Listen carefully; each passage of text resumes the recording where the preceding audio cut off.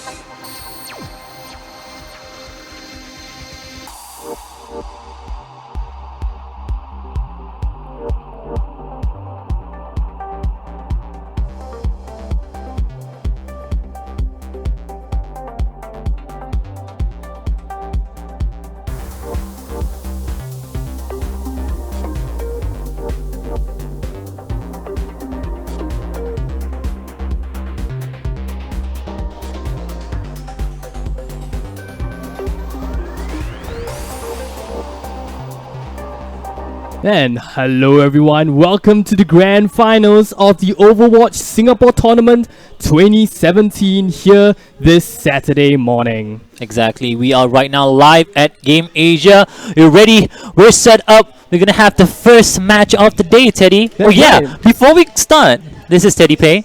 Right? Hi everyone. Yeah, And this is Soda Fizz. Exactly, and today we're gonna have the first match of the finals itself. The top 8 teams left we have. We have 4 teams from each qualifier. That's right. Moving to the LAN finals today at Game Asia Marina Square. I'm super hyped. It's gonna be one amazing day of Singaporean Overwatch. That's right. I mean, these teams have fought so hard just to get in here. We had 2 qualifiers. We had very, very long, drawn-out fights throughout these 2 days. 2 weekends worth of fights, and now it all leads up to here, the grand finals today. And who do we have on our first match That's of right. the day? So our first match of today will be Avalon Hexa versus Alvalon. Exactly. Avalon Hexa, I mean, they're a pretty new team. That's right. But they have proven to be one of the best teams we have currently right now in Singapore, if not the best. That's right. I mean, they have very powerful team compositions. Yes, they have powerful team compositions. They have good pickups as well from the pub games and in Overwatch as well. So it's very interesting to see how the organization Avalon itself, they pick up a lot of players from pub games, and they've proven that it's okay to actually pick up these players from pub games. They can actually perform as well and in a competitive match, in a competitive setup as well. So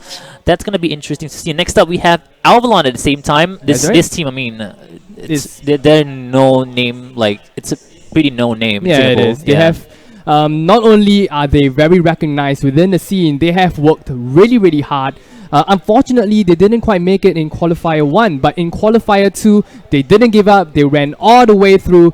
They will be fighting in the Grand Finals. It really shows not to give up in the last fight. Exactly, and for Hexa, they actually placed first place in the Qualifier number 1. That's right. So they're going to be playing against the 4th place of Qualifier number 2, which is none other than Avalon themselves. What is your predictions, Teddy? This for will this be match. this will be pretty interesting because I would say Alvalon has very flexible team compositions. They have run everything coming from triple tank to pharmacy combos to dive compositions. Well, if you can see in the form of Hexa, it goes a bit more towards the dive compositions. They are definitely stronger with their dive.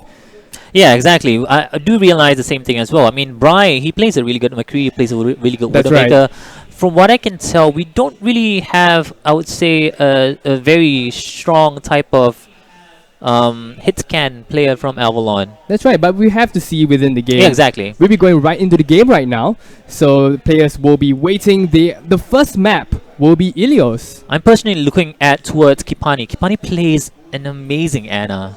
That's right. He lands those really sick sleep darts on towards Genjis when they're doing Dragon Blades and stuff. So I'm looking towards that. That's gonna be something really interesting to see if he can actually land those It's clutch sleep darts. just clutch sleep darts on towards those nano boosted Genjis. I just don't like Genjis in general. And that's it's a why bane that of my life. McCree is so prevalent in the meta right now. Exactly. Yeah. Flashbang with a powerful combo will take any Genji out. Exactly. People will start to think like, you know what? There's no way to counter a Genji. I mean, like if you think about it, all you need to do is flashbang over a Genji, the Genji's deflect, and you can actually still stun the Genji. That's right. So, but anyway, we're going to our first He's map. not gonna drop Orisa, man. Don't worry. No, he's Nah, not. I don't think he's gonna drop Orisa. Yeah, that's the thing about Orisa. Do you think you see a lot of Orisa today?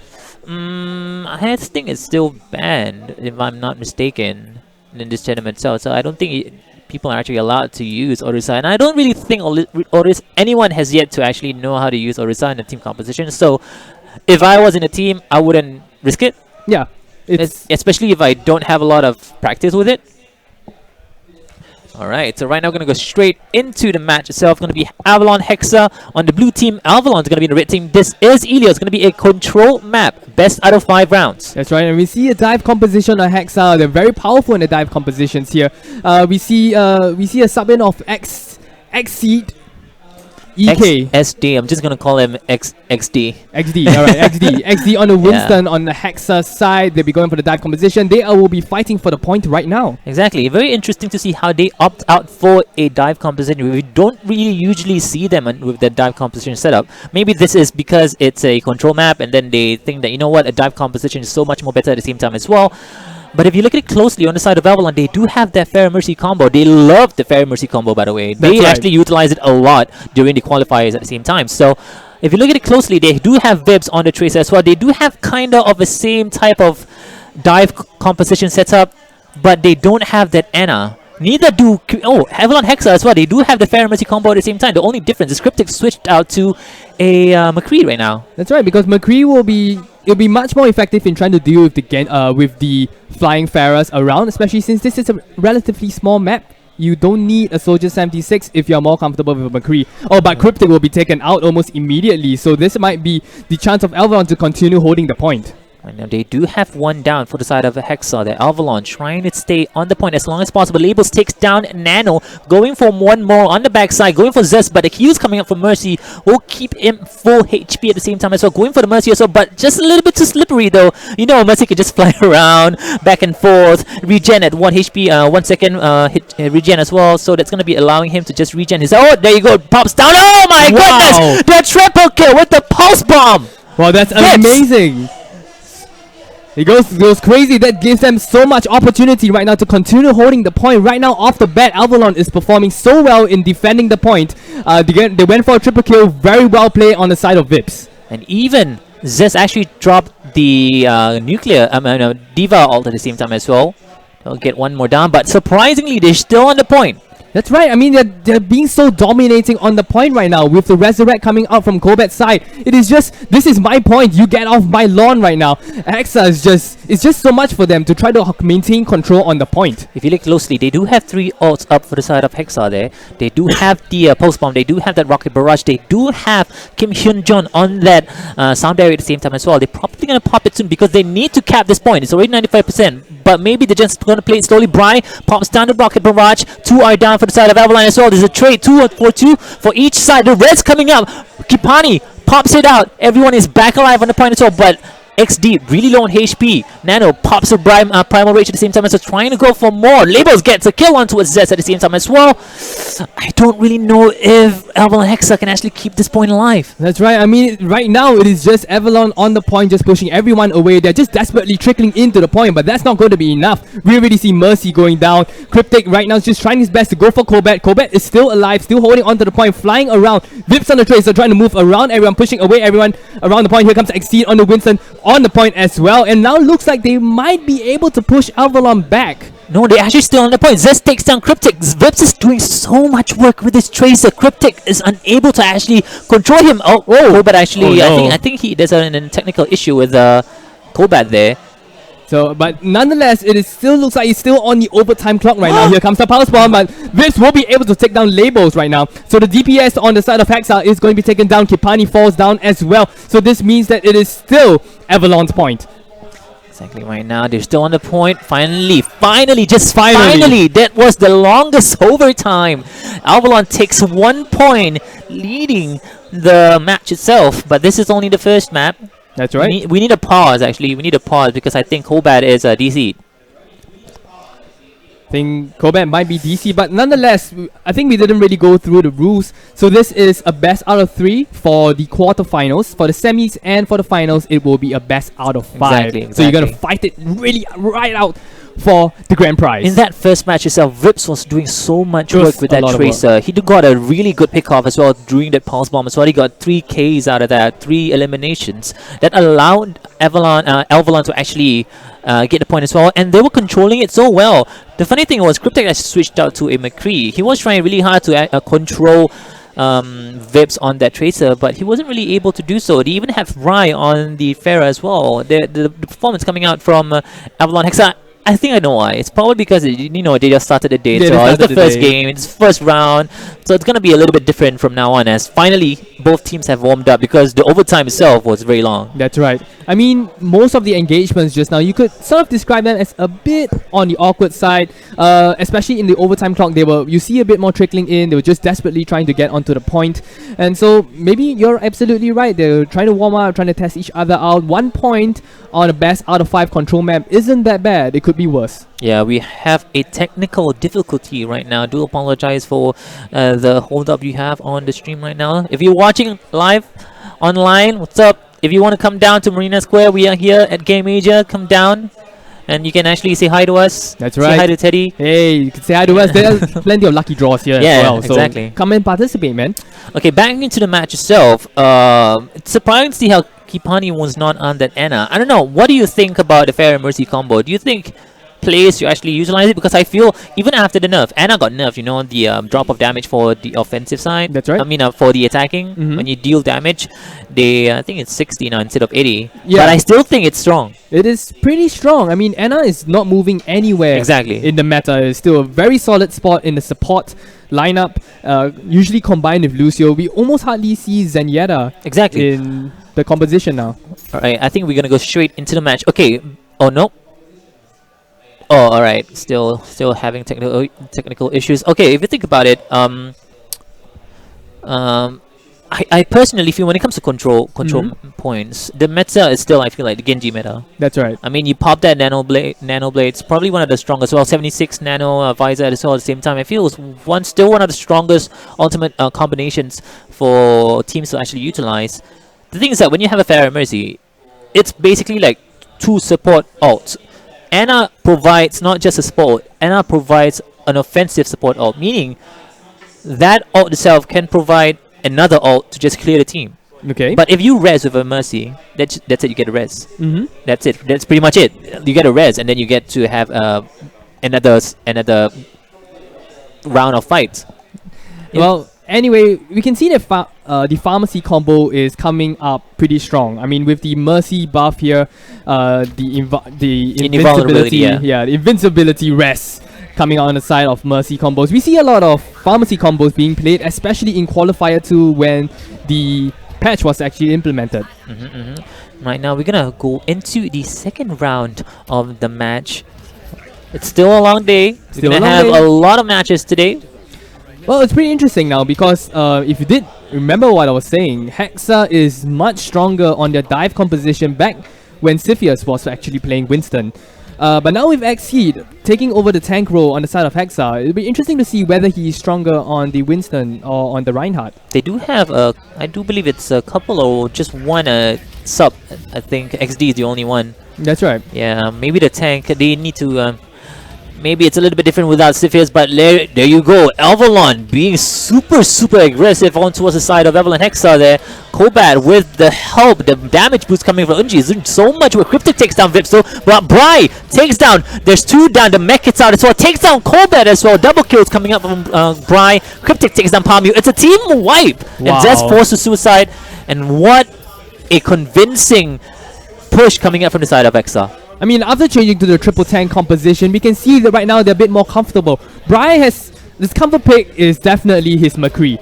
He has crazy amounts of accuracy with that pistol there. As you can see, it looks like he's chosen that to go head on with Pharah, which is very good in this map actually, because being a relatively small map, not as big as the other maps like the payload maps for example, is a very good choice of using McCree to go against the Pharah. And you can see even Alvalon right now is actually trying to change his composition to go against this new composition of Hexa. They have already went for the triple tank, rather Zest on a Zarya as well. So right now they're going straight into the points, trying to fight each other up. Here comes the rest on the side of Alvalon. Cryptic is doing so much work with this Roadhog. They're still trying to go on point. They don't have that Mercy to rest, but they do have a Nano boost. So they're probably going to utilize it maybe on towards Bry, or maybe, I mean, the Reinhardt as well, but I would like to see a Nano boost McCree, because the left clicks coming out from Nano boost at Misty is nothing to be, a force to be reckoned with. Well, the thing about Bry is that he usually stays a bit out of the lineup a bit, just to get a few hit shots. And in this case, he's just trying to take Unji out. Here comes the Graviton Surge right now. He managed to get Zest. Zest falls down right now. So they'll be trying to go into the point on side of Hexa. They're desperately trying to recapture the point. They will be able to do so. Nano gets taken out by Cryptic. That was actually doing a lot of work. That was actually really good, because they only use, I think, 2 ults to capture that point, and they do still have the sound barrier. They do still have the Ill Shatter coming up from XD as well at the same time. So that's gonna be really good for the side of Avalon Exile when the next push coming out from Avalon. They do have the Rocket Rush, they do have Ill Shatter, they do have a lot of ults coming out from the side of Avalon. 5 ults coming up soon. So right now, this looks like this will be the fight that Avalon will be going for to try to recapture the point. Nano right now in the front line. Here comes the Earth Shatter. Doesn't quite connect. So far, no kills coming up, and here they go. They won't be able to take Kobat down. This might stop the entire push coming out of Avalon. There you go. They get a 4K stopping the push. The sound barrier was doing so much work. Palmy even dropped the sound barrier. But the thing is that if you look at it closely, they used every single thing to try to defend the point. Exactly. So that's going to allow Avalon for the next push. They do have a few to utilize as well at the same time. Pops the grenade to keep Palmy alive. So I mean, right now, you know that the ultimate situation, Avalon is in a much more advantageous situation than Hexa. Wow, a good hook, but a good bubble there. Follow instantly up with the whole hog. Here comes the Rocket Barrage coming in. Oh, the kill feed is right now on Avalon. They will be able to capture the point again. Look at it closely. They do have 99% for Hexa. They team wipe the whole side of Hexa. But if you think about it, Hexa just needs to win one more team fight, capture the point, and they'll be able to get the second round of Helios. It's to see if anyone will be able to shut Unji down. Unji's Pharah, I think they're trying to keep the Pharah in check, but because of that, Vips will be able to land a lot of crazy hooks on the side of Avalon. And the Hexa now is trying to desperately getting back into points behind the shield of XC there. He has the Earth Shatter. He managed to land the Earth Shatter right now. 2 of the heroes going in. Oh no, but the Sleep Tart won't be able to stop him in tracks. Nano right now going on the rampage, and here he comes there. Nano with the double kill, with that Fire Strike, takes down Tupami with the kill onto his labels as well. They're gonna push away Avalon Hexa from the point. It's a really close fight here, and I don't really know what Hexa can do right now. They need to fight, they need to win this fight. That's right, and they're going in for the final push. We don't have a lot of ultimates on both sides right now. Kipani a little bit too close for comfort, gets hooked and gets taken down. Kipani was out of position. That was a really important kill coming up from the side of Avalon. So that's going to be a That's going to be disastrous right now for Hexa. Without the support, they won't be able to do much to push inside.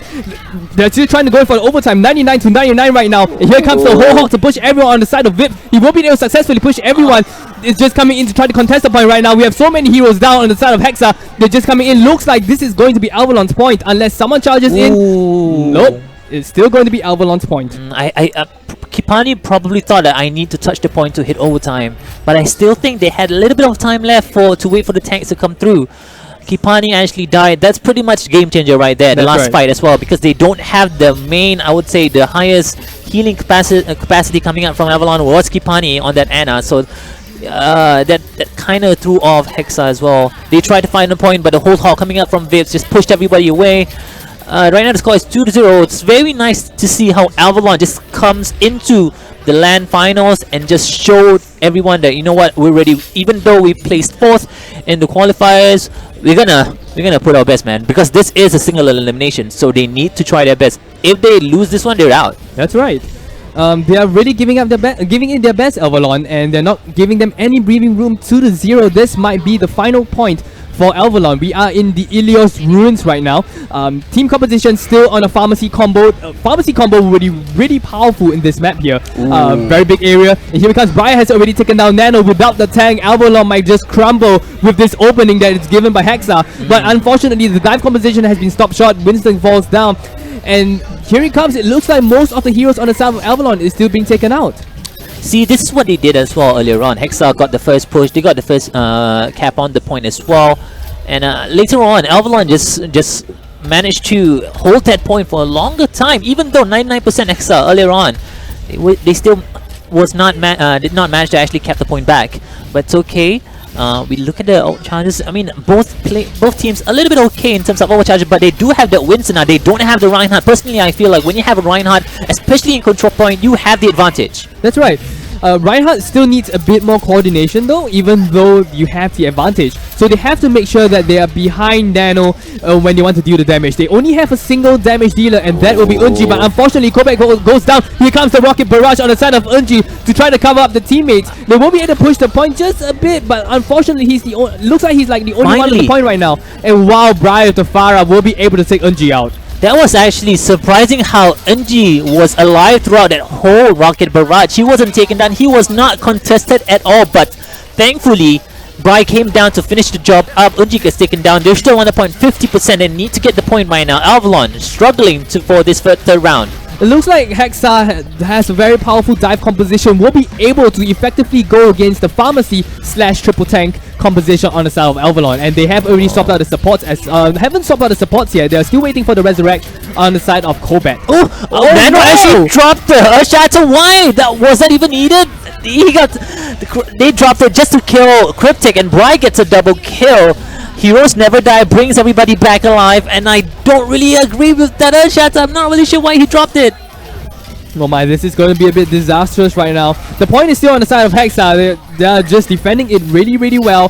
They're just trying the best. Pami was trying to control the point just a little bit, but unfortunately, Brian takes him out of the equation. Kobat got taken down. He was trying to get ready for the res and going for Cryptic, goes for Vips, gets the hook, never hook first, but the barriers coming out from HD will keep Cryptic alive. Vips will get taken down, and the third round will go to Hexa. Finally, Hexa finding the momentum. They will be able to capture the point, stopping Avalon in their win streak. So it's 1-2. Let's see how close this match is going to be. Yeah, do you think we're gonna go all the way 2-2 and then maybe 3-2? Seeing how powerful these two teams are, it's a very likely possibility. I mean, Hexa is coming. I feel like earlier on there was a mistake coming out from Nano. Nano actually dropped the Earthshatter only for Cryptic. He could have utilized that a lot better. I mean, if you think about it, he got pushed up all the way in the air by that whole haul coming up from Cryptic. And I guess he really wanted to drop the Earthshatter. He could have utilized it better as well. He could have engaged with it, getting backlines. Kobat got taken down, no res for them. But here, kudos to Hexa, actually got the third round. They almost got taken out for Ilios as well. And the loser of this map will pick the second map. So we're really looking forward to what the second map will be. But we are currently right now on Ilios. We have another Pharah Mercy combo for both teams. It's pretty interesting because seeing that both teams actually don't run Genji at all. They're not even going for the Genji composition, even though Hexa is sort of running a Cryptic dive again. composition. Well, Cryptic with Roadhog has been landing incredible hooks thus far, and because of that, we'll be able to capture 1 point. They are right now on the point of on the side of Hexa. They will be able to capture the point, and let's see how well they will do in comes to defend it. I love the coordination coming from Hexa when they push for the first cap of the point. The coordination coming from them is just so simultaneous, so coordinated as well at the same time. So right now, Cryptic is doing so much work with this Roadhog actually. Yeah, it's doing a lot of work right now. So even though usually you see the DPS coming in from of Genji, and by the way, Cryptic does run a very powerful Genji. But even though, look at him on the whole hog, will be able to take Nano out, and he still will be able to push the entire team of Avalon back. So they're really dominating the point right now. Exactly, right now, Bright holding the bridge area here, doesn't want to allow them to come even close to the point. So right now, forced to fall back. They realize that, you know what, they're gonna do something. So Hexa needs to just fall back a little bit, get ready for the next push. There you go. They do have a lot of economy for them to use. That's right, they have a lot of economy, so this is good. This is a chance for Avalon to actually capture the point. We see Cryptic actually taking out Nano again, and here comes the Rocket Barrage on both fronts. But oh no, Bri will be able to win that missile war. This looks like it's still going to be Hexa's point. I feel like the miscoordination is coming on from Avalon right now is just costing themselves each fight. They need to slow down a little bit. They need to regroup. They need to pace themselves because they are moving in. They're trickling in one by one, getting picked off, getting staggered. They used ults in a very weird awkward moments at the same time as well. I mean, if you look at it closely, why did you the Rocket Barrage was unneeded. There you go, Nano actually drops down. Nano boost coming out. I saw Nano boost. Winston going on the backlines, trying to take down the Zarya, so will get taken down, but they do have Kipani coming back in the backlines. Yes, Rez is coming up as well. They do have that Graviton Surge. Both Graviton Surge as has been popped. Zez actually gets taken down as well. The Rez was the most important Rez. They needed that Zarya up to pop the Graviton Surge. So with that Resurrect, they will be able to capture the point. 2 against 2 now. This is actually a really close first game. You guys are in for a treat. I mean, this We are is going the mile. That's right. We're going the mile. Hexa, It's only the first map as well. Yeah, that's right. First map of the first day, we already have 2-2. Wow, man, I'm really excited to see what's going to happen in the full day as well. That's but right. unfortunately, the loser of this match is going to be eliminated, but it's really sad to see one really team go, especially when you come down all the way to a LAN event, and then it's really sad. But hey, the better team will win, right? That's So, right. I mean, someone wins and someone loses. Yeah, but exactly. it's really sad to see each of them, either of them lose. Yeah, They've been because playing both so teams well. are all the teams we have today, they're all amazing. That's right. So it's very sad to see any team go. Well, we see interesting that we still see a pharmacy combo. Cryptic is still on the Roadhog, not going for the traditional Genji dive composition.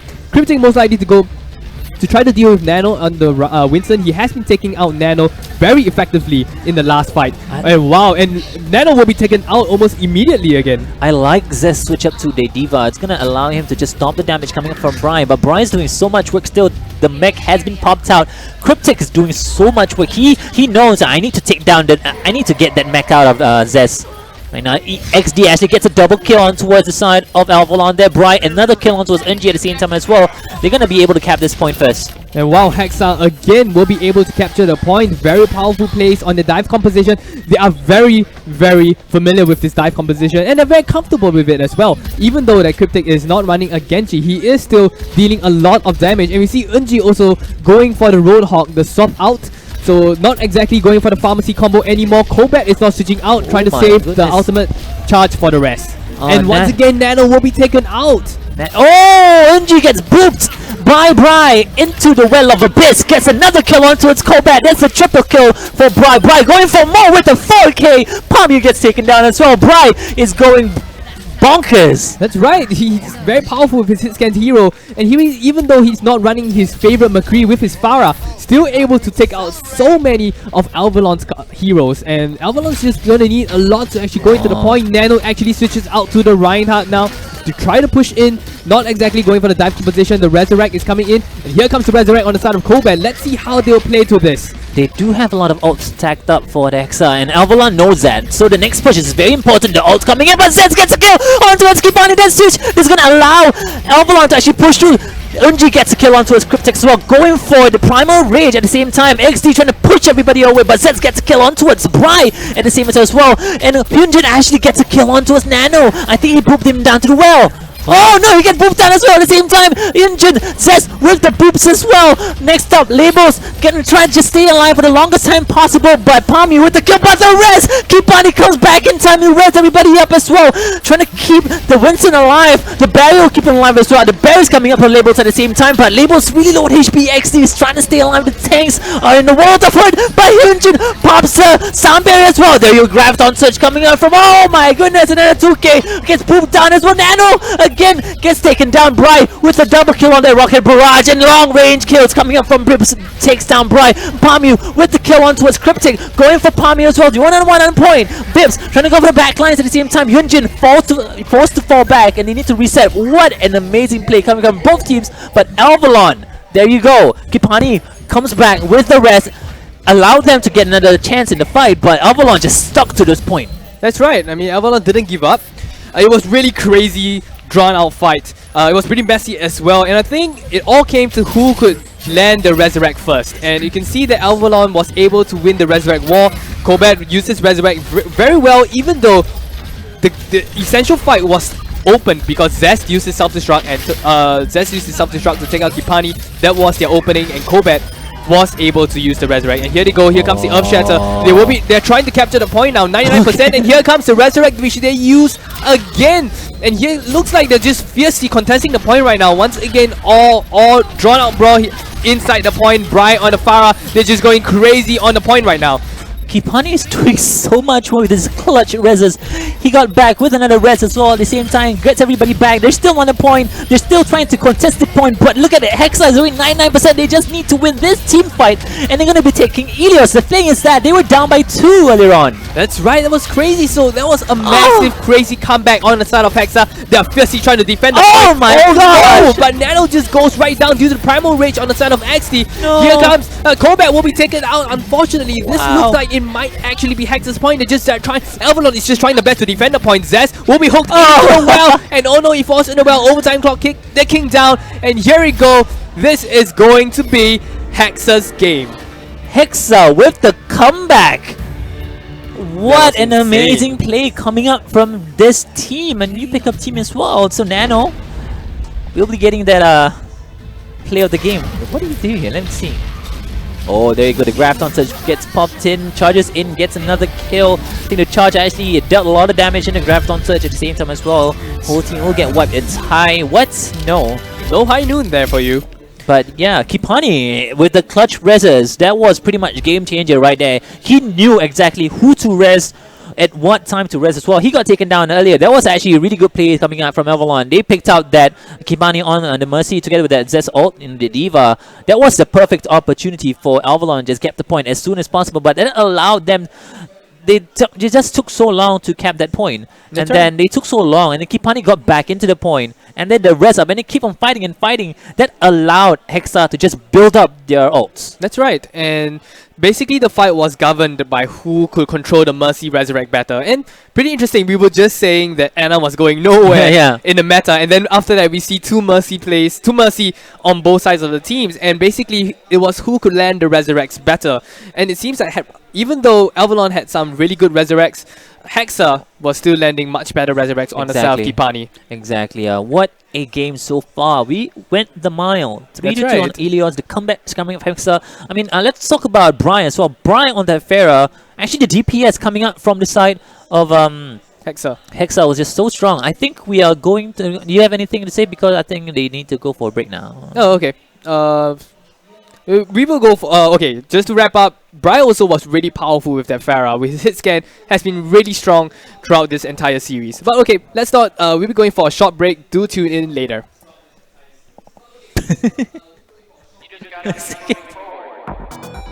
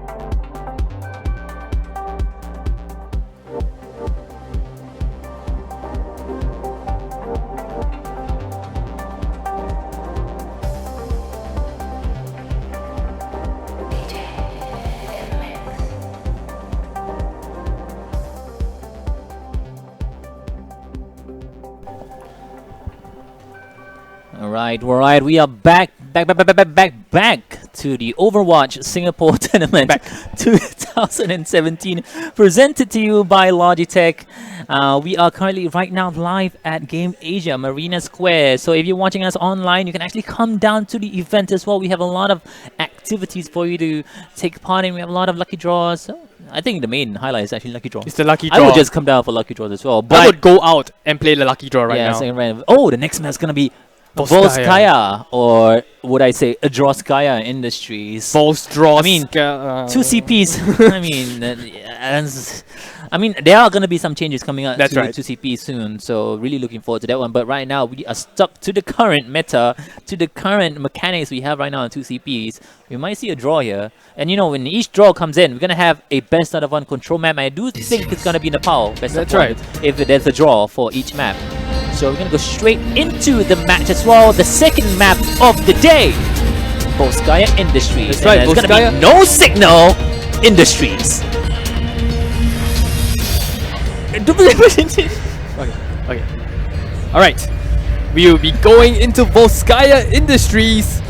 Avalon Hexa against Avalon. Hexa already scored 1 point from a pretty good comeback. Yeah. And this is a pretty big map, but nonetheless, let's see if they'll be playing any Pharas. They will basically going crazy with the pharmacy combo. Are we gonna see Symmetras though? Are we gonna see Tourbillons? Are we gonna see Maze? Because 2CPs, they do have a lot of competitive players actually utilize Maze, Symmetra, Tourbillons in 2CP maps. That's right, and Labels does play a good Mei, even though he generally always plays a Zarya. So even though he's on the Zarya right now, let's see if he will be going for the Mei. He usually plays Mei on the second point defense. So let's see if he'll be do it this time. Yeah, we might see your Mei. We might see a Mei here. Kobat, I think Kobat switching up. Ooh, okay. Due to the event being live, we can't really tell the composition first. So you guys can't hear us saying the compositions. That's right. No, not saying what the compositions are. We could see Pharas. They've been playing pretty massive dive compositions. Avalon Hexa has powerful dive composition. Let's see if they will be playing dive compositions. Unji though, is Unji gonna keep on that? That's actually a really good pickup if he actually uses that. We'll see if you use it. Because this composition is actually a really good composition, because Unji will utilize that hero to get everybody to half HP, maybe to get a shot at the same time. I mean, if you can create the opening. Oh, but he's going for the Genji. So finally, we see a Genji on the side of the dive composition. I mean, we have a D.Va on the side of Zest, and here we go, Vips in the air, draining out the blows. And here Nano comes, going for the barrier, and it's going in. But Nano right now is really low. He has to go. Thankfully for the Anna, who will be to keep Nano alive. But wow, suddenly a triple kill on the side of Avalon. They might be able to capture the point right now. XD actually tried to charge on towards Zest, but he got taken down because Zest could fly back on the top of that point as well. Oh no. That was a very nice play. Okay, XD, this is why, as a Reinhardt, you should never charge players that can actually jump back. You can never charge a Genji, you can never charge a maybe a Winston or a D.Va as well. Or maybe even Lucio. Yeah, as well, Lucio as well sometimes. So yeah, you can take note of that. Right now, this is gonna allow them. They get a lot of ult charges as well at the same time, but they got a really fast cap. I like how Exa actually didn't allow them to get as much ult charge as possible. There you go, there on the point. Nano with that Winston just straight on the point. No heals coming out from the side of Kobat though, but Kobat is doing so much with Zest takes down Cryptic. Still on the second force, still trying to contest his sleep darts coming up as well. Vips gets to take down, both tanks are down, going for the backline as well. The Ana might actually get taken down. The Ana's really low on HP. Zest takes down Skipani. Vips with the triple kill. Everybody is down. They're trying to get one tank now. Cryptic comes back with a D.Va. Just keep a point alive, but the mech is out and about. He'll get taken down as well. And Vips doing so much work with the Spera. This is disaster right now on the side of Hexa. They're just taken out. They're trickling into the point. But look at Vips. He's basically uncontested with the Pharah, and he's just there. He's just raining barrage. Finally, here comes the missile barrage. They won't be able to take so many people down. Once again, another triple kill on the side of Avalon. They already have one take. They're fiercely trying to contest the point. And here comes D.Va self-destruct. Noah has to be called into the point. Nana won't be able to take Bri out. And here he comes, even though they're switching out to the fast heroes right now. It just looks like Hexa is just going to need a lot to actually try to defend the point. They need a Mei right now. If Hexa wants to contest this point for longer time, they do have that Graviton which has been popped, but no follow-up unfortunately. But Nano is doing so much great. Actually, the whole side of Avalon is doing so much right now. They're just trickling in one by one. What they need to do is just stall that point. But no, what a fast 2-point cap for Avalon there. 5 minutes and 34 seconds left. Wow, we thought this was Droskaya. This is not Droskaya. They just went crazy. I mean, if you remember during the qualifiers, it was this. Remember that round of 7 the whole way? Oh yeah. Exactly. So this might actually happen. Oh my.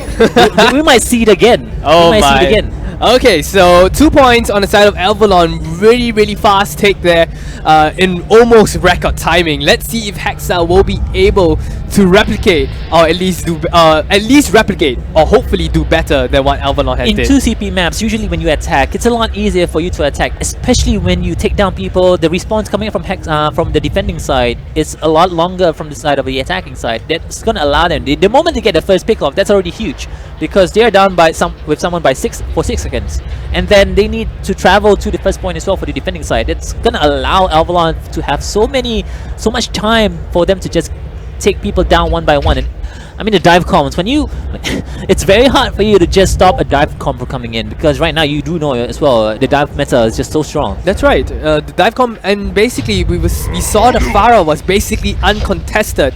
Unji, I believe, was on the Unji was on the Pharah, and he was just in the air and just doing so much damage. Oh, it's not Unji on the Pharah. I think it's Vips. Vips on the Pharah basically was uncontested, and if anything happened, you basically have to deal with a Genji. So basically it was just so much for Hexa to actually deal with.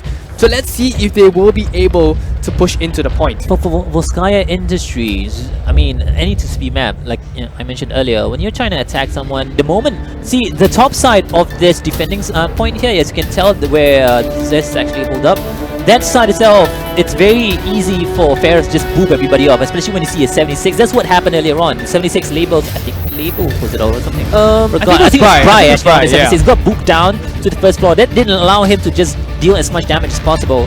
So there you go, another dive comp coming in from the side of Hexa. They're ready to just pounce, but I like how Avalon is just all the way on the back lines, realizing that the dive comps are coming in, so they're ready to just fight.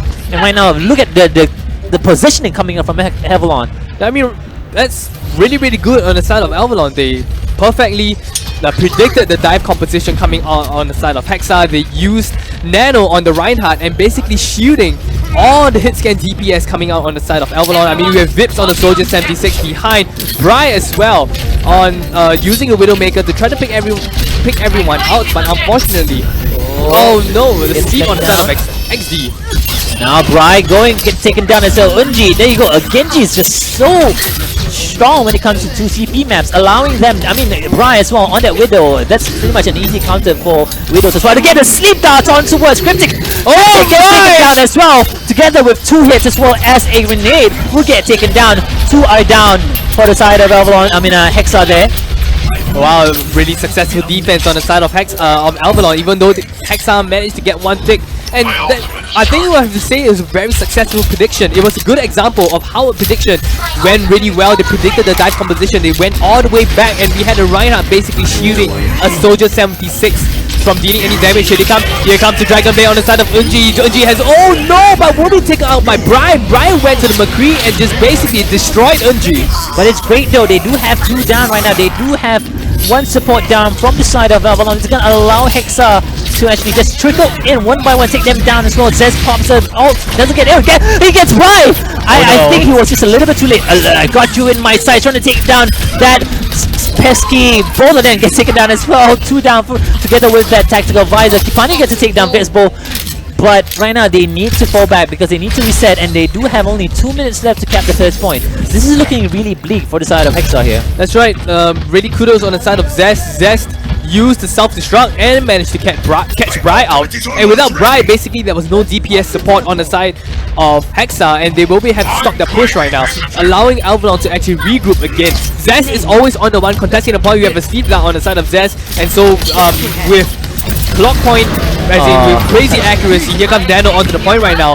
But XD with the Winston just going straight for the Soldier 76, and he knows he's been dealing the damage. That is his job, to go for the Soldier 76, but not quite any. 276 is still not falling down. Yeah, that was a really bad play coming from XD there. He should not have just chased down the 76, because the moment he chased them down, he didn't even get the support. The support, so actually Palmy was allowed to go back on the point to assist his teammates, and Rhino Cryptic might actually get taken down there.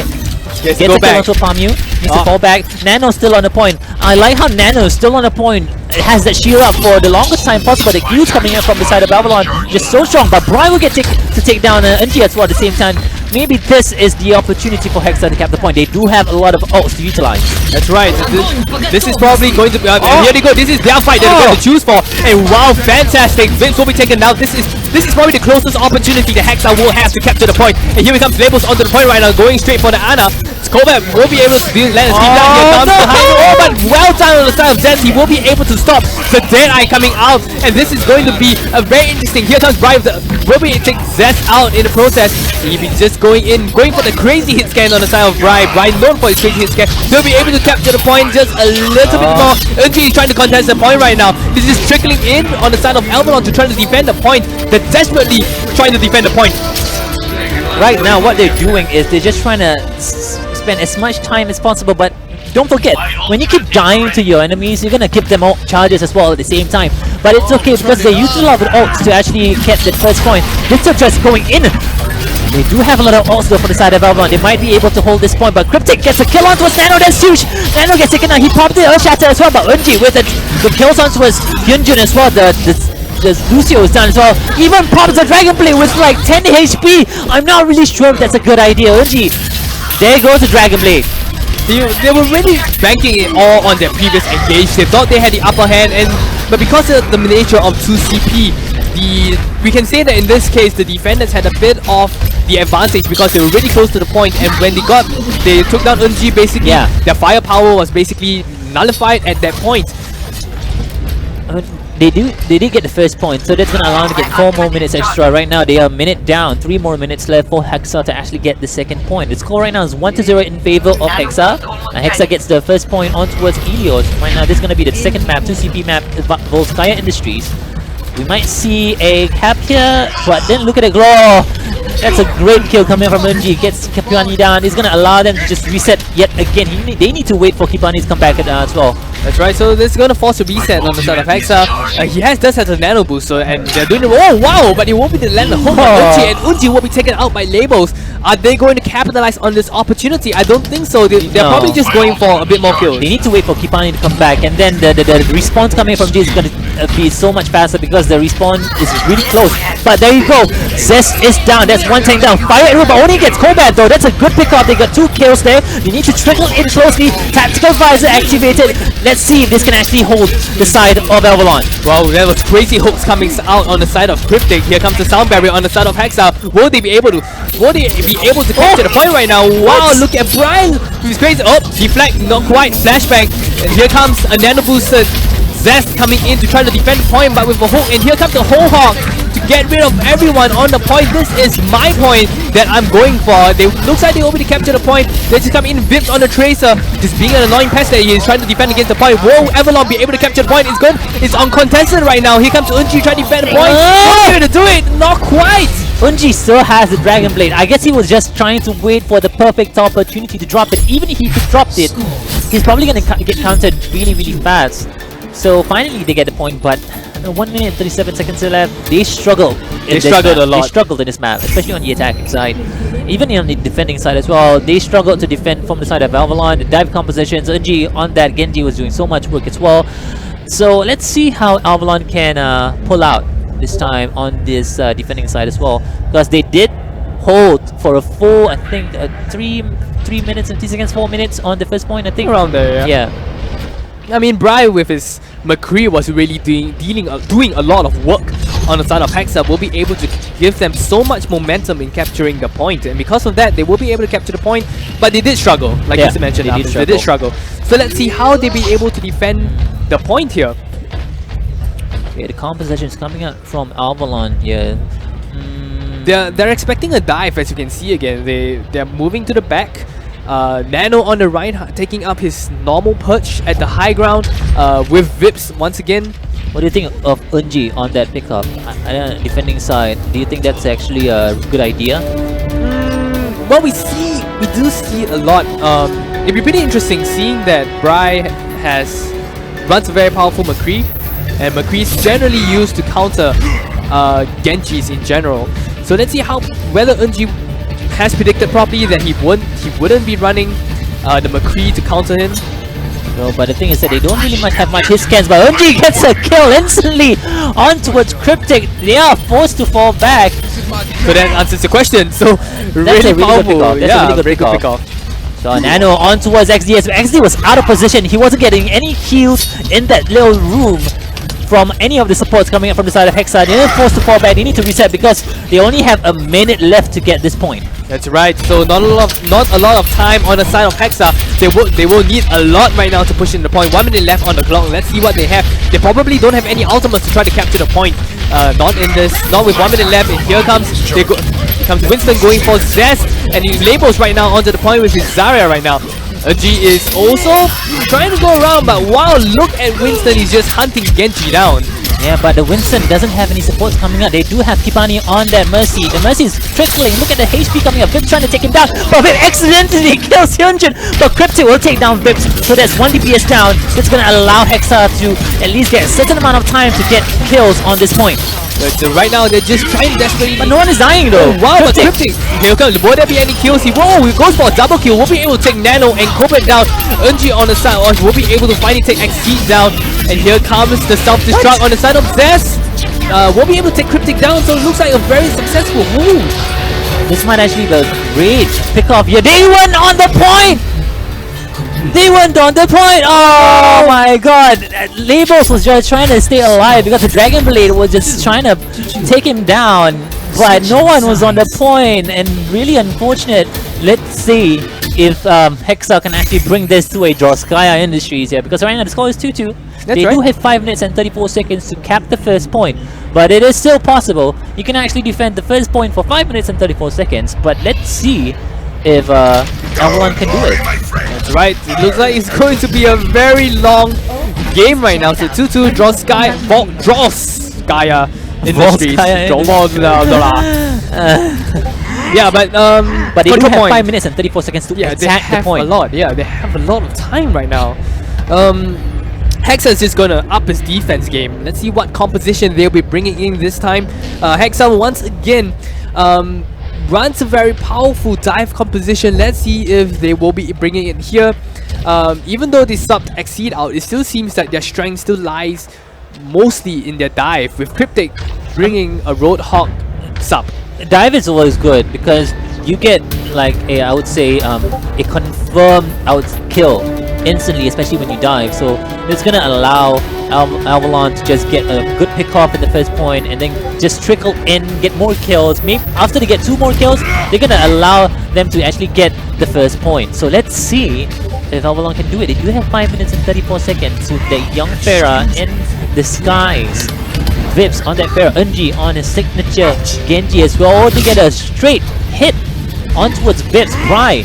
There you go, XD jumps on towards Zest as well, just trying to deal as much damage as possible on towards Labels, but Labels with the shields and the heals coming up from Kobat. Bri takes down Vips. That's 1 DPS down, but they do get a kill on towards Labels as well. That's gonna allow them to just trickle in, slowly get another kill as well. XD can't heal, and Pami will actually take down Kibani as well at the same time, but Bri takes down Kobat. It's gonna allow them to just hold this point for the longest time possible, but they're still on it. But Unji gets to take down Cryptic as well. Right now, they're just trying to keep getting more and more kills, and Unji is doing a really good job with his Genji, just trying to take down this Winston. XD might actually get taken down here. XD really low HP, jumps away, trying to take down Bri as Bri trying to keep him alive, no longer as possible, but 15 HP for Unji. The heals coming up from the side of Kobat will keep him alive. Pamyu really close to that sound barrier as well. Zest already has an ult. Nano already has the primal rage at the same time as well. That's gonna allow them to get the point really close. Oh my! There you go. Oh my! That was pretty convincing. As you can see, we were on the aerial cam basically, and we could see that just Albalon was such superior positioning. They were basically sandwiching everyone on the side.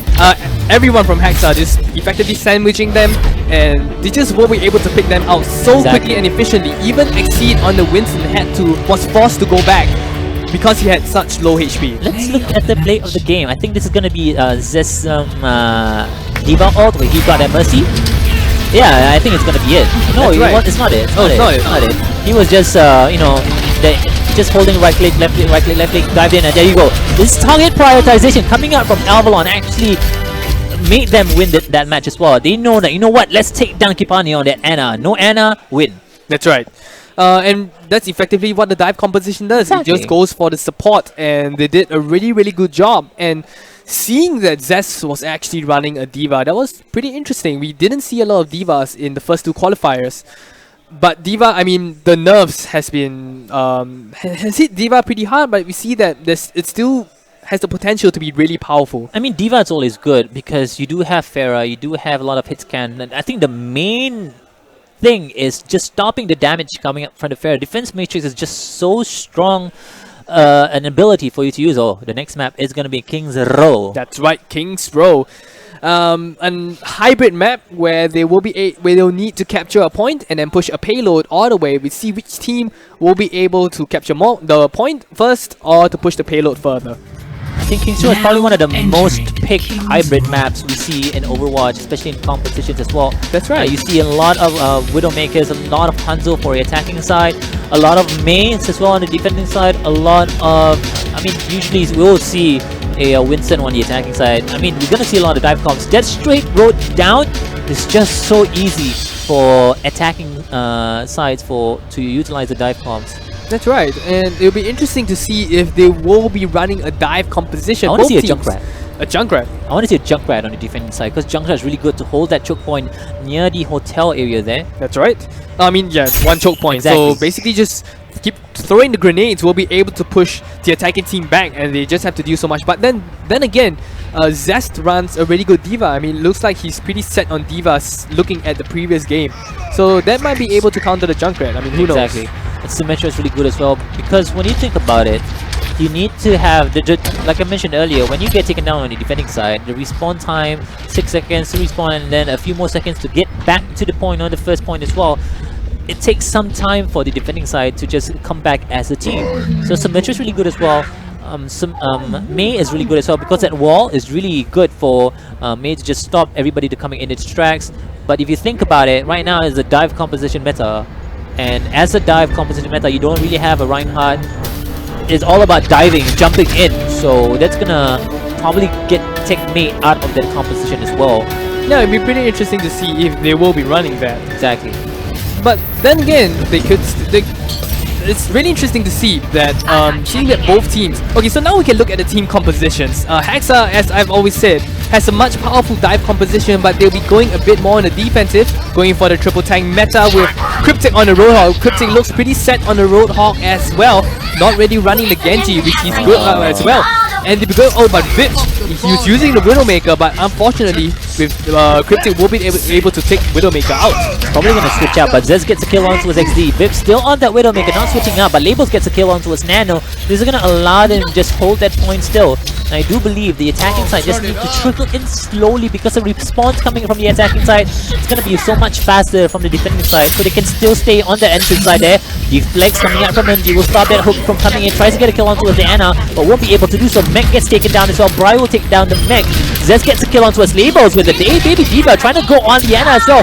Vips will get them to half HP and Unji just finishes everybody up. The Nana boost coming out from Nano as well. There you go, just slowly getting the backlines down, going for that Lucio as well. I do believe he's going to be able to take him down. There you go, there you go, and they're going to be able to cap this first point. I was basically waiting for Nano to go for the backline. Whoa, wow, nice taking out Brian. This is going to give them a lot more leverage to push. Perfect shots coming out on the side It's of so seduct. Double kills coming up from Vips there. They'll be able to get more ults as well at the same time. It's gonna trickle them, get more mileage on the payload as well at the same time. It's gonna switch actually. So interesting. So even though he had a primal rage, so No, it's okay because if you think about it, when you're on the payload, you need to hold that payload and keep pushing because that's it. You get the first point. Right now it's gonna be the payload phase, the streaks phase. They That's need right. to hold on the payload, so the shield's really important. yeah, so really shows how flexible they are, how confident they are when it comes to their tanks. So Nano will be switching out to the Reinhardt, and already 16%. But whoa, here comes the Earth Shatter on the side of XC. Will there be proper follow-up right now? Doesn't look like it. The Earth Shatter seems like it opened up the fight, but no kills coming out on the side. But here comes the Dragon Blade on the side of Unji right now. And all the kill feed is just coming in on the side of Avalon. They will be able to take out the entire defensive force, and they will be pushing the payload once again to the next checkpoint. It's like a matador. The moment you see red, you just want to go in. A lot of reds on the kill feed there. But shout out to Pami with that clutch sound barrier, kept Nano alive. Nano was so low in HP, he was almost getting taken down, but Pami actually dropped the sound barrier, allowed them to keep pushing their payload, and he got a lot of mileage as well. So right now they're fiercely going into the second checkpoint. And here comes the self-destruct. Kipani will be taken out. So then once again, another opportunity. Unji has been taken out, unfortunately. The Nano Visor coming out on the side of Bri. Will be able to take Unji out. Vips gets taken out as well. So here they come. They might be pushing into the point. They're still contesting on the final checkpoint. Here comes the double kill. He takes Bri out. He takes Levels out as well. 1v1 against the Reinhardt, and it looks like Exceed has to back away slowly with the shields. Oh, but unfortunately it's sandwiched by the Reinhardt and the D.Va. Oh no, this is disastrous. He charges away, but won't be taken out. This is crazy on the side of Avalon. They might be able to push into the point right now. No, they won't be able to push the point, but they did really good because they took down that Reinhardt. They took one down, they trickled in, they staggered the kill. It's gonna allow them to keep pushing the payload because no Reinhardt, no defense. That's right. So they look like such in a powerful position on the side of Avalon. They're just pushing the payload so it's such in a favorable position on the side of Avalon. They will be pushing in, but finally Hexa finds the momentum to push them away. That was very clever coming out from Avalon. They realized that hey, they have a lot of ults. Don't push in because they're gonna get wiped. So they slowed back in. They waited for the response coming from the side of their team. The Camille's are back. Everybody's back on the point. They're gonna allow the team Avalon to push through and slowly just trickle into the payload. That's right. You're absolutely right, Alphys. So really pretty clever team plays coming on their side of the team. And right now they'll be going into the point here. We see Genji just being Earth Shatter, and wow, and a whole hop as well. The Earth Shatter coming in on the other team side as well, and Vips with the Nano Boost has really gone for a double kill. They're pushing in though, but unfortunately Bri will be able to take Vips down. That was a great turn. Nano actually turned around and stopped the Earth Shatter from coming through. That's a huge play coming out from Nano. What an amazing play. And Zest as well kept his teammates alive with that defense matrix. Right now XD is just trying to stay alive for the longest time possible. The barriers has been up as well. Labels with the Cryptic with the switcheroo coming up from Zarya as well. Keep them alive as well, but gets charged in. Nano gets taken down XD. Kipani gets taken down as well. Zest is doing so much work with the D.Va. Pops the Dragon Blade as well. Unji takes down Cryptic. Vips with the kill on towards Bri as well. Unji goes on towards the backline, trying to take down that Lucio as well. Self-destruct, gets one down at the same time, and there you go, Labels gets taken down as well. This Joel trying to push his point. Can they actually hold it though? And right now they're just trying to find Zest is really doing so much work as the D.Va. And here he comes once again taking out the defensive force on the side of Avalon, and they will be able to push in. Labels on the D.Va right now, trying to contest the payload. But unfortunately will be taken out by Nano. He's just trying to push the payload right now. Just coming in, Brian with the Tracer trying to jump in, but unfortunately the point goes to Avalon. Will be able to push the payload all the way. Avalon was playing out of their mind. Nano with the clutch turnaround actually stopped the XD's Earth Shatter from getting everybody from his teammates, and not to mention Zest with the defense matrix keeping its supports alive. That's right. I mean, kudos to Zest. I was going to talk about Zest as well. Zest with the defense matrix basically was stopping anything coming out on the side of Bri. Bri was a powerful DPS, but with Zest defense matrix, basically even the Nano boosted tech visor wasn't able to take out any of the supports on the side of Avalon. So really good job on the side of Zest. And I mean, the time as well, 2 minutes and 34 seconds. Not really bad, especially for a hybrid map. That's right. They got the first point quite actually fast. I mean, it wasn't like a first push get. It was actually a slowly trickle in, and we do require a pause here. So far, I want to say Zest on that the D.Va, the defense matrix coming out was just so strong as well. That's right. So even though D.Va, we haven't seen much of her in the qualifiers and in most of the competitive meta, still Zest has been playing a very powerful D.Va, basically doing exactly what she's there to do, to take out the supports and to defend the supports with the defense matrix. So basically anytime he sees a Deadeye or on the side of Bri, or basically when Bri's going for the tech visor, he was just there and just basically making sure that he wasn't taking out any of the supports, and that was very important on the side of Avalon. Yeah, Avalon was doing so much work as well. Nano was doing so much work as well at the same time, so we do have a PC technical difficulty coming out from the side of, I do believe it's Avalon. That's right. Yeah, but it's okay. I mean, LAN finals, this is usually the case, man. There's a lot of computers, they need to keep everything in check, so it's really hard to keep everything in check as well. So I mean, back into the match as well. Earlier on, we see Zest, like I mentioned earlier, he was doing so much work keeping the supports alive. I mean, Nano as well was doing so much work as well. He dropped the Earth Shatters at a really crucial moment at the same time. And then not to mention, Kobat was keeping his teammates alive for a really long time as well. That's right. And especially on the DPS, because if you look at it closely, Hexa was just going in. They wanted those DPS dead.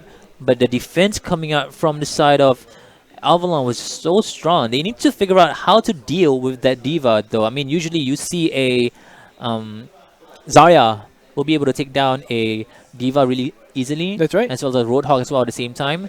And it's going to allow them to just trickle the kills in, and it's going to allow them to just go in. That's right.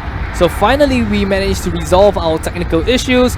We will be going into what can potentially be our final match if Hexa isn't able to push the payload all the way to the final point. This is going to be Avalon's game. Yeah, this might be the final round of the map as well.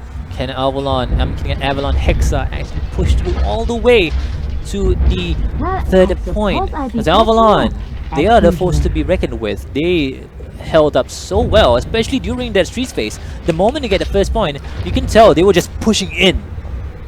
I feel like the reason why they got so much out of that was because they just staggered the kills. They got the first point, but they didn't stop there. The moment they get the first point, they went all the way to the second point as well. Just gets more and more kills as well at the same time.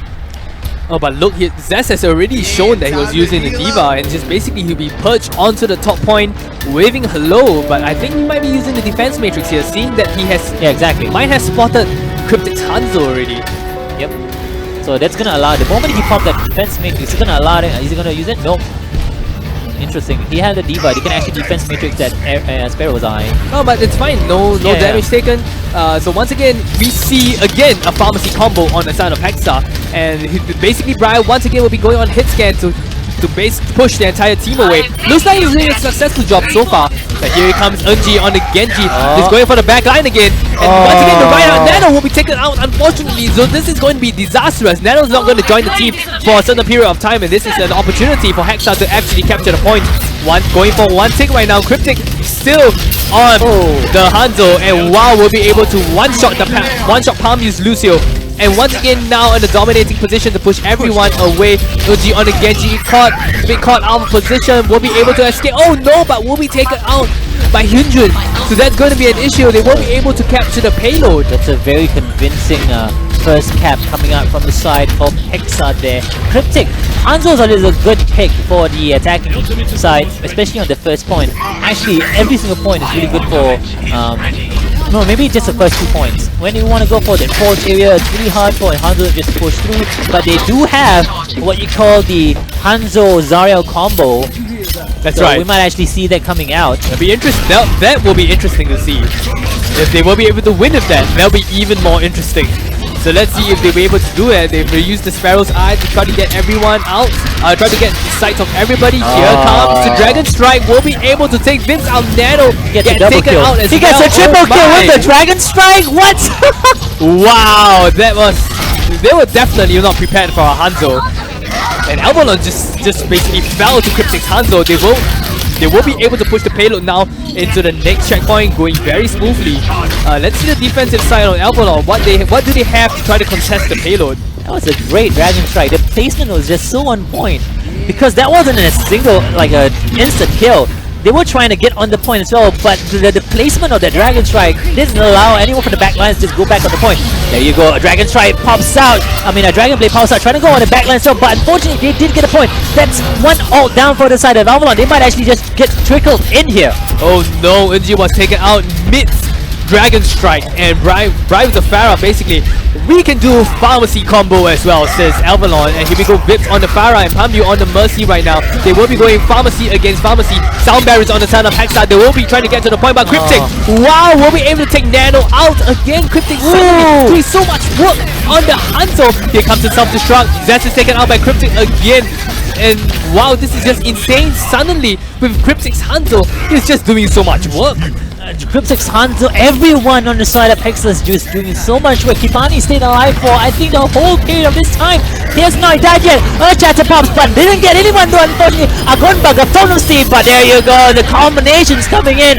Hanzo out together with Graviton just clears everybody up. They even have the Mercy Rest. What a push coming up from Hexa.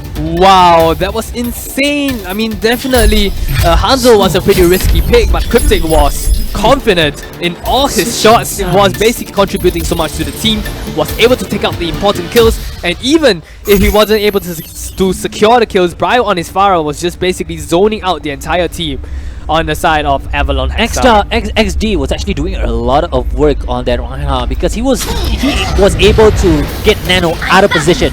When Nano is out of position, he was not getting any heals, he was not getting any support as well coming up from his DPS. He was just getting trickled in. He gets charged in at a very awkward position where his healers weren't given an opportunity to drop the heals coming out. I mean, Pamio on that Lucio, you can heal, but it's not as much as an Ana as well, right? Ana just keeps healing your team as well. But really very well played there coming up from the side of Hexa there. Cryptic on that Hanzo. He might be a Hanzo main now. Oh my. He might be a Hanzo main now. Oh, but he still plays a very powerful Hanzo, so that might be something to look forward to. So right now, 1-1. This is once again sort of a tiebreaker round. Three points captured on both teams. Now they will be working with the time that they had in the previous round. Avalon basically has 2 minutes and 30 seconds to capture the point. Let's see how far they will be able to go. Hexa a bit more in the advantageous situation with 4 minutes and 50 seconds on the clock. It's like a back and forth situation. That's right. Earlier on, Skya, they were doing so much work. I mean, both Skya, they were doing so much work. Avalon was so confident in the match. They pulled up a really good match on that Skya Industries, and right now Hexa is just saying that, you know what, King's Row is our man. It's pretty interesting on the side of Avalon Hexa. So Hexa right now has changed out everything, their team compositions. Basically, Bri, who is pretty godlike on his DPS, has changed out to a Roadhog. Cryptic will be using his Genji instead of the Roadhog right now, but this might be a bit disastrous, this change out. They're going for the traitors coming in. They will be able to hold the point on the side of Hexa. So far doing well. On the side of Avalon, however, they will be changing out to a dive composition. Zest once again with his crazy diva plays, doing really good job. Nano on the Winston, they are going for the dive comp. Let's see if Nano and Unji will be able to single out each target to take them out very effectively, efficiently. Let's see if they will be able to do that. That's a great kill coming up from Gibbs going on the back lines. Will be able to take down Ana as well. There's one support down, trying to go for more supports as well, but Cryptic might actually get to take down Unji. Unji really low on HP. He tried to go for the small med track, but won't be able to do so. Kovac keeping it alive. I do believe he got that grenade as well. Yep, he got the grenade. Rocket Barrage coming in, but won't be able to stop everybody as well. But Bri will get taken down as well. Label gets taken down. 2, 3 are down for the side of Avalon Hexa here. Ryuji will kill right even. Whoa, this is a little bit too overkill, but they need to do it because they need to get this first point. So they're just going all in, but Hexa, the trades are coming in. Unji has managed to take Cryptic out, and looks like they will be able to capture the point right now. They're just desperately trying to go into the point. This is the competitive match running, and they will be able to capture the payload. 40 seconds left on the clock. Looks like the payload train going in right now. 40 seconds. Will they be able to defend the point? Let's see how far this goes.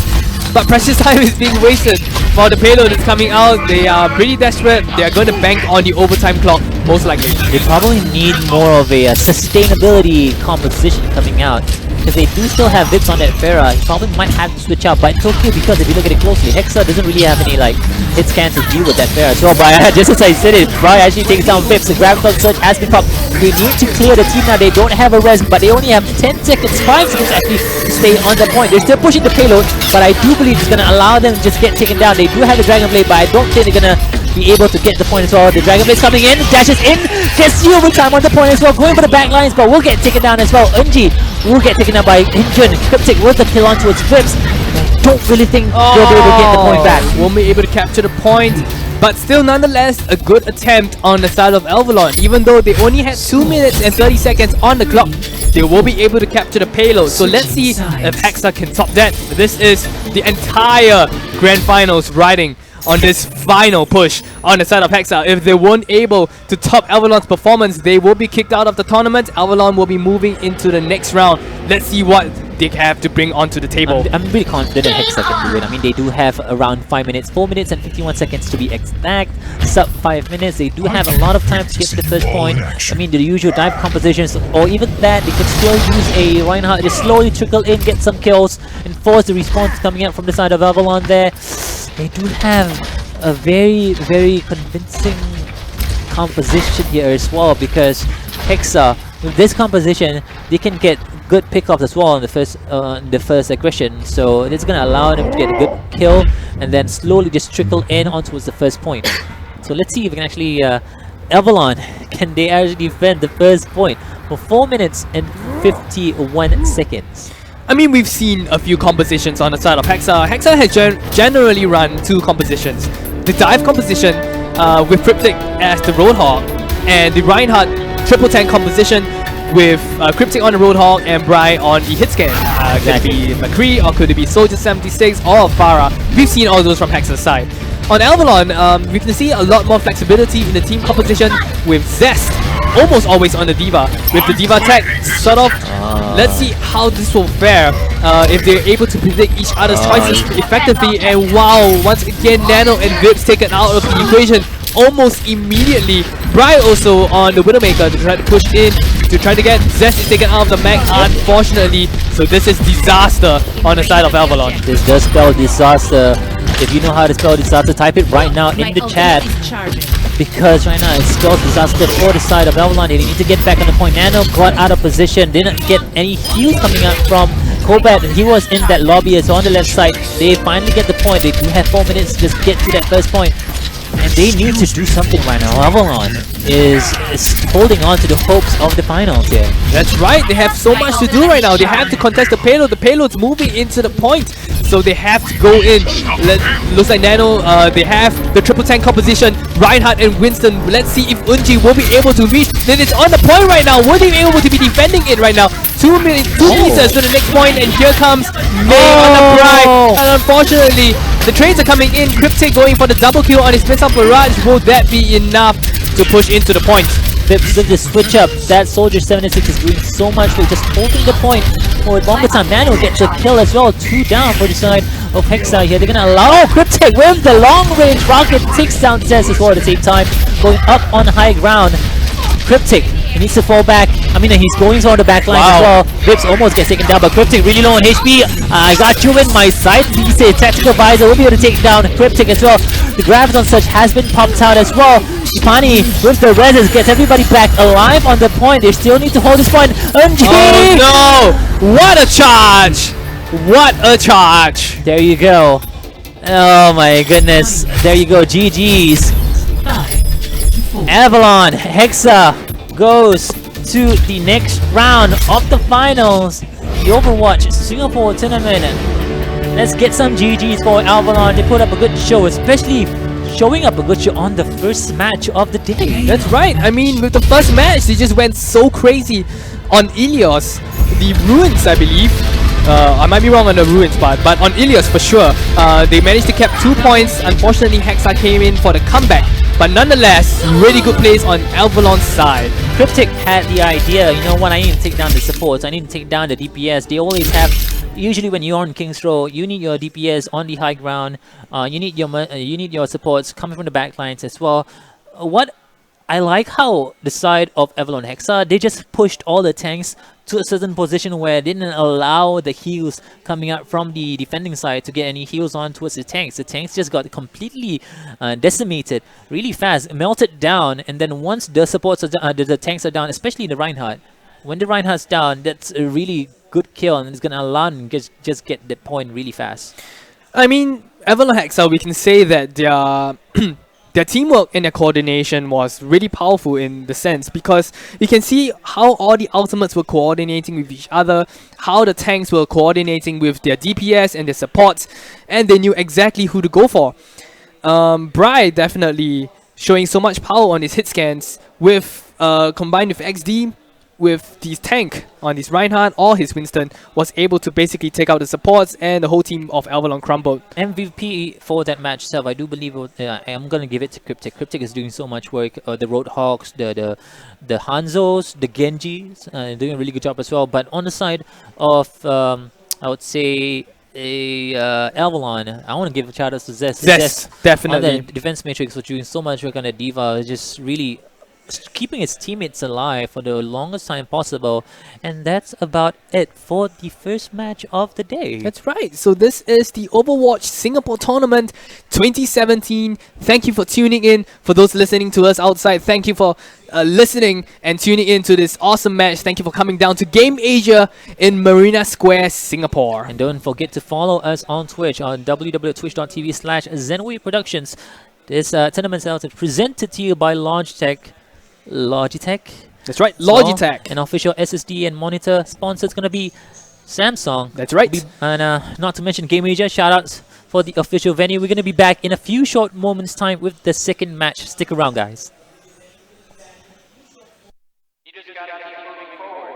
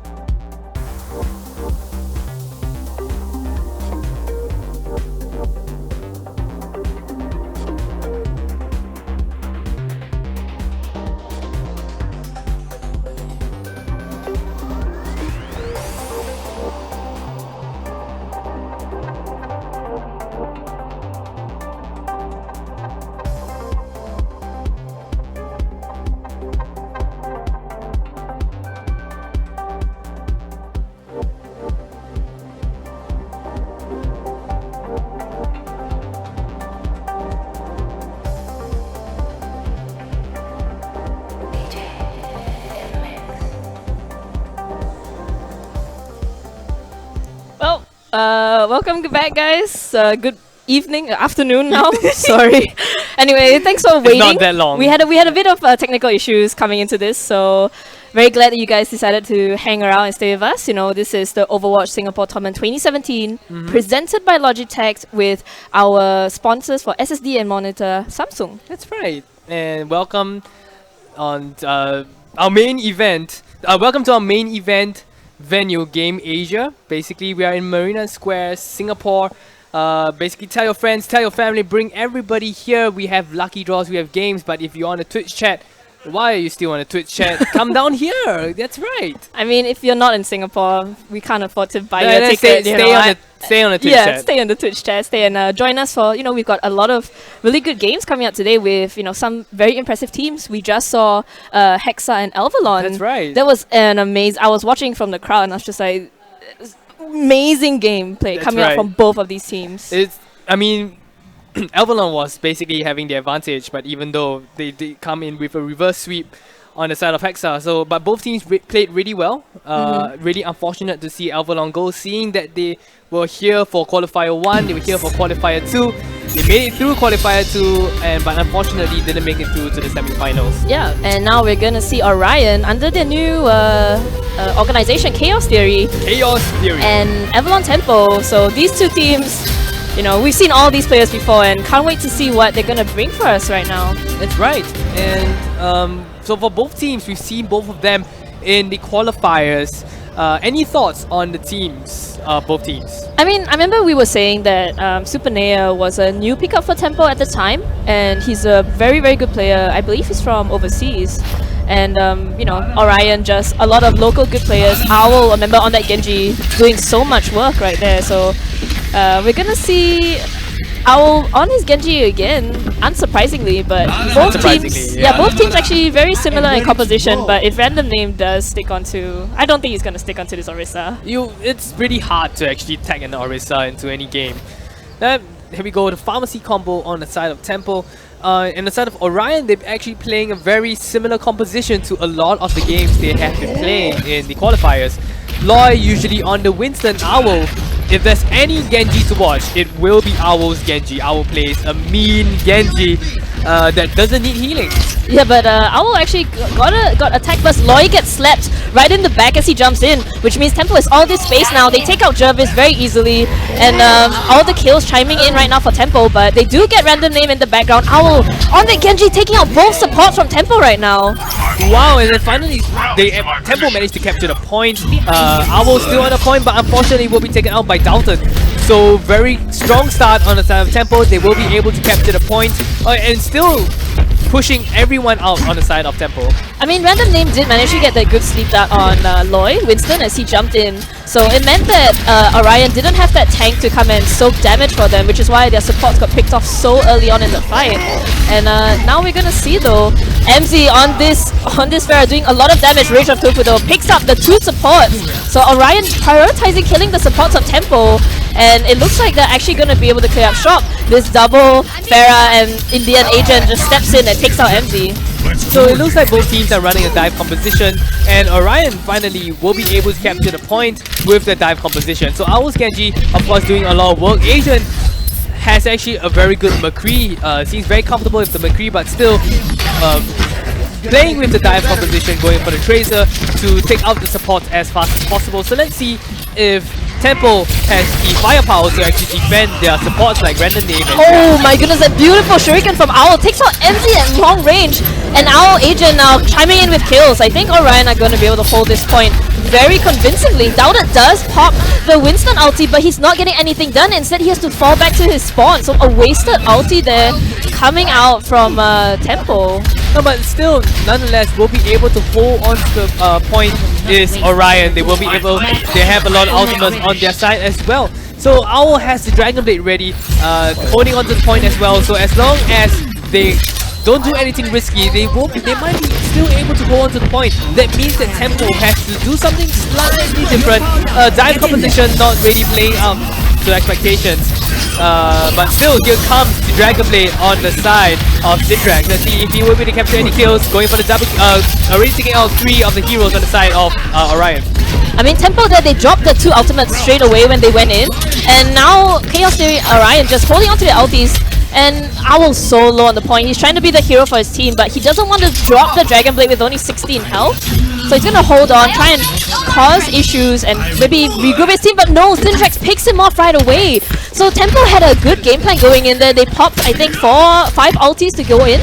Orion managed to survive that fight with only using 1. So Orion do have the out advantage right now, but the time is ticking for Tempo. They're almost leveling up with Orion, 68% now, coming out to 60 for themselves. Finally, Tempo found the momentum they need. They found the tempo they need, rather, to get into the point. And here we go, the Mr. Barrage to try to go against, but will be taken out by MZ as Rage of Tofu. So it seems that right now, Avalon Tempo found the opening, and they will be able to hold the point even though Owl's onto the point. They're really keeping Owl in check. They know how powerful Owl can be on the Genji, taking out the support he needs, and then Owl basically himself won't be able to do much. I mean, I like what Orion are doing. They're swapping out Avik Mercy for the Zenyatta, knowing that they need the damage to get rid of Doubted early on the fight. Doubted is causing so much trouble on that Winston for Orion, and now with this Zenyatta, can they do anything? So it looks like they are not exactly going out for Doubted. They are still going for Zindrax, but while the Mr. Barrage, unfortunately, Andy is still taken out. Yeah, and now it's an Angry Monkey versus the 2 Genji and Tracer flankers, and Syndrax actually takes out Owl at the end of Owl's ulti. So even though Orion do have the point right now, it's a very precarious situation. No, Rage of Tofu denies Super Nea the health kit, and Orion just managing to get it back, but they cannot lose a fight. It's 99% to Tempo right now. So it looks like Avik taking the Zenyatta was a good option on the side of Orion. Might be able to increase the amount of damage with the Discord op. Will they be able to hold it on though? 90% left on the clock to 99% on the side of Tempo. Let's see if they will be able to hold in. This will probably be the final push right now, with also McCree coming out as well. And Syndrax pops the Dragon Blade, but he only gets Avik. Is this enough for Tempo to get the point? Doubted does take out Loy, and Rage of Tofu is low, 53 health, but he only has to deal with an angry Doubted on the point right now. But can he hold on for his team? I don't know. Doubted is going to go down, and Orion hold on to the point, so it's going to be a 1-0 to Orion. Wow, really good job there. Even though Doubted tried his best in his primal rage form to try to hold on to the point, not quite enough. First point goes to Orion. I must say though, it still seems like these teams are still warming up slightly. I would say the coordination can stand to. They have coordinated much better in the qualifiers. We've seen them at their peak performance, and still can expect a lot more from these teams. I mean, I do like the Pharah Mercy combo coming out from Orion, but they definitely recognize that they weren't taking out the tanks fast enough. So having that Zenyatta with that Discord orb just makes it so much easier to take out the tanks, to take out the Pharah. You know, it's like an assassination type playstyle. And now again, they're going back into the Pharmacy, which is fine. They're going for a dive composition, whereas Tempo changing it up very much, going for a triple tank comp right now. That's right. So let's see if they will be able to hold. So they didn't recognize that their current composition wasn't doing a lot to the dive composition. So they switched it up, triple tank composition. After all, Syndrax on the Roadhog has performed really well in Ilias, the Ruins map. But Arjun picks off Super Nea early on in the fight. Rage of Tofu actually unchecked in the air. Jia just pushed Loy off the side of the map, but Rage of Tofu still raining up damage from above, and they can't deal with him. Super Nea got picked up so early. Rage of Tofu does take out Random Name, and he's getting that damage boost, getting so much damage done. Rage of Tofu on that Pharmacy combo. So this is an example of what we call a two-dimensional threat. I mean, you have firstly the Pharmacy combo to contend with, but as long as you keep your eyes on the Pharmacy combo, basically Owl will be at the backline just tearing up the supports, and this is going to give Orion the first point. So very convincing place. You can see basically they were darting around the map, they were going for the supports there. Tempo has a lot more to do to actually keep Orion in check. I mean, it was a very smart play coming out from Orion. Arjun on that Tracer hunted down Super Nea right away, which meant that, you know, Rage of Tofu and Avik had so much space in the air, and we saw at the end when Super Nea came back, both the Pharmacy went down, but it still wasn't enough to stop the initial capture of the point. And Loy gets slept and instantly picked off by Syndrax. Rage of Tofu does take out the Ana, although kills are going both sides now. Rage of Tofu needs to take out Super Nea before he gets picked off, but he only has 40 health, 20 left. Can he survive? But they drop the ultimate. Jervis with the beats, and now Doubted going in, trying to do dash, but you can't eat through that damage, and Owl popping the Dragon Blade takes out one, but Super Nea also with that tactical visor taking out two.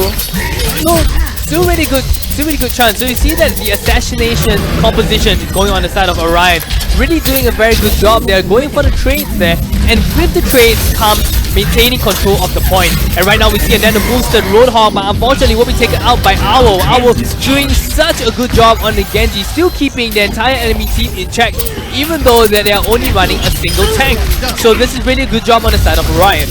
And this damage, the damage output coming from Orion right now is just ridiculous. They're pushing Tempo almost all the way back to their spawn, but Avik gets picked up on the way out. I don't think that was a very good play. So now Tempo have a chance to cycle Avik here. That's right. So an interesting pick-off on the side of Avik, even though he has the Resurrect. So let's see if they will be able to play into their advantage on the side of Orion. Oh wow, Owl is not wasting any time, just going straight in with the deflect. And here comes the Dragon Blade on the side of Owl. He goes for a double kill, already a triple kill. Delta pushing Loy off, and here we go. And here comes the Resurrect that we have been waiting for. They're going in to clean up the mess, and here we go. The point is coming in on the side of Orion. I don't even think they needed a Resurrect. Like Owl, we saw that he just went off with that ulti. He took out 3. I believe he almost helped take out the 4th. And that Resurrect was just, you know, the sweet icing on the cake for them to finally secure that point. And it's a 2-0 now with Tempo down. With, you know, amazing start to the play here. So I think this is time for Tempo to actually acknowledge that they have to find a way to counter Owl's Genji. Owl's Genji is nothing to be ignoring, and it's just basically doing so much work. I mean, you can have Super Naya on the Soldier 76 to go against Rage of Tofu's Pharah Mercy combo, but because of that, Owl is just dealing so much damage to the backline. You might need something like a McCree. I mean, Super Naya can run a McCree if he wishes to, but he needs to find something else to roll against the Pharah. So right now, Tempo should be looking towards a composition that directly counters Orion's. Yeah, and now, you know, they are going for the triple tank again. And Loy just jumping in gets picked off, but Rage of Tofu and Owl doing so much work. Loy sacrificing himself for the DPS to go in is just so worthwhile right now for Orion. And you can see here, you know, Tempo are kind of scattered. They get a couple of kills back, but it's not enough. Though say that Owl gets picked off, and Syndrax as well, a beautiful shot onto Rage of Tofu. And finally, once again, it looks like the point might go to Orion. So Orion still has the advantages when it comes to the team fight. We've seen Super Neo right now has switched out to the McCree to go against Owl. A very good flashbang combination. Coupled with 1 or 2 headshots onto Genji, will be able to take Owl out, and he's doing a good job once again now, zoning Orion out. So let's see if this slightly changed up composition on the side of Tempo. A triple tank with Super Neo on the hit scan. Let's see if they will do it. Here comes the Pulse Bomb. Super Neo will be able to edge it out. That is huge on the side of Tempo. This might be finally Tempo's point to keep. And they are just sort of scattered on the point. Their dive composition is kind of oh my goodness, Owl drops the Dragon Blade, but get instantly hooked by Syndrax and taken out. Finally, the entire team of Tempo is like, we have to take Owl out. There's no other choice that we have, and they do exactly that. As you can see right now, after Owl has been taken out of the equation, looks like this is their point. They're still contesting the point, however. Loy on the Winston, really doing a lot of damage to Tia, and because of that, they're still contesting the point at 45%. Still going up, and finally Loy is taken out. Here comes the Earth Shatter without the Winston, and looks like finally Tempo will be able to capture the point. I mean, you can say that, yeah, finally Tempo take the point, but they used his Earth Shatter at the end there, which I don't think was necessary. You know, Orion, they are doing better in the sense that they are managing their ultimates. They're going in together as a team. Tempo is just relying on the tankiness of their heroes to survive, but we already know dive comps do very well on KOTH. That's right. Seeing that they prioritize the support and the backline, that's why dive. Fantastic hook, and that's perfect on the side of perfect on the side of Tempo.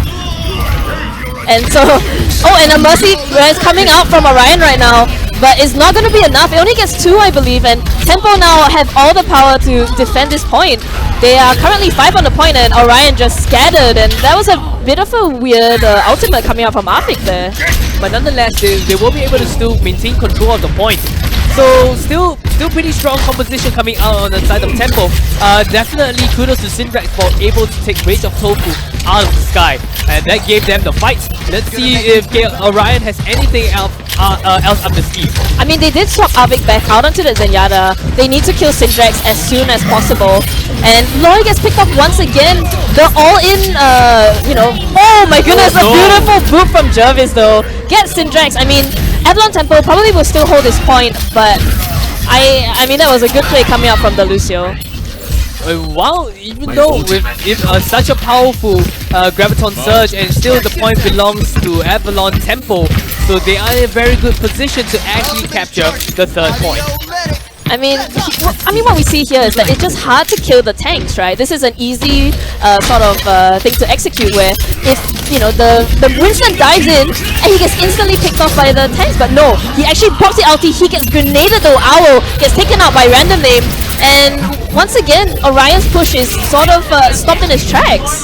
So that was a pretty desperate move on the side of Orion with Owl going in. He saw everybody come up together, he just didn't waste any time going for the Dragon Blade. Oh my goodness, but Agent and Rage of Tofu actually pick off the two tanks remaining. And Doubted actually fell back there. I feel like that was a bit of a misplay. Maybe they decided that they wanted to regroup. They do have time. They have maybe a couple of pushes left. So Tempo, maybe a bit of discipline, but it was a bit strange considering that both your teammates were on the point and you could have definitely contested it a bit longer, I think. Well, maybe it comes in the tactical. Here comes the Deadeye. Tactical move, will it pay off for going back? But oh no, Loi will be able to take Super Nay out, and that means Owl is free to roam. Discard off from the Zenyatta, and now he's fiercely contesting a point. 2 points. This might, if nothing is done on the side of Tempo, this might be Orion's point right now. Going in and look at the missile barrage. Will be able to go for the triple kill. 84%. Tempo has a lot. They are definitely sweating right now. They have to go for the point and to capture it right now. I don't know if they can make it back in time. Doubted is charging out to the point, but there's only 5 seconds left. Can they even touch the point? I don't know. That grenade though, that missile hitting in. 99, they do contest. Finally they managed to get onto the point.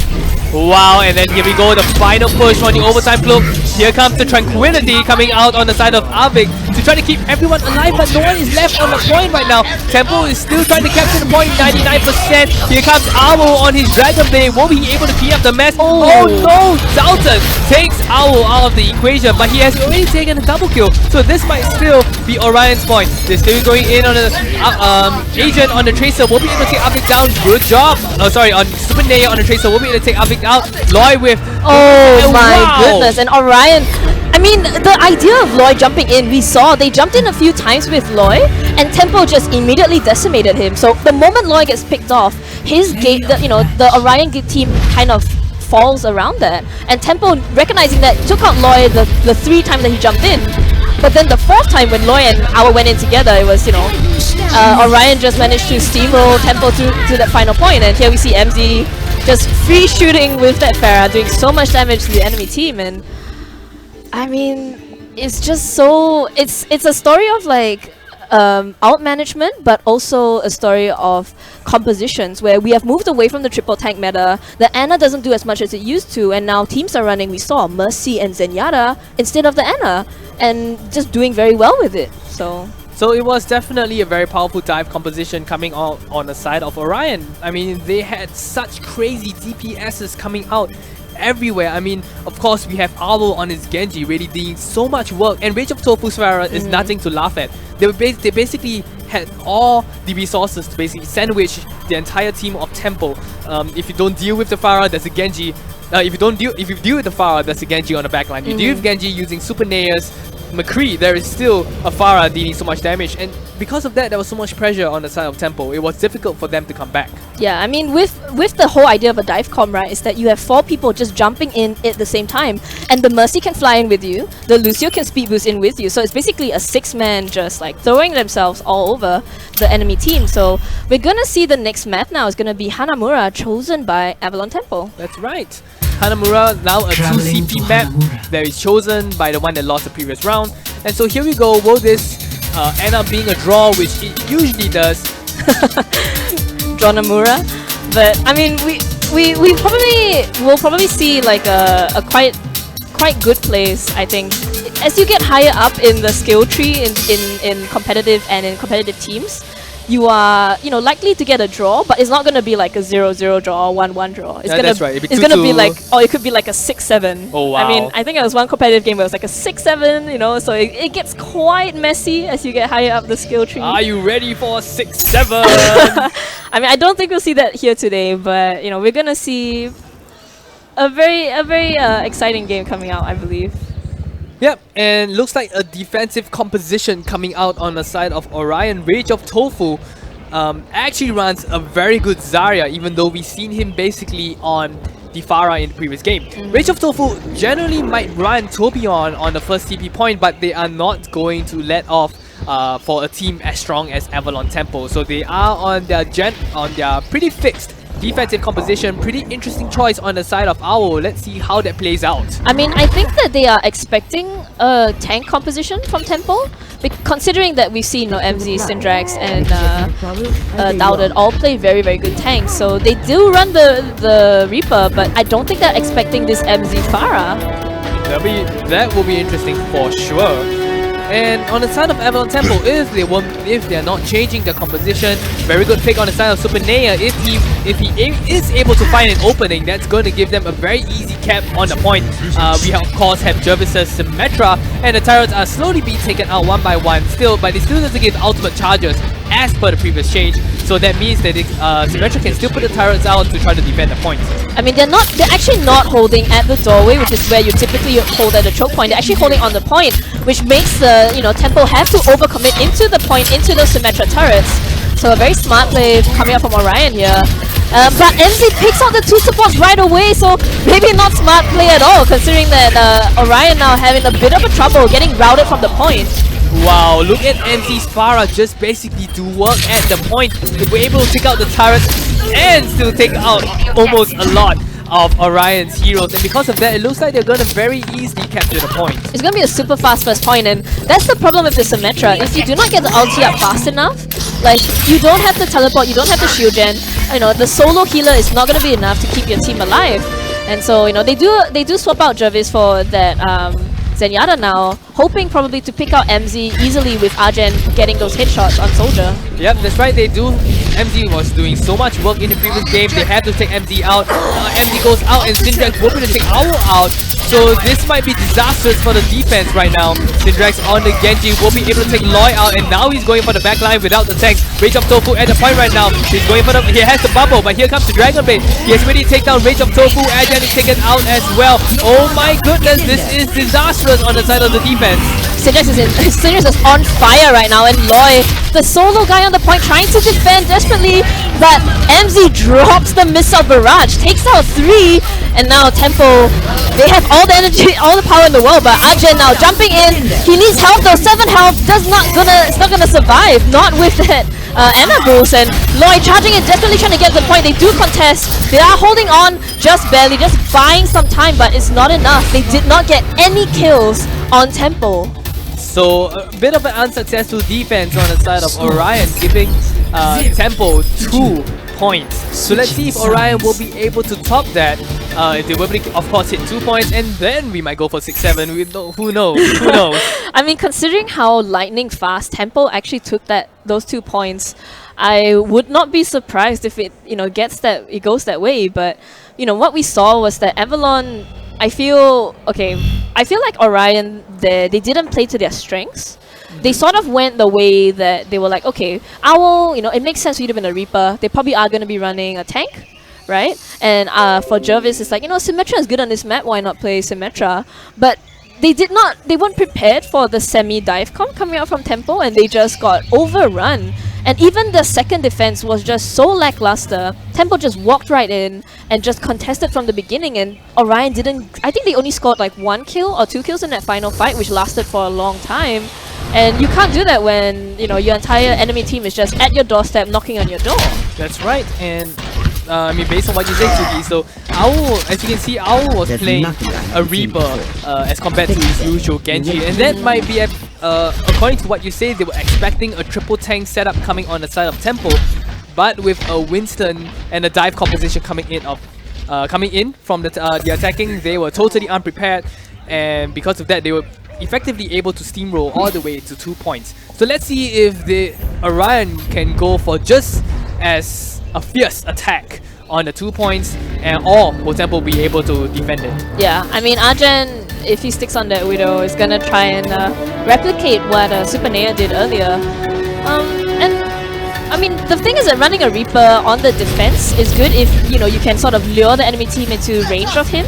But considering that Temple were playing like somewhat semi-flankers, it was just very hard for them to get anything done. And that's a good grenade actually coming out from Random Name. It actually hits Avik, so he has to fall back a little bit. And the team is a bit low actually. Orion immediately getting a lot of damage done towards them. And Temple holding once again at the choke point where most teams actually hold on and just eating a lot of damage. Loy jumps in but gets instantly slapped and taken out. Random Name so on point with those sleep blasts onto Loy right now. Oh no, there was no proper follow-up on the side of Orion.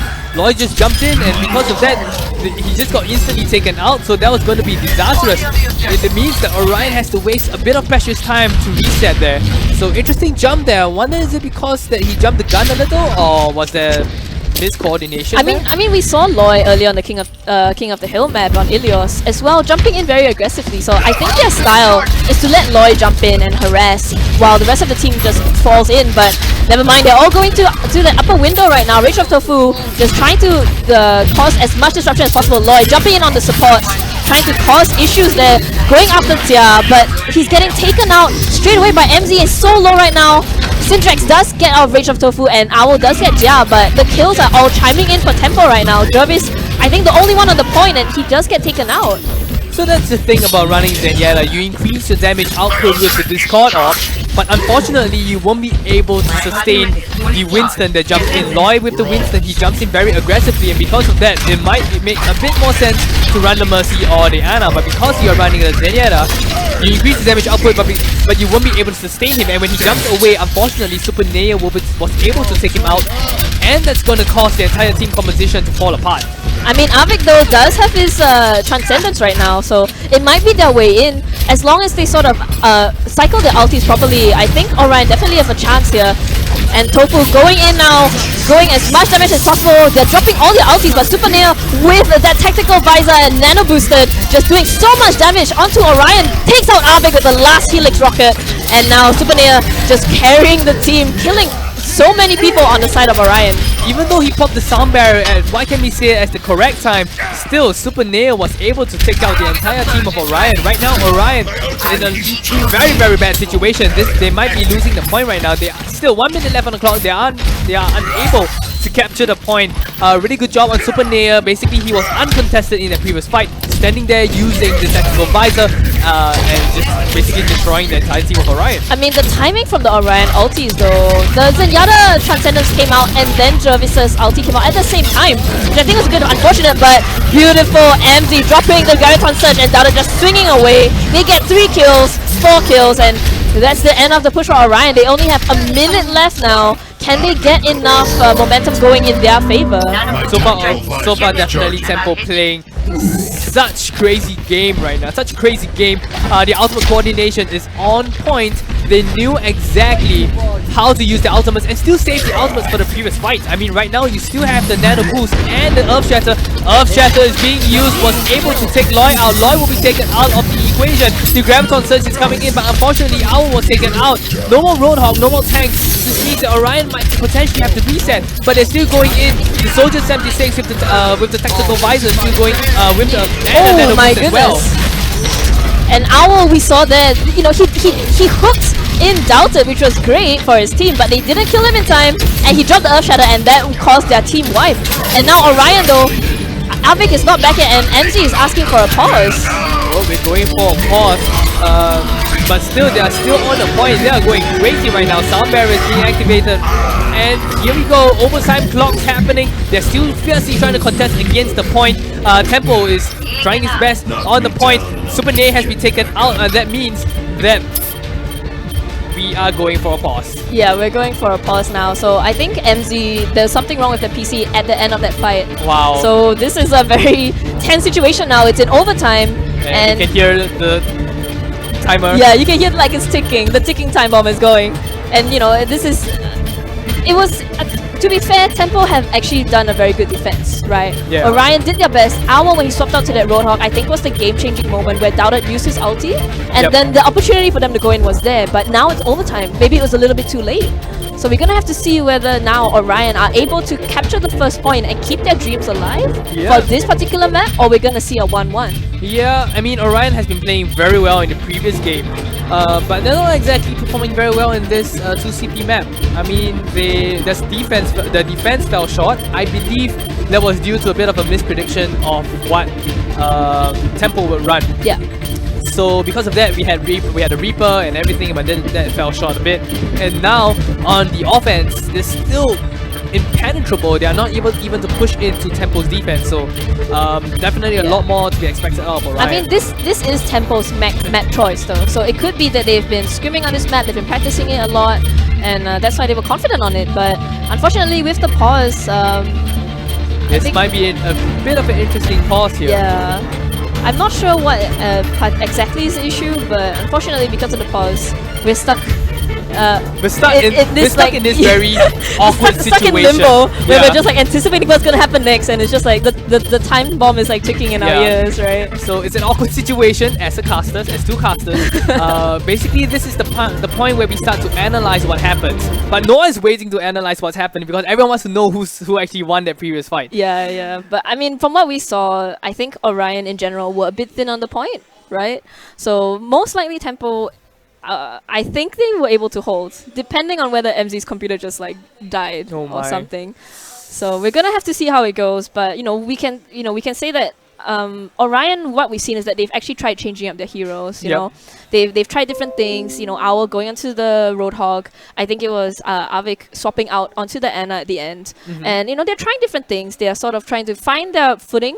And maybe it could be a chance for them to come back. But if you think about it, Avalon already managed to capture 2 points with 5 minutes plus to go, and they haven't even captured the first point yet, and they're already in overtime. So already Orion, if they manage to save it somehow, they're still gonna have a very long uphill battle in front of That's them. right. You're absolutely right. Yeah. I mean, we've seen that Tempo basically can defend the point so effectively against Orion. So you're absolutely right. Even if they can capture the first point, it's an uphill battle. It's a lot to actually capture. They don't even have a lot of time to go for the second point. And we know that in 2CP maps, the second point favors the defenders a bit more because they're closer to the spawn point. They can come out really quickly. And it's just very, very difficult for Orion. So, okay, predictions. Do you think this will go to 1-1? Or do you think Orion will win this? No, I think I'm pretty sure it will go to a 1-1. 1-1. All right. Yeah, but I agree with you. I mean, given the way that things have turned out and things have been played, I mean, if you think about it, Orion swapping out the heroes to get the point is a good idea, but then you're going into the second point without ultimates because you spend all your time trying to figure out what composition is going to beat the other team, that you're just going to run into the final point with no ultimates, so you're going to have to rely on just taking all of them out while surviving through their ultimates, right? Which is going to be, I think, a bit of an impossible task, in my personal opinion. Yeah, absolutely. You're absolutely right. It's going to be very difficult. I mean, definitely Orion is a powerful team. We've seen how powerful they can work together. The DPS, definitely nothing to scoff at. Owl, Rage of Tofu on the Farah, but I think now he's running a Zarya. And of course, Loy as a tank. Very powerful combination. They knew exactly who to go for. And here we go. Oh, we're going back into Here the we go. game now. So Out from Limbo. the pause was over, and there's a couple of people left on point, but no, Avik is the only one left alive for Orion. Owl dashing in desperately, he gets the nano boost, but he doesn't have a Dragon Blade. Can he do anything? No, They're Super Nair desperate. picks up Avik right off the bat. Owl just trying to keep the dream alive for his team. They want to 2-0 this as much as possible, but Arjun now trying to survive the 3 tanks, just take him out, and the map goes to Avalon Tempo, so it's going to be a 1-1 situation. Yeah, predictions are right.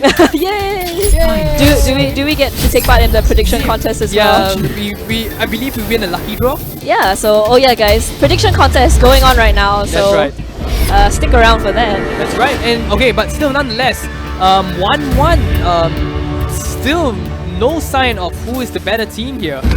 Orion definitely played a better King of the Hill map, but in this 2CP map, heads off to Tempo for a solid offense and a solid defense. Yeah. It really looks like they scrimmed along in this map. Yeah, I mean, I think it lends to as well the composition that they're good at.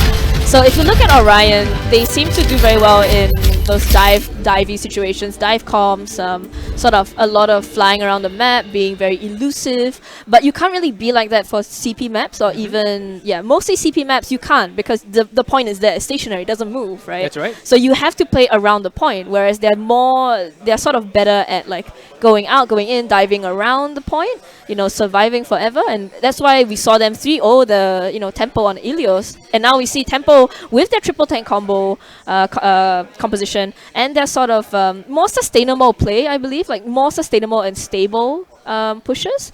Just did very well for them for 2CP. So it was a very convincing win for Tempo for Hanamura, but it's also a very convincing win on Ilios, right? So we're gonna see now. We're gonna go into either a hybrid or escort map. So that should be pretty interesting. I mean, if you choose hybrid, so this is Orion choosing the map, right?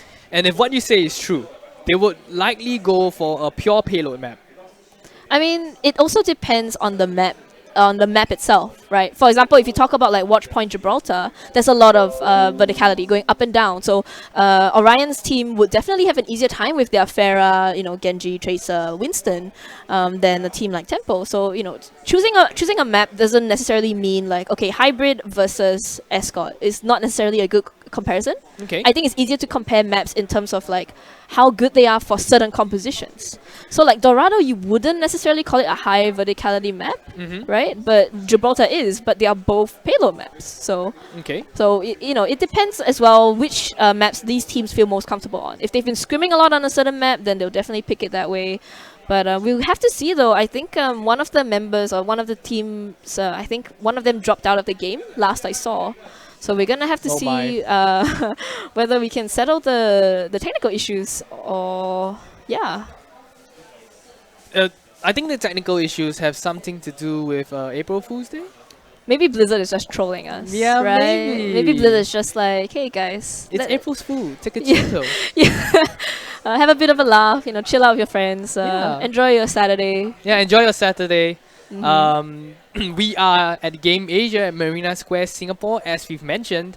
If you have nothing to do on a Saturday, no idea where to bring your dates or your family, come right here, Marina Square. We are at Game Asia. It is the LAN center at level 2, I believe, level 2. Is it level 2? I think we're level 2. I'm not sure, but we're at Game Asia. A lot of verticalities and verticalities in the Marina Square area. So this is the Singapore Overwatch Tournament 2017, presented by Logitech, and as well as your SSD and monitor sponsor, Samsung. That's right. We are organized by Zenway Productions. If you're watching us on Twitch, of course, give us a follow, or if you're feeling generous, do give us a subscribe. We produce a lot of esports content, so hopefully you will be able to see esports. By the way, it's all in small letters now. So it's been officialized that that's right. You cannot spell esports with any capitalization whatsoever, apparently. It's all small letters, esports. Yep. And the reason why we're talking to you about this is because we are here for education. We would like to tell you and teach you new things while we actually might be stalling time to settle issues. Yeah. But no, we are definitely teaching you. So that's right. Give us a follow or subscribe. Of course, if you are on YouTube watching our live stream, definitely give us a subscribe, which is free. Yep. And we're gonna actually go into the next match. So it's gonna be King's Row now. Finally, King's Row. And quite exciting. We almost went for a break there, but I think the teams finally got back into the game, and we're just loading in now to King's Row. That's right. King's Row, does it fit in with your prediction? Do you think this will be a map that Orion will play very well in? I think it's a map that has been in the map pool for so long. That's true. That everyone is going to know how to play this map.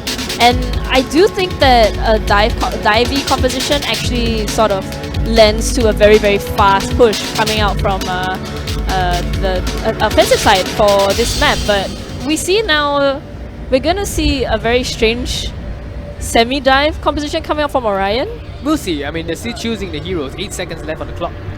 Okay, no, yeah, they're gonna go for the triple tank meta, I believe. So it's a more stable defensive meta. And Owl on that Genji, we've seen him do so much work.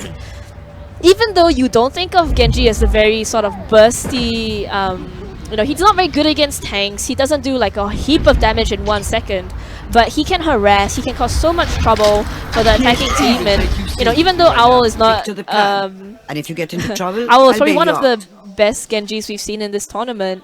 We'll have to see whether his defensive Genji does well, because most people don't actually run a defensive Genji. Yeah, and that's the thing about triple tank. I mean, if you go triple tank and you run a Genji as your sole DPS, that is going to spell a lot of trouble if you can't control a Pharah. Yeah. I mean, generally, if you see competitive games, if you run triple tank, you will go for, of course, your Ryan, or what else is there? Zarya, right? And a Roadhog to try to compensate for the lack of damage. And then you will go for Soldier 76 or McCree to try to take any Pharahs out of the sky. And then, of course, your normal 2 support. Yep. If you change out for Genji, which obviously is because the Owl runs a very, very good Genji, you might run the risk of a bad plays if there's a Pharah, for instance. Yeah, and the other weird thing is that normally when you see a triple tank combo, you will always see a Zarya and a Roadhog more than a Winston, because Zarya as well can do a lot of damage if she gets her energy up. That's right. So the fact that they're running a Winston Reinhardt might be actually a bit of a, I don't know, maybe it's a pocket strategy coming up from Orion today. Yeah, we will see. Yeah. I mean, Winston, after with the buff, I believe, is buffed already, the barrier buff.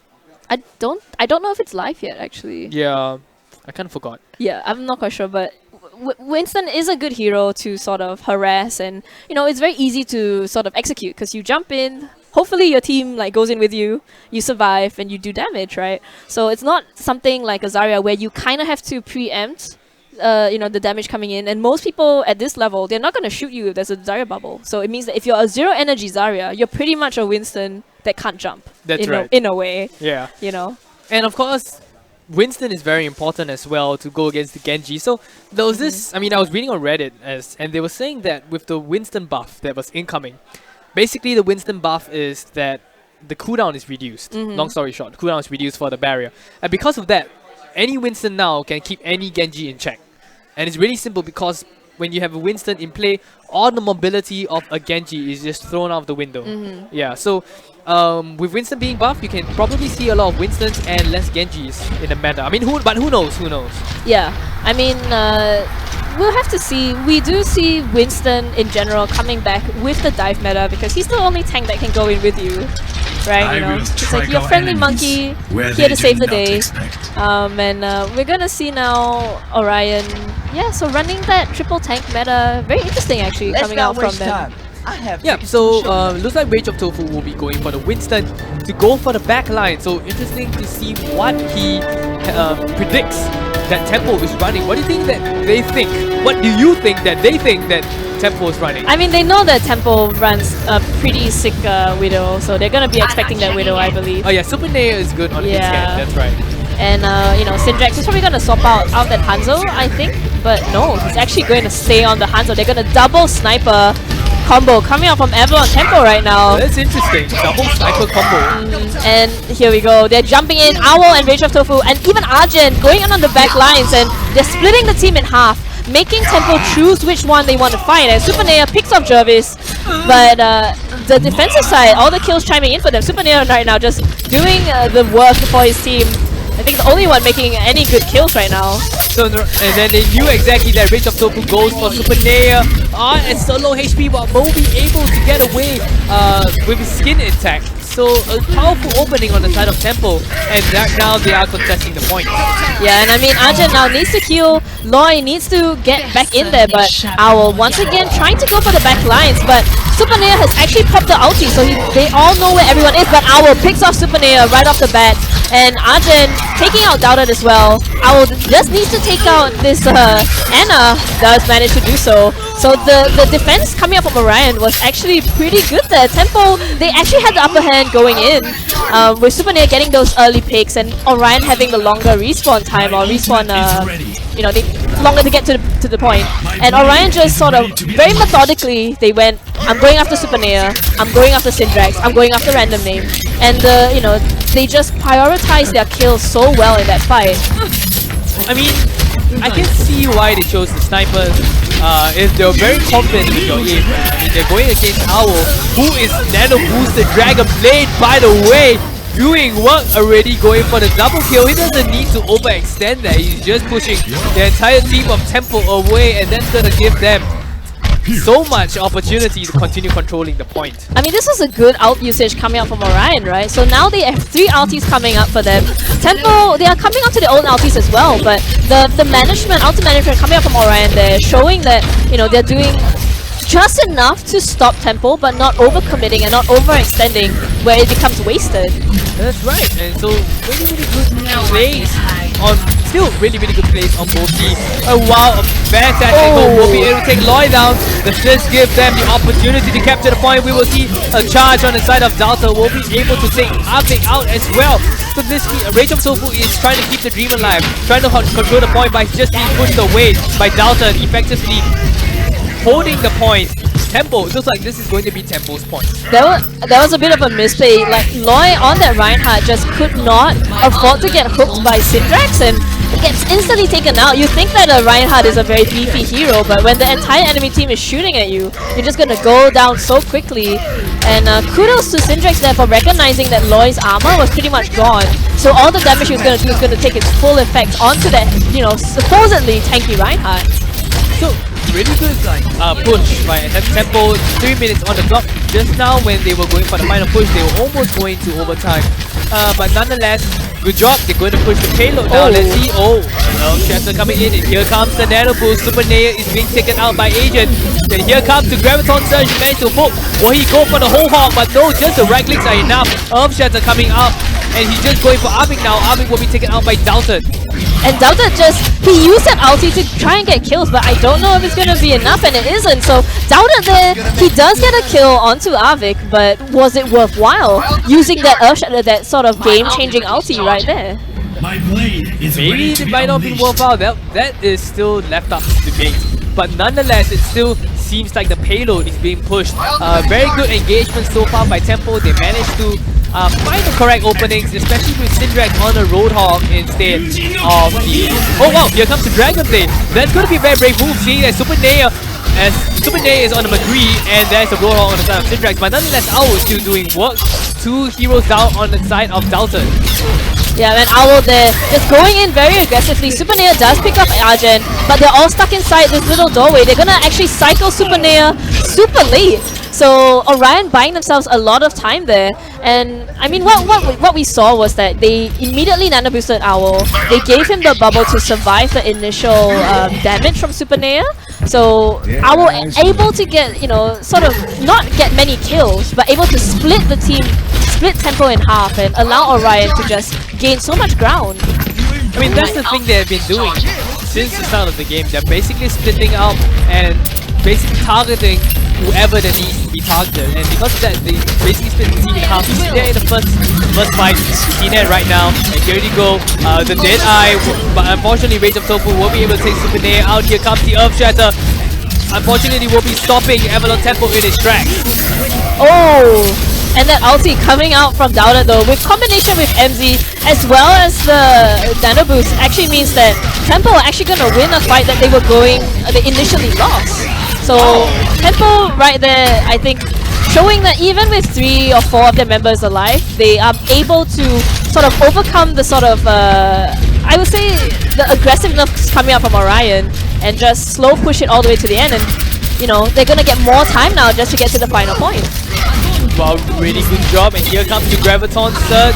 Then coming in, hoping to catch everyone out of Orion. Orion will basically be clean wiped out and very low. He's still going for the Dragon Blade, but still will be taken out by Dalton.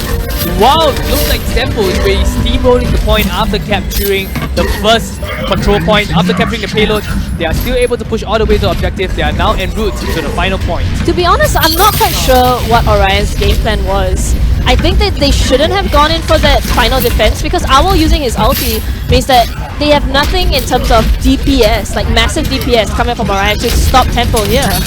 So that's the thing about triple tank running a Genji. I mean, you don't have someone that can deal out consistent amount of damage. like a Soldier 76 or even a McCree. On the other hand, on Tempo, for example, they are running a triple TPS, a triple tank, but going for Super Nair on the Soldier 76. And because of that, look, they're performing much better. It sounds Super Nair with the Nano Booster Tactical Visor going in for the double kill as well. He spotted Argent. He's jumping around to avoid the hole. Very well done. He's going in. He's still going for Agent, and Agent will be taken out. Oh my gosh, this is disaster for Orion. They will be able. Looks like they might be able to push the payload all the way. But now it's just desperation right now from Orion. They're just trying to survive, but they're getting picked off one by one immediately. And they drop the ultimate. Oh! Owl though manages to get out Syndrax. Is this a successful defense coming from Orion here? Wow, look at the rage of Tofu. Feel his rage. He's just pushing everyone. Won't be able to take Super Nair out. He's going for random name. What are you going to say? Yes, he won't be able to take random name out. Looks like finally this is going to be a successful defense. Jia gets taken out. Rage of Tofu just showing how much his rage can be, pushing everyone out of the side of Tempo. I mean, what we saw there was a beautiful play from Tempo, right? They got a beautiful hook right off the bat on Owl, and it just brought them so much space. They pushed it almost all the way to the end, but Owl coming back, and you know, his team sort of responding so quickly because it's the defensive side. It means that Avalon now only have one last push, 8 seconds left, and Owl drops the Dragon Blade, going for support, trying to get stuff done, but they only managed to get one, I believe, and Super Nair with the Tactical Visor gets taken out, and Avalon Tempo now only left with 2 on the point, or 3 actually, so only the Roadhog and the Lucio left, and versus the Genji and the Zarya, and no, Jia is gonna get instantly taken out now. Graviton Surge to seal the deal. Oh no! Oh my goodness, random name on the Tracer almost makes it to the end. They almost get the back cap on them. But Avalon Tempo actually surviving long enough to get back onto the point. Orion need to start making kills count, and now... Well, that was scary. I mean, when I saw random name of the Tracer, I just like, whoa! Well, were they going to make the point? But unfortunately, good attempt on the side of random name, almost capturing the point. My heart stopped for a second there. To be fair, Rage of Tofu and I think it was Owl, like they recognized it the split second when they realized the card was still moving forward. That's right. Like Random Name actually managed to sneak past all of them, and he almost got it to the end. But kudos to them to like notice and stop it in its tracks. But that was a very good play actually coming up from Random Name there. That was really scary. Oh wow, that Tracer. If that was a back cap, that would have been epic. Yeah. That would have been epic. But nonetheless, good defense on the side of Orion. Yeah, exactly as you mentioned, Suki. They will be able to. They spotted the Tracer and were taken out almost immediately, even with the Graviton Surge on the side of Rage of Tofu, just to seal the deal in the previous game. And now it is time for Orion to attack. Let's see if they will. I mean, the payload is still significantly far. It's pretty much at the end. Yeah, it's pretty right? much at the end. So, but the only thing is that Orion, if they manage to push to the end, it's the end of the line for Tempo right here. Yeah. Oh my gosh. So I don't think we ever expected it to end this way in a way. Why do you say so? I mean, okay, so going into the qualifiers, right? I believe Tempo was placed. Were they first or second? I think it was placed second in the second qualifier. Yeah, so I might be wrong on that. Yeah, second in the second qualifier. So yes. I mean, Tempo is in one of those teams where we sort of expect a lot from them and expect a lot of good plays coming out from them a lot, all the time, right? Whereas Orion, they've been changing names a lot. They've been changing members here and there, and it's interesting to see that the sort of dive composition meta right now is just favoring Orion so much, where it almost feels like Tempo has to struggle against this other squad. That's right. I mean, let's give a shout out. We've talked so much about Owl's Genji, but let's give a shout out to all the other team members. They're really doing a very good job in actually supporting this dive comp meta. And like you see right now, we see Lloyd just jumping straight in for the back line. Oh my gosh, it looks like Rage of Tofu's Firehouse will be taken out. Lloyd is taken out as well. And this looks like Avalon Tempo will be able to hold on to the point.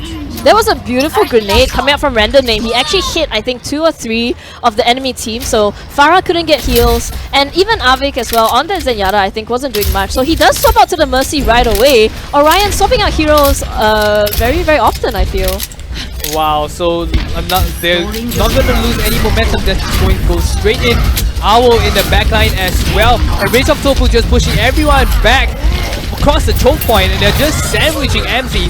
Dalton just comes in to try to save his teammate. Will be able to take Agent out in the process, but they're still taking the objective right now. Owl and Avik. They swapped positions for the longest time, where we were thinking, is the defensive side actually blue or red? And you know, Orion just jumping in onto the backlines, doing so much havoc, causing Tempo to fall back. Even though Dowded has so much health, he just cannot contest. He cannot afford to contest. And Rage of Tofu once again on the backlines, going after 3, going after 4, but Dowded's so low, 37 health left alone and gets taken out by Orion. Wow, and they're still going onto the point. This looks like they're almost capturing the point, but the defense has come in. The cavalry is here. They will be able to push Orion out of the point, but that was pretty close. They had 2 ticks right now. I mean, it was a very smart play coming out from Tempo, where they fell back enough so that Dowden could get a bit of heals, get a bit of time on the point contest for them. But meanwhile, the rest of his team was just waiting to go in at the last second to stop the cap right away. Here we go, the Dragon Blade on the side of Owl. Let's see if he's going. He's definitely going for the backline. But Syndrax responds to his Dragon Blade as well. Here he comes. They're really going to control the point. Owl against Syndrax. Oh no, but Owl won't be able to take Syndrax out. DPS coming in. Won't be able to take MC out as well. It looks like this is going to be Orion's point. Finally, they capture the point. Very good engage on the side of Orion. They were able to effectively single each other out, duel with each other, and win the duels. Most importantly. Oh my goodness, that Owl versus Syndrax duel. You can hear the crowd just going, oh, because that was an amazing play. Both Genjis going after each other, and in the end, Owl getting the upper hand there with the help of Avik on that Mercy. I think that was the highlight of this entire game. Owl against Syndrax, both known to be very powerful Genji users, and unfortunately, that cost the point. But Super Nair now does get the technical nano visor going in, takes out all the attacking side of Orion right off the bat. And now, you know, there's a good hold coming up from Tempo, but Orion do have a lot of time to get to the final point. Wow, and that was a very convincing hold, especially a very convincing hold on the side of Tempo, but they did use a lot of ultimate on the side of Tempo as well. So they've basically used the entire ultimate, left the sound barrier on the side of Tempo, and on Orion they also only have the sound barrier, so no more ultimate on the next team fight. Yeah, and I mean, we see now Jia does have his ulti ready to go. So the defensive side of Tempo still have a lot of ultis to work with, whereas Orion, they are coming up on a couple of ultis, but we'll have to see whether this Earth Shatter from Dowden can make a huge difference for this team fight. Here comes the mind games of both Reinhardt, and Reinhardt is trying to find an opportunity to use the Earth Shatter. It comes the Earth Shatter, but I think the shield was up when he used that, so not a lot of people being affected by that. But Syndrax and Delta will be able to take Loy and Jervis out. Owl is still going onto the backline, trying to get as much damage done, but unfortunately only goes for 1 kill, and now the entire team of Tempo is going on for him. Yeah, and Owl just in the world of hurt right now, gets taken out by Tempo. And it was a good defense coming up from Tempo because Jia dropped his ulti perfectly the moment Owl went in, right? But now we'll have to see Syndrax and Random Name now have the combo, the Dragon Blade Nano Boosted, to go in onto Orion. And whether Jervis or not can sort of replicate the success that Jia had earlier. So yep, exactly right. Let's see. Alright, now the sound barrier is coming out on the side of Orion. They're really giving it their all for this fight, but here comes the Graviton Surge and the Dragon Blade as well. Wow, with the quadruple kill, with the quintuple kill right now. Oh my gosh, he's going for a team wide. Finally, Syndrax is showing how powerful his Genji can be, but of course, with proper ultimate coordination coming on the side of MZ, they will be able to wipe the entire team for Orion. But that was a beautiful grenade coming out from Random Name. He just grenaded the entire enemy team, just doing so much damage, stopping the healing, just giving Orion zero chance to get out of that fight alive. They were just waiting for their ultimate coordination. Their patience paid off, and they were able to capture everyone on the payload and wipe the entire team. And the tactical visor, nano visor, going in again, takes out Owl right off the bat. They're just gonna be cycling these ultis so clever coming out from Tempo right now. And Arjun and Ave get picked off on the end there. They want to go for more. They want to go aggressive and not give Orion any more chances for this push. Wow, and look at them. Even though they were out of position as a team, they retreated back almost like very well coordinated, clockwork function, accuracy, whichever. Yeah, but kudos to Tempo for sure. Able to capture the entire team, go all out, and still retreat without any casualties. So hats off to them. Oh, and now the double ultis coming in. Exchanges all around, but unfortunately the nano visor coming up from Arjun, not enough, not able to do anything. Can't get a single kill right there. And Tempo once again get 2 kills. Orion have to fall back. But Owl going in with the Dragon Blade, only has 20 health, still goes in, goes after Syndrax, and Supernal is the only one left alive on the point. Can he survive for his team? He takes out Rage though. It means that the kills are still chiming in for Tempo, and the push is gonna be slow. It's only gonna be 2 people on the cart right now. Can they get it to the end before Tempo get there? Oh my, so right now Tempo is desperately rushing to the next checkpoint. This could be their game. They might be able to take Orion out of the running. Will they be able to contest the next checkpoint? Here it comes. The sound barrier is coming in. They're going for this fight, and Syndrax just goes straight for Avik. No questions asked. Takes Edgen down in the process.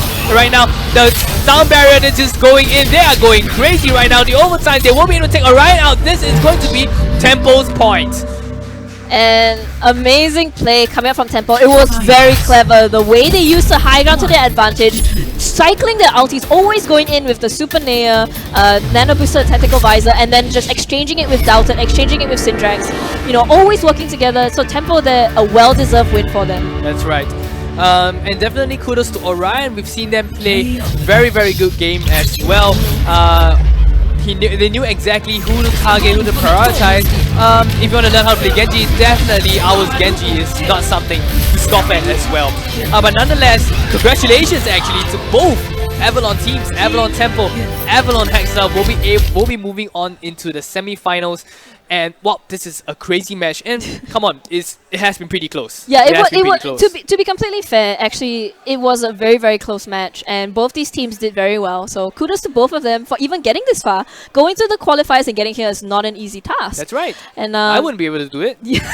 That's why. Yeah, and well, that's why we're here. That's right. And I mean, you know, the way that Tempo sort of overcame Orion's, I feel, individual sort of like.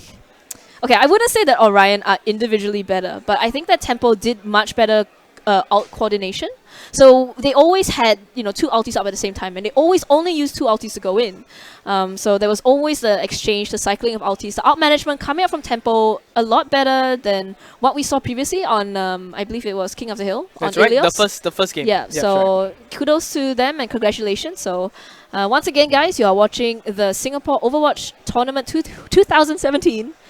Presented by Logitech and also brought to you by our official SSD and monitor sponsors, Samsung. That's right, we will be going on to a short break and we will be going into our 3rd quarterfinal match really soon. So do stay tuned.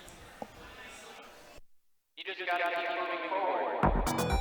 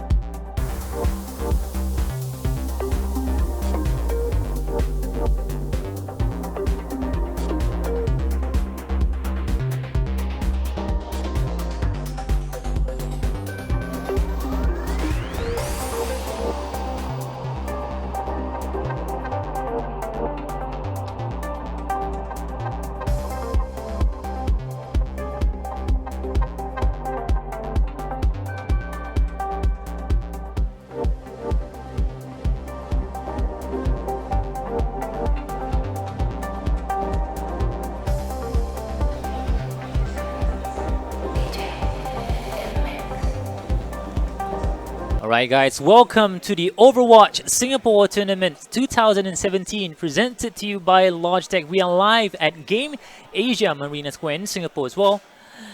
What a day it has been so far. All the matches have been super intense. Yeah, and we've got 2-1 series all the way so far, exactly. and we haven't even gotten to the best of 5 yet.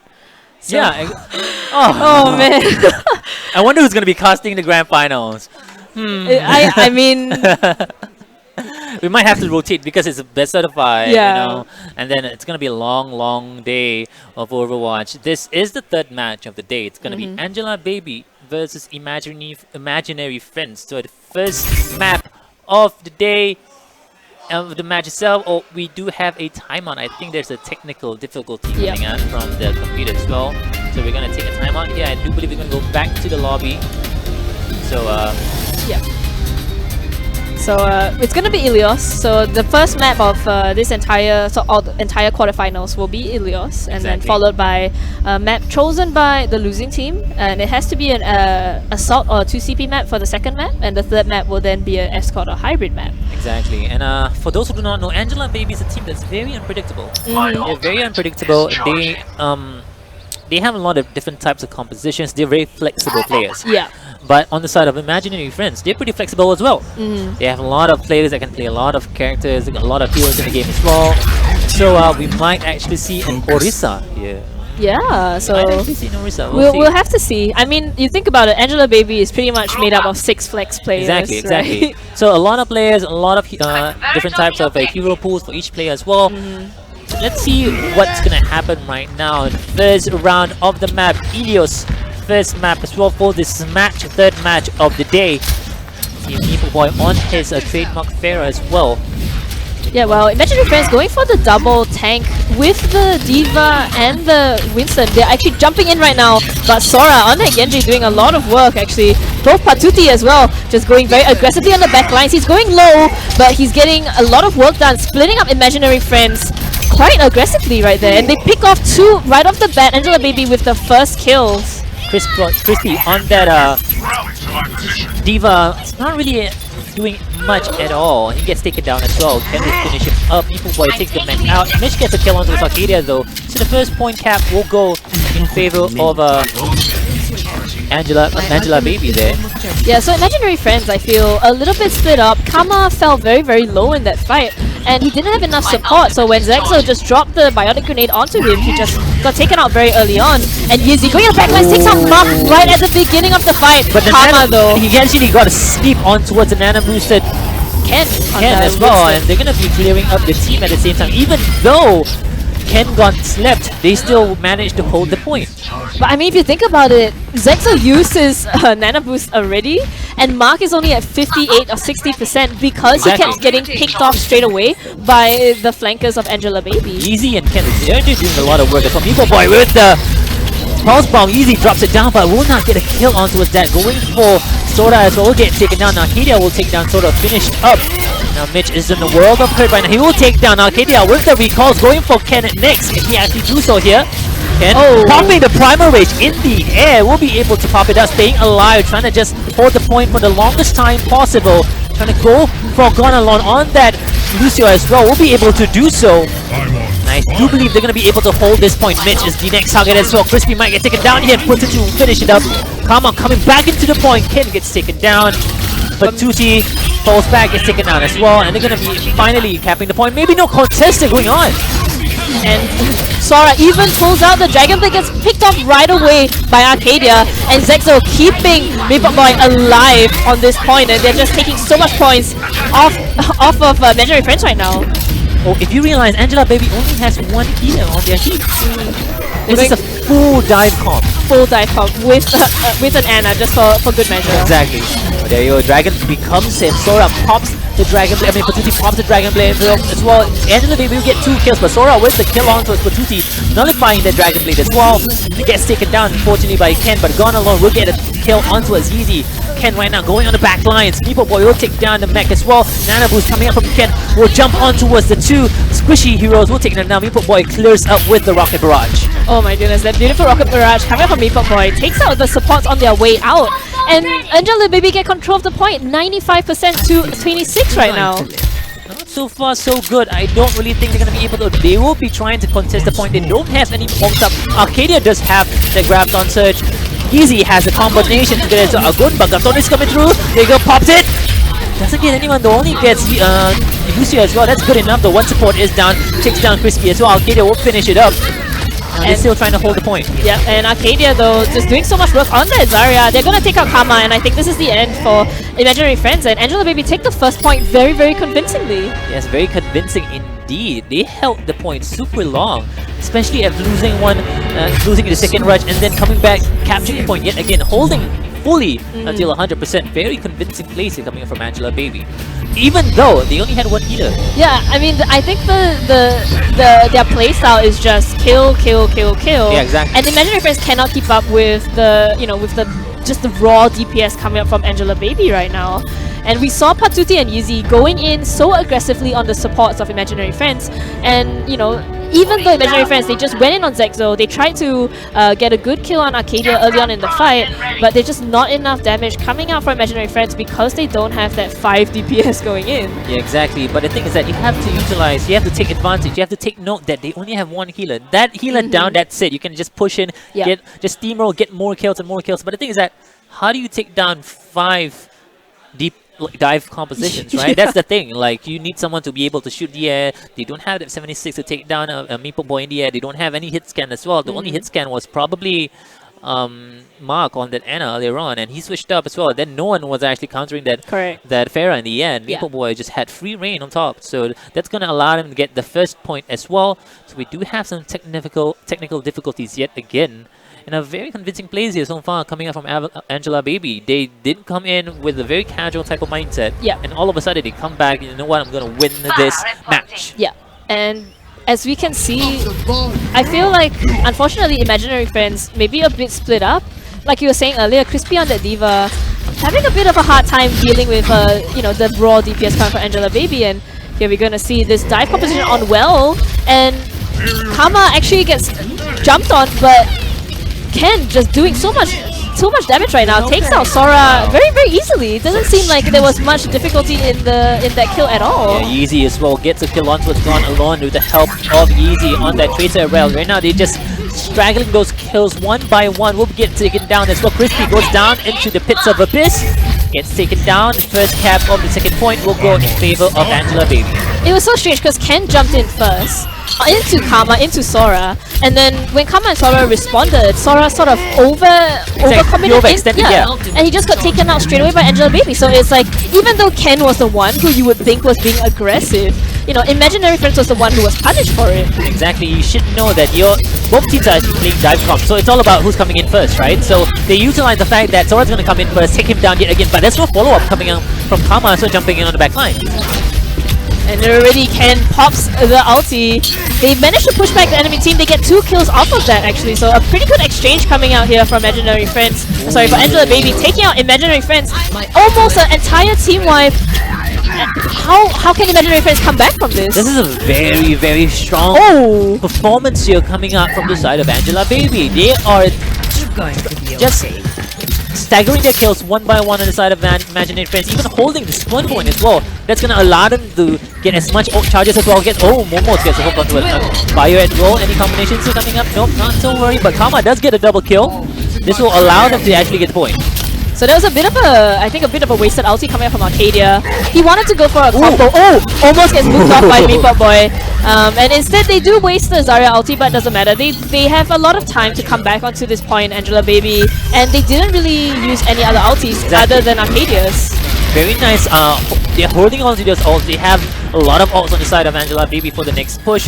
Very nicely played here coming up by Angela Baby. But if you think about it, they do have the Soundberry, they do have the ult as well for the next push. So that's going to allow them to stay on the point for a longer time possible, allowing their other teammates to get their other teammates as well. Their ults are building up.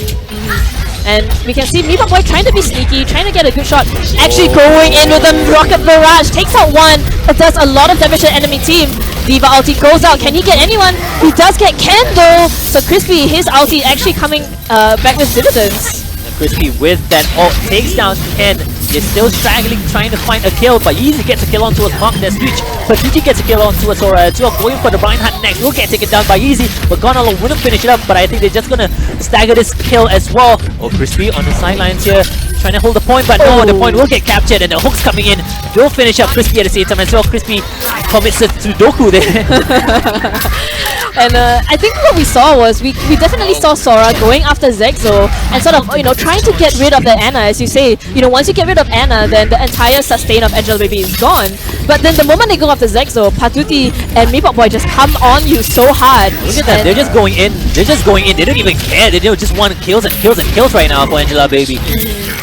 And Kama now in a lot of trouble. He needs the support of his team behind him, but it's too late. Angela Baby secured the point. Wow, what a strong performance coming out from Angela Baby. This is very, very surprising. They're putting up a good show. They're back inside this match, so they said they want to take it easy, but right now they're coming back with a strong bang here. First 2 points go in favor of Angela Baby. Can they pull it a 3-0 though? That's the question right now. Yeah, maybe. Maybe they didn't say we're taking it easy. Maybe they're saying we're taking it easy. Oh! That's very punny, huh? Thanks. Okay, but if you think about it, today itself, a lot of control maps, we have the 2-0 first and then the comebacks again.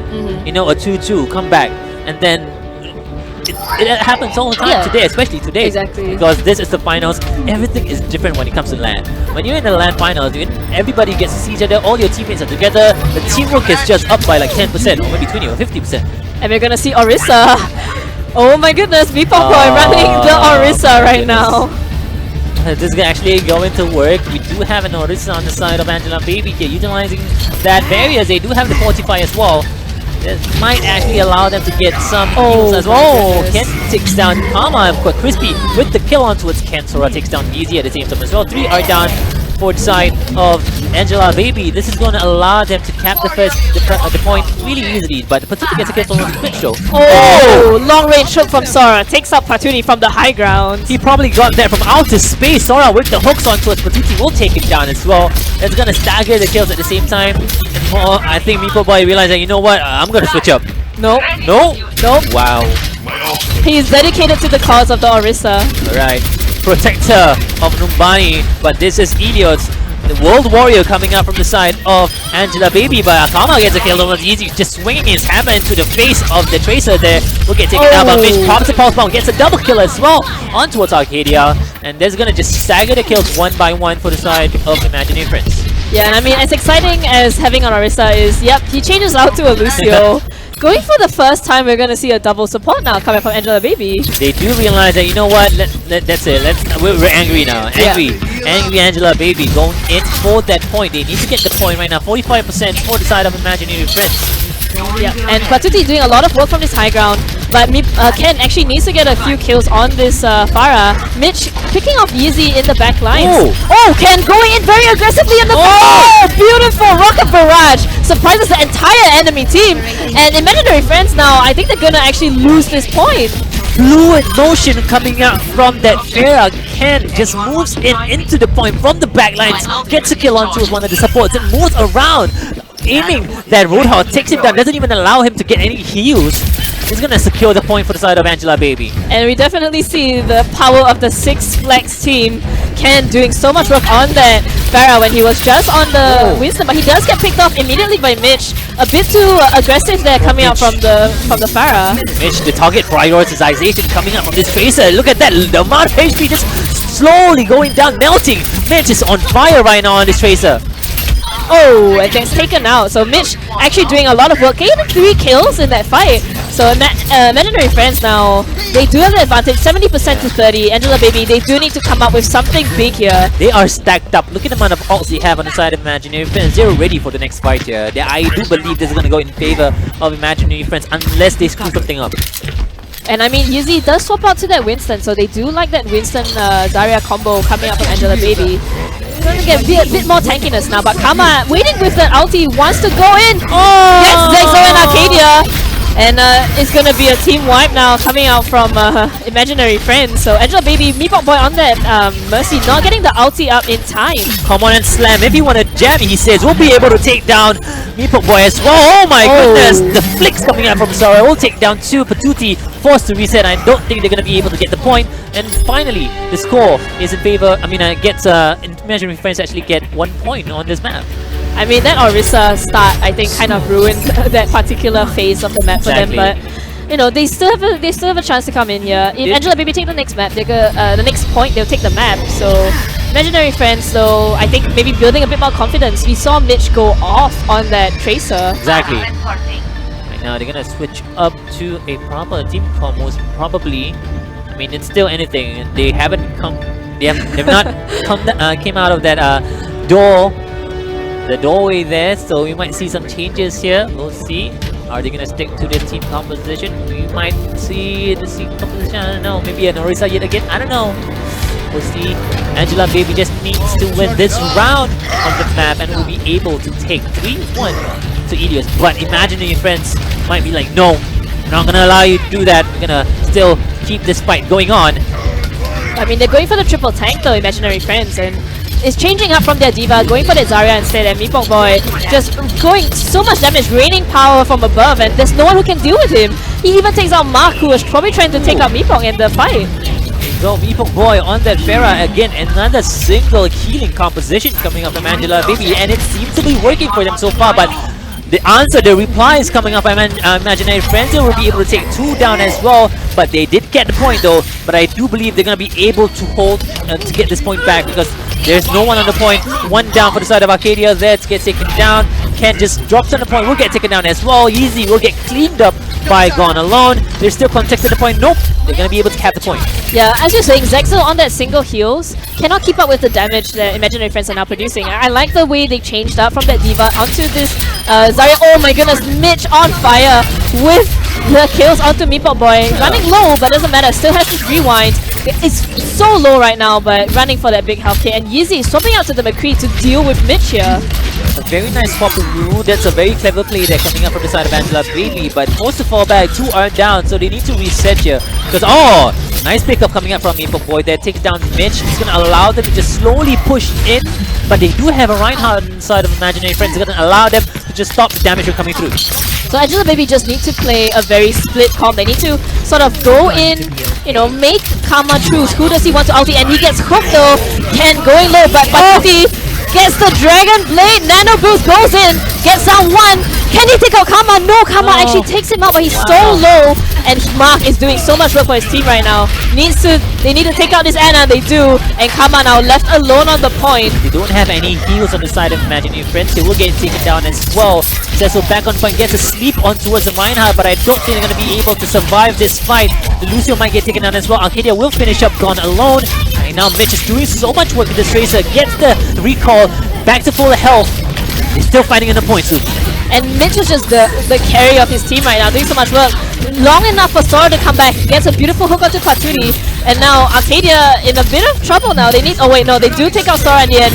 Yeezy has come back with that McCree. And the beautiful Graviton surge from Arcadia, taking out the entire team of Imaginary Friends. Only Kama is left alive now on the point, but he's grenaded, he's gonna get taken out. And finally Angela Baby able to cap the point. They all used almost everything, but they do have one singular ult up yet again for the side of Angela Baby. Both sides actually very fair in terms of team code, very fair in terms of, not really, Imaginary Friends has the upper hand when it comes to economy here, so this might actually be towards the advantage. They only need to do is just win one team fight, clear everybody at the same time, and then win this round. Yeah, and they just need to play, I think Angela Baby needs to play a bit more defensively. Kama coming in, just pushing forward, and Mitch gonna take out Meepok Boy very easily. Oh my goodness, Mitch doing so much work right now. Now Graviton Search has been caught, but no follow-up so far. Easy will be able to take down Crispy though. That's huge, but Kama will take down Ken as well. It's 1-for-1 situation. You're still fighting on the point. How is Arcadia still alive there, but gets a sleep dart on towards Reinhardt on that Kama on that Reinhardt as well. They do have the Tracer Pulse Bomb, but gets taken down. And I mean, the exchanges right now, both teams just desperately trying to hold on to this point. Yeezy is so low. He's being chased by Sora. Gets taken out by Crispy, and Angela Baby looking very thin on the point. Even Ken gets slept and hooked and instantly taken out by Sora. They do have 2 ults up here. They do have the Animals. They do have Easy on that Deadeye as well. The next push is the deciding factor here. Can they actually get to the point? They only have 3% more. I don't really. But Arcadia's on the point. You can allow them to get the overtime as well. But they do have the Animals. They do have Easy on the Deadeye. But Kama with the kills once as with Zexo as well. But Easy will get taken down.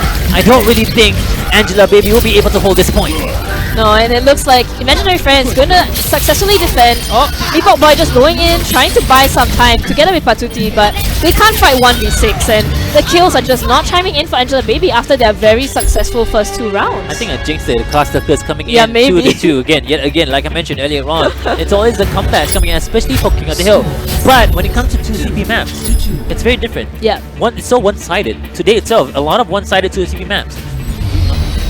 And I mean, I think it comes down to the fact that in the first place, King of the Hill is it's such a momentum-based game where it's very emotional because you're just like fighting constantly. There's no breaks. Whereas CP maps are more like, okay, we're going in, we're ready, we're going in. So it's more like organized, more sort of you know, more timing based. Exactly. Whereas for King of the Hill, it's just like we're going in now, one by one. Yeah. And there's a risk you might get staggered. Yeah. And then you need to fall back. Where should you hide?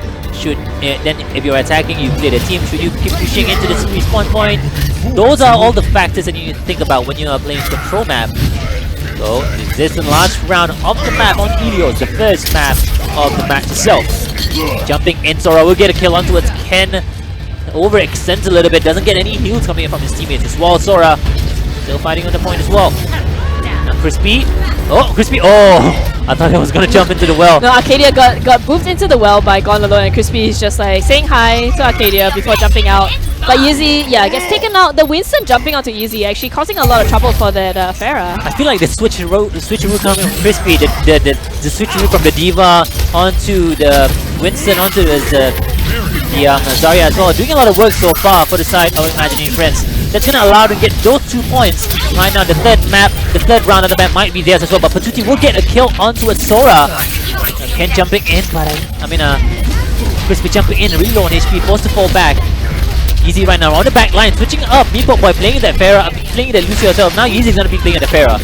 Yeah, and doing so much work. Zexo actually pretty much left alone in this game because, you know, Angela Baby are so aggressive, going in once again onto that full dive comp, doing what they did that, you know, was so successful in their first 2 rounds.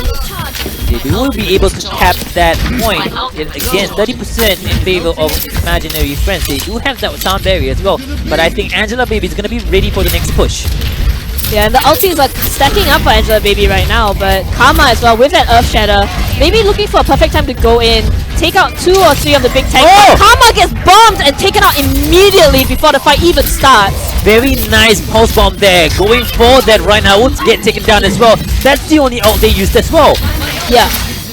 And, you know, that's the coordination coming up from Angela Baby where they just sort of distract Karma long enough for Patuti to get in with a good pulse bomb, and, you know, that pulse bomb, he's already back up to 50% for his next one. Look at the ults, they're all stacked up. We might actually see a huge team fight in the next coming push from both teams. The Angela Baby still holding on the point. Imaginary Friends, they do have a lot of ultimate abilities for them to utilize for the next pusher to cap that point. Fire with grab concepts coming in, any combinations coming in, the rocket barrage coming in together with the barriers to stop any damage coming up from Yeezy to Yeezy as well. They'll be able to get 3 down, 4 down. Gonna learn forced to reset, gets taken down as well. They're gonna be able to hold this one, but Mitch with the double kills, but that's not gonna be worth it though. He's only 1 point. I mean, yeah, you look at this, Angela Baby, they got a team wipe with just 2 ultis. Imaginary Friends, they used an ulti just to get 2 kills, but Mitch now is the only one left alive. Yeah, they're pushing forward. They do have Karma respawning now, but Mitch going after Yeezy right off the bat, but Ken going in onto the enemy team as well. Popping both the Angry Winstons going in, the sleeps coming out, but still, Arcadia wakes him up. A bit of a mistake there coming up from him. And Zexo running for his life, but no one is dying. One is dying indeed, but Yeezy will get take down Gone Alone. Meatball Boy will take down Mitch as well. 2 are down for the side of Imaginary Friends. Sora will be able to take down the hammer coming up from Kama as well. Will drop everybody down to the ground. Let the bodies hit the floor, he says, but no. The replies coming out and from Angela Baby will take everybody down as well. 3-2 score coming out from Angela Baby. What a convincing play here, but The replies coming up from the side of Imaginary Friends here. They are not out of this match. But I mean that beautiful sleep by Zexo after Karma ulted him, it was just perfect. It meant that there was no follow-up for that ulti at all. Well, let's look at this player of the game here. Meatball Boy will be in the player of the game. Ooh. Lead shots coming up from this guy. Justice reigns from the Diva, gets taken down. Now what a match so far. It has been first map straight 3-2. We went the mile on that map as well. The second map is going to be the loser choice, which is none other than I do believe it's going to be Imaginary Friends choosing that map as well. Yep. So it's going to be a 2 CP map. Thoughts? What do you think they're going to pick out? I do believe it's going to be Temple of Anubis. Yeah, I think we saw them play a lot of Temple of Anubis. So I think Imaginary Friends do favor that map a lot, and it is going to be Temple of Anubis. So here we go. We're gonna see Imaginary Friends on their pick of the, their pick choice. Exactly. And we're gonna see whether their Pharah combo is gonna be. I mean, okay, you look at Angela Baby, right? Meatball Boy played the Pharah, Yeezy played the Pharah, Ken played the Pharah, and this is a Pharah map. Exactly. A lot of, actually, when you think about it, Pharah is so in the meta right now due to that dive comp. And when you play dive comps, it's always so common to utilize dive comps in 2 CP maps because you need to just charge into the map, charge into the first point, get some couple of pickoffs. It's going to allow them to respawn longer as well at the same time. That's going to cap the first point, and then the snowballs come in. But you need to be clever when you're defending as well, because you're going to expect them to get the first point really fast. So you don't let them stagger the kills. Just die instantly. Yeah. Don't give them any more ult charges as well, because when you give them ult charges, that's it. When they proceed to the second point, it's going to allow them to just get more and more kills as well, stagger the kills at the same time. Yeah, and I'm sure they've all played this map a lot. Temple of Anubis is one of those maps that everyone either loves or hates, right? And we're gonna see actually Angela Baby, if they actually stick with this once again, their single heal composition, so 5 DPS pretty much going in. We're actually gonna see this again. I like the fact that when you see dive comps, it's very target prior.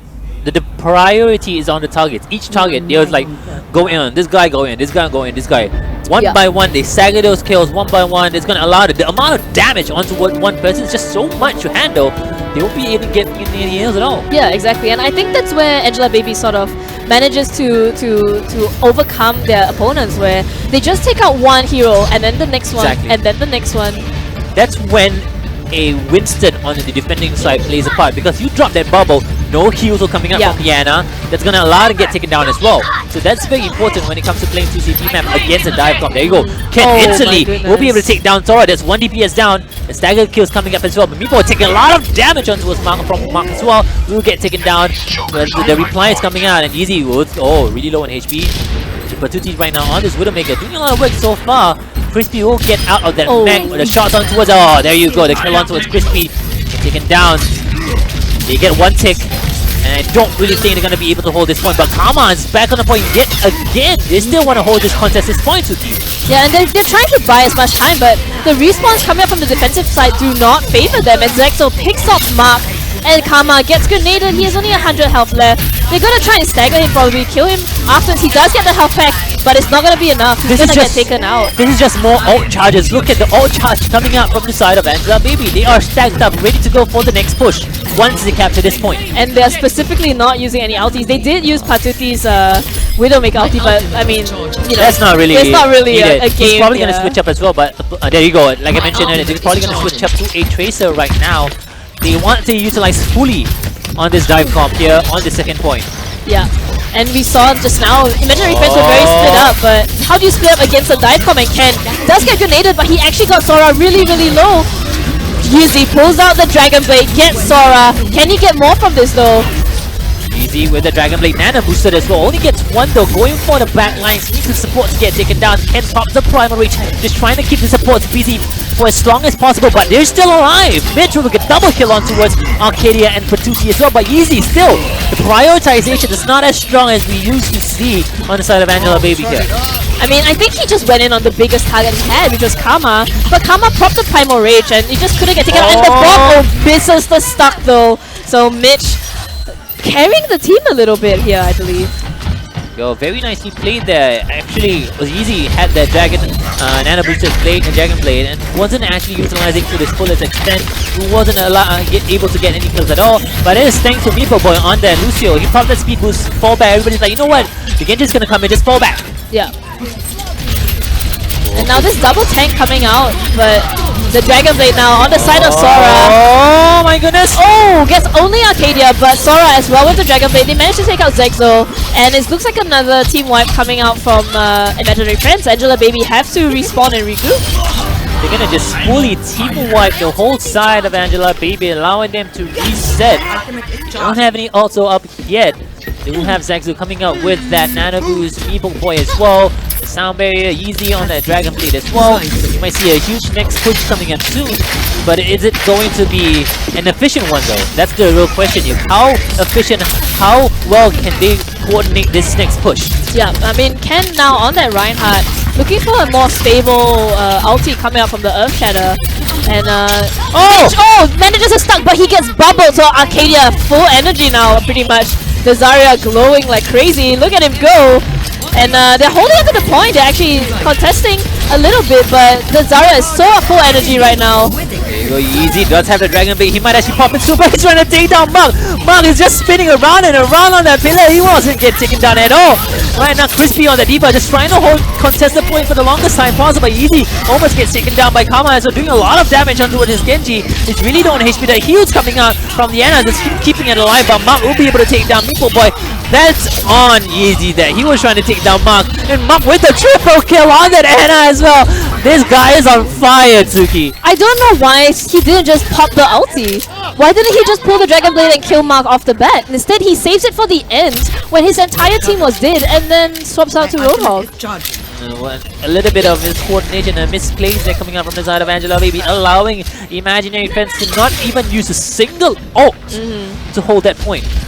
And now they're stacked up with 6 ultimates, while Angela Baby changing up the heroes means that now they're all a bit thin on the ultra meters. On that top ground, just being a nuisance there, but Mitch gets a pulse bomb on towards Arcadia as well with a reply, but Patuti does not get anything out of that, but Crispy will take down Ken as well, but Kama is down, but the response will be a lot faster for Imaginary Friends here. They need a good, clean team wipe, but Angela Baby just, I think, struggling a little bit there. Crispy on that. Oh, he does pick off Mitch in the end, but Crispy on that D.Va causing so much trouble. And he even deflects the sleep dart. Zexo, what are you doing? Sora just deflecting that right into Arcadia. We might actually see a full hold on the second point for Imaginary Friends because they are stacked up for the next fight here, and Angela Baby needs to slowly stack theirs up as well. So all economy from the side of Angela Baby is struggling a little bit here. They need to contest this point. They're still trying to get at least one tick on the second point. Yeah, but Arcadia waiting for the perfect time. Oh, but Sora drops the Dragon Blade, Nano Boosted. He gets the entire team into the Graviton Surge, but there's no kills, no follow-up from the side of Angela Baby. There was an amazing Graviton Surge there coming up from the side of Arcadia, but like you mentioned, there was no follow-up, nothing to follow through, no damage at all coming from Angela Baby. They need to figure out what is wrong in their composition, but you can tell they lack a lot of damage here. I feel like actually they keep popping ultis at the most inopportune times. Yes, exactly. Right? They don't have a lot of moments where they can actually utilize their ultis to the full extent. I mean, a lot of delayed ults coming out from the DPS as well. There's no follow-up as well coming out from the crowd control coming out from their heroes as well. They do have their Winston with the Nano Booster going for the Monk. Monk might actually get taken up. Finally, Monk gets taken down. Both supports are down for the side of Imaginary Friends. They might actually finally get the point here. Yeah, but Ken though is so low on health, he has to fall back, and Kama and Crispy both on the point, causing so much issues. And Mitch, I believe, he just got taken out by Paturi as well. Is this an opportunity for them to take it? They're all on the point. The Ana is waiting for a time to go in on the left side, and it looks like Imaginary Friends are gonna wait to regroup to go back in. The Ana jumps to contest, but is he gonna get taken out straight away? No. Oh no! He does get taken out. Mitch though just dropped the bomb onto Meepo Boy. And now Patuti going in, tries his best, does manage to get 1 kill with the Dragon Blade. Going in on the supports now. They need to stop and kill this Lucio so them to cap the point. Slippery frog that will get taken down, and there you go. Finally! Just finally they'll be able to get that second point. They took a little bit too long though. I mean, I think they were trying to find their groove. You know, they kept changing heroes. Yeah, exactly. They were trying to figure out who wants to play what. This is the problem with having 6 flexes, where Yizzy was on the Genji, then Patuti was on the Genji, then you know, they were changing who was playing the Tracer, who was playing the Roadhog, who was playing the Reinhardt. And Angela Baby now, I think they've sort of discovered what is the composition they want to go with. Hopefully, they can do a good defense here. I mean, Imaginary Friends, they lost the first point very easily because they were all split up. They were expecting a sort of death ball dive comp push from Angela Baby. And what happened was Angela Baby just, with their dive comp, just picked off Sora, I believe, first, and, you know, just steamrolled them from there. And we'll just have to see whether, you know, Angela Baby are able to hold the first point long enough for the second point defense to also, you know, take this, you know, take the time. That's likely, the likelihood of them to hold on to that first point is very, very small.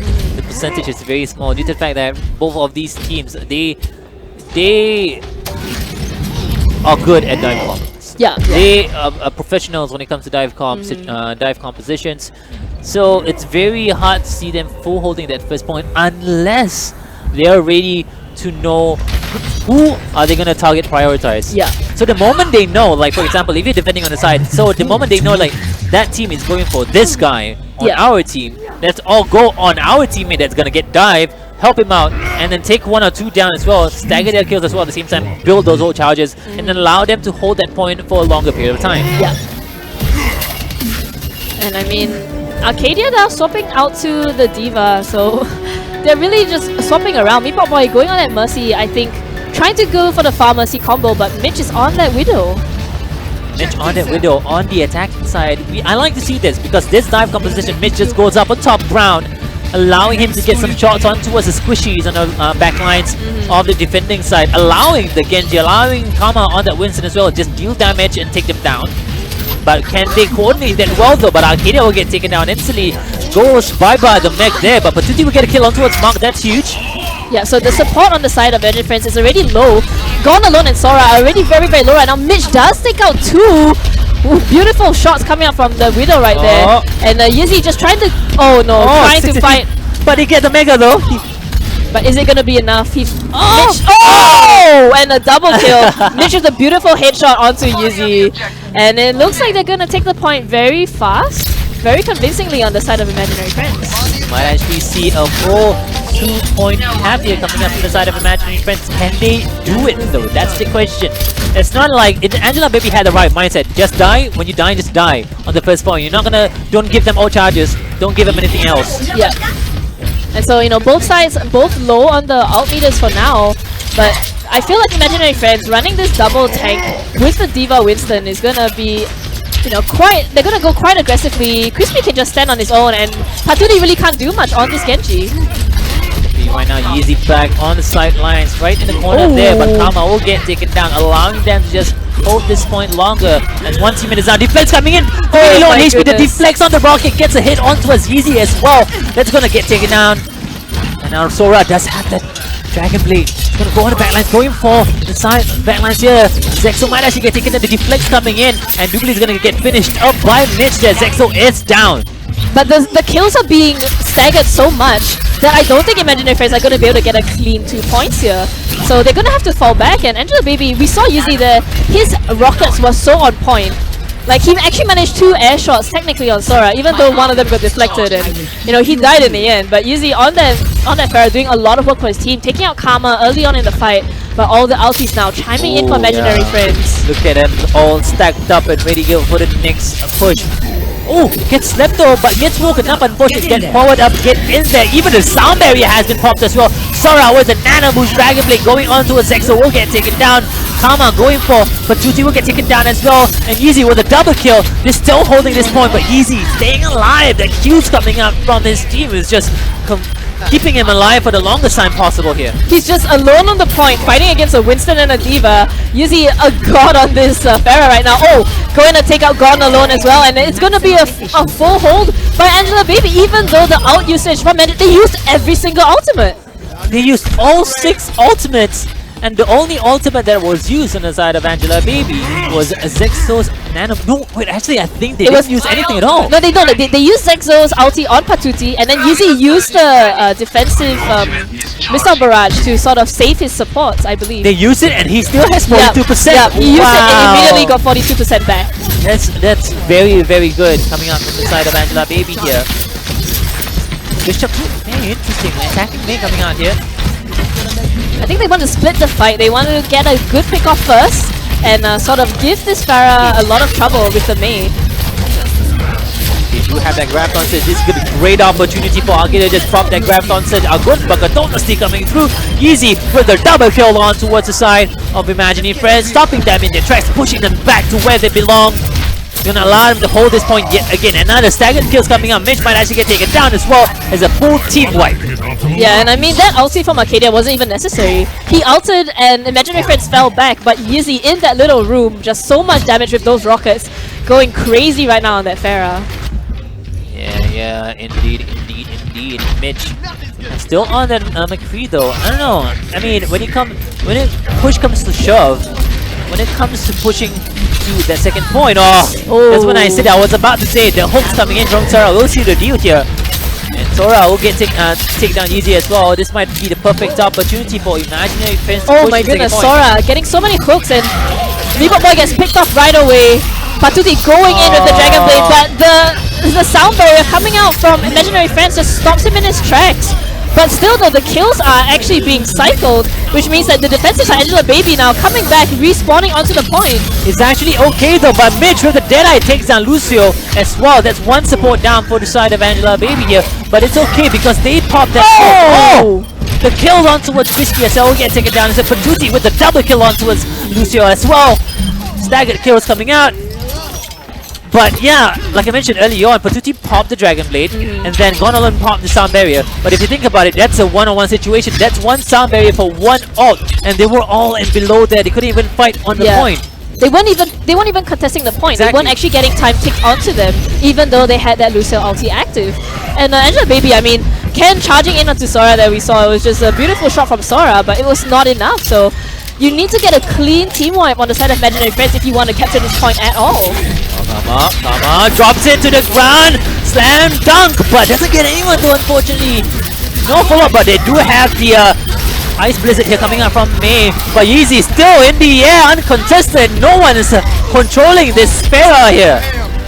Oh my god, that was a beautiful Graviton set from Arcadia. Got the entire group of Magic Fairies together, and Yeezy was just in the backline, just raining rockets into that clump of Imaginary Friends, and they all just got wiped instantly. This seems to be very messy coming out from Imaginary Friends. They have the right mindset. They want to go in, they know what to do, but they're not doing it well. I feel like they have the game plan though. Yeah, like they have the game plan, We yes. saw Karma ulti, and then we saw Crispy ulti on top of him to sort of zone the entire team of Angela Baby behind, but Arcadia bubbles himself, gets the good ulti, and Yeezy, who is not in the, he's not where you think he's gonna be, it doesn't matter, doesn't even get the kill, so Mitch does pick up Yeezy, but Sora survives. Oh no, come on, where is that? Why is the ice wall there? He died! So he couldn't bring it down! Oh no, that's really unfortunate. The Deadeye was not utilized to the full. Instead gets a deflect ontowards, but finally gets a kill ontowards Mitch as well, going for Gone Alone with the Dragon Blade. Dragon Alone gets picked up, but gets the Mega though. Mark is the next target. Pops the deflect, doesn't get naded though. Will be able to stay alive. The Q's coming out. What an unfortunate turning events there. The wall was that the Deadeye was totally blocked. It was so unfortunate that Crispy died the moment he put up that wall. He wanted to give an opportunity for Mitch to get his ulti charged up, but because he died as he put up that wall, he couldn't bring it down.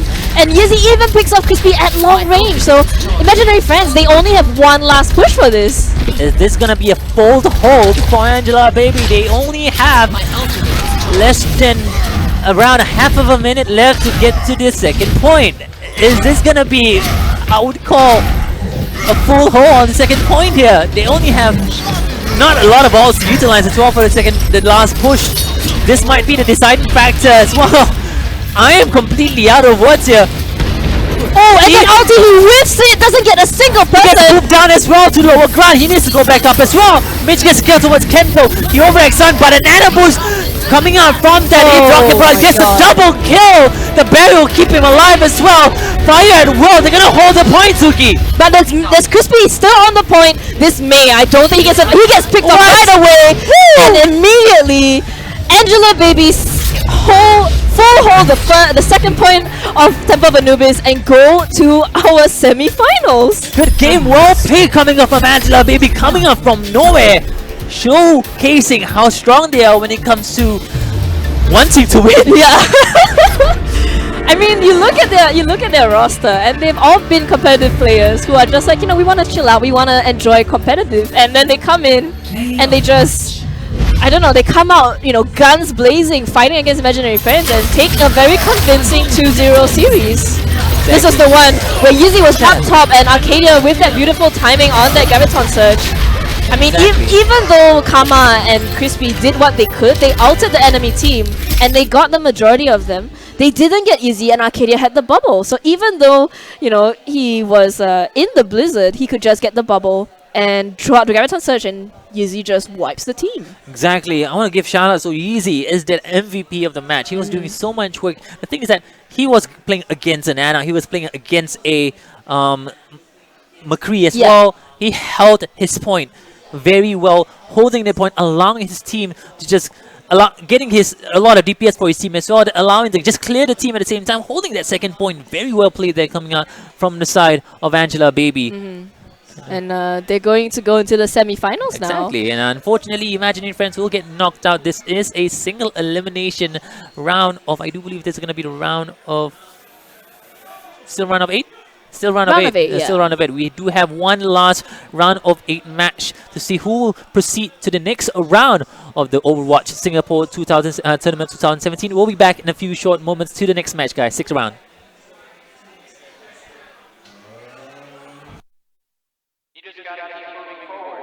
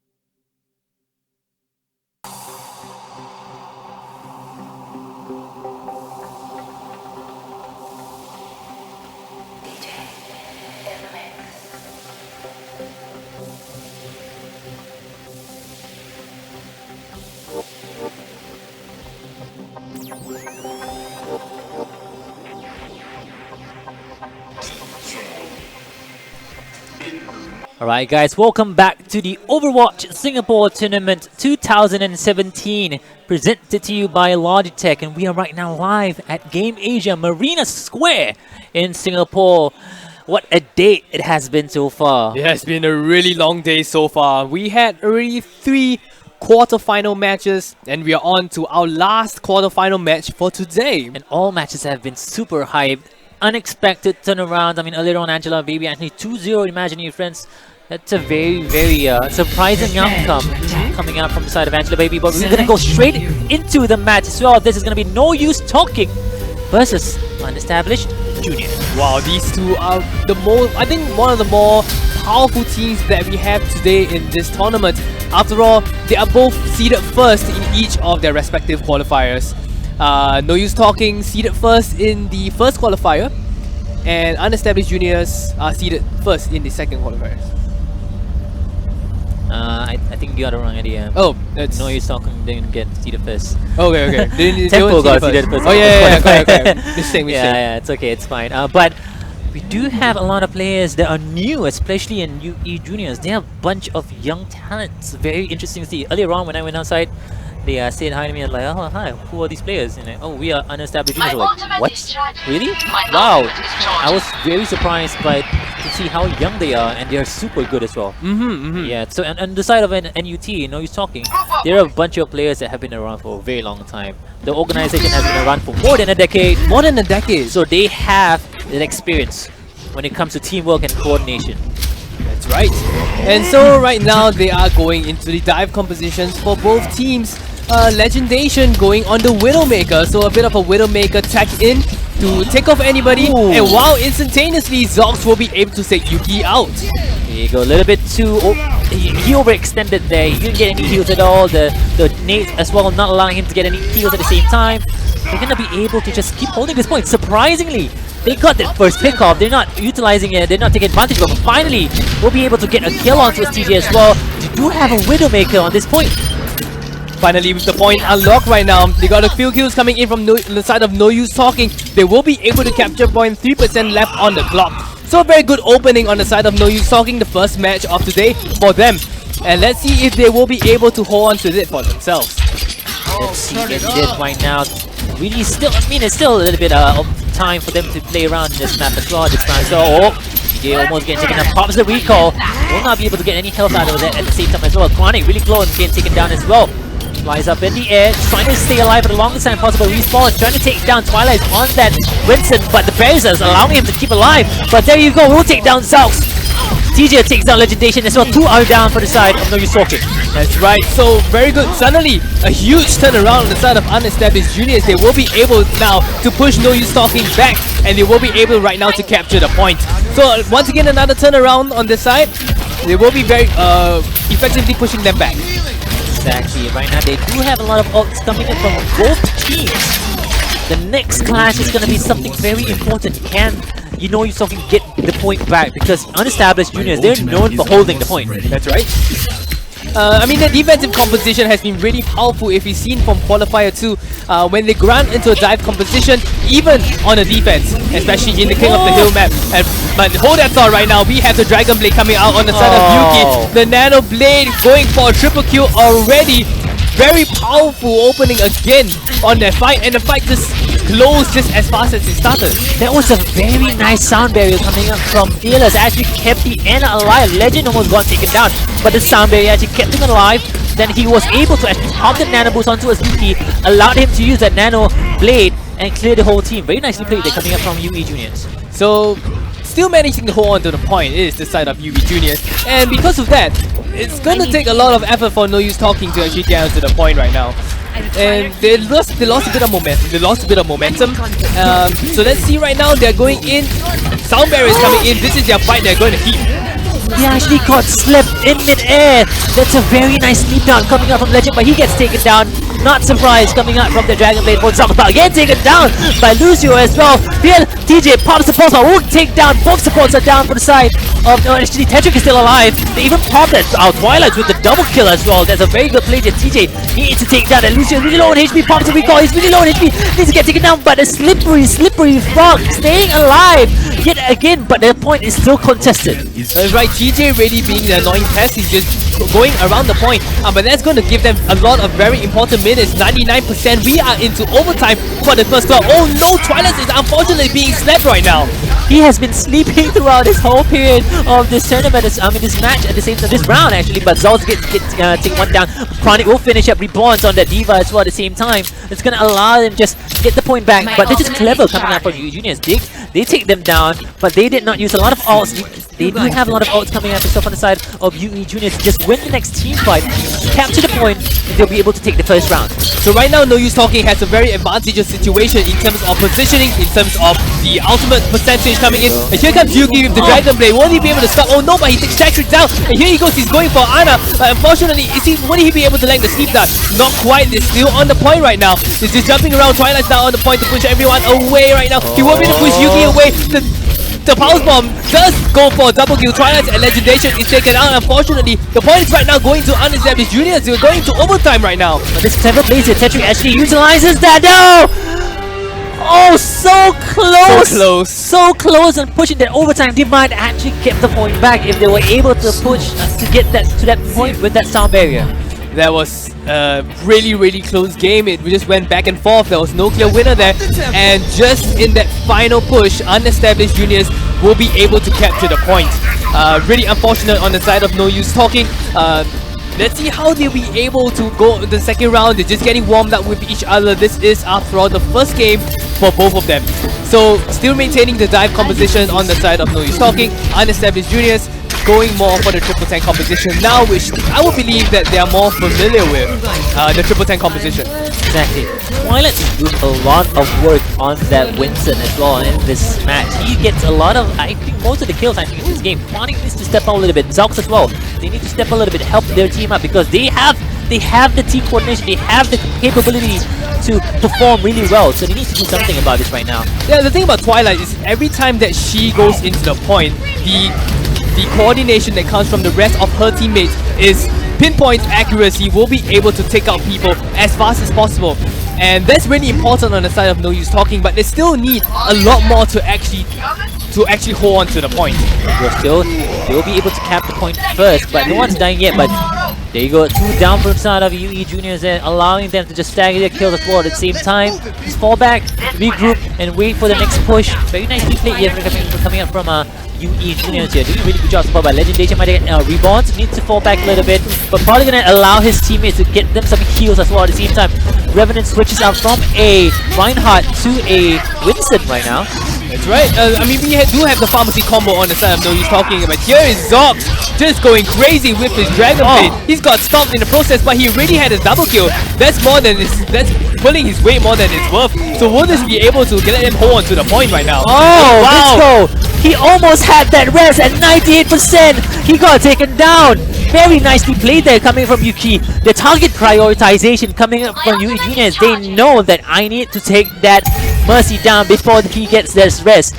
Get that kill onto the Mercy, allowing them to get the point back as well. That's right, really good job on the side of UE Juniors, finally managing to capture the point for themselves. So, and they managed to even stop the rest midway, so that was a clutch play on the side of Yuki. Twilight's there on top of the roof surfing. Oh, TJ, that's a Traces versus Traces situation here. They do drop that rocket barrage. We'll get 2 down as well, but they are 3 down at the moment right now. UE Juniors in the world of hurt. They popped their man rest as well, even though they took 4 down on the side of UE Juniors. I'm not really sure if that's a good idea to utilize that rest there. So, I mean, I guess they were just going all out to actually try to secure the point. Better be safe than sorry. That's probably what they were going for.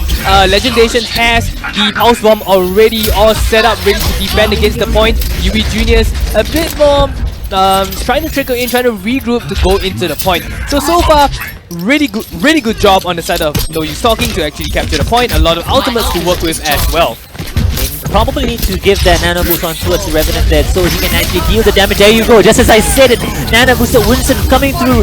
TJ will finish up Tetrick as well at the same time, going for more, just needs to get more kills on the back lines, and TJ will take down Zox as well at the same time. Puzzle coming in, no one gets taken down, but it's okay, the damage has been dealt. They're going to be able to get the point back. So we see now that No Use Talking just got destroyed at the point, and this is going to be UE Junior's point to keep right now.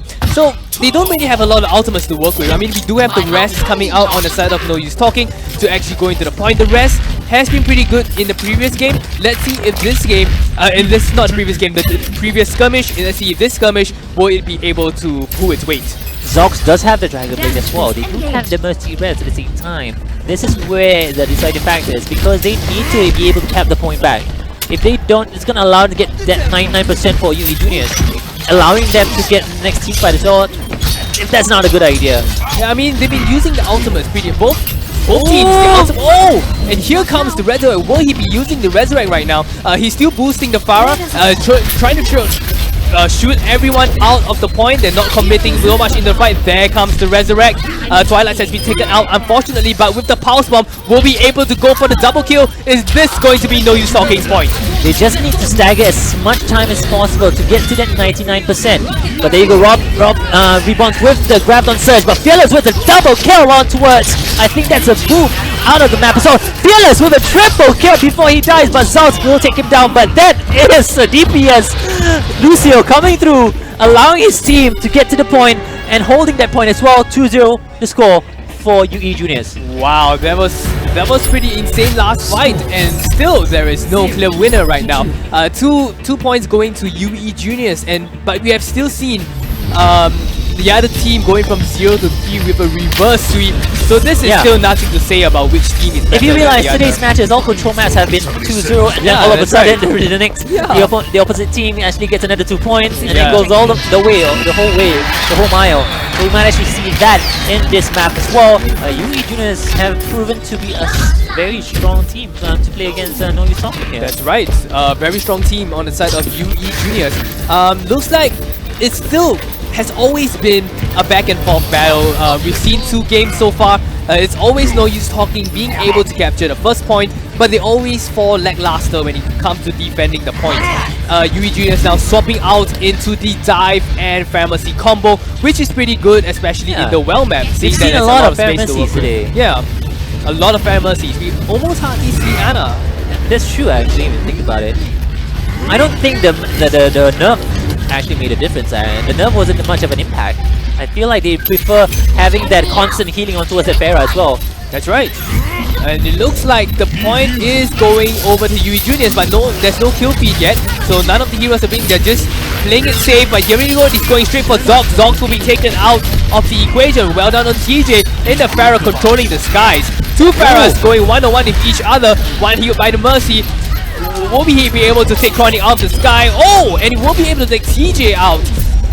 Going for Mercy as well, trying to hold to this point. They will cap the point back. Oh, look at the HP coming out. He will still stay alive there. Mercy keeping alive for the longest time possible, allowing his team to get to the point as well. They will be able to cap the point, but look at the ult coming out from the Juniors here. They're going to be able to do a lot of work in the next push. Then it looks like Legendation on the Tracer going from the side, just trying to deal damage, but isn't able to come to the fight. He's trying to look for a pulse bomb opportunity, but unfortunately it doesn't quite pay off the risky maneuver, and because of that he got taken out and didn't quite take the Mercy out in the process. Wow, Yuki, very ballsy plays there, utilizing that Dragon Blade fully just to kill Zox on that Zarya as well. Heroes never die, they'll be able to bring back everybody alive back to life. Still fighting in the point here. Pretty messy plays are coming out from both teams. And we've not seen a big D.Va play since Zest. Zest playing a very good D.Va in the first game. And here we go, we have a lot of ultimates. They're just looking for an opportunity. He has found an opportunity, but unfortunately TJ was just waiting for him to pop that missile barrage. He needed that barrier coming from Zox, but I think Zox's barrier was on cooldown, not allowing him to stay alive with that rocket barrage. Gets pooped down as well, and Zox will get taken down at the same time. Reborn gets a kill onto Zox. TJ goes in, takes down Legendation at the same time. They're just straggling those kills one by one, and they still have ult stacked up for the next push.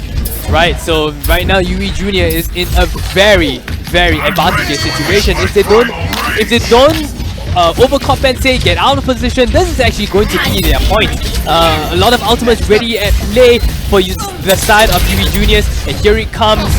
No use talking will be going in from the side. Here comes Twilight coming in, going straight for Reborns. Reborns will be going away. He has the self-destruct, waiting to try to use it. He comes to Graviton Surge, but Zogs will be able to take Yuki down. That means the DPS on the side of UE Juniors will be taken out. Will they be able to push this fight? Defense Matrix actually nullified the Pulse Bomb. Legendation popped in the Pulse Bomb, but got nullified thanks to Reborn's Defense Matrix. There you go, Fearless will take down Tetrix. Fearless is doing a really good job on this Lucio, by the way. He's doing a lot of work, not just healing his teammates, but getting kills as well at the same time. Yuki will finish up front again. Justice reigns from below, actually. TJ will take down some Twilights, actually. Yuki not allowing Viscosity to get anything. No charges for his ults. 3-0 for Eos. That was crazy. Okay, the last game was pretty convincing. They had a very good foothold from the start of the well, and from that they just basically defended it really well from then on. So that was definitely UE Junior's point. But other than that, especially in this game, it was pretty close. It was pretty close. Even though it was 3-0. So yeah, it's a lot. Don't come down. Not just the reason that the fact that they get 3-0 in Ilios. Each round was very close. It's not like a very one-sided type of round. Each round they both get really close to 100%. It was a back and forth situation, but UE Juniors was really good at holding that point. That's right. Just really good at holding that point. So it's very obvious that when it comes to skill differences, it's pretty obvious that UE Juniors has that advantage as well at the same time. But I do believe that NUT Noise Talking has an advantage when it comes to communication, when it comes to teamwork.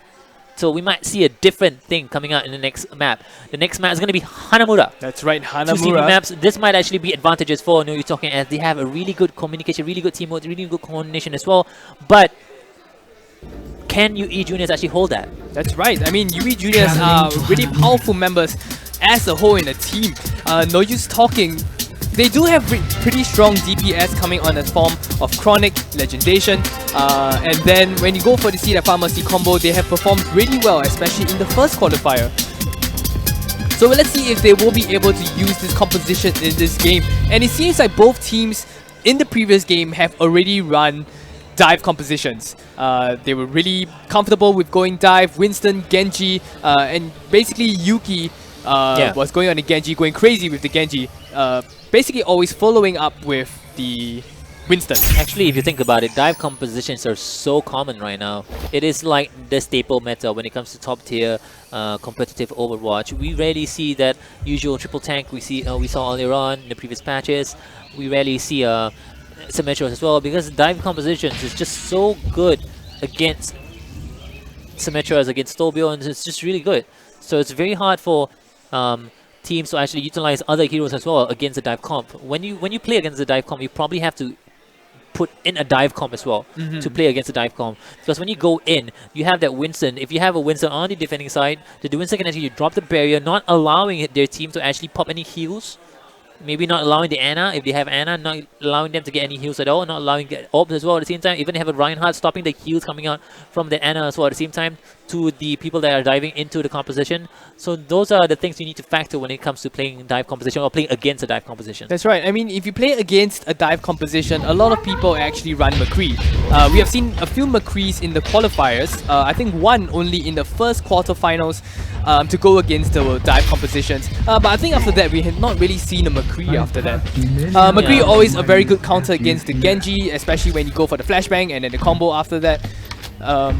I mean, you can utilize a McCree. We've seen a lot of top tier overseas competitions as well at the same time. A lot of McCrees utilized because why? They're very consistent when it comes to getting their shots. That's right. So that's one reason why you should use a McCree. If you're really consistent with your shots, go ahead and use a McCree. But if you're not, use something else. That's right. But it seems that both teams are nowhere close to running a McCree Legendation on this Soldier 76 as a hit scan hero. Maybe waiting for a Pharah, we will see. But once again, dive compositions, Reborns also going on the D.Va. I've not seen the D.Va for some time. Zogs also on the D.Va as well. So this is going to be a pretty similar composition. But right off the bat, TJ and Yuki will be taken out. And this is going to put a halt on their offense. Like I mentioned earlier on, when you play against a dive, you have to dive them back. Like I mentioned, you saw them earlier on, they got taken down instantly. The moment they dive in, they get dived back against and they'll get taken down as well. TJ switches up to a McCree. This might actually be really good because they need to take down Chronic on that Pharaoh here. That's right. Seeing that this is a relatively not such a huge map, a McCree might be useful here to go against the Pharah. There's a really good top push there. Even Fearless goes up to high ground, allowing his teammates to get that kills as well. They're still on the point. No one is contesting on the side of it. No use talking here on that point. That's right, and Twilight just got his hands busy right now. Going against the D.Va. D.Va is still Zox, and Lucio just you remember that? 30 HP! Oh my! He needed a heal coming out. D.Va's just so annoying to play against, especially when you have Lucio just keeping you alive. But right now the point is still being contested. Someone is still onto the point. Yuki is trying to contest the point really fiercely there, and then we have basically Zox trying to defend the point, but will be slowly being taken out, and looks like this might be Yuki's point. Kendrick is there, but unfortunately being taken out before he can even dance around the point. This is a very bad for the side of He's talking. They don't have any ults to reply to the side of UE Juniors here. They're going to come back with a bang because look at the ult stacked up for UE Juniors. They're going to be ready for the next one. And so basically, No Use Talking did the correct thing. We'll be staying on in the second point. We'll be trying to contest on the first point to give them ultimate charges. And here we go, he's being snapped, but here he comes with the Dragon Blade. Might say that the seed target was a bit off, but see the Winston. But right now it is Yuki who is on the point with the D.Va ultimate goal to defend it, but no casualties there. Zox, the mech is out. Zox will get taken down, I think. Here, there you go. Legendation switches up to a Tracer, just trying to hold to the point. TJ pops a Deadeye, doesn't get anyone unfortunately, but Twilight pops a primary, just pushing the McCree away. And they even, wow, it's rare you see a Genji fighting, going up against a Winston there. Yeah, exactly right. And the Winston is just outside, just causing havoc, pushing everyone away. Viscosity is still on point, trying to heal as much as he can, letting his entire team contest against the point. But right now it looks disastrous on the side of No Use Talking. They're really G-Max pushed out the Mech Trace, and Legendation Tracer has been taken out. Chronic on the Pharah, going for the missile barrage, but he's so on the standing still. DJ will be able to take him out. The point is still being contested. How is the point contested there? It's high noon. He needs to go inside, he needs to go inside, he needs to go inside. No, he didn't click it, he should have clicked it. Oh, that was a really unfortunate for TJ there. But finally, it looks like No Use Talking will be able to find the momentum they need to push Unestablished Junior out of the lawn. Get out of my base, that's what they say. And finally, with 2 ticks, they will be able to do so. That was a flawed aggression coming out from the side of UE Juniors. They had the opportunity to get the point. They already have 2 ticks. They just let them contest on that last point as well. I think Tracer or something like that was on the point, just holding that point for a longer time possible for his teammates to come through.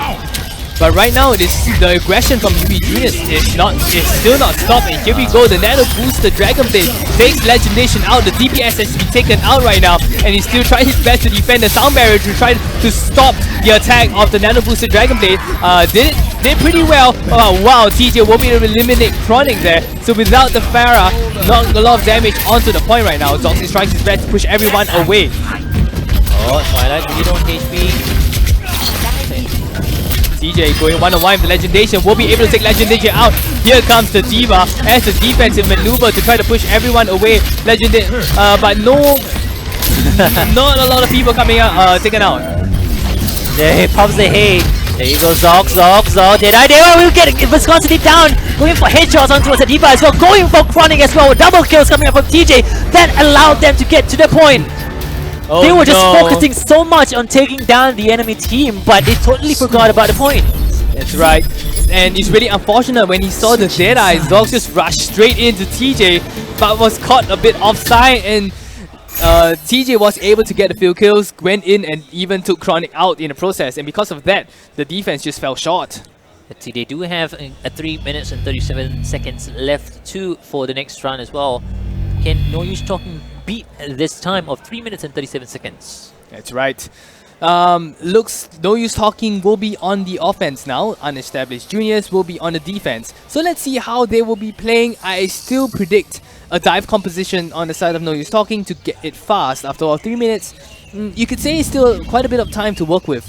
If you are looking to draw this, you would want to have a bit more time on the clock when he goes for the tiebreaker round. Especially those who do not know what dive compositions are. Dive compositions mean you're utilizing those heroes that can actually just dive into the point. There's a lot of aggression as well. No slow pushes all the way, just dive in together. Coordination as well at the same time, just prioritizing your targets on towards the opponent or hero that you want to take down, you want to eliminate. So that's the whole point of a dive composition. So dive compositions usually consist of heroes such as Genji's, Tracers, Winston's, Pharah as well, those that can actually just dive or just go into a certain area or a certain hero. That's right. It consists of hero with high mobility, so definitely you have Winston and Genji.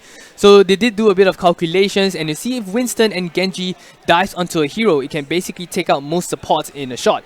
And when you take out supports there, basically the entire team crumbles because you lose your lifeline, you won't be able to heal the tanks, and even with Reinhardt there, with everyone's focusing on Reinhardt, without the healer, you won't be able to keep the Reinhardt alive. Dive comps are usually utilized in 2 CP maps, or if you so, in any map that requires to capture a point. That's right. Why? Because the staggered kills, when you take down one hero from the defending side, the respawns are usually longer than the attacking side.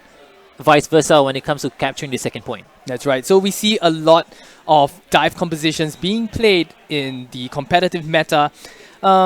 Even in the recent OGN tournament as well, Korea against the NA teams, we see a lot of dive comps as well. And most importantly, if you see from a lot of the matches today, we do see a lot of pharmacy combos. Exactly, a lot of pharmacy combos, doesn't utilize the nano boost as well at the same time. It's very peculiar, I would say, because when you play top tier, when you watch a lot of overseas top tier tournaments, we don't see a lot of pharmacy because, I mean, nano boost is just too strong to look away from. That's right. Because nano boosted anything can just demolish anything. Even a nano boosted loser can do much work. That's right. Nano boost, it's still an ultimate that is game changing on the side of any team that has a has an Ana. So it's pretty interesting to see that we have so many pharmacy combos in today's tournament. But after all, Mercy is still a valuable support, except that if you use a Mercy, you will sort of be getting rid of one character's damage output. I feel like Singaporean competitive players, they revolve around Pharah. They love having their Pharahs in their team composition. They love having Pharahs. They're not about the Genjis, they're not about the 76 tactical visor, they're not about all those things. They love their Pharahs, they love shooting rockets, they love being in the air. That's right. So, I guess it shows how much we like to dominate the air. Oh, they just got April Fool's Day. That's right, it's April Fool's Day today.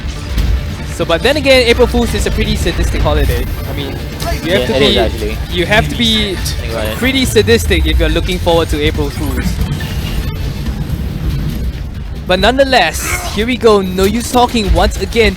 They will be on the offense. Unestablished juniors, they will be defending the point. This is the 2 CP map where you have to capture the point to move on. The more points you capture within a certain period of time, the better you do in this entire game. And while Chronic will be able to take Yuki out, and that's going to stop the defense, this is an opportunity that No Use Talking might be looking for.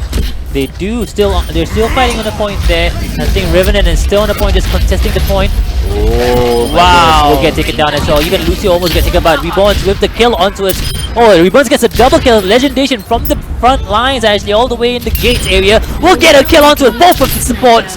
This is going to allow them to not even get a point because there's no one else there. Oh no, there. Even though he had such crazy kills on the side of Legendation without a proper follow-up, there was no one on the point. It's not about how many kills you get, it's about when you get those kills. That's right.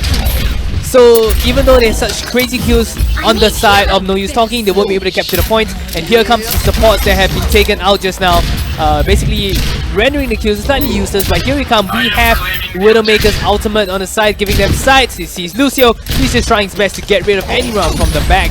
Here comes TJ as well, going straight from the top, trying to take out the offense here. Zalx going on Legend will take him down as well. Zalx gets taken down unfortunately by Revenant there. Yuki takes down Chronic at the same time. Yuki is doing so much work on this Roadhog here. Alright, still trying to contest against the points. Defense doing such a good job, will be able to take Twilights out. And that means that the defense has finally came back, going to push them all the way back into the base. A lot of ultimates on the side of No Use Talking as well. And No Use Talking does realize that they need to know that, hey, they have a lot of ultis, we need to do something about this right now. And I do believe TJ is getting ready for that tactical visor at the same time, but which Nano Boost they're gonna put it on. They have that Hold Hog, they have the Nano Boost as well, they have Revenant on that Winston. So there's a lot of choices for UE Juniors, but Sound Barrier has been dropped by No Use Talking. They're pushing back into the point as well. Just a little bit too late though, but there you go. Tactical Visor coming in, but Justice rains from above, gets a double kill. Chronic, Revenant comes back on the point as well at the same time. We'll take down Tetrick. Whole Hog coming through, we'll take down Zogs, pushes him away. Oh no, this is disaster on the side of No Use Talking. They're basically, the offense have just been quelled and they won't be able to do anything right now. And here he comes, they're still trying to contest against the point. Twilight's going in but will be taken out. Unfortunately, it's really hard for Winston to go against the Roadhog. Everything is used. Everything was utilized. Viscosity didn't get a res on, unfortunately. He tried to get a res but gets taken down by Yuki there. What a good pick off coming up from Yuki. Oh my, Yuki just basically landing the crazy right clicks. Roadhog's right click right now just deals so much damage and just basically takes everyone out of the equation. So because of that, they won't even be able to capture the point. 40 seconds left on the clock right now on the point, and it's going to take a lot for No Use Talking to actually go for. They have a lot of ultimates on the side on the Stepping Julius, and here he comes, just a defensive ultimate, but still will be able to take Chronic out. That is terrible. Now it's coming for the backlines. He sees that Mercy, he wants it down, pops a res as well at the same time. Revenant was just too slow to run away and jump out. He even had that primal rage. He could have popped it to keep alive, but unfortunately he would not be able to do so. But nonetheless, he still was able to. He was able to keep the team alive. Wow! But with the barrier, we'll be able to save Yuki. Just we'll be able to save him just a little bit. While Chronic there trying his best to deal with Reborn's overtime clock. Someone is on the point trying to contest it. Twilight switches up to it. Oh! That was Suga! Oh, nice. What an unfortunate turn of events. That charge actually got worse. TJ as well. They get 3-2 down for the side of Unestablished Juniors. The Graviton Sesh, the whole hog coming through. Chronic pushes everybody away. They might actually get the point here. We won this point. They are just desperately won this point right now. They are not going to give this point. They are fighting with their lives right now. Best out of 3. If they lose this point, they are going to get kicked out of the tournament. They won't be able to capture the point round now. No one on the side of Unestablished Juniors is coming. This is finally going to be No Use Talking's point. That was an unfortunate turn in events. They weren't ready for that charge coming in from Twilight. Twilight from the back lines, flanking it with the Reinhardt, takes 2 down as well at the same time, allowing Insignius to come back, and Chronic with the whole half pushing through. They will be able to get the first point. Right now they have 4 minutes to capture the second point. Alright, they have good amount of time, and here we go. The sound barrier, they're just gonna go through right now. Return of the sound barrier coming out of Established Juniors, but they're just controlling the point. They're putting Chronic onto the air. Chronic is basically being destroyed, deleted right now. Won't they be able to continue pushing the point? That is really unwise. You don't have to support. Oh no, Legendation will be taken out by TJ. This is going to be a team wipe. That Nano Booster Visor is not supposed to be reckoned with. There's just so much damage coming out from that one person. Oh, you missed. Try again. Try again, go up and again. Okay, do it again. Oh, it's not gonna do it again. He just want to do it again. Oh, but it is fine. They're holding the point really, really well. No Use Talking. You could see what they were trying to do. They're trying to ride on the momentum to capture the point with all the ultimate sound barrier coming in from Patrick. But unfortunately, it was basically stopped. The push was stopped because 3 of Unestablished Juniors heroes were on the top point and basically stopped Chronic from actually even coming in. So right now they're going in from the side there, not going in from the front. You might be say this is a side, but oh no, you'll be charged. Twilight is really, really low right now, and Twilight is also be taken out. That is really, really bad on the side of No Use Talking. This means the Resurrect. Alright, Resurrect activated. Here we go. Everything right now is in. This is going to be the fight they're going to keep. There you go. Oh, Yuki will be able to take down Chronic. That's 1 down for the side. Oh, the hook's coming in as well. The Reinhardt might get taken down yet again. Oh, there you go. Yuki finishes him up. Takes down the Mercy at the same time. Earlier on, what they did was Revenant was ready for them to push through that left side. So he was ready behind that doorway. The moment he popped in, he charges onto his Twilights, not allowing him to get any heals at all from Viscosity at the same time. That was a really good play there coming up from the side of UE Juniors. Even they even get the red swaps coming from Viscosity, but they were ready for that. Yuki was just there, getting the kills on towards the enemy team, allowing them to hold the point. That's right. Rest or no rest, they will be holding the point, and right again, they are in a very advantageous situation. Look at the amount of ultimates, and here we come to Graviton Surge on the side of Rebounds with a nade, stopping the entire team right now. Oh my goodness, Form No Use Talking's heroes has been taken out of the equation, and this is terrible. They were right now trying to get into the point. 1 minute left on the clock. We do have Legendation being caught out of position. Oh no, but he managed to catch Reborn. Reborn has to get, not Reborn, sorry. They have managed to catch Zoc. They actually forced. They blocked that whip. They blocked that Earth Shatter. This is unfortunate because they actually overextended. UE Juniors actually overextended, but No Use Talking did not capitalize on that. There was a bit of a wasted opportunity. I mean, they managed to bait out so many ultimates on their side of UE Juniors, and right now, would they be able to go into the point? So 1 minute to get to the point. Can they do it actually? 1 minute to get on the point. A lot of ultimates, to be fair, to work with on the side of No Use Talking. This is going to be their final push. If they don't capitalize on this push, they are going to lose. But you need to think about it. When they get to the point, they need to be able to just clear the whole team and then get some ticks as well, because the respawns are going to be really fast. They're going to expect them to come back on the point even when they take it down. Alright, here we go. They are on the point right now. Nano Tactical Visor, but unfortunately, Grunny will be taken out. Here comes the sound barrier, and then the Tactical Visor is coming in as well. The Nano boosted Tactical Visor is going in. Would he be able to clean up the Graviton Surge? They are on the point right now, contesting. They're basically pushing everyone from unestablished units out of the point. Good start, good start. Here we go. 2 ticks. Lantern going 1-on-1 in team. Unfortunately, Legendation will be taken out. They're going back to the point. Right now, they are going the final points. Trying to push everyone out. Overtime clock. This is really close. They're trying to fight for their lives right now. Live on the clock, left on the clock. They're going in. They come. And here he comes, the Tactical Visor coming in on the side of team. They're trying to clean up, but oh my gosh, Viscosity will be taken out. And Rosette, oh my gosh, going for triple kill. TJ is the man of the match. He was able to stay alive on that top side. He was uncontested. Even someone actually went up there, tried to take him down, but unfortunately gets taken down as well. He had the perfect opportunity. He had that line of sight, just clear the whole team. 2-0 the score. They take Ilios, they take Hanamura, they take 2-0, they take the match as well, going to the next round. Congratulations to UE Juniors. They will go into the semi-finals. This was when I think he from the back lines actually just jumped in. Oh no, this wasn't it. I think this was the Graviton Surge and he just swing his hammer. Yeah, there you go. Yeah, there we go. This is what a Reinhardt does. Hold left click, charge in, hold left click. But a really good Graviton Surge. I think the man of the match was Zox. Sorry, not Zox. Zox. Rebonds, correct, Rebonds. Yeah. Rebonds had really good Graviton Surges coming up on the side of UE Juniors. He knew exactly where to land them, and because of that, the team could capitalize on the Graviton Surges really well.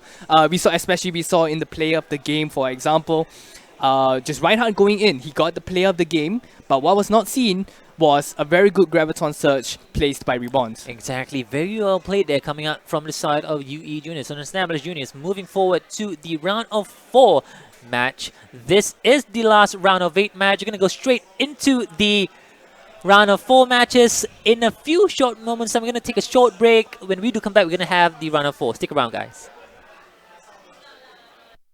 You just gotta keep moving forward.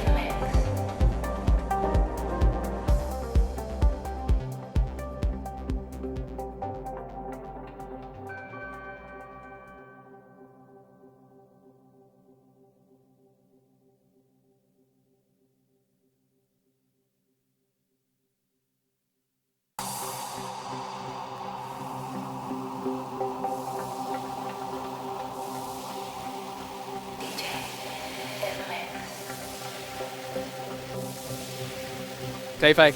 Oh.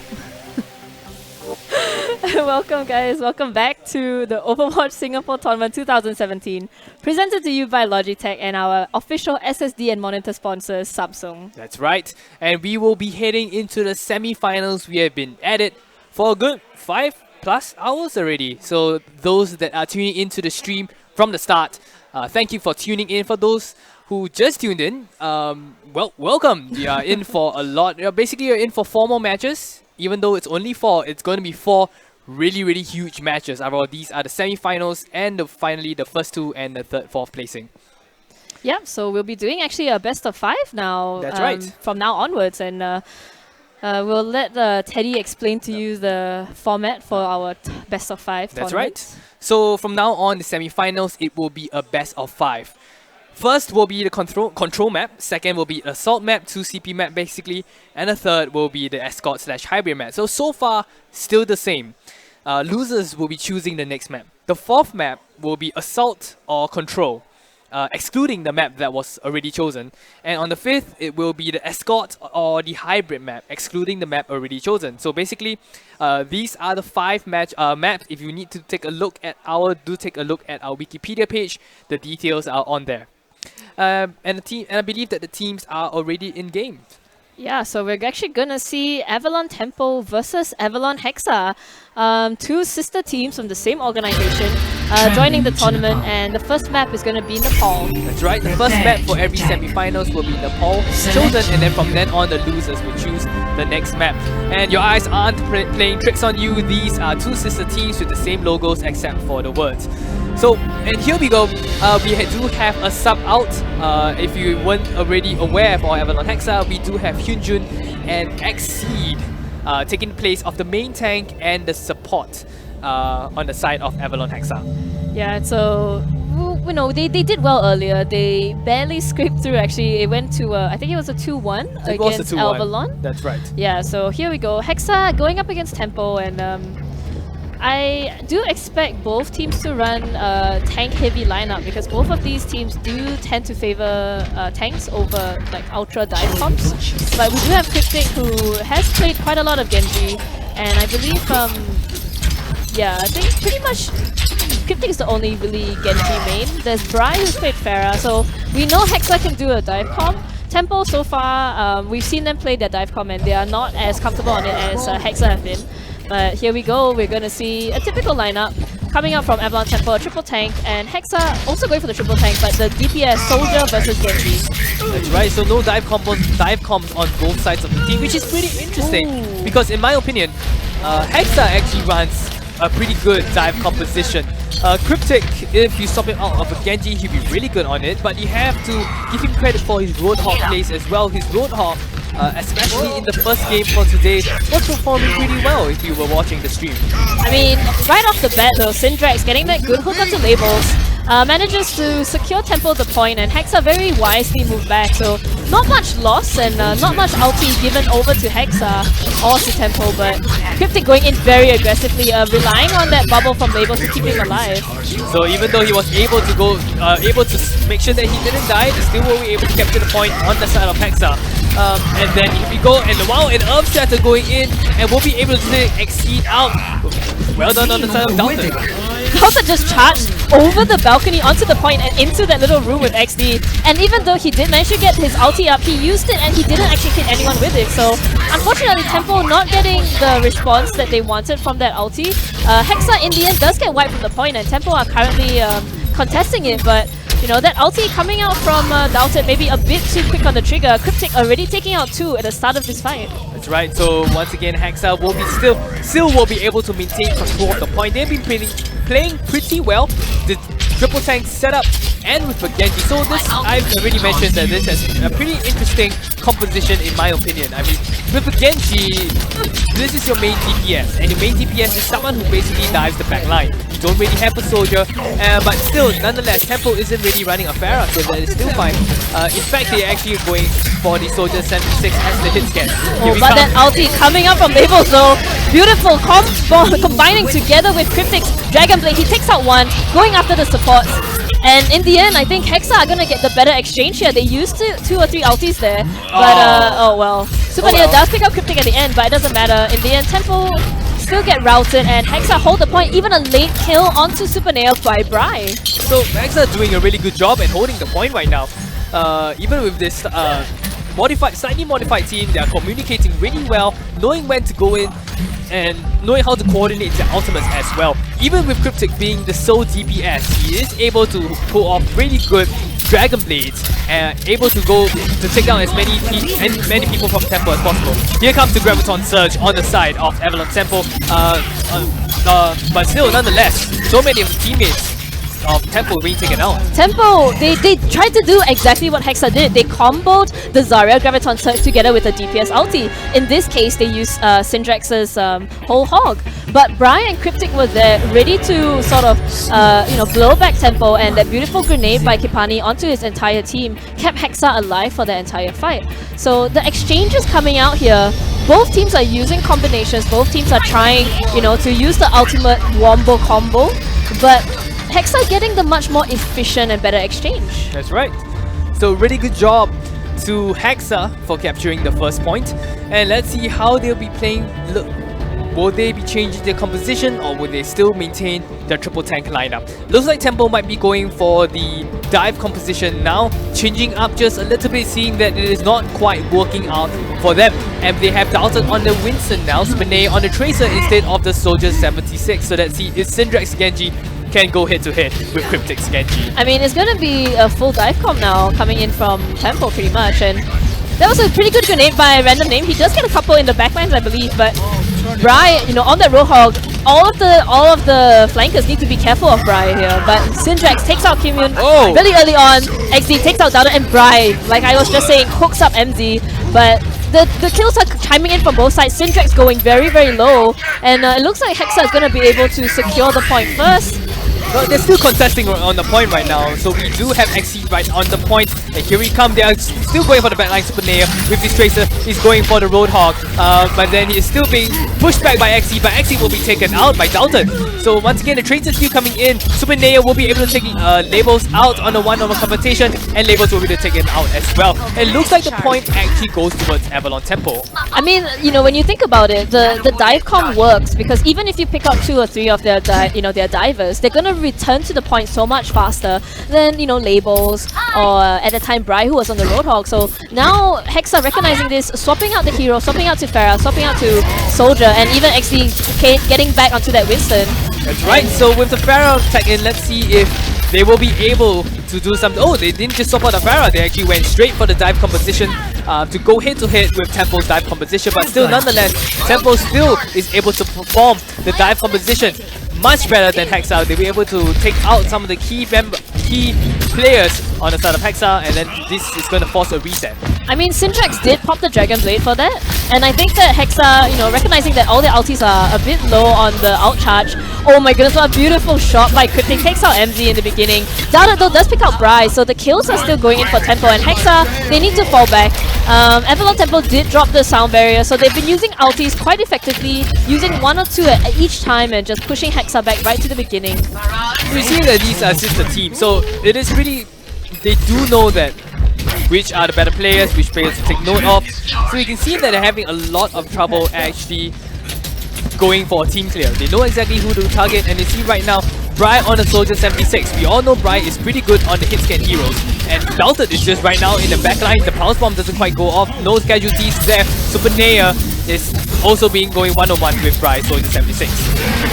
Yeah, and I mean, Dalton is just causing so much trouble for his team, enemy team, and you know, they're dropping the beat, they're trying to survive on this point. Hexa do have the numbers advantage right now, but Tempo, Dalton just going onto Kipani, just not giving him any breathing room, and in the end, Labels does get picked up by Random Name, so the supports of Tempo surviving and ultimately getting a bit more done in these fights. So right now, they're still trying to go for the point. We have MZ with the missile barrage, but will be taken out by Cryptic. And here we go, it's 99%, we are going into overtime, but they're still desperately trying to go on to the, fighting for the point. Congratulations, Bri and Cryptic will be able to secure the point for a few more minutes. I mean, Hexa there, you know, Dowda was causing them so much issues, and you know, XD not having the same amount of success as as Dowda on that monkey, but now he does have Primal Rage up, and Dowda does not have his. So Cryptic versus MZ, this Air Pharah battle might actually make the big difference here. That's right, and I still want to see how Hexa is ready to go against Syndrex Genji. Syndrex has the Dragon Blade, and he's going out, or he's able to take Brian out. Supernaya will be able to take Labels out as well. Syndrex really stopped his Dragon Blade, but it's still fiercely contesting along the point. We have XC on the Primal Rage trying to push everyone away from the point right now. Oh, he does manage to get down at Syndrex, but it's not enough. You know, Tempo are gonna take over this point, and I don't think it's trying his best to get onto the point, but he runs right into Supernaya, and in the end, Supernaya manages to get away with a very little health, but Tempo take the second point. Wow, congratulations to Tempo, you managed to capture the second point. It is 1-1, pretty close for both teams. It did go a bit of back and forth. Hexa was able to capture the point just for a little bit, and then Tempo managed to secure the point for the second point. Yeah, I mean, you look at the way the game has been playing out. Hexa had a good idea what they wanted to do in the first point, and then Tempo sort of got their rhythm, got their groove on the second, and now, you know, they're both playing out what they, you know, their game plan. You see them swapping back onto the triple tank for Tempo, and now going the full dive on Hexa. So both these teams exchanging roles, exchanging compositions, trying to figure out a way to get one up on their opponents. So you see suddenly that Super Nea is going for the McCree, and I always say that McCree is good to go against Genji, especially something as powerful as Cryptic Genji. You definitely can't leave Cryptic unchecked, otherwise you can see so much of the damage coming out from the Dragon Blade. And immediately Bri going for a double kill will be able to take random name and they are out. Super Nea has been taken out by Cryptic, unfortunately, even though he could have went for the flashbang combo. And so this looks like a dominating position on the side of Avalon Hexa.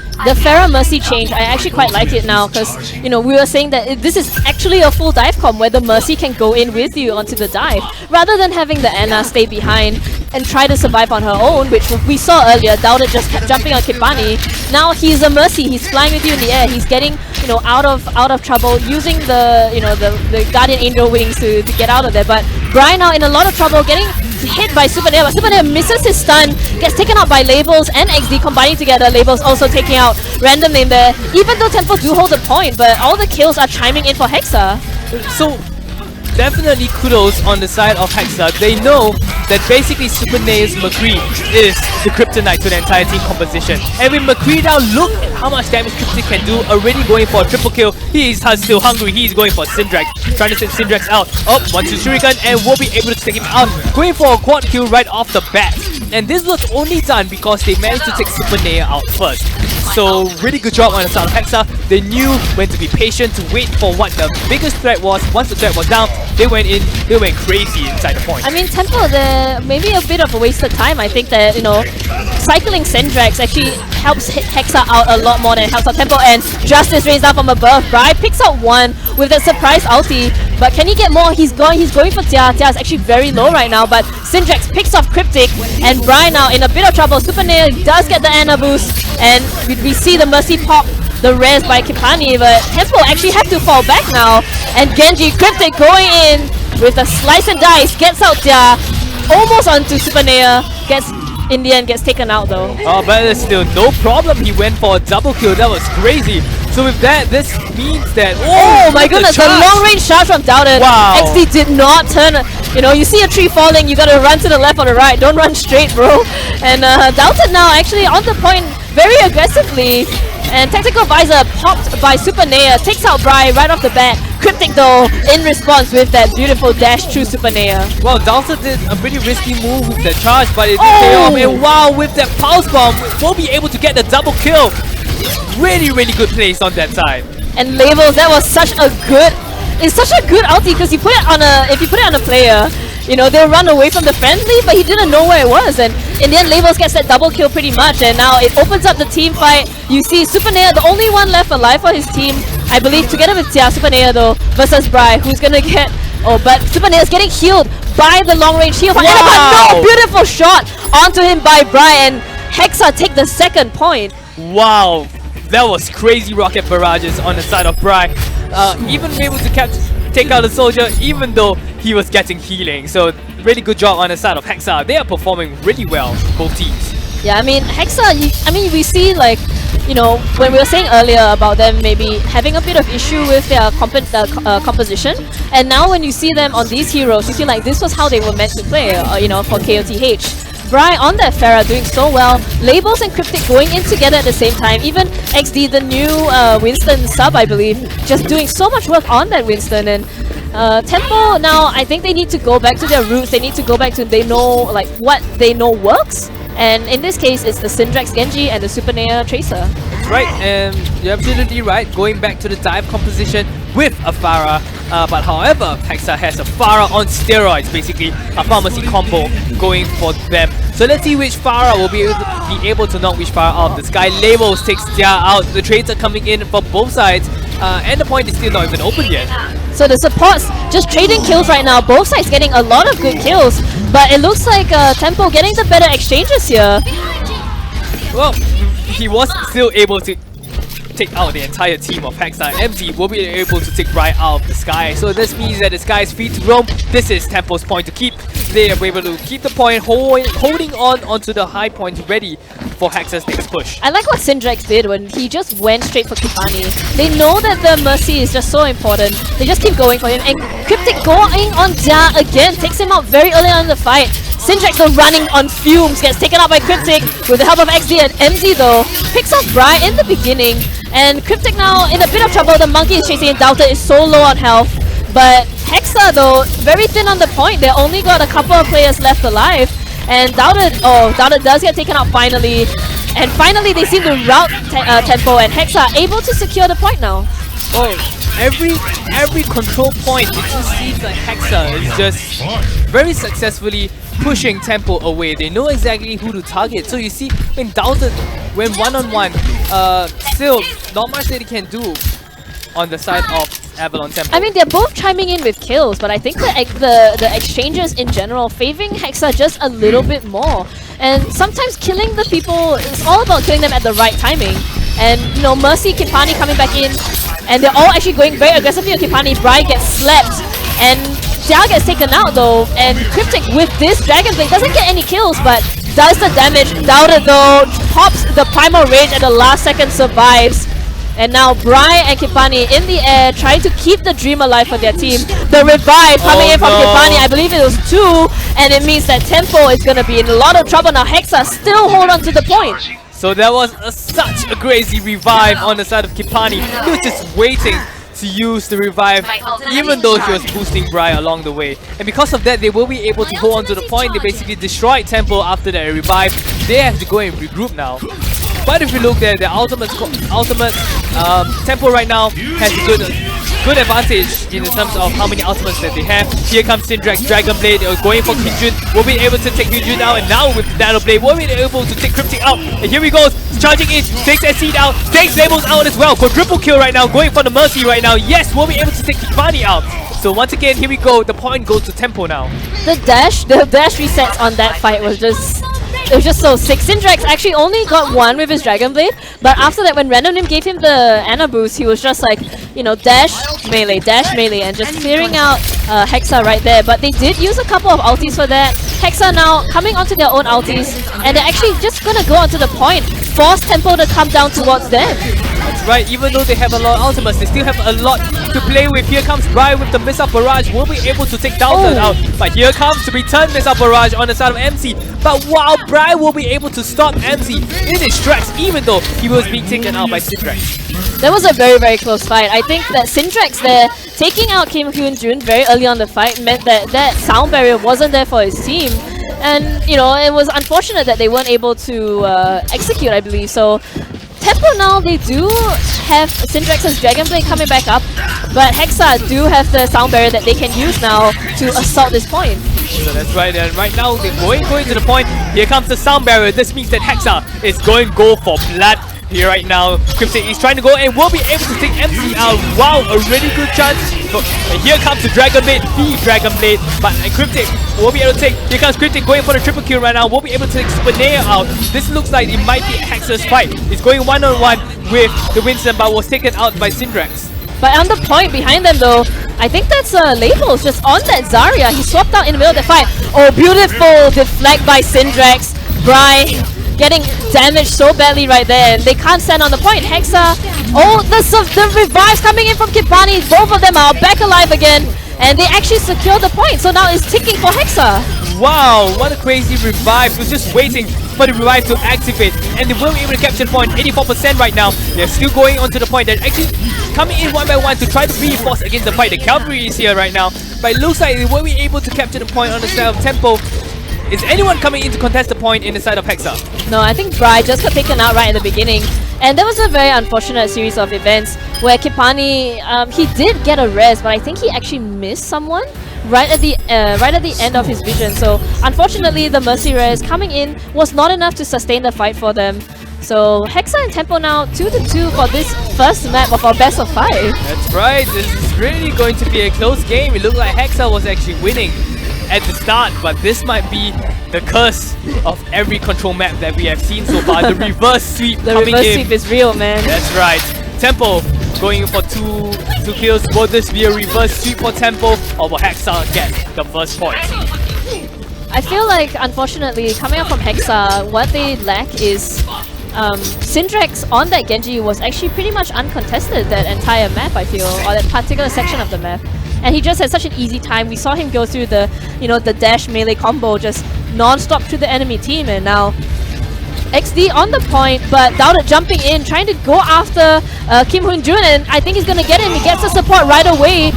Both sides though, one down, and Random Name running low, so oh my goodness, the kills are just chiming in from both sides, but all of the supports on Hexa are down, and unfortunately they're gonna get taken out by Tempo. That's right, really good job on the side of Tempo. We'll be able to come to the favorable side of the trades that are happening. We'll be able to capture the point. It was quite strange because Hexa knew who they wanted to go on. They wanted to go on MZ, right? Meanwhile, Tempo just all in for Kim Hyun-jun, and it meant that there was no survivability on the side of Hexa. Whereas they managed to kill a couple of players on Tempo, but it wasn't enough to sustain them to the fight. And you see now, Syndrex just very bravely going up against that Winston because he knows he has the Ana with him. Even Random Name just takes out Kim Hyun-jun. Kills are coming in for Tempo right now, and Hexa now they need to get a kill on someone. Label's going in on MZ, but his entire team is dead around him. That's right. And so wow, will be taken out by Super Nea. So once again, Tempo will be able to hold on to the point. Is the reverse sweep real?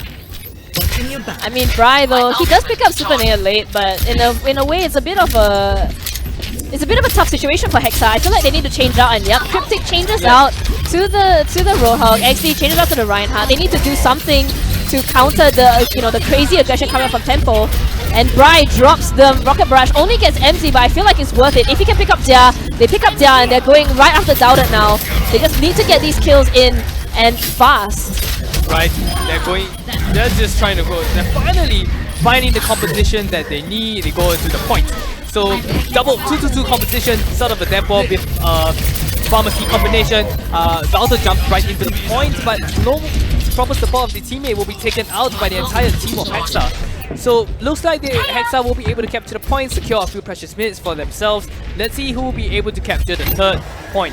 I mean, Dowded though, he survived very, very long as that Winston, and I think he was right. Hexa was just sort of going to the prioritization, and it was good, but Cryptic going onto that Tracer. Meanwhile, the Zarya and the Dragon Blade coming up from Syndrex. He gets one good slash in. Can he get more though? Instead, his team doesn't need his help. And Kipani with the revive managed to get everyone, but they were ready for it. MZ dropping the Graviton Surge, and unfortunately, it looks like Hexa now is a bit of a bind. They dropped the ulti, they dropped the beat for only 2 players. Kim Hyun-jun and Labels are the only ones who are sort of trying to keep the dream alive, but it's not enough, and Labels gets taken out, and Kipani has to escape. They knew they had the revive. They were just waiting and saving up their ultimate when the Resurrect came up into play, and because of that, really kudos to Tempo. They were able to clean sweep the team almost twice. So it's going to take a lot more for Hexa to actually capture the point. I mean, I feel like that Lucio ulti was just a bit too late or a bit too hopeful. And they're trying their best, but unfortunately, the grenade or the bomb, Super Nea takes out Labels in the beginning. Cryptic, the whole hog, trying to get a kill, but he can't get anyone, and he's running low. Running solo, gets taken out by Super Nea in the background. Super Nea going crazy with 20 HP, doing so much work, and they even dropped the Graviton Surge just for Kim Hyun-jun. And this is it. Avalon Temple are going to take the first map, I believe. Wow. It is real. Reverse sweep is real. Really good plays on the side of both teams. It was really close, 2-3. First point going to Tempo. Oh, Kipani with the revive, POTG. Yeah, but the most important with the revive was every time that Kipani went for the revive, like now, instantaneously Tempo was just waiting for the revive to happen. I think twice when the revive happened, MC just went straight in with the Graviton Surge. Yeah, I mean, the problem with the Mercy revive in general is that they are still gonna come back to life in the same area. So if let's say a Wombo combo is what killed them in the first place, they're just gonna be there. They're all gonna be clumped up, and once more, susceptible to another good ulti like the Graviton Surge.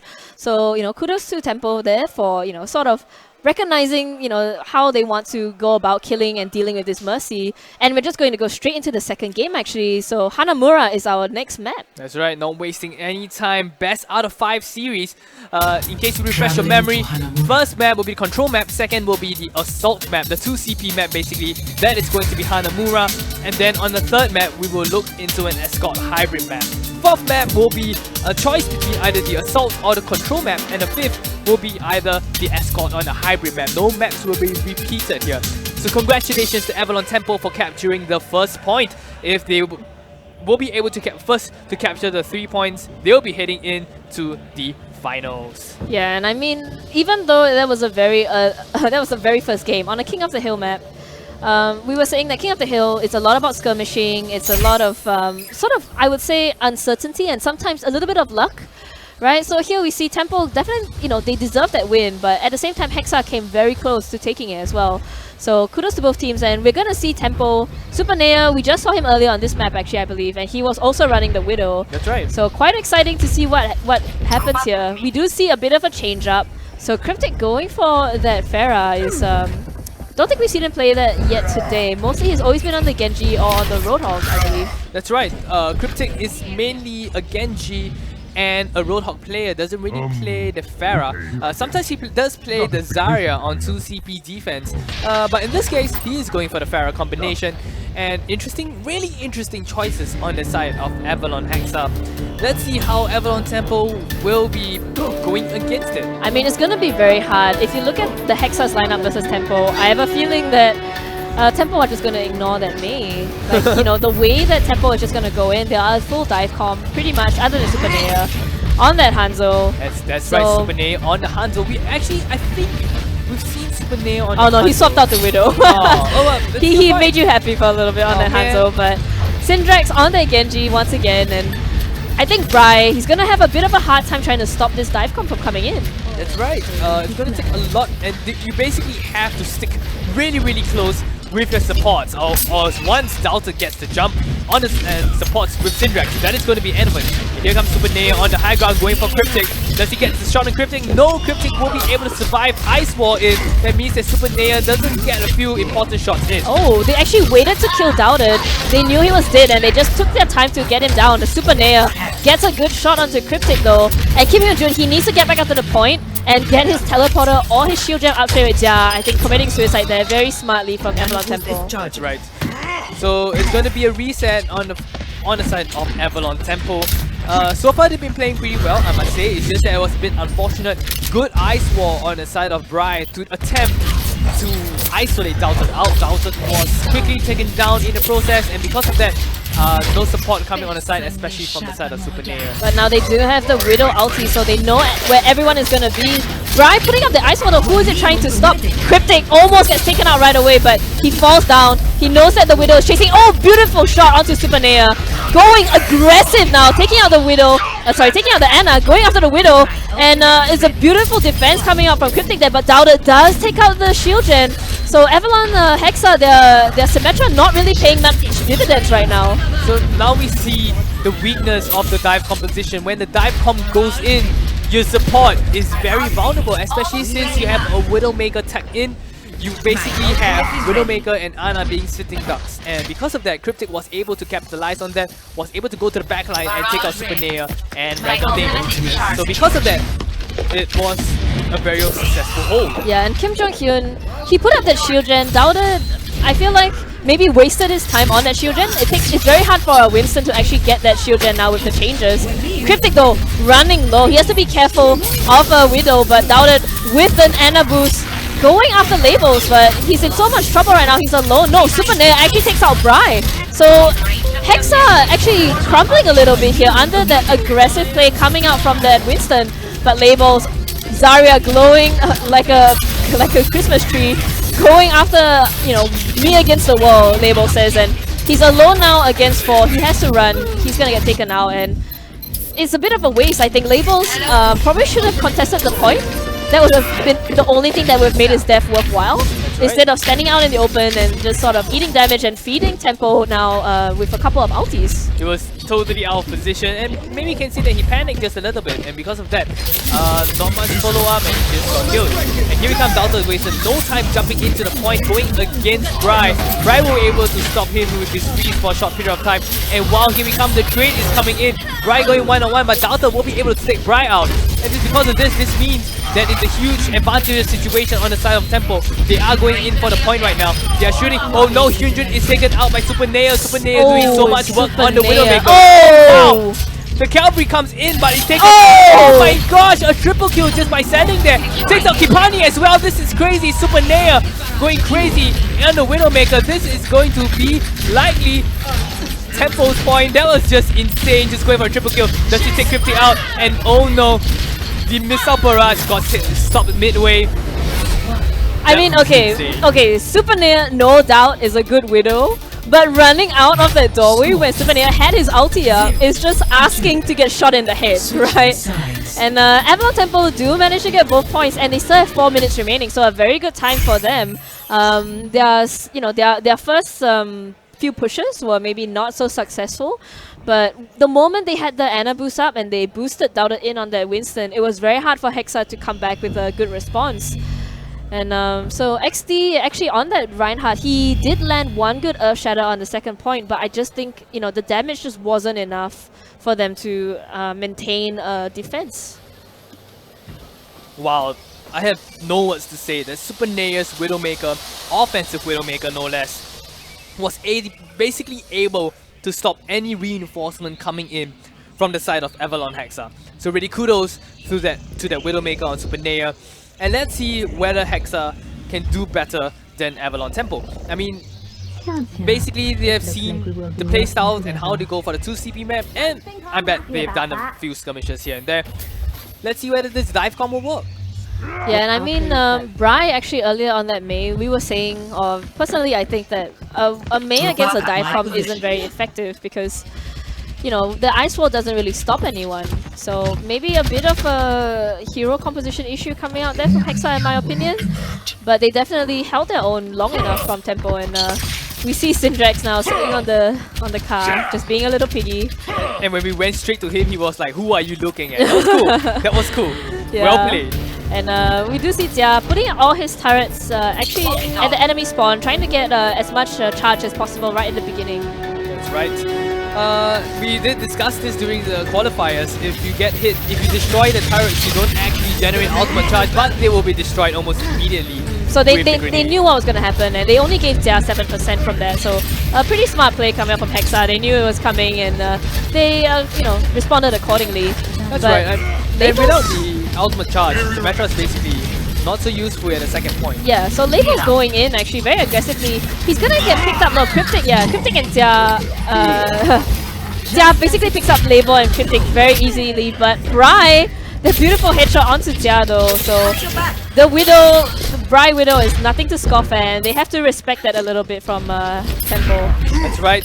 Bry, of course, is very powerful in his hit scan, going for the Widowmaker to create openings for Hexa. And once he gets a few kills, you know that the Genji and the Winston is coming for you. But wow, the Roadhog will be able to almost take Exceed out. But luckily for him enough, will be able to be saved by the Ana. And Labels gets picked out early on, but you know, Jia is only at 50%. They need to get this this Symmetra a bit of charge right now. Bry getting a few good pickoffs, but the rocket coming up from Super Neo is just a bit too much, and he has to fall back for health. And Bryce is just looking for an opportunity, but as you look for an opportunity... Oh! Beautiful shot to random it. And they're going in very aggressively, actually very low. Everyone on the side of Hexa going in right now. Bry takes out MZ right at the beginning, misses his jump a little bit, but it's okay. They're going in right now, and oh no, but Syndrax and Super Neo just chiming in with kills, picking up them one by one, and 1 health. Super Neo survives that fight with only 1 health, and unfortunately Hexa, it was a beautiful pick off by Bry, but there just wasn't enough follow-up, and there was no one to deal with Syndrax on this very fat Roadhog. That's right. I mean, when you counter, if you're trying to counter the Roadhog with a Genji, it's pretty difficult, and I mean, we did have labels there, but it effectively got demolished by Sidrak and Spinea. So once the ball, we see Bryce trying to look for an opportunity to go away. Oh, but the Dragon Blade nano boosted, but he gets taken out immediately. They do get 2 kills, but it's not enough. Tempo just chiming in with their own, and it just feels like another mess of a fight coming up from Avalon Hexa right now. That's right, and they'll be still going in. We're still waiting for Bry to look for the opportunity, trying to take random name out, but they spot him almost immediately. The MZ gets a hit, but doesn't quite take him out. He's still going for random name. Random name knows he's being targeted. He's just staying very, very safely behind the right-hand shield and the structure. I mean, it's quite unfortunate. Oh, beautiful shot by Bry. He has no respect for the nano boosted tactical visor, but is it going to be enough? He has to go in aggressively. He gets taken out by Syndrax. And the problem here is that, you know, the tanky heroes of Tempo can just survive Hexa, and Label swapping out to Zarya now at the last ditch attempt. Is it a bit too late though? Oh, and now we don't really have a lot of time on the clock right now. 1 minute left on the clock. Hexa really needs to go in right now. Capitalize on your opportunities. Brian has been creating a lot of opportunities with the Widowmaker, but with no proper follow-up. It's still nothing much that you can capture the point. The Graviton Surge is coming in on the side of MT right now. We'll be able to take Exceed out. Without the Winston, looks like the dive bomb is just gonna be demolished here. But Cryptic and Labels are on the backline. They're waiting for a good opportunity. They're waiting for XD to come back, but Labels gets picked off. And this means that the front line of Hexa is going to be so weak right now. Can Labels and Cryptic and Bry, can they actually do anything here? So this is going to be the last 15 seconds left on the clock. Cryptic is being very patient, waiting for XD to get into the point right now. But in the choke point, however, there's still much happening right now. It looks like they're still successfully pushing everyone out. Cryptic just jumps right in, trying to trap the sneaky cap, but they know exactly where he's coming from. And here he comes, both coming in, Exceed onto the point, going 1-on-1 with the Roadhog, but they won't be able to take the Roadhog out. Oh! Cryptic almost suicides there. Doubted actually sleeping at the gate. This means that Hexa probably going to be able to take this point actually, surprisingly. Wow. The last ditch attempt, I think Bry and Cryptic waiting for the perfect opportunity. Even though Labels got picked off, they decided, look, we're just gonna fight. Doubted. Kip, bring me another, and Kipani right there on the Anna we see now. Probably the sole reason why they survived for so long actually. And they have a lot of ultimates on the side that works with Hexa. Hexa is just going to go in right now. You know that they're going in. That's why the Dragon Blade. But here comes Zarya Bubble to try to defend against MT. And he doesn't quite take anyone down. Won't be able to take MT down once he pops the bubble. And here he comes just going in 1-on-1 with Doubted. Oh, Doubted is so low though. He just needs a little bit more to get him down, and Syndrax on the point together with the rest of his team. Doubted though, running around and going back for health, and Label's beautiful Graviton Surge coming out there, but is it going to be enough? There's no follow-up. Supernea drops the Tactical Visor, takes out 2, and it's a beautiful hole coming up from Hexa, Tempo. 3 more minutes left on the clock, and there's such a waste on the side of Hexa. That was probably their best attempt and their best opportunity to actually get into the point. Cryptic went in with the Nano Boost Dragon Blade, but unfortunately, no proper follow-up, even though he managed to get a few kills. It was just such a minor misplay, I think. XD was together with Cryptic when they ulted in, and they just needed to kill Doubted, and Doubted was so low on health. If they had managed to take out Doubted, you know, Cryptic would still been alive, and I don't think, you know, the side of Tempo would have been so strong, their presence on the point. And we see Doubted going in, trying to go after XD, but XD just gets taken out immediately, alone on the point by himself. But Cryptic, beautiful deflect of the Helix Grenade back onto Supernea. Bry takes out Doubted, 2 kills down, 3 kills now on the side of Hexa. Is this the opportunity? Oh my goodness, Syndrax is the only one left alive on the point. He gets taken out, and they're actually taking down the point. Cryptic drops the ulti, going chop onto the Lucio, going after Supernea now. They need to kill Doubted. Doubted is so low. He does drop the hammer, but he doesn't get anyone with it. Oh no, and here he comes. They're still trying to best contest against the point. Bry on the Tracer. He's going in, even though he's only 1 against 3. The Reinhardt there, he's just jumping in, and here comes the Cavalry on the side of Tempo. This is disastrous on the side of Hexa. And unfortunately, Hexa, even though they had the beautiful, start of the fight, you have to respect that spawn timing. The spawn timing on the side of Tempo is just so powerful. They could just come in at any time, and Hexa having a very, very difficult time now. They only have 1 ulti, maybe 2 ultis to work with, and they only have maybe a couple of pushes left. That is just crazy right now. 1 minute, exactly as you said, Suki. 1 minute left on the clock. It's gonna need a lot for them to work with. They don't really have a lot of ultimates to work with right now. And here comes the sound barrier is coming in. They are going to go in. Here comes the tactical visor to try to go against the sound barrier team of Hexa. Both teams are being sound barrier. Cryptic is jumping around, but Cryptic is taken out. The damage dealer for Hexa has been taken out. That is disastrous now. They don't have the damage output that they need. And now XD is the only one left on point, but can he survive? He does pop the Primal Rage. Bry and XD trying to carry this for their team. He needs to kill someone, but is it enough? Yes, he's probably gonna take MZ out. And no, but the response coming up from Tempo is just too much, too soon. And Bry can't kill enough people at the same time, and Super Nea goes in. They have 43 seconds left. They have one good push. If they survive, they cannot get picked off now.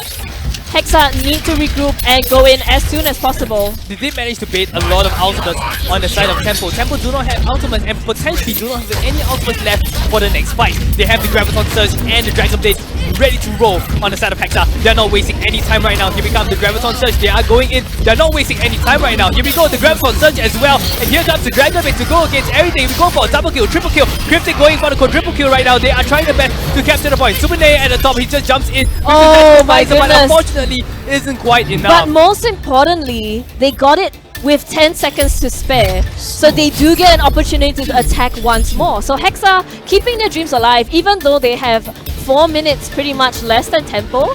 The fact that they did it without going into overtime means that they still have an opportunity to attack. That's right. So Tempo is still in the advantageous situation because they captured the point earlier. They have around 5 minutes to play with, 1 minute to play with on the side of Hexa only. Unfortunately, Tempo will be doing the offense. No, Hexa will be doing the offense while Tempo will be doing the defense. So let's see in 1 minute if they will be able to capture the first point. I mean, for Hexa, they need to come out of the gate swinging. That's right. Like if they don't even manage to capture the first point, all that effort that they just spent on that last point trying to get it before overtime, you know, goes down the drain. And Tempo right now definitely in a more comfortable position. They're probably pretty fine with this timing. They, you know, expect that they'll be able to hold off at least the, you know, the 2 pushes that Hexa can come up with. So we'll see how it goes. They're not going for that Symmetra though. They don't think it will last that long. That's right, Symmetra, a bit of a risky play coming on the side. And we've seen both teams actually run Symmetra and they've not been performing well at all. So definitely the more safe play is to not run the Symmetra, going for the Ana and the Lucio. I would expect that Hexa runs the dive composition, seeing how little time that they are running and seeing how effective dive compositions can be. But they are not running a dive composition, however. They are going for the double tank with the pharmacy combo that they didn't quite do very well in the previous round. I wonder why they are doing that. They seem very confident in their pharmacy combo. I think they are expecting that Labels is going to be able to survive and maybe pick off 1 or 2 to allow Hexa to go in, but it's already been 30 seconds. They have no time left. He actually seals the team off so that they can go into the right side. But is it going to be enough? No, Super Nea picks off XD and Syndrex picks off Cryptic and Tia as well, taking out Labels on that Mei. I think this is the end of their push actually. I think that unfortunately Hexa are not going to be able to get this first point at all. So unfortunately we are not going to see something similar to an Iceborne new meta on the side of Hexa. And this will be 6 seconds left on the clock, but we do see someone sneakily trying to get into the point. Look at Bry, he's into the point, but they spot him almost immediately. We'll be able to take Bry out. But we do have a Tracer, Labels with the Tracer. He's coming into the point. XC jumps in with the Winston, was taken out. Labels taken out as well, unfortunately. And they are just on But they get that revive though. Kipani actually revives 3 of them back, so this is an opportunity now. But yeah, dropping the ulti, Kim Hyun-jun is not even close to his. And Cryptic now is in so much trouble. Super Nea dropping the tactical visor, takes out the rest of the team, and it's only Kim Hyun-jun left. And yeah, that's it. So Tempo full defense coming out here. So Hexa, they need to defend out of their minds if they want to bring it to a draw. Otherwise, Tempo are going to take this map as well. That's right. Best out of 5 though. It is not disastrous if they capture this game. But nonetheless, you shouldn't be giving up. You should try your best to do a full hold as well on the side of Hexa. So do you think that Tempo will be going for the dive composition here? I mean, it worked for them before, so they might go for it again. But Hexa actually choosing a very... Okay, so when you run a Torbjorn Symmetra, you expect to win the first fight. That's right. Right? Because it's going to be trouble. yeah, otherwise you're pretty much gone because the Torbjorn and Symmetra sort of get better in time. So you don't really see them being very effective on the first fight, but maybe by the second fight, Cryptic will have his armor up, Kim Hyun-jun will probably be very close to his shield gen or his teleporter, and that is where Hexa hopes to sort of maybe squeeze out Tempo, when Tempo is going for this full dive, going for a very aggressive lineup, and Hexa going for the sustain instead of what they had going previously. I mean, that's right. They did play Torbjorn and Mei as defense on the side of Hexa in the first few qualifiers. I mean, we did have Mei as his 2CP defense. I believe Labels was playing it in the previous game. So they did tag a bit of Torbjorn and Mei in their defense. So let's see how it's going to go for. We do have the dive. Oh no, Super Nea picks up Kipani right away, and this spells disaster for Hexa right now. MZ even taking out the turret, and can Hexa come back from this? No, Labels picks up one, but MZ and Super Nea chime in with their own kills, and it looks like the defense is pretty much routed right now. Tempo just all over the point. Kim Hyun-jun, the Symmetra, going to try and do what she does best, go and electrocute people, microwave them. But that's all she can do. She's actually going around the back, very sneaky, going to try and conserve the point for them. They actually touch it, but they know that she was there. Oh no. And MZ gets slapped immediately by Kipani, but they're contesting a fight against 6-1, and Tempo take the map very convincingly, so they start the series off 2-0. That's right. Exactly what you said. If you're gonna run something like the Torbjorn, Symmetra, Mei, basically you're banking everything on the first skirmish. If you lose the first skirmish, that is just disaster. And that's exactly what happened. They lost the first skirmish, even though Bri switched out to the Tracer to try to get onto the point immediately. Still not quite enough. So here we go, MC as the player of the game on the Vara. Oh, this one just free shooting. No one was looking at him. No one was even like trying to contest him. And you see, even XD was trying to swing at the Pharah, which is not what you want your Reinhardt to be doing in the middle of a team fight. That's so right. 2-0 to Tempo right now. If they take the next match, they go to the finals. That's right. So a lot riding on the final game on the side of Tempo. I mean, this is in no way a discount to the side of Hexa. Hexa has been playing pretty well.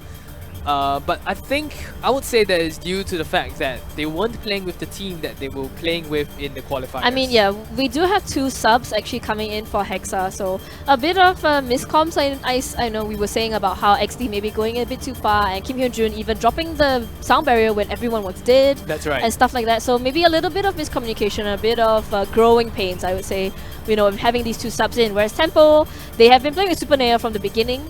And they've been doing very well with him. His DPS was amazing. We saw him earlier. He took out like 4 of the 5 flankers or something. You know, he just did so much good work on that soldier, and beautiful Helix rockets coming out from him as well. So we're gonna see what map Hexa decide to go for. It has to be an escort or hybrid map. That's right. And I mean, kudos definitely to how Tempo keeps the resurrection in check. I mean, every time that Hexa has the resurrect from Kipani, they were just ready. So every time they try to take him out, they go for the wombo combo, they keep everyone in one place. They were waiting for the resurrect to come out. Once the resurrect came out, here comes the Graviton Surge, or here comes the Dragon Blade to take everyone out. And that was really, really good coordination and strategy. Sorry, I lost the word. Strategy coming out from the side of Tempo. And I mean, that's the issue with running a Mercy, right? Where you have an Ana who sustains you, who sort of lets you move around the map, lets you do whatever you want. A Mercy is just there to sort of like save you in case you make a mistake. That's right. And you have to make a mistake all in the same area. Otherwise, she can't revive all of you, That's right? She can only choose one if you're all split up. So I think that's the issue between Mercy versus Ana. And we've seen a lot of Mercy plays today, actually, specifically because of the Far Mercy combo. But, you know, for me personally, I still think that the stability from an Ana is still very hard to beat. Even though, you know, the Mercy revives have been pretty good today. We saw, you know, Kipani with that POTG earlier. And even we noticed that, you know, it's a great POTG, but they still lost. And that was, you know, the key instrument or the key sort of indicator of why Mercy doesn't really fit in the meta right now. But anyway, we're going into King's Row. So once again, King's Row selected for our semi-finals right now. That's right. Our third match of this best out of 5 series. And building on your Mercy point, I am just personally psyched about the fact that Mercy might be coming back into the meta. I mean, we did see a lot of Mercy Lucio in our first competitive season. I mean, when Overwatch came out, it is mostly Mercy Lucio. When Anna came out, it basically kicked... Okay, there was a period of time where Zenyatta Lucio was the meta. Was the king. And that was because no one knew that Anna could actually be really good. But nonetheless, we do have a bit of issues here. We'll be going on to a short break, and we'll be right back on our third game of this best out of 5 season. Do stay tuned. You just gotta keep moving forward.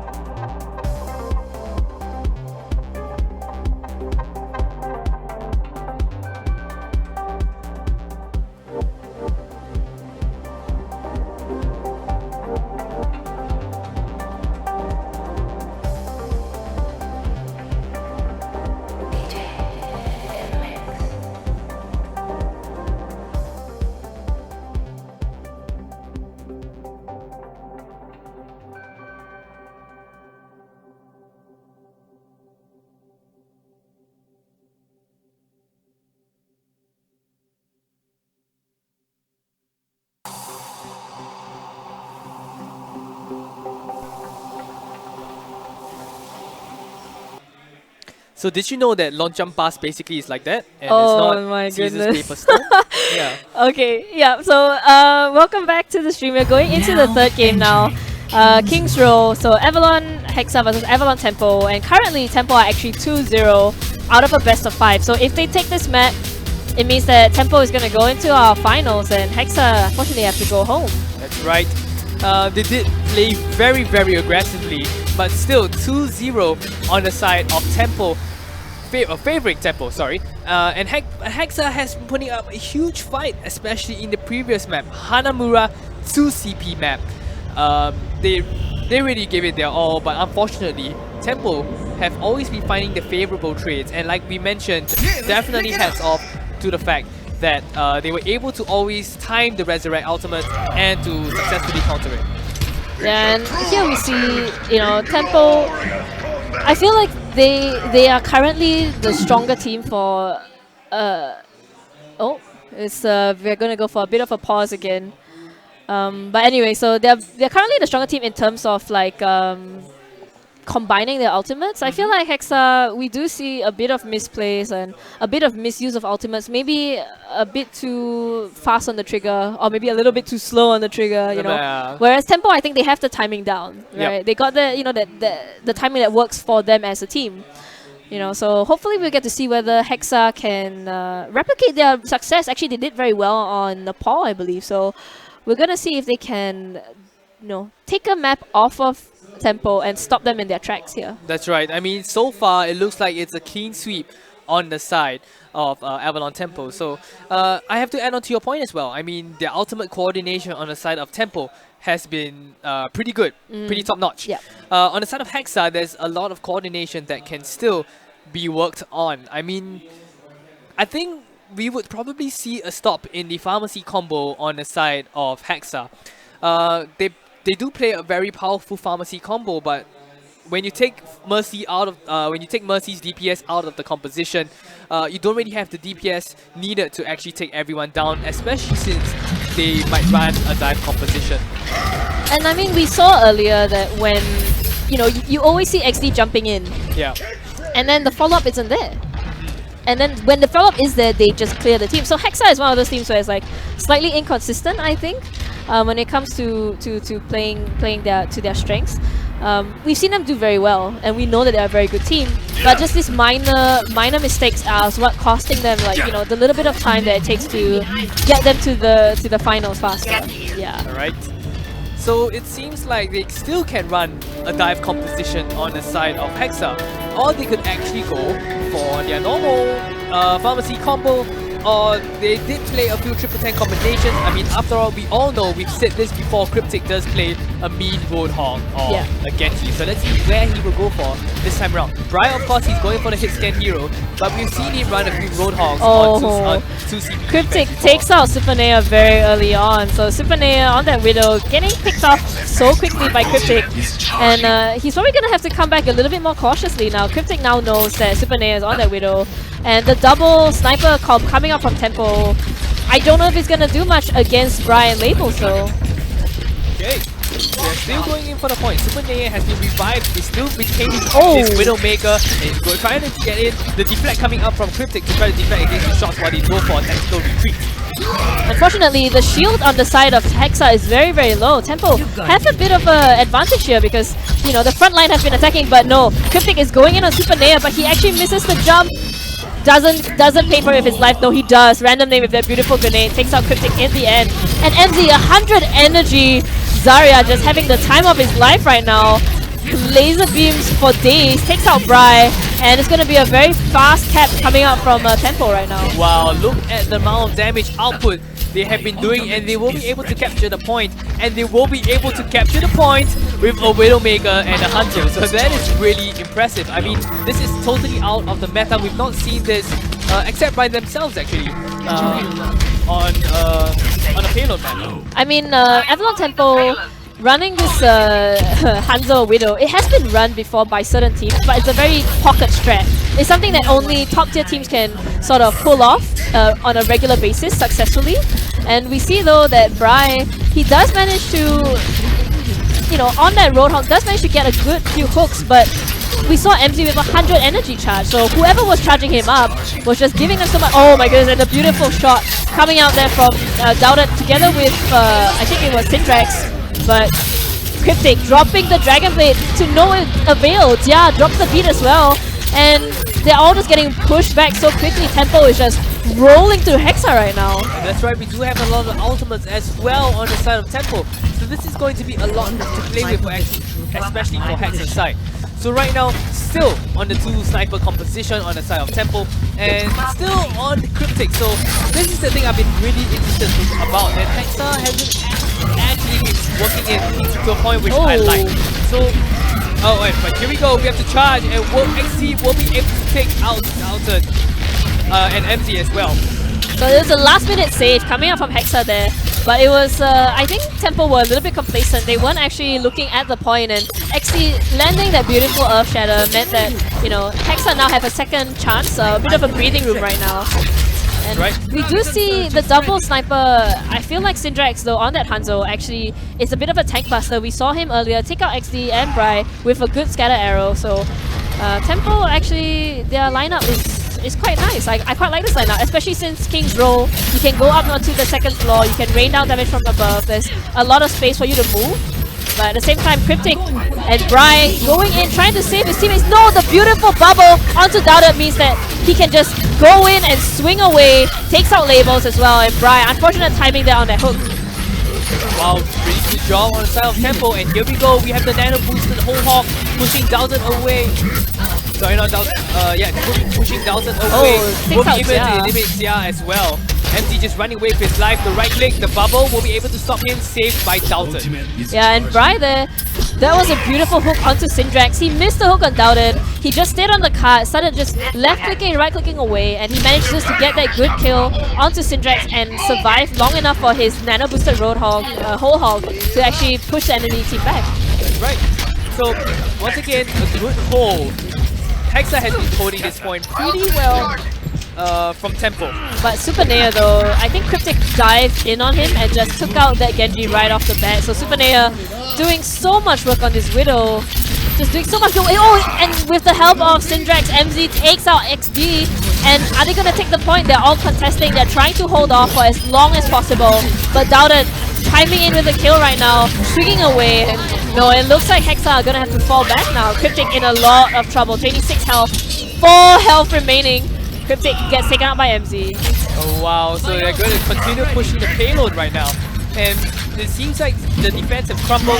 They're not doing, can't really do a lot on this crazy offense coming out from 2 snipers. And Suki, I never thought that I'll hear this, but yes, I never thought that I'll say this, but yeah, it looks like Syndrax is doing a pretty good job and tank busting. Hanzo doing a tank busting. So he has the Dragon Strike as well, so here comes the Dragon. But unfortunately, Cryptic was taken out before anything happened. Oh, but the Earth Shatter to come in. Oh wow, look at the crazy. It was the Enter the Dragon, the black hole into the Hanzo Dragon, and that's it. I think they actually get the point now. Unless can this Winston jump? No, he gets slapped at the doorway. And 2.5 minutes left for Tempo on their second offense. It's a lot of time. Can Hexa even get to the end? Wow. 2 snipers.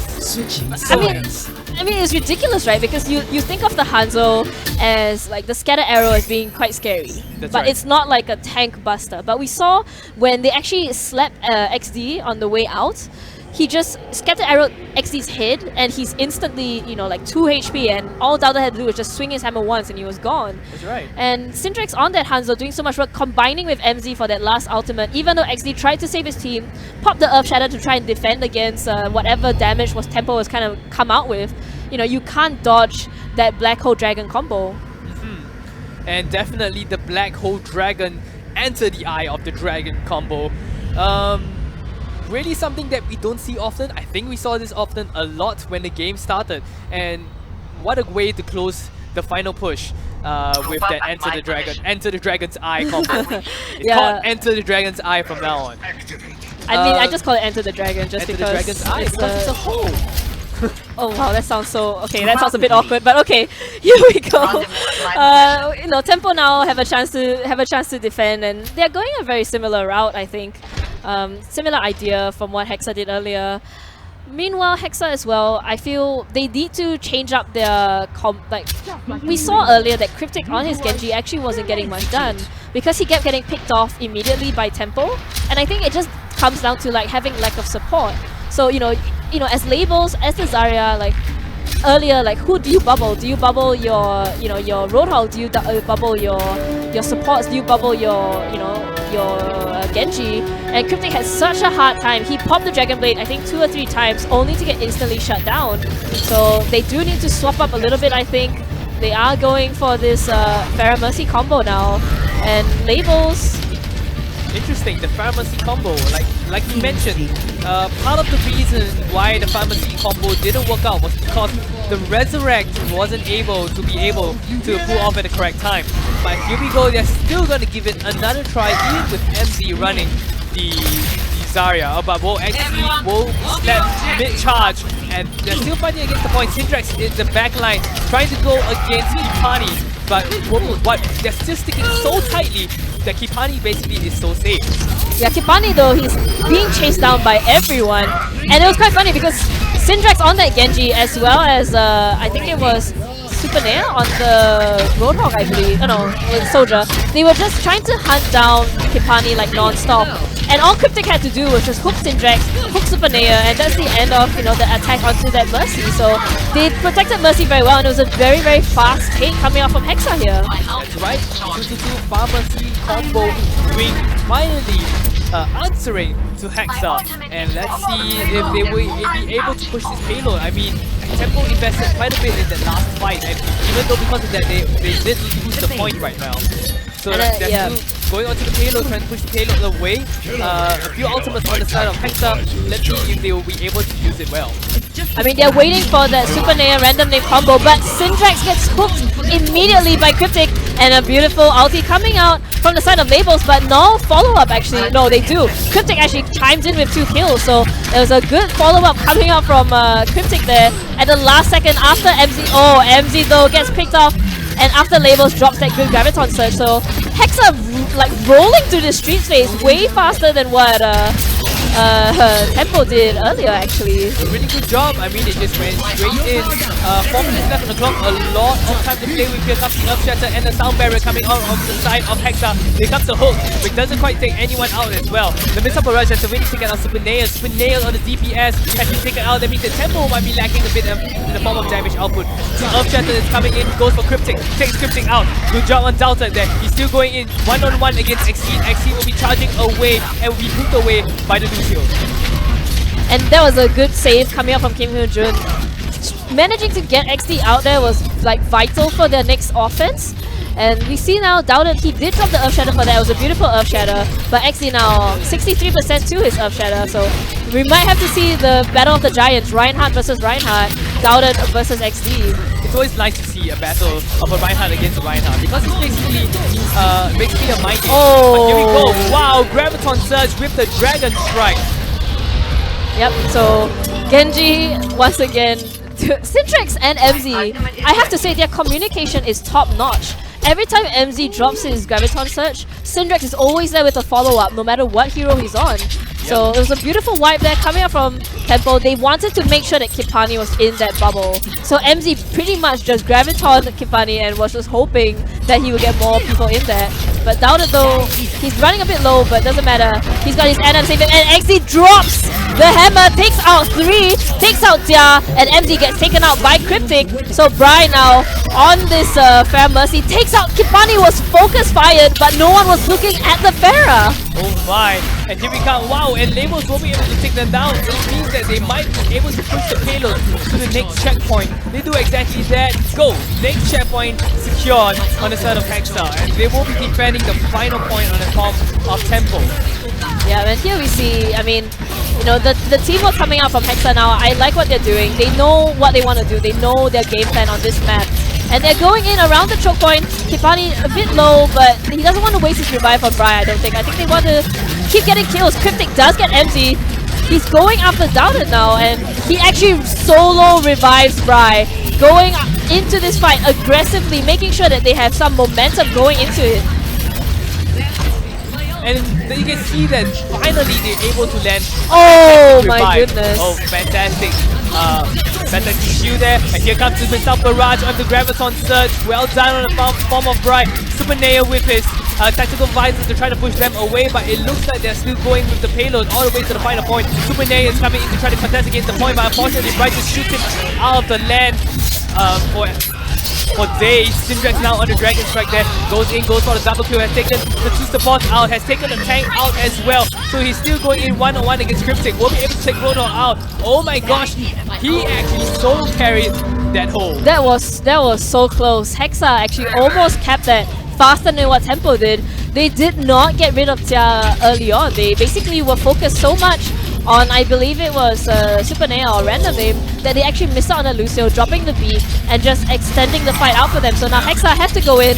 They do have a couple of ultis up, but Tempo as well, running on one ulti actually. MZ's ulti coming up too. And XD with his Earth Shatter, his entire team is falling back now. Dowda is going in, but Cryptic takes out one at the back line, and Dowda gets taken out. Is this going to be a push for Hexa? They are all on the point right now. Wow, and here we go. They're still trying to go against the point. Still desperately trying to fight against the point right now. Bright right now in his Farah, sort of being uncontested right now. He's waiting for a double kill, but we have the Resurrect coming on from Kipani right now, and then he answers. Dalton answers with an Earth Shatter. The trades are coming in as well. They're fiercely trying to contest the final point, but it looks like there are lots of Avalon Hexers on the payload right now. MTS really switched out to the D.Va to try to get the point quickly, to try to get everyone out away. But with the powerful defense matrix, we'll be able to stop Bry's rocket barrages. Oh my goodness, Super Nea saved that first team. Oh my goodness, XD dropping the hammer, takes out 3. Is this gonna be Cryptic and XD? But no, Syndrax takes him out. And honestly, Super Nea on that Tracer was what saved it for Tempo right there. If he had survived or he had died just 1 second earlier, they would have gotten the point. Hexa must be kicking themselves right now. Tempo, Super Nea on that Tracer, just crazy plays coming out from him. But they still have a lot of time. They still have a bit of time to actually work with. Final point, and it's just going for a little bit more push. MP is already switched out to Zarya. Emperor will be maintaining on the D.Va right now. And just to get into the point then, he's not going to swap out to back to the Zarya. So right now they're going back into the point. Here we go. We have XD going in. Here comes the Sound Barrier as well. They'll be pushing into the final point. Will this be their point to keep swinging the hammer around, trying to get everyone empty away, going straight for Jia. One-on-one Jia. Jia pulls him away. Will be able to save himself for a bit more time. And here the beautiful ulti, but Tia drops the beat, survives for too long in my opinion. Cryptic actually very low, 150 health. Is he gonna? He gets empty out of the mech, and they just have to survive another 40 seconds. And the Genji Blade coming in, Syndrax chopping away the hero of the match. Takes out 3, takes out 4, and Labels gets taken out. And this is ridiculous. Tia, we saw there, was just running away from XD. Why was XD focusing Tia so much? Bye. And then once again, a full hole next to Syndra going for a triple or quadruple kill. I wasn't quite counting. So this is it. 20 seconds left on the clock. This will be their final push. They do have lots of ultimates to play with. And here we go. Probably will see a nano boosted whole hawk. And here we go. The whole hawk has been activated. Going empty has been taken out by Super Layer. Takes out Cryptic. Here we go. So he goes for the nano boosted tactical advisor. Oh my god. Going for a triple kill as well. And this might be a full hole right now. Devil's going in. But unfortunately, we have the Reinhardt being taken out. Overtime Cloud is taking out. Oh my gosh, this is going to be a hole on the side of Avalon Temple. They will be getting the point. They will be getting the 3rd point. So Avalon Temple win the series, a very convincing 3-0. Wow. And that, I would have to say that, in my opinion, Super Nea was the MVP for Temple right there. On his Tracer, he survived so long. On his Soldier, he just clears the enemy team. And Temple right now just on fire. Syndrax did do a lot of team kills at the final point. Like for example, this is one of the team kills.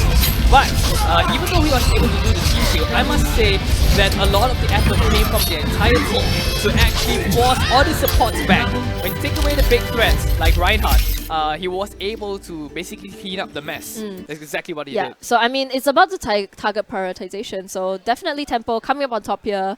They're going to go into our finals. They took out Hexa 3-0. That's right. And yeah, so amazing plays coming up from both sides. I think just a little bit of issues from Hexa here and there, and Temple just having, I would say, the better coordination overall. That's right. Yeah.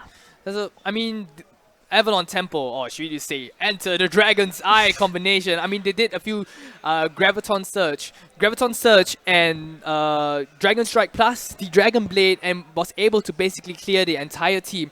Really good job on the form of Temple. However, must give kudos, obviously, to Kipani. At his final point, he did pull off a really good resurrect if you watch the stream. Instead of resurrecting and basically another team kill on the side of Avalon Temple, instead he resurrected when the entire team retreated. So that's how to do a good resurrect.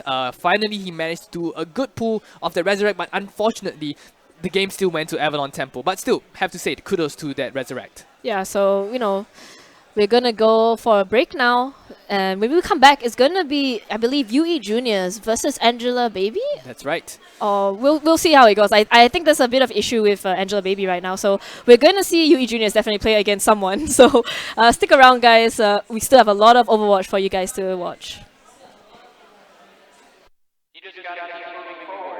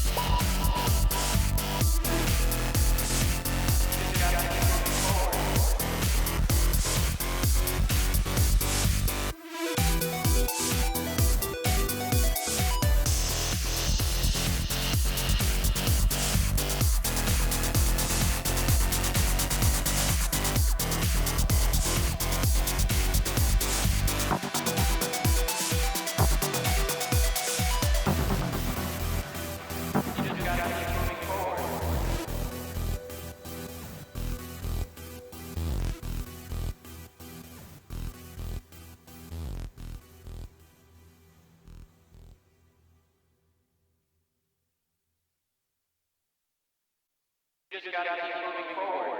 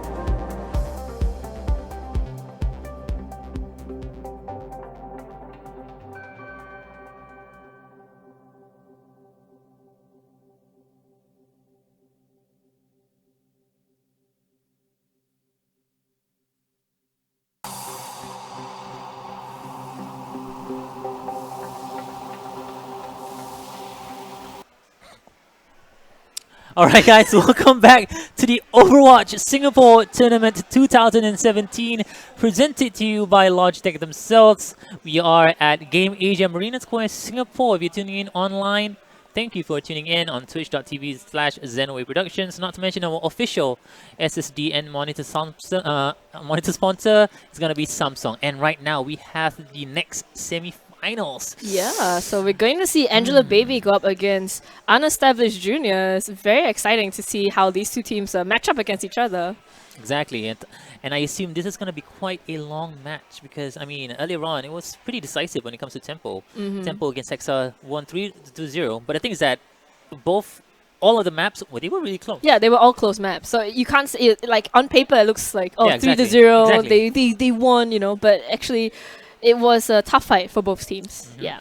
And I do believe the players are ready to go into the match as well. First map is going to be Nepal. So looking forward to that one. This is the second semi-finals of the day. The next up, we're going to have the third and fourth place. Yeah. After that, it is going to be the grand final. So you better sell. But stay tuned to this tournament. We still have more matches for you to watch online and on the live event as well, Game Asia. For those who do not know how to get here, Google. Yeah. I mean, if you live in Singapore, why not, Yeah, right? exactly. It's Marina Square, you know, come here for dinner or something, drop by, say hi.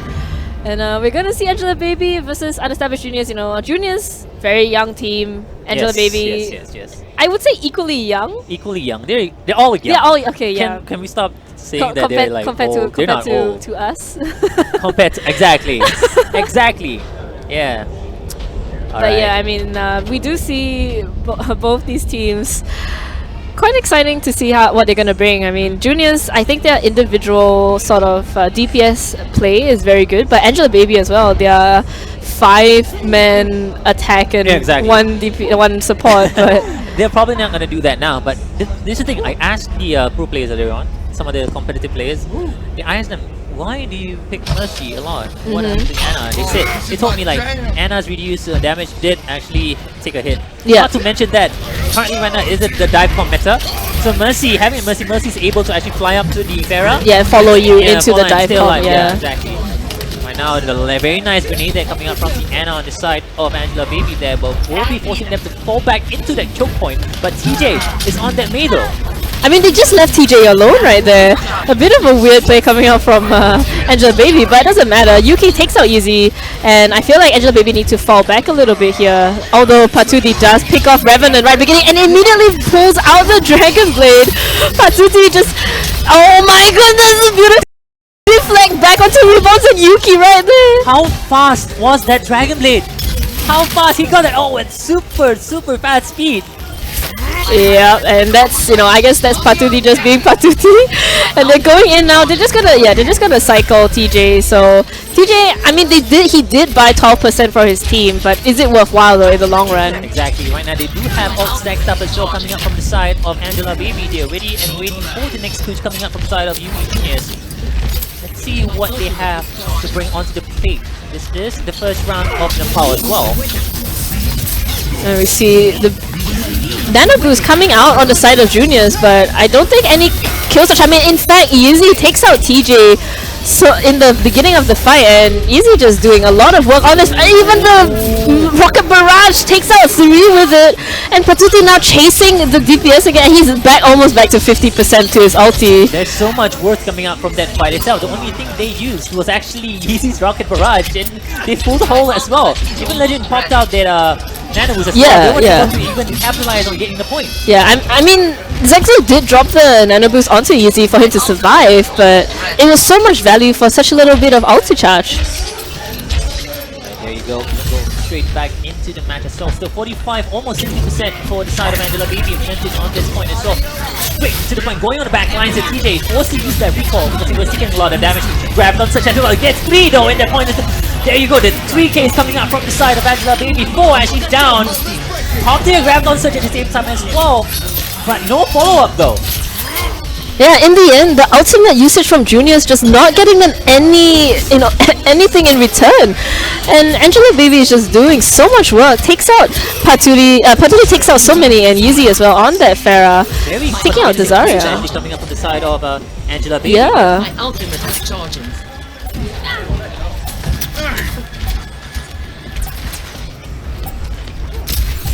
But now we see Reborn's actually swapping out a hero, and Dragon Nanoblade going in. Patuti takes out Legend, going after this Diva, takes out the mech, and they take out even, oh my goodness, the other side, the Genji coming in now, but it doesn't get anything. Arcadia takes Yuki out before he can do anything with that Dragon Blade.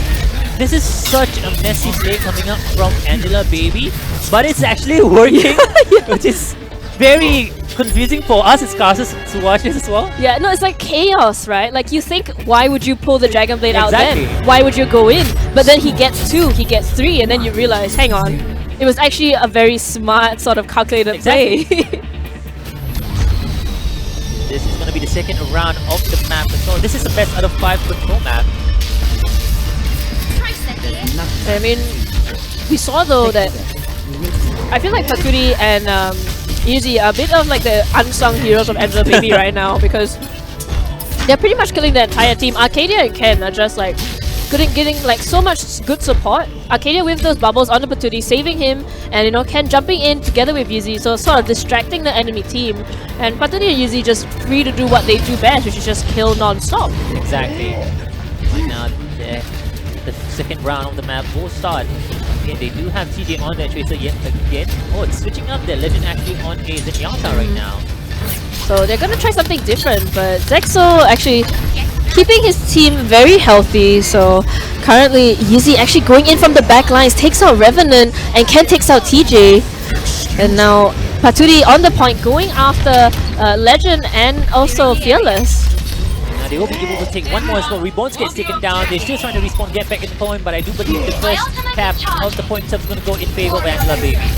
Yeah, and I mean Ken, a bit of an overcommitment there, but it doesn't matter. Yeezy takes out one, and the kills are chiming in for juniors as well, but I don't know if it's enough for them to get control of the point.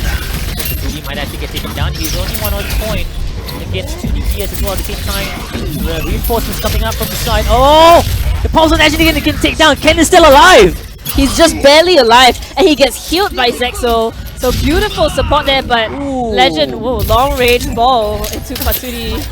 And they do take Paturi out, but it doesn't matter. Juniors have already been routed. Reborns going in very aggressively with the Zarya, but not getting much ground actually with DPS. They do have the Dragon Blade as well as the Nano Boost coming up. They're probably going to utilize that as well. They do have Rocket Barrage, but Arcadia gets taken down. 2 are down for the side of Angela Baby as well. Yuki pops the Dragon Blade. Won't be able to get anyone though. Finally, but even Paturi with his answer back with the Dragon Blade at the same time takes him down. And now TJ will take him down as well. Can they actually contest and get back the point again? I mean, they're popping ultis to try and buy space on the point. Angela Baby just want to buy as much time as they can. They know that they technically lost the fight. Yeah, exactly. But they want to, maintain it. And they even drop the ulti onto Ken.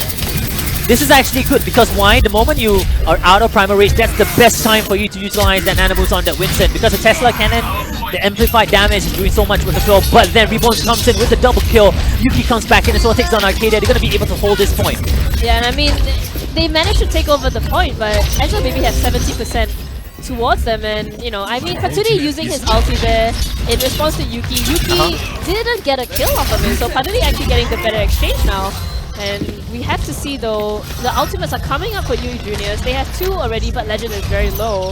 Exactly, they do have the Graviton, so she's going to pop it soon, but there's no one to pop it though. Everyone's going by the sidelines, the flank is coming in as well. But right now, Reborn is trying to take down Arcadia. The beat has been dropped, still trying to go back on the point. Easy takes down Yuki, that's 1 DPS down. Transcendence has been popped as well. Gunbuck of Donosti takes down Zexo, takes down Arcadia, takes down Paturi at the same time as well. 4 are down. Ken gets a reply, takes down Revenant as well. But 4 are down, 5 are down on the side of Angela Baby, and they're going to be able to hold this point. But they still have ults for the next push. Yeah, I mean, Arcadia dropping the Garaton Surge, I think was a very hopeful ulti. Coming up from Angela Baby, he probably could have saved it to combine later with Yeezy's or even Paturi's ulti, but here we go. Unestablished juniors though, they only have Revenant's ulti coming up and maybe Yuki's for the next fight. So we'll have to see whether TJ gets a good drop onto Yeezy, takes him out right off the bat, and Zexo as well gets picked off. This is disaster for Angela Baby right now. And Yuki pulling out the Dragon Blade, takes out 2. Going for more in the back lines, and I wonder though, Paturi drawing the Dragon Blade and just dying immediately was not the play there. Peekaboo, I see you! TJ with a clutch pulse bomb on towards the side of Yeezy that takes it down instantly, that allowed his whole team to just come back and fight again. Because they have the advantage, right? They have only 5 players, so why not just go in on them? Yeah, and I mean, Angela Baby now in a bit of trouble. Paturi swapping out to the Tricks that gets picked off right away by Yuki. Yeezy needs to do a magical shot here for his team, but with the sound barrier, can he get enough? He gets 2. No, he gets only 1 actually with that. And Yuki is just doing so much work on his Genji right now. Arcadia still trying to survive, but unfortunately gets taken down by Revenant as well. Yuki with the kill onto Paturi, going for more. Ken is trying to hold this point for the longest time possible, waiting for his teammates to arrive on the point as well. Can Meeple by actually touch a point? The overtime has been popped, but I don't really think they're going to be able to come back to the point in time. And 1-1 the score. Oh my goodness, and this is crazy close right now. I mean, the exchanges coming out from both these teams is just ridiculously aggressive play coming out from, both these teams, and the supports are just dying left, right, and center. I feel like they just keep prioritizing the supports, and it means that, juniors are doing, I feel they did very well. Yeah, but I like how the side of Angela Baby, they're so unpredictable coming out with their plays, TJ, who would expect TJ coming out from the sidelines and just dropping that pulse bomb on towards the DPS? That's a very clever play there coming out from TJ. Yeah, and it's quite hard, I think, to have gotten that. So Yeezy maybe not respecting the Tracer enough. So Yeah, exactly. being a bit too over aggressive in that particular scene where you give him the opportunity to just get that pulse bomb stuck on you. So a bit of unfortunate plays coming out, but 1-1 though, there's still a lot of Overwatch to be played here. Exactly. We might actually go the mile. It's best of the 5 maps. We might actually see 5 maps. We might. I know you agree. I'm excited. You're I'm excited to see excited? more Overwatch. I mean, you don't get to see Exactly. much of you don't have Local the tournaments. Yeah, especially LAN as well. It's a completely different vibe from just doing an online tournament, right? Exactly. So I'm not worried about it going long. I know I know that I prefer it going long, Yeah, I know. to be honest. I like it long. Exactly. I like it very long. It's just that my eyes. I like it very have- long too. I have what you call the falling asleep face all the time. So I just look like I'm tired, but I'm actually like really excited on the inside, guys. Trust me. Yeah, don't judge a book by its cover, they say. Exactly. So Food for thought. Exactly. We do have some technical difficulties going on, but I do believe we're going to go straight into the match as well, because I think the technical difficulties have been resolved. yeah. So just in time for, I would say, part 3 of 5 for Exactly. Angela Baby versus Unestablished Juniors on Nepal. Nepal, personally one of my most favorite maps when it comes to control points, because I feel like it's the most balanced. They have a very good, they have that well, it's not well, is that statue earlier on, the middle part where they have the big bell, I forgot what it's called, but right now we do have the ruins at the same time. No, this is not ruins, this is what I totally forgot what it's called. Yeah, Nepal is one of my favorite maps, Yeah. but I feel like it's very balanced. They do have that pit in the middle, allows Roadhog to actually get nice hooks, goes back into the abyss, takes him down as well, but Patootie, whoa, Patootie, oh my Going goodness! in very aggressively. He rode into them! Yeah, but in the back line, Ken was Oh! Meatball Boy though. Ken actually went in onto the back line. Oh! Patootie decided to go in, and Arcadia, they're all just suiciding. I think they know that their attack is a bit dented from their immediately failed push. So Patootie now swapping out to that soldier, maybe not going to roll into damage anymore. Ken, oh, that's a very ballsy play there coming from Ken, going to the back line by the side there. This tiny little bit of ledge allowed him to just get to the point, get to the back line really well. TJ already has a nano. I mean, a tactical visor will do a lot of damage as well. Will help take down Patootie. Easy will take down Beard as well. But Ken comes back as well at the same time. Will take him down with a nano boost. Yeah, and Ken, I feel, jumping on the backlines all the time. He was on Fearless and Legend, like, why not Rise? And he's just doing so much work. The Winston just electrocuting everyone, and Revenant gets picked off with the whole hog. Izzy popping the ulti, but TJ with that beautiful Helix Rocket takes out Izzy in the end. Even nano boosted someone though. I'm not really sure who the nano boosted. I think the nano boosted Zarya. Reborns with that nano boost as well, just trying to apply as much damage as possible, and I do believe he's going to be able to do so. TJ takes down Ken at the same time. And going on that Anna as well. The Anna's going to get taken down, I do believe so. Zexo is still alive. How is he still alive? Finally utilizing that whole hog to take down 2 at the same time. The hook's coming in. The bubble will save him. Never hook first. That is rule number 1 for Roadhogs, who get taken down. And Juniors, I think their lineup is just doing so much work right now. The defensiveness, like they know who to bubble, they know who to save. Juniors, their teamwork right now is ridiculous. So they do have that tactical visor as well as the Graviton Surge coming up from the side of just decided Graviton Surge has been for Reborns! Is Reborn coming in with the amount of damage coming up from that Graviton Surge together with the fully charged Zarya. Oh my goodness, that was... I think that was play of the game. He just went in, he knew that Angela Baby were not looking out for him. He knew that he had the Graviton Surge. He was willing to pop it just to buy them so much more space. And now you see Ken swapping out to the Diva and just don't want to deal with that Zarya ulti anymore. They do have the Earth Shatter. They have so much utility on their side. There you go, Nano Boost, Tactical Visor. There's nowhere running from it. Even gets take down Meeple Boy as well. Going for the next one, which is Patootie. He's gonna get taken down as well with that Helix Rocket. Finished up 3k coming up from the side of Angela and UE Juniors here.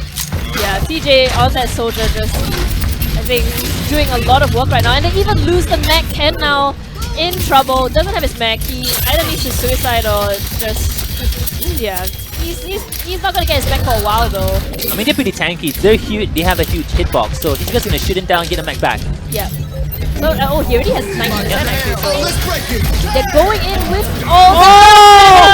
coming in from Revenant, takes out so many, and they even just keep the point. That beautiful Earth Shatter That coming was- up for Revenant right there. That was so seduct. so seduct. That was so seduct coming out. That Earth Shatter was just so delicious to watch.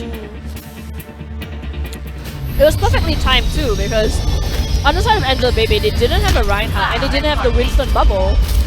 So they just ran into Revenant. Revenant was just like, hi guys, have a hammer, and that was it. I guess they had the idea, you know, I'm gonna probably have my mech soon. I think they have the Diva ult as well after Yeah. the mech comes up. So they had like, you know what, just Sound Barrier go in. I'm probably gonna get the mech back and then pop the nuke. But fortunately, will not be able to do so because the Earth Shatter came in at the right time for Revenant.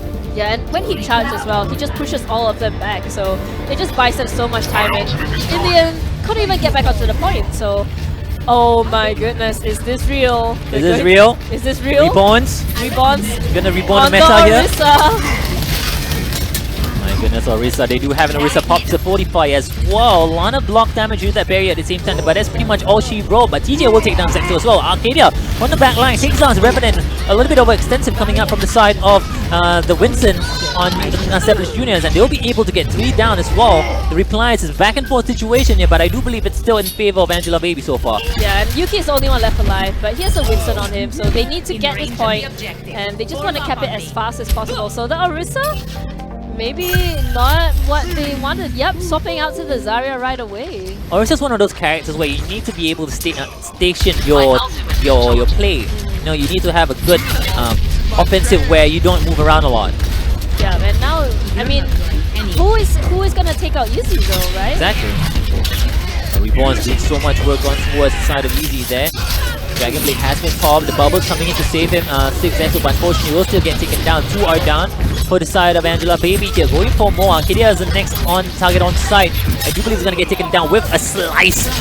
There you go, goes for Meatball Boy as well.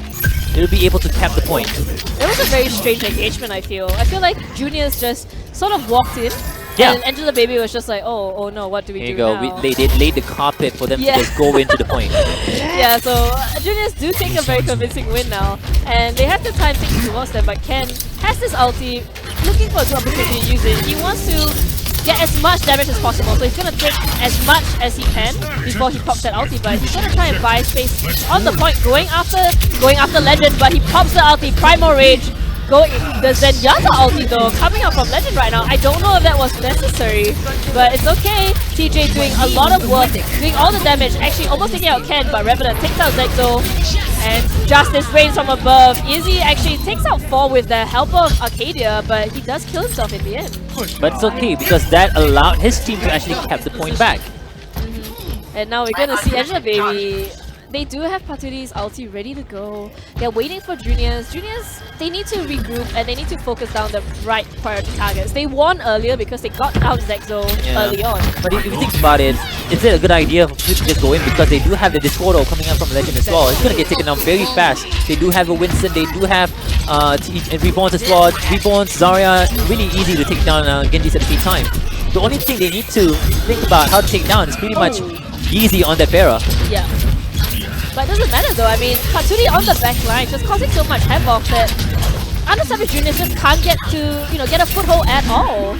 And Dragon becomes me. Yuki pops the Dragon Blade together with the ultimate from Reborn, but Paturi responds with a double kill, triple kill, going for more. Can he get more than that? No, a triple kill coming up from Paturi right there.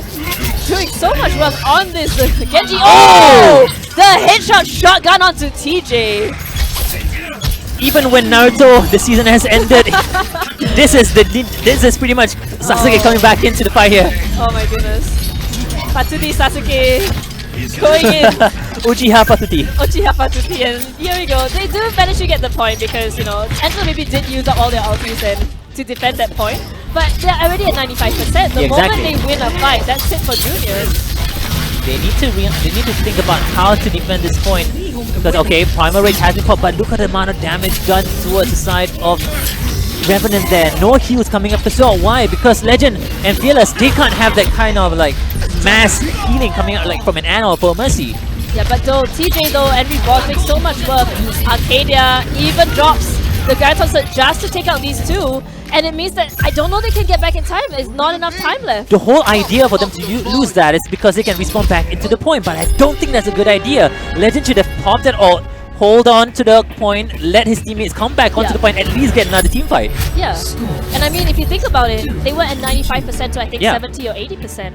If they had managed to maintain the fight long enough, it would have been actually harder for Angel Baby to come back. Exactly. So unfortunately, the Understandable Juniors, I think both of their support ultis are still up Yeah. by the end of that. So we're Yeah, gonna see a Fearless could have 2-2 popped an draw. ult together with whoever is left on Yeah. the point. Just go in, hold the point, stall as long as possible. They do still have Legend on that Transcendence as well. Still can hold the point. Yeah. So a little bit of miscoordination coming up from the side I of the mean, UE Juniors. it's one thing to have stall tactics, Yeah. right? But it's another thing when people are like, I'm just gonna die on the point. Yeah. So I think maybe it's a bit strange, maybe a bit too disciplined in a sense. Yeah. Where they are like, we're all gonna die now, wipe. And they didn't stall long enough for them to actually come back. Exactly, right now this is the last round of the map. Wow, we were going to mile here. It's almost every single match. The control point is almost like all 5 rounds. I know, There you it's go. great. First 2 pickups coming up from the side of UE Juniors. They will take 2 down from the side of Angela Baby. 3 or 4 down. They're going in deep. And they will be able to cap the point. Yeah, and it looks like Junior's very convincing, explosive start for them. They just got, the right pickups at the right time. Even Ken has to suicide just to, respawn with his teammates. No answer still from the side of Angela Baby. They don't have anything to utilize as well. No ult up as well for both teams. So, but TJ, 40 more percent.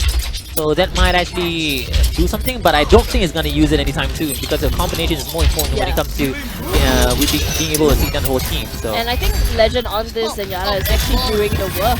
We saw that Angela Baby just died so quickly, but Depop Boy actually swapping out to the Pharah now. They're doing a single healer in Zexo. This was actually done earlier on as well, but Zexo was Anna instead of a Lucio, and they need help. Oh, But that Swift Strike onto the Mega will not allow him to get that mid pack.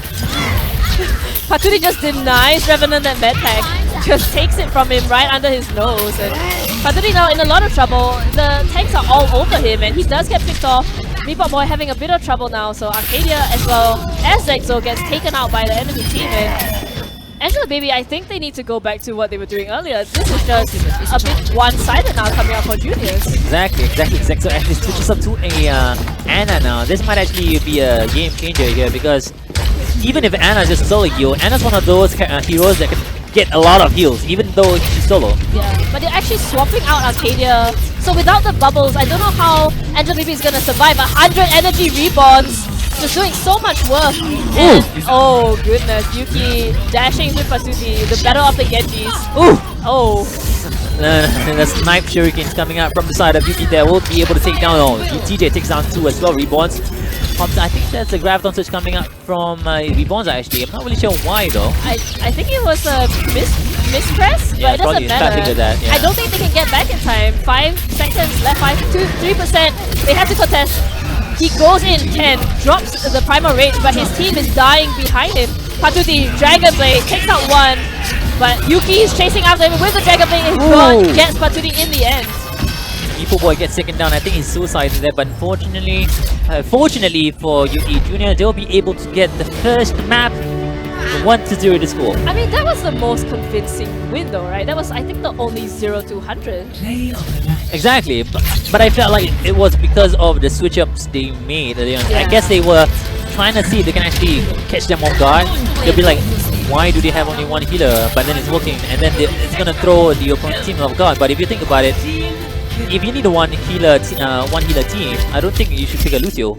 Yeah, you would definitely prefer to go for an Anna, I think, in my opinion. And we saw there, I think it was Reborns with their beautiful 6-man Graviton Surge. So good plays coming up from both sides. And we're going to go now, I think, into our second control map. But I believe that there was technical difficulty, so they're going to restart the match as well. They need to remake the lobby at the same time. We're having a lot of technical difficulties though, unfortunately, but that always happens when you have LAN events. It's very common, so do apologize for the hold-ups on stream. But hey, why are you watching online? Come down. Get over here. Get over here, man. It's in Marina Square. It's a nice environment as well. A lot of your livelihood as well at the same time. Every familiar faces, and as well as you can make some friends at the same time. The community is very close-knit. Everybody knows each other. You don't know, make friends. I like how your solution is like, come down. If you don't know anyone, make some. Make some, Make some exactly. friends. And you can just talk to us as well. Yeah. We're pretty friendly. I think we're quite friendly. I'm sometimes friendly. Sometimes. The next map is gonna be Hanamura. We're doing the Yeah. full weep mode today. We Oh, have a lot of Hanamura today, That's actually. true, actually. right? I don't think... Yeah, it's been Hanamura and Temple of Anubis. Yeah, pretty exactly. much, And a so- lot of Oskai, actually. Oh, It's very balanced, but I see Yeah. a lot of more Hanamura. I feel like I've casted Hanamura the entire day. So I don't think I've casted anything other than Hanamura. Oh no, wait, I did cast a Temple of Anubis, so we're gonna go into Hanamura. This was, I believe, Angela Baby's choice going into it, and I think we'll see how good they are on this Suki, map. sidetrack. What? Do pineapples go on pizza? I believe that everyone should eat whatever they want to eat. You can eat pineapples on pizza if you like it. If you don't, then just don't eat it. You're so politically correct all the time. it's Why true. are you trying to like not piss off anyone? No, Like because I mean, I grew up eating Hawaiian pizza. what? Right? You must understand, my family is like really Chinese. They're like, we must have something sweet with our pizza, you know, and Huh. they always have pineapple on it. But I don't actually like it personally. But because I grew up eating it, I have learned to accept that there are people from All right. all walks of Fair enough. life, you know. Fair enough. Yeah, Yeah. fair enough. Fair enough. I accept your explanation. I accept your decision as well. Well, technically, it's not really a decision. It's not really a decision. It's not really a no. decision. So, Chad, if you think pineapples go on pizza, type yes. If not, say no. So we would like to know, actually. Yeah, I would be actually quite curious because I feel like Hawaiian is a very Singaporean thing to eat. I don't think it's just Singapore, though. No, it's American I don't flavor, know. but I mean, if it's Hawaiian, it should be from Hawaii, if it's yeah, American, right? yeah, maybe. Kinda, I don't know. We're gonna go straight back into the match. It's gonna be Hanamura, the second map of the match. What do you think how do you think this will turn out? Judging from today's matches. I mean, given I think it will turn out pretty well, considering that they're coming back into the meta, and Pharmacy is just doing so much work right now. Exactly. Right now they do have that dive comp coming out from the side of Yuji Juniors here. TJ takes down Yuji straight off the bat. This is gonna allow them to just jump in on the point together with TJ even joining Revenant as well. Going back line here, trying to take down the supports there. TJ will pick out Sexo as well. Ken will take out Reborns from that Diva mech, but still the point seems to be in favor of the side of Yuji Juniors. They're taking out a lot of people. Yuki with the kill onto Arcade again down the mech goes. Oh my goodness, and it looks like Yui Juniors just brute forcing their way in there. I feel like Zexo, unfortunately, he landed a good grenade on Yuki and on Revenant as they were jumping in, but they weren't able to capitalize on that, and Yeezy going down early meant that there was no one to protect Zexo and Meeple Boy on the support, so unfortunate play there coming out from Angela Baby, but Established Juniors just going in so aggressively, just doing the work right now. And now they do have Yuki up with that, but he gets taken down instantly, but Paturi not allowed for the Dragon Blade, but the res is coming out from Legend, will bring them back. The Earthshot is coming in from Ken, pushing Reborns back to the entrance zone, but then KDL gets a triple kill with the Diva ult. Unfortunately, we're not able to see that. I hope that gets play of the match. Oh my goodness, Arcadia. That Diva mech bomb just taking out the entire side of Established Juniors. Oh my goodness. goodness. I think we said oh my goodness at the same time. Oh, Jinx it. twinsies. Twinsies. But so far, they do have a lot of ults stacked up on the side of Yuki Juniors. They're going to allow to have a really good push in the next round. Yeah, and Reborns actually, they're going in on Ken. Ken is in a lot of trouble right now. He's low. Gets taken out by Revenant, who has already popped the Primal Rage. And unfortunately, Yeezy on this Winston, does pop the Primal Rage just to survive. Arcadia, though, gonna lose his mech now. And unfortunately, the defense on the side of Angela Baby just not able to get any traction against this aggression coming up from Yui Juniors. There you go. Yuki doing a lot of work with this Genji here, trying to take down the supports as well. Going for Ken. Ken will get taken down. Paturi pops a Nana booster. Data, I will get one though.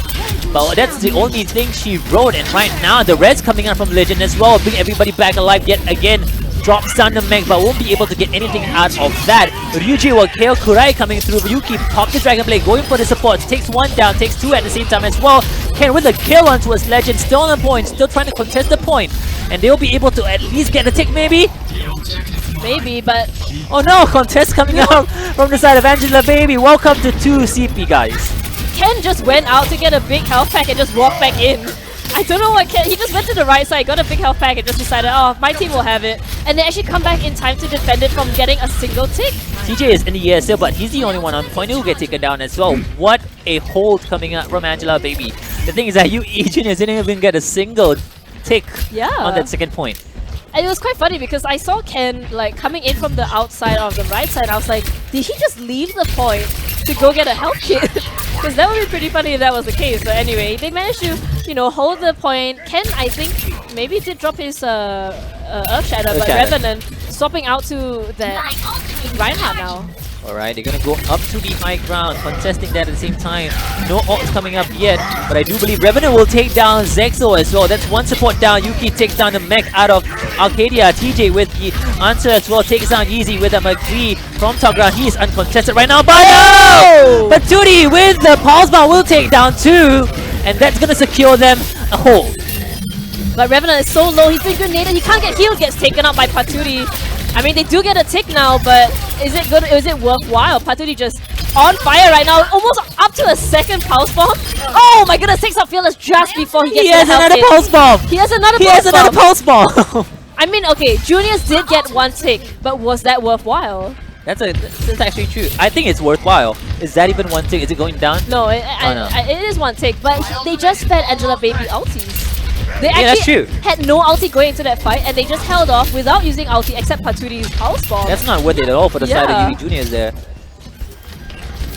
But now we do see Fearless coming up to his sound barrier. They're going in very aggressively. Ken very close to that. Oh my goodness, they're both very close to that ultimate. Arcadia with the bomb. Is he gonna? No, he's not gonna pop it. Just going in very aggressively. It was a beautiful Earth Shatter from Ken, but no kills yet. But it's okay though. They do have still a lot of ult, but Paturi gets taken down as well. He tried to go up.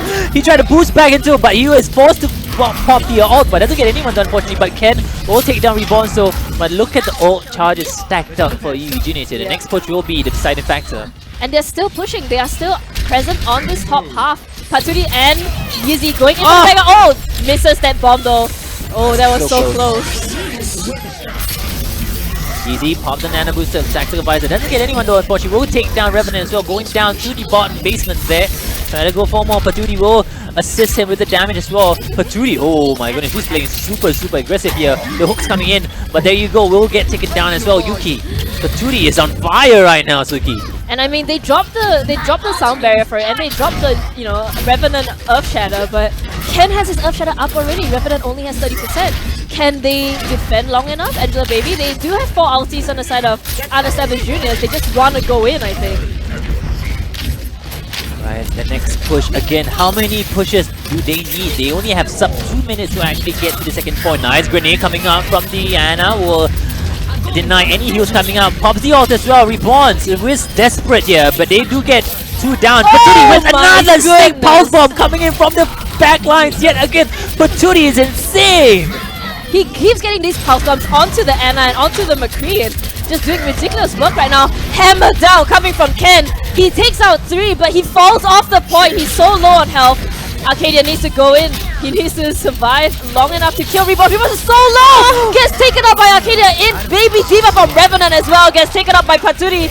And they get 2 ticks. Paturi takes out Fearless. Paturi with his sick pulse bombs. Oh my god. This guy is on fire right now. He's like Bankai mode, I think. What was it? Uchisha Patuti? Oh man, so good right now. And we're gonna see though, I mean they use up a lot of ultis for that push, but Reborn's already almost back up to another Graviton surge. Wow, the defense coming up from Angela Baby is so extraordinary.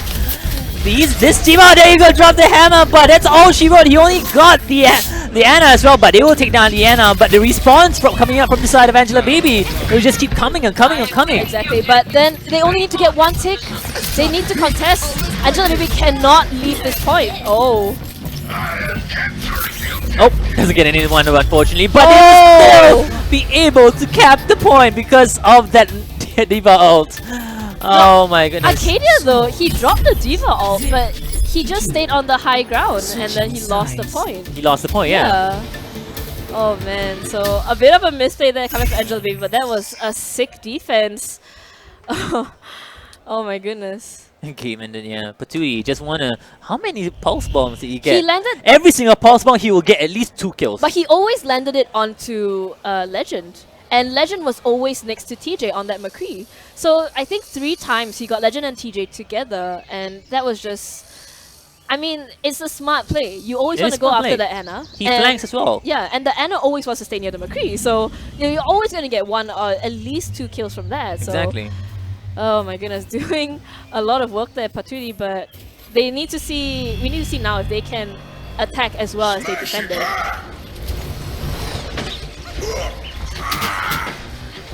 A little bit of banter coming out from both of these teams. They're all friends. But yeah, we'll get to see though. I am quite excited to see what Angela Baby is going to pull out.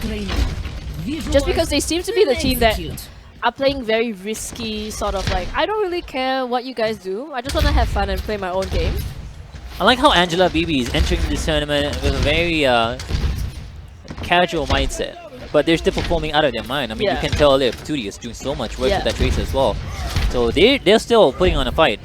I mean, you look at all of them, and they're all competitive people at heart. So even though they're Yeah. like, I'm just gonna be casual, guys, they're just like, oh, but I do want to see whether I can beat this other team. Yeah, so exactly. Next time, that's true.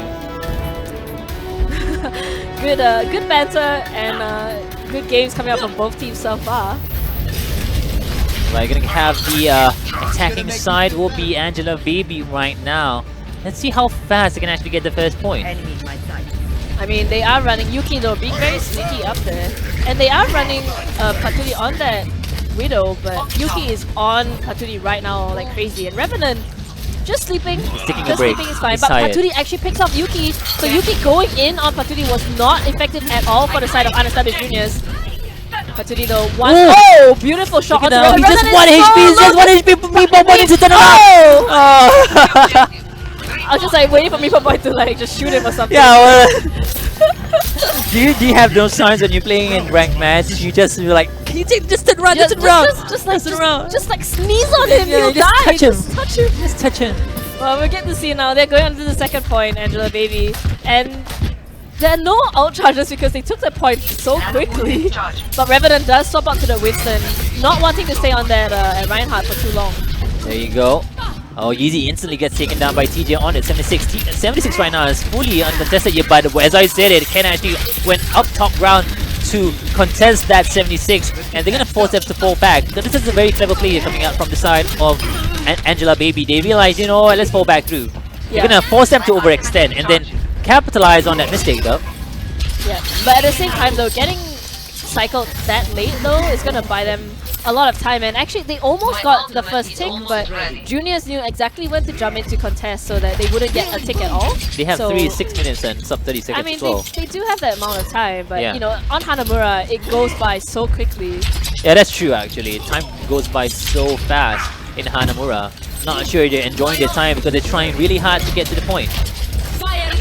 Oh, grabbed on Surge has been popped, but It doesn't get anyone. doesn't get anyone with that grabbed on Surge, unfortunately. But there's someone on the point and no one is actually contesting. But finally, there's someone contesting the point. He was so close on getting that one tick.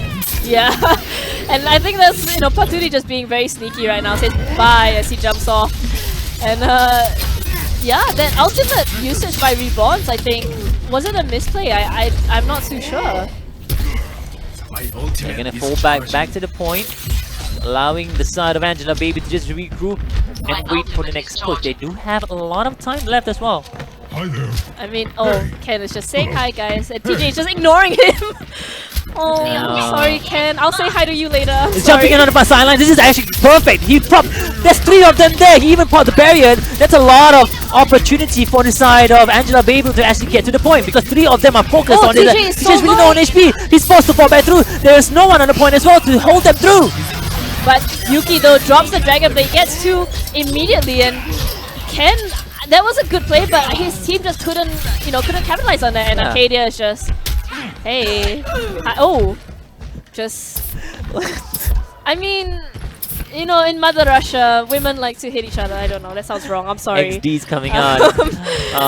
Reborns and Arcadia having a bit of a fisticuffs on the point right there. Whose muscles are better on Zarya as well, but they are actually just having fun at the same time as well. Yeah, and Paturi going in quite aggressively now, trying to find a good place to drop his pulse bomb, I think. He's actually on the objective, just being annoying. Paturi on this tracer. Oh! Whoa! Gets picked off by Reborns. That was not part of the plan. Oh, there's a great Grafton surge coming up from the side of Arcadia, but no follow-up though, unfortunately. A lot of damage has been dealt on towards the side of Angela Baby. Ken actually forced to pop the Primal Rage going on. Legend so doesn't want to allow him to deal any heals coming out. Oh, Void, very nice. He actually strapped away from that sleep dart as well. Yeah, and you know, that was a beautiful ulti by Arcadia, but I think Paturi and Yeezy got killed so early on. Getting picked off means that, you know, there was no combo for them to do, and we see Yeezy now swapping out and just they're trying to figure out a way to break this defense. Meanwhile, Junior is just doing, you know, amazing defense without using any ultis. Actually, Ken now switches up to a Roadhog, and that might be better to deal with Yuki's Genji. Yeah. You know, going for this double tank, maybe the way for them to go. 52 coming out from Angela Baby right now. And then moving up on the sidelines and going up to the high ground as well. Someone's already on the point. Yuji will kill correct coming through from Yuki. Yuki together with the Grafton Surge doing so much well with a 4K. Going for one more, maybe, just maybe Ken. The defense coming in. We'll take him down as well. Oh my goodness, that was such a play. It was so sick coming out from Yuki right there. And I mean, Angela Baby now scrambling. The ultimates are just so thin for them, whereas, you know, Juniors has so much to work with. They do have to defend for another 3 minutes, but there's only 3 pushes if they take their time. Yeah, they can actually take their time. They do have 3 more minutes. They have a lot of ults as well coming up from the side for Angela Baby. But that Winston. Oh, Paturi. Sneaky peeky Paturi going on the back. Nice, he might actually pop a great grab. Doesn't get anyone though, unfortunately now. Yeah, Reaper just jumps off, but he's gone so low. Paturi does pick him up in the end. But the Nano Visor coming out from the side of Juniors, just doing so much work, and Ken can't stand up to it. Yuki instead does get the kill on him. And unfortunately, another brilliant defense coming out from unestablished Juniors. Yuki is going. Oh my goodness, this guy. He's going ham right now. Doesn't even need the Dragon. Exactly. Well, I mean, he's back to 91%. So he's gonna have one for the next 5, but he's just doing so much work right now, Yuki, on that Genji. He has another Dragon Blade as well at the same time. Revenant with that Primary Reach already up and running, but they do have a lot of support also coming up from the side of Angela Baby. This is gonna allow them for the next push. Revenant though doesn't get a good hook. Ken doesn't manage to get a hook on anyone, and they're just pushing in. I think that's what they should have done from the beginning, just a slow, steady push.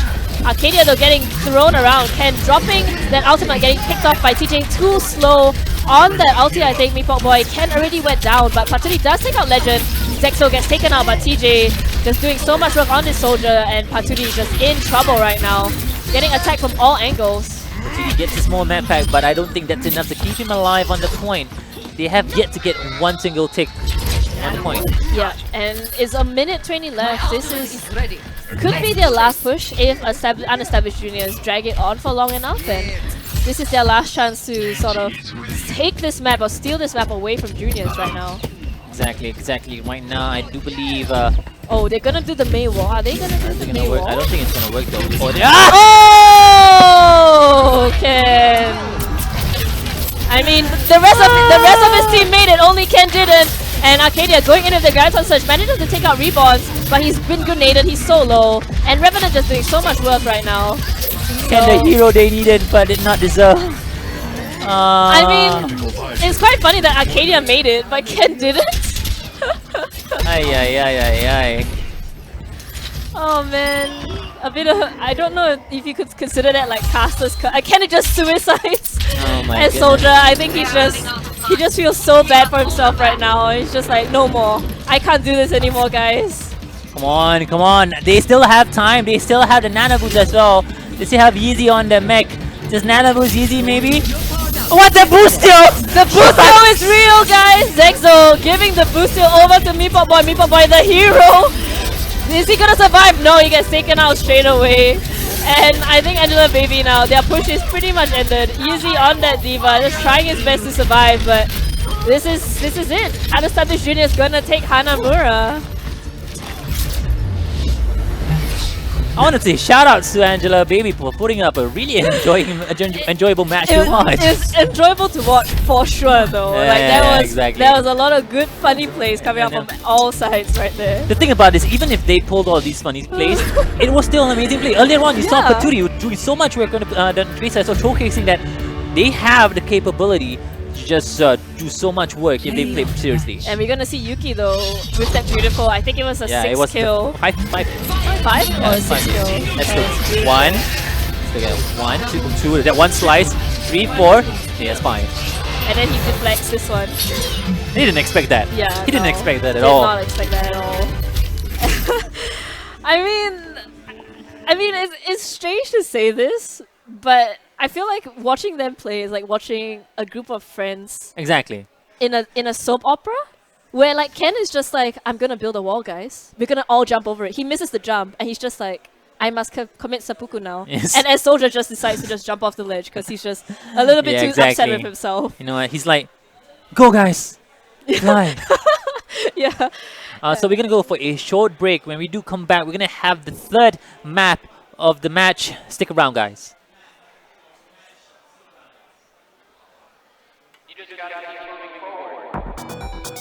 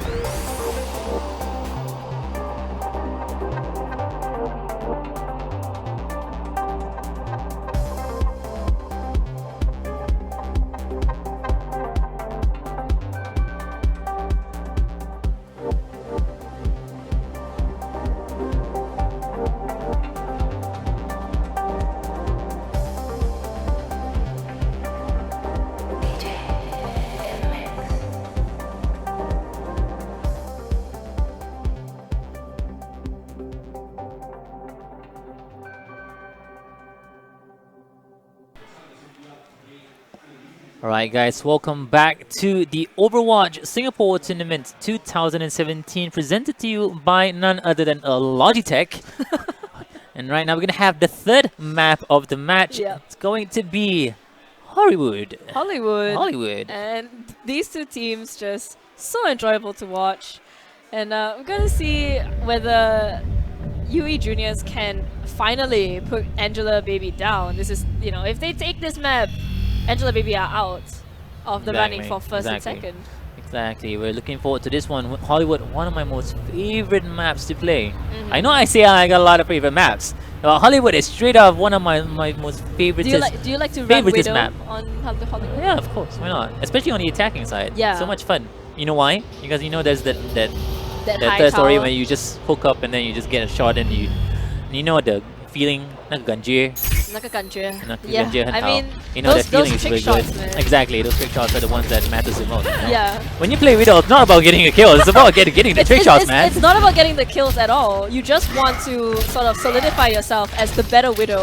Exactly. And just, you know, trick shots are the one way to go. And we'll see whether there's any trick shots here today. Hopefully someone will make you happy, Hafiz.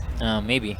Hopefully we'll see a Widowmaker landing some really cool trick shots. I mean, Super Neo was not even, he doesn't even need trick shots. He was just killing one by one. I mean, all his shots look magical anyway. It's like skill. Like, you know when you see one yeah. You don't even have to aim. He just Exactly. kept it at the same level and he just left clicked when they Exactly. All he did was like, it was like an arcade mode. It was just good one by though. one. Yeah. But yeah, this is gonna be the first round of Hollywood. Right now the score is 2-0 in favor of unestablished juniors. Can they make it 3-0? That's the question We'll here. have to see. I mean, Angela Baby, fun team to watch play, and here they go. We'll have to see whether Easy or not can take down the DPS of juniors. Oh, that hook though takes out Reborns right off the bat. Very nice hooks there coming up from the side of, I believe it's Paturi actually. You know, when you see Hollywood, the attacking is one of the most important things. Do you want to do dive bomb or not? Yeah. You want to slowly press in? But right now, as you can tell, they're actually slowly pressing into the point as well. Utilizing the Reinhardt shield, allowing them to go up the high ground and... Yeah, hooked again! Reborns is getting hooked. He's like a hook magnet. Paturi gets the hooks on towards Reborns as well, but not capitalizing on that. Won't get him down. Easy actually got hooked as well and just survives off the skin of his teeth. Kendall already has his Earth Shadow. Is he gonna break it? He drops it, gets two. He's going in. Gets Yuki on the end of that charge. There you go. The berry has been popped on towards the side of Revenant there, but won't be able to keep him alive even there. There you go. They will be able to hold this point yet again. I mean, Ken built the ulti so quickly though. Revenant Exactly. is only on 64% and he's already used his. But Paturi with just going for those very hopeful long-range hooks. He doesn't really get anyone, but they're all going in on him, and you know he has his team to back him up, so he's fine. Revenant now trying to get some damage down on the front lines, while TJ going very sneakily on the back, going with the tactical visor, takes out Meatball Boy right at the beginning, but he's so low. 20 HP gets taken out by Arcadia. Paturi, the nano boosted whole hog going in. The ulti coming up from Reborns, I think it's a bit of a waste. They are so low. Yuki is running with very little health. Can he get Yuki, killed? the hook, maybe the Oh hook. There my you go. I think he'll finish it up. goodness. Oh, there you go. Yuki versus Paturi, the DPS fight of the ages. A very convincing defense here coming up from the side of Angela Baby. Yeah, they only have 2 minutes left, unestablished juniors, but they're going back onto the high ground again, trying to see whether they can make it work for them a second time, now that they have all their team together. They do have that grab on surge on Arcadia as well. That's the only thing they can utilize for the next push here, but they do get a pick off onto his legend. 2 are down for the sub unestablished juniors here. Almost got a hook onto Yeezy. But thanks to Roadhog 2.0, might be able to get anything out of that. Paturi is doing so much work on his roll. Okay, Paturi, please. And he's going back again. He has the whole. He poked Yuki in, but that bubble though barely saves him. Yuki is actually very low right now. He does get healed up and eaten, but all the ultis dropping in. Earth Shatter, Sleep Dart. Beautiful Graviton Surge coming out from Arcadia, and Yizzy gets a couple of kills, but Yuki with the Nano-boosted whole hog, he's still gonna get taken out. Arcadia versus Reborns. Oh, and he drops the Zarya ulti, but Reborn takes out Zexo, but is that enough though? It's a fully charged Zarya. What are you doing? Why did you pop that? You can actually come back to the point together with your teammates as well. The combinations, where is it coming up from unestablished units? I'm not really sure what they're doing right But now. it doesn't matter though, TJ comes in with Wait, the what? Oh! So Arcadia was the last one on the point. They wanted to get him down desperately. They had one last push. Oh my goodness, the ulti coming out from Ken was not good enough, and TJ with that tactical visor just going in. And UE Juniors are actually going to secure the first point in the last 30 seconds. There you go, TJ just doing a lot of work with the 76. I do believe he's going to be able to take down Arcadia with the help of Legend as well. And Yuki going on straight and get for more kills, just trying to stagger as much kills as possible. I mean, I don't know, like when we saw that ultimate, right? They basically wanted to kill Zexo and Arcadia, who were the only two on the point. But was it worthwhile? In the end, he swaps out to Winston, so it doesn't matter. He uses an ulti anyway. And they're actually getting a lot of mileage on this card. Yeah, exactly. And what's surprising is that we don't see the conventional type of dive comb we see these days, especially when you are playing a hybrid map. Yeah. You usually see a dive comb, get first point and switch up. Yeah. Instead though, they're going for this very strange Reborn's Yuki dual dive, but TJ just getting free shots onto Yusi. Oh my goodness. Meepo Boy is playing super aggressive, trying to take down TJ on the 76 as well. And TJ will take down target. Oh! The hooks from up top will take down Revenant as well. And now Arcadia, he's got 50% chance. He gets slapped on the point though. Yuzi dropping the rocket barrage from long range, takes out TJ and Fearless. And even Legend on the end just cannot escape, you know, Angela Baby's aggression now. Oh my goodness, Yuzi picks out Yuki late. This is gonna be, you know, bad news for Unestablished Juniors. Exactly. I'm really unsure what, because this is very messy pace here coming up from the side of Unestablished Juniors. They're going one by one. They're using their ult for no reason. But Reborns as well, swapping back onto the Zarya, realizing he can't actually do much, and they want to go upstairs, but upstairs is Paturi with the whole hog. Is he gonna? Oh! Okay, and they don't actually get on top because Meepo Boy pushes them off. But you know, can they fight when there's this angry Roadhog on top? But Yuzi getting picked off by Yuki and Legend. Beautiful ultimate coming there from Arcadia. Oh, okay, Paturi. And he's going once again for Yuki, and we see here the Roadhog of Paturi doing so much more work than what Yuki can do with that Genji. Look at the amount of ults they have on the side of Angela Baby here. They have all those ults to utilize, but the thing is that Unestablished Juniors, they need to push in right now because they only have sub 1 minute. They only have like around 40 seconds to push to the second point. Yeah, and they only have one last good push and they cannot lose a fight here. But TJ already half health, and you know, the push coming from Unestablished Juniors is a bit slow. I think they are trying to figure out a way to get in, but Revenant has his ulti. He doesn't get his ulti off. Instead, Ken pulls the trigger first, and he doesn't get down anyone though. Paturi gets charged in, and Yuzi gets taken out by Yuki. Is this a reverse sweep coming out from Unestablished Juniors? They managed to get a kill on Legend. Reborns does take out Paturi, but is it enough now? They have 10 seconds left to push this point all the way to that second point, and they still have a long way to go. Even if they team wipe the side of Angela Baby, they're going to be able to respawn back in time to hold this point. And Yuzi has his ulti coming up soon. I mean, they do have high ground now, so Unestablished Juniors is going to have an easier time attacking than they had previously. But once Angela Baby go in, can they survive? Yuzi going up on that high ground, going after TJ.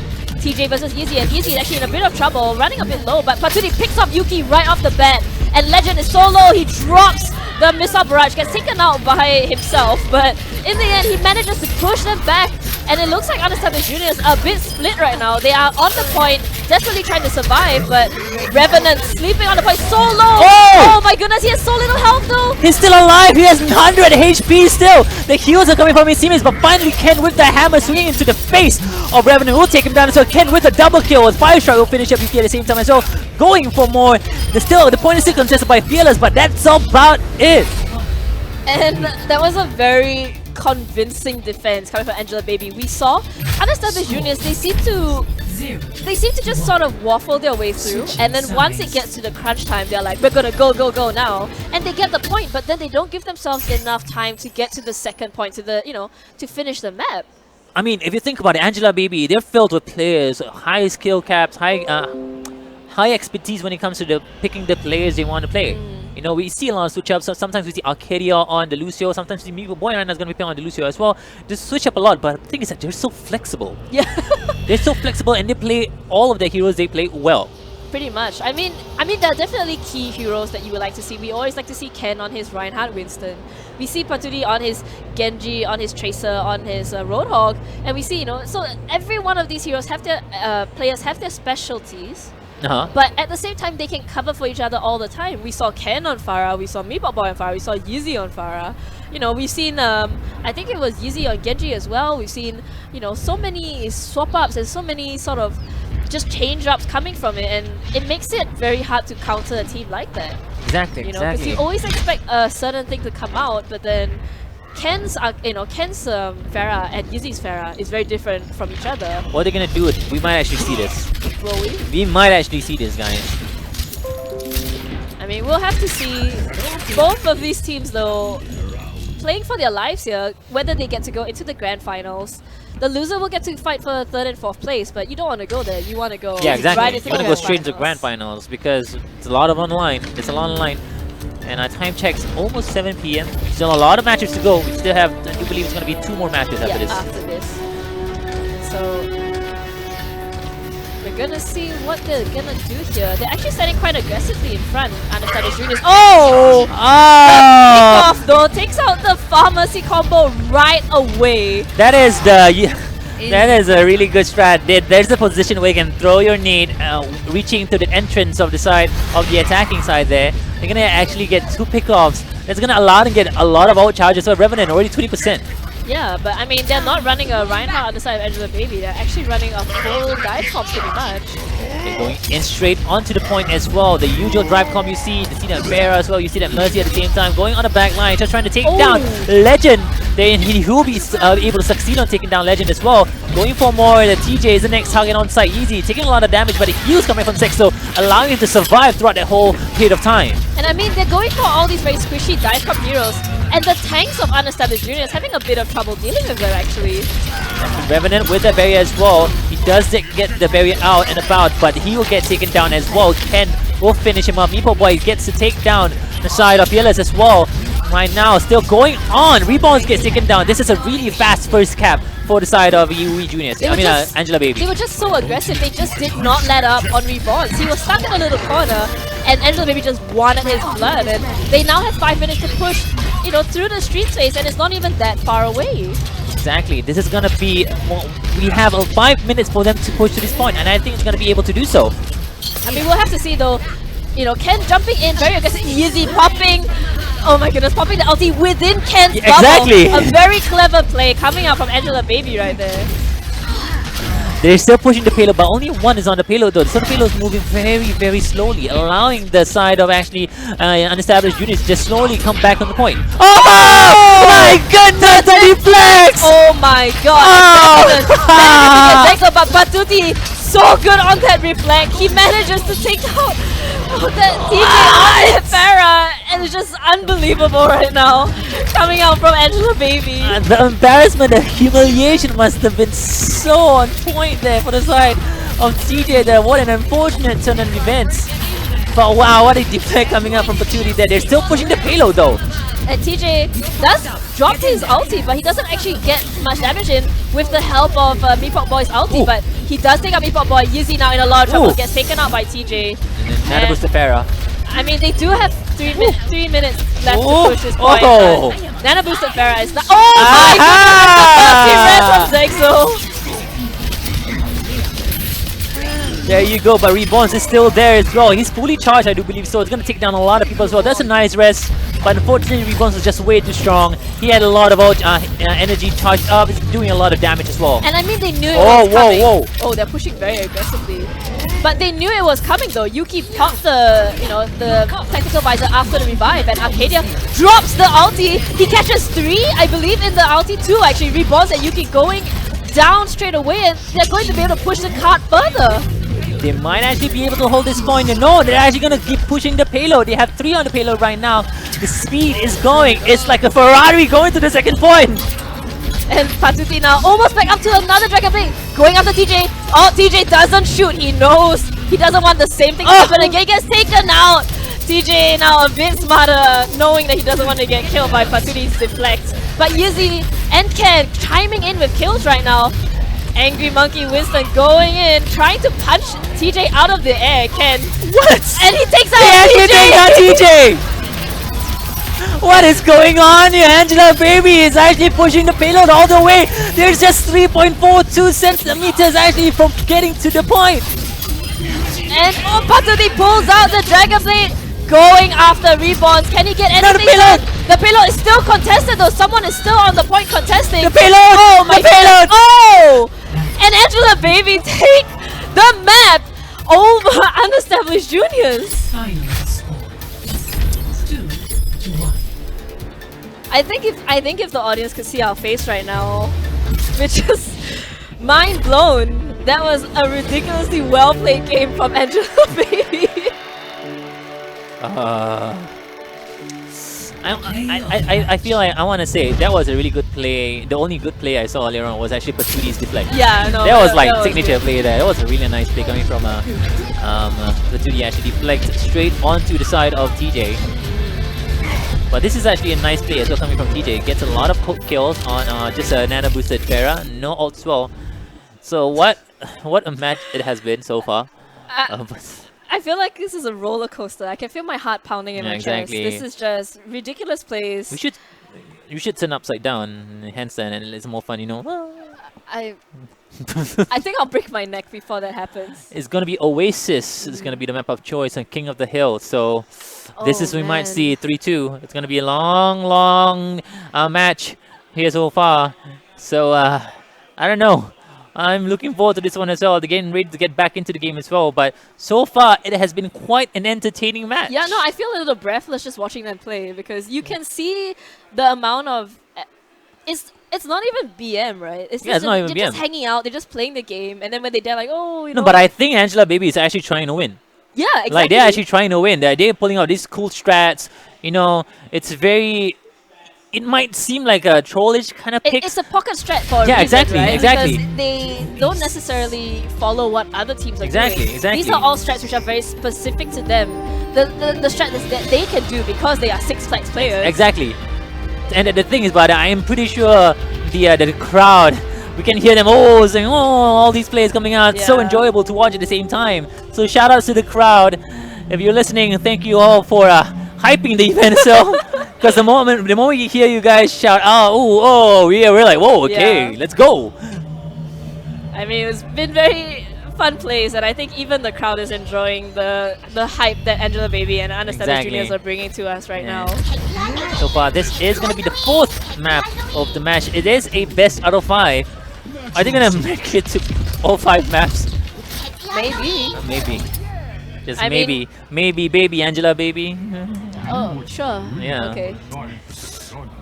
I was gonna say actually when someone was saying something about Angela Baby being very angry on the Winston, I was thinking like Angela Ragey. Ha ha ha. But alright, let's go. We're going into the match now. Enough with the silly puns, and we're going to see. I mean, it's pretty much a mirror. No, they have the no, 76 on the side of They do Angela the Baby 76 and the Genji as well on the side of Unestablished Junior. So we're gonna see what Patuti can do. This is a usual thing you see in Oasis, right? They need to capitalize on that jump pad area, and Putiti straight away get the kill onto his Fearless. There's one support down, going for more as well, but the heals coming out from the side of Legend, keeping everybody alive. TJ is still alive in the air as well, getting the help from the side of the Mercy, but Revenant taking a lot of damage as well. Yeah, but at the same time, Ken and Patuti was so low for the longest time that they couldn't keep up with the damage done by Unestablished Juniors with that Pharah Mercy combo. Just, I think, getting the better exchanges here, but Ken does pick up Legend on that Mercy, even as Yuki picks up Zexo on his Mercy. And I think in general, Unestablished Juniors getting a lot more numbers on the point, sort of solidifying their position and taking the high ground. Oh, but a beautiful shot by Izzy onto TJ. Oh my goodness. Oh! And Patuti suddenly coming in with double kills, Oh! triple kills. And Unestablished Juniors, they had the point, but Angela Baby just takes it right back. Woo! Patuti, it's an MVP of this match so far. He has made so much sick plays. It's very, very nice to watch this guy play. It's such an enjoyable first-person view. And we're gonna have to see what they can do to... Oh, they actually gets booped off the high ground. So now you know, Unestablished Juniors have a bit more of a say as to where the enemy goes, and he's actually doing a lot of work, getting Yuki a bit low, but Yuki pulls out the Dragon Blade, pop, cuts into Meatball Boy, and takes out Zexo at the end of it, but at the same time, Paturi drops the Tactical Visor, takes out a couple with that, and they actually hold the point still. There's no res coming up from both teams, but Paturi actually forces himself to use that Tactical Visor at the same time. There's a lot of... Oh, and this is a long-range boop onto Reborn's Baby Diva. That was... He just sort of guessed where Reborn was gonna be, and that was a perfect boop coming out from Yuzi, and a perfect timing. Wow, what a play so far coming up from Angela Baby, showcasing that they are a force to be reckoned with. So far right now, they do have a lot of ults coming out from the side of Angela, Unestablished Juniors. They might actually utilize this at the same time as well, but Reborn pop the ult, will get Ken down. That's one down for the side of Angela Baby. Yuki takes down Arcadia as well. Revenant coming from the backlines, won't be able to take down Zexo, not going to allow him to pop any ult there, but he did use the res earlier on. But they get everyone back on point still, but the fight is still going on. And they're buying so much time. He has to pop the Primal Rage to survive, but TJ versus Izzy is just ignoring TJ, going instead after the Winston. Revenant actually getting a lot of anger from Angela Baby right now. Going very low, but Reborns does pick up Paturi on the point, and they have to fall back and regroup, but they already have 86% on the point. Exactly, they have a lot of percentage on the point. They have 4 ops up and ready. There you go, Justice Rain from Justice. Where? Justice! But Yeezy will be the Justice that says no, but gets taken down by Yuki though, unfortunately. But it's okay, Arcadia pops the Graviton Surge, will take one down as well. That's a solo Graviton Surge, actually, I do think so myself. Yuki might actually get taken down. There you go. Oh my goodness. TJ popped the Rocket Barrage, and Izzy just went above TJ and popped the Rocket Barrage on top of TJ. So, you know, which Justice reigns higher, I don't know, but Izzy getting the better exchange there. There you go, 96% as well. I don't really think they're going to be able to... Oh, they actually get the overtime and pops the Tactical Visor. They don't have anything to follow up with this as well. They do... Oh! But Paturi yet again, the Dragon Blade will say no. Paturi gets a double kill with the Tactical Visor. Oh, get out of there. The Diva Mech Bomb actually doesn't get anyone. So Paturi surviving on the point, doing so much damage, taking out the enemy team one by one, but Reborn's back into his mech together with TJ. Can they take out Yizzy? They're also low. They lose the mech, they lose Reborn's, and it's only this TJ solo Tracer on the point, and Angela Baby take the first point.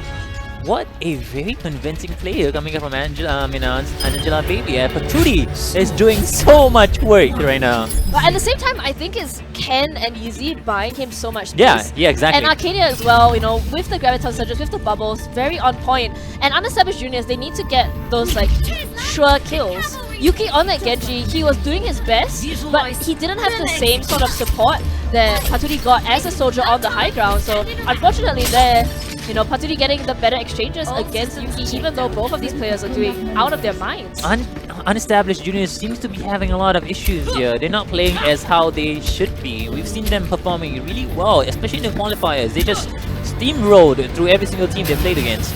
But right now, they seem to be struggling against Angela Baby. I have a feeling like Unestablished Juniors, they are a very individually great squad. And Angela Baby as well is a very individually great squad, but the bit of experience I think Angela Baby has over Unestablished Juniors is causing them issues. Yeah, also they're so unpredictable. They do a lot of very unpredictable plays which allow them to get the kills, you know, keep Unestablished Juniors keep guessing what they're going to do next, and they're straight up, they get the 2 kills. Unestablished Juniors will be able to get 2 kills, and they're going to keep going for more, and I do believe they're going to get the point, forcing Angela Baby to fall back. I mean, if you look at this particular point, it's a very open point. You have to be in that open area, whereas for the previous part of the map, it was more like you can dive in, dive out, shift around, go around, be a more elusive, which I think is Angela Baby's playstyle. So this sort of upfront, like, face smashing style, with the triple tank, Juniors definitely have the upper hand. So Angela Baby, I think, need to swap out a little bit of their DPS slots, maybe. Exactly, right now they're gonna be trying to see if they can actually get a kill. Angela Baby pushing to the point as well. Ooh, a lot of damage. The Paturi gets instantly wiped by Reborns. And that's 1 DPS down, going for Yeezy next. The headshots coming out from TJ will take him down as well. Another kill coming out with the help of Revenant at the same time. Going for more, they need to stagger his kills. Yeah, Meatball Boy now is gonna get killed. Ooh. And they're gonna have to wait for him to respawn. Already 40% for the side of Unestablished Juniors. And, you know, they just need to find out a way. Patuni was trying to be sneaky on that Tracer, but I think in this part of the map, you can't afford to be sneaky. You have to just be, killing all the time. And Ken gets hooked immediately and instantly taken out. The ultimate charge coming in from Yuki though. He takes out 3 together with Reborns, and the timing on their combinations are so good. But Patuni gets hooked and gets taken out in the end. Very good staggered kills coming out from the side of Angela. Unestablished Juniors doing so much work. I mean, when you look at Unestablished Juniors, Reborns and Yuki just combined there perfectly. The timing was exactly on point to get the ultis there. But, previously when we've seen them, they can't combo an ulti if no one is in the same spot together. So here, Angela Baby are forced to play in a very grouped up deathball style play, which I don't think suits them very well. But Revenant is already very low. He does get bubbled. But Arcadia though, going in the high noon, TJ with the Deadeye doesn't get anyone! He almost got the Lucio as well. Almost, but he doesn't get anyone and he just picks up Ken as he charges in, so I think this is gonna be difficult. Patuni does pop the whole hog, but it's not enough. And the time is gonna tick down. Izzy, oh my goodness, that beautiful stun headshot by TJ right then. It's gonna be 1-1. And that was 100% to 0. Yeah. I mean, when it comes to, I feel like when it comes to sort of face smashing, where you have a death ball versus another death ball, I think Unestablished Juniors have a bit more of the discipline we were saying. They are very disciplined. They know how to use their ultis together. The prioritization, the target prioritization coming up whenever they execute a dive comp. It's a lot cleaner. Yeah, their combos are there. They know exactly how they want to execute. Whereas for Angela Baby, it's just like, hey, I'll go in if you go in. On time, on target. Yeah, and it works on maps where there's a lot of like open area. You can sort of, go up and down. You can hide. You can be more elusive. Can be more sneaky. But when it comes to like up front, I'm going to, hit my Reinhardt shoe against yours, my Winston against yours, my whatever against yours. Unestablished Juniors seem to come out ahead most of the time. Exactly. This is gonna be the 3rd round of the map, and this might be the last map if Unestablished Juniors will be able to take this map. But Yuki with the straight up takes down Meeple Boy straight away. There's 1 down for the side of Angela Baby. Easy will be replying there, but Revenant with the double kill on the back lines takes down XXO as well as Arcadia. This is gonna allow Unestablished Juniors to just slowly trickle down to get to the first point. And I mean, Patuni is still alive, but what were you doing there when your entire team was getting wrecked? So now they're gonna get the point first.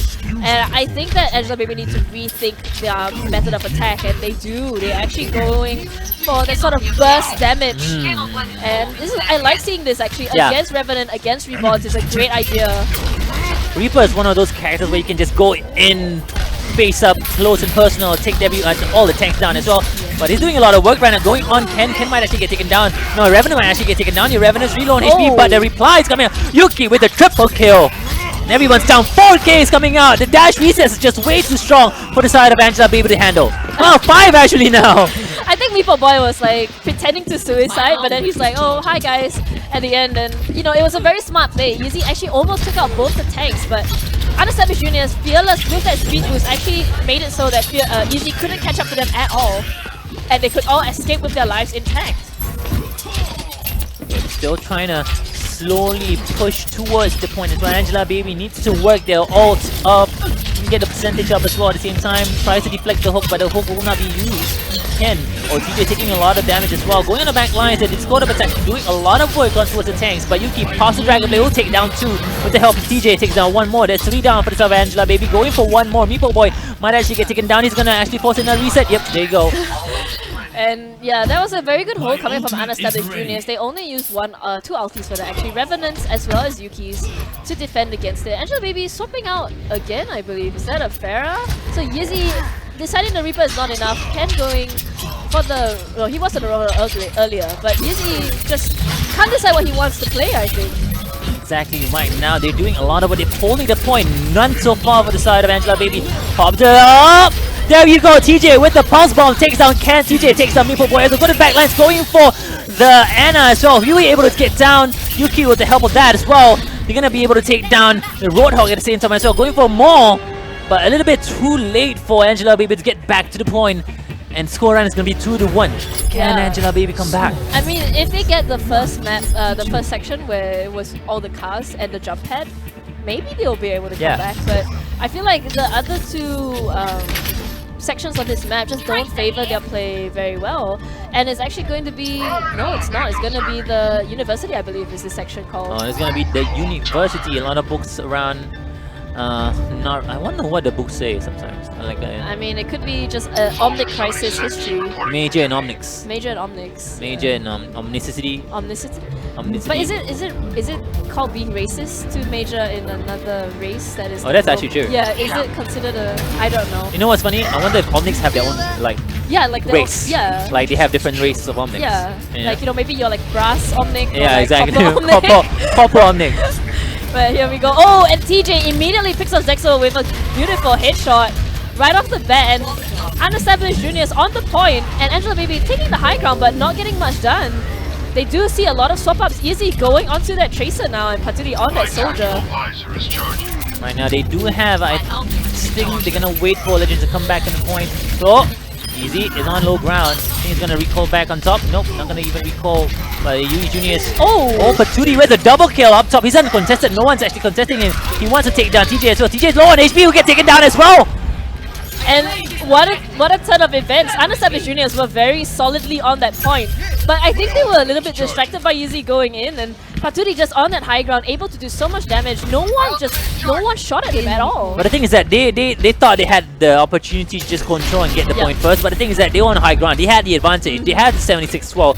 So they just need the tanks to go back and contest that point, and then Paturi just dealt the damage from up top. And they're all going onto the high ground now, so now Unestablished Juniors recognize what they've done wrong. Oh, Yuzi gets stunned but doesn't get the kill. A mistake there by TJ, doesn't get the kill onto Easy, and Easy with that pulse bomb wants to go in again. Backstab the flanks come in, but goes bye-bye Ken.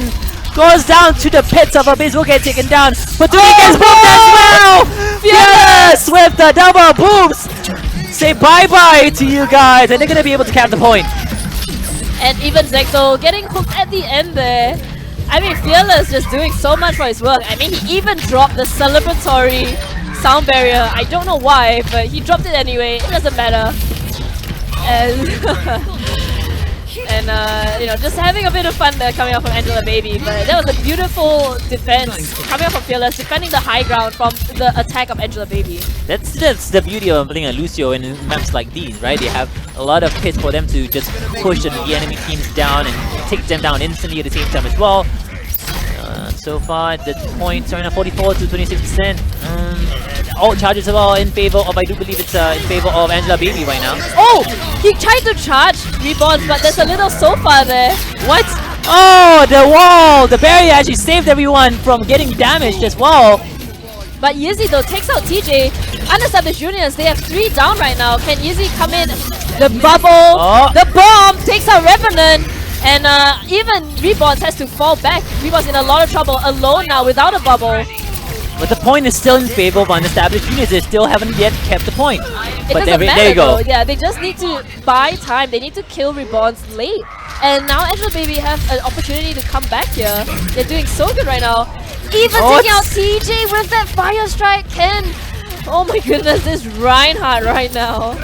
I am so bewildered by this match here so far. They need to regroup. They need to go back into the point together as a team right now. Unestablished Juniors.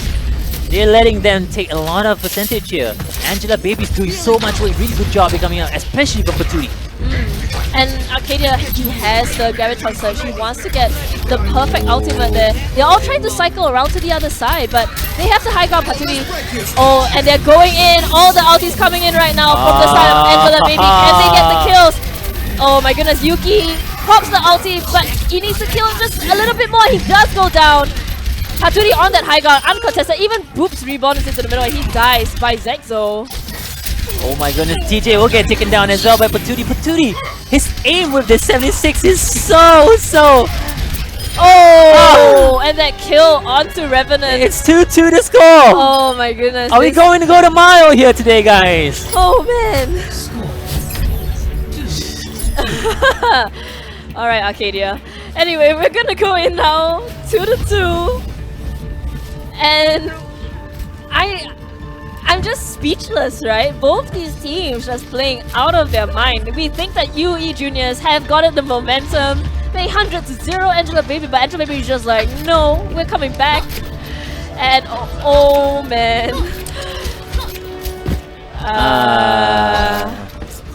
Ouch. Burn. So, you know, just a little bit of banter. The community in Singapore is very small and friendly. Do come and join us if you ever feel like it. But here we go. They're going in now. Both these teams sticking to actually the lineup that were playing earlier. So Patudi once again on that soldier going up on the high ground. They need to take out Revenant though on this monkey, actually able to do so much damage. Patudi actually in trouble now. But that's actually okay. Healing himself, get a lot of charges for Patudi as well. At the same time, if you look closely, he already has 23% on his ult. Revenant jumps back on top, gets slapped unfortunately. Oh, Gets he's so needed as well. He's low. gonna get taken down by Patudi as well at the same time. Patudi is doing so much work. Yet again, I don't know, I sound like a broken record, but Patudi is doing so much work. And I mean Ken though, going up into the high ground as the Reinhardt, making sure that his soldier is okay, and just, oh my goodness, swinging the hammer, doing so much work right now is Ken. Together with the supports actually, kudos to the Angela Baby supports for keeping their DPS and tanks alive. Izzy picking up Yuki at the end there, and they're just fighting on the point, and Unestablished Unit is just cycling back onto the point, but already Patudi with the tactical visor takes out 2, and they're finally going to secure the point after a very long extended initial fight. So far, right now the score is 2-2. I mean, the main score is actually 2-1. Angela Baby might actually bring it to a 2-2 to the fifth map. I mean, let's not cast the curse it, right? Oh, but that's not But cast here the we're curse, gonna yeah, go maybe. for, you know, they've got very solidified on the point. Revenant though jumping in, he's actually very Ooh. close, but Yuki picks off Patudi at the end, pulls out Oh! the but gets taken out, and a beautiful ulti coming out there. Oh no, is it gonna be Bye bye! Fling all of them off. Revenant with the plays going in now, but dropping the beat. Can they survive? Meatball Boy is so low right now. He needs heals, but Arcadia is there with him. Izzy Arcadia going after Reborn. And they actually take it. Maybe? No, Yuki comes in. And What is DJ going on here right now? Arcadia is still on the point uncontested, but finally they will be taken down and cap the point as well. Not a lot of percentage though for the side of Angela Baby. They did get the point, but right now it's only at 26%. Yeah, I mean, they were holding up on the high ground, and that was the perfect place for Reborns and Revenant to do that combo. We've seen it done before in, I think it was Alacrity's game. Nano. Yeah, Nano just with pushed everybody, with yeah. that ulti. Yeah. So, you know, good kudos to Anastasia for doing the exact same thing. Oh, the bomb onto Patuti! And TJ once again, you know, proving that he can play Tracer just as good as Patuti can. Exactly, a lot of damage onto the side of Angela Baby. Ken forced to reset as well. Arcadia gets taken down.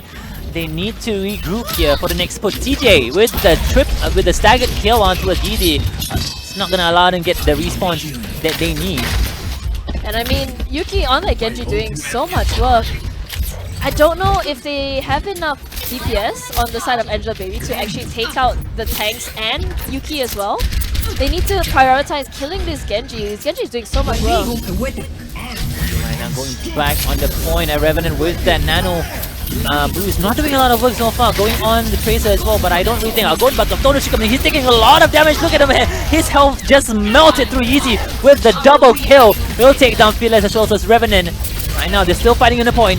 A lot of damage. Oh, he Easy almost actually almost- took himself down. Yeah, and now they're going back in. Dragon Blade, Yuki combo with Reborns. They take out 1, they take out 2, I believe, with the Oh. combo, but is it going to be enough? They might actually hold this point. Unestablished units, there's only 2% timing left. It's in overtime. Oh no, no one's on the and point. Angela Baby can't get back They onto the point switched in out. He time. switched up to a Roadhog. Right now he's still slow. Oh, He was not no. able to get on the point. Oh, some clappers in the chat as well on live. Oh man. What an amazing best out of 5 has been so And far. Fearless with the Yes, double move. oh, woo. You hear that? You hear Yeah. that? I love the crowd right now. I love the crowd. And there's one, and then here comes the second. Goodbye. Oh man. I think he gets another kill here as well. Yeah, with the help of Reborns at the same time, I think. Oh my goodness. So the plays coming out from both of these teams just amazing right now. What a game so far. But shout out to Angela Oh my Baby. They put goodness. up a good show. Yeah. They didn't play in a very conventional way. It's very unorthodox. They had a lot of different strategies. They utilized a lot of different heroes at the same time as well. It was really fun to watch. This is what makes Overwatch such an enjoyable game to spectate. Yeah, like it's nothing that we've seen before. It's not really a dive comp. It's not really a death ball. It's just Angela Whatever they Baby, want. right? Yeah, it's just like I feel like playing this today, and it actually worked out for them the majority of the time. It's just the small mistakes, the small things here and there. King of the Hill, they lost twice. So, congratulations to congratulations to UE Juniors for getting through to the finals. But we're going to see now. I believe it's going to be The third and fourth. I mean, Yeah, the third and fourth place. Yeah, the next yeah, one. it's going to be Hexa versus Angela Baby. I Exactly. believe. So we are going for a short break, and when we do come back, it's gonna be the third and fourth place. Is it gonna be Angela Baby, or is it gonna be Hexa? Stay tuned, guys. You just gotta keep moving forward.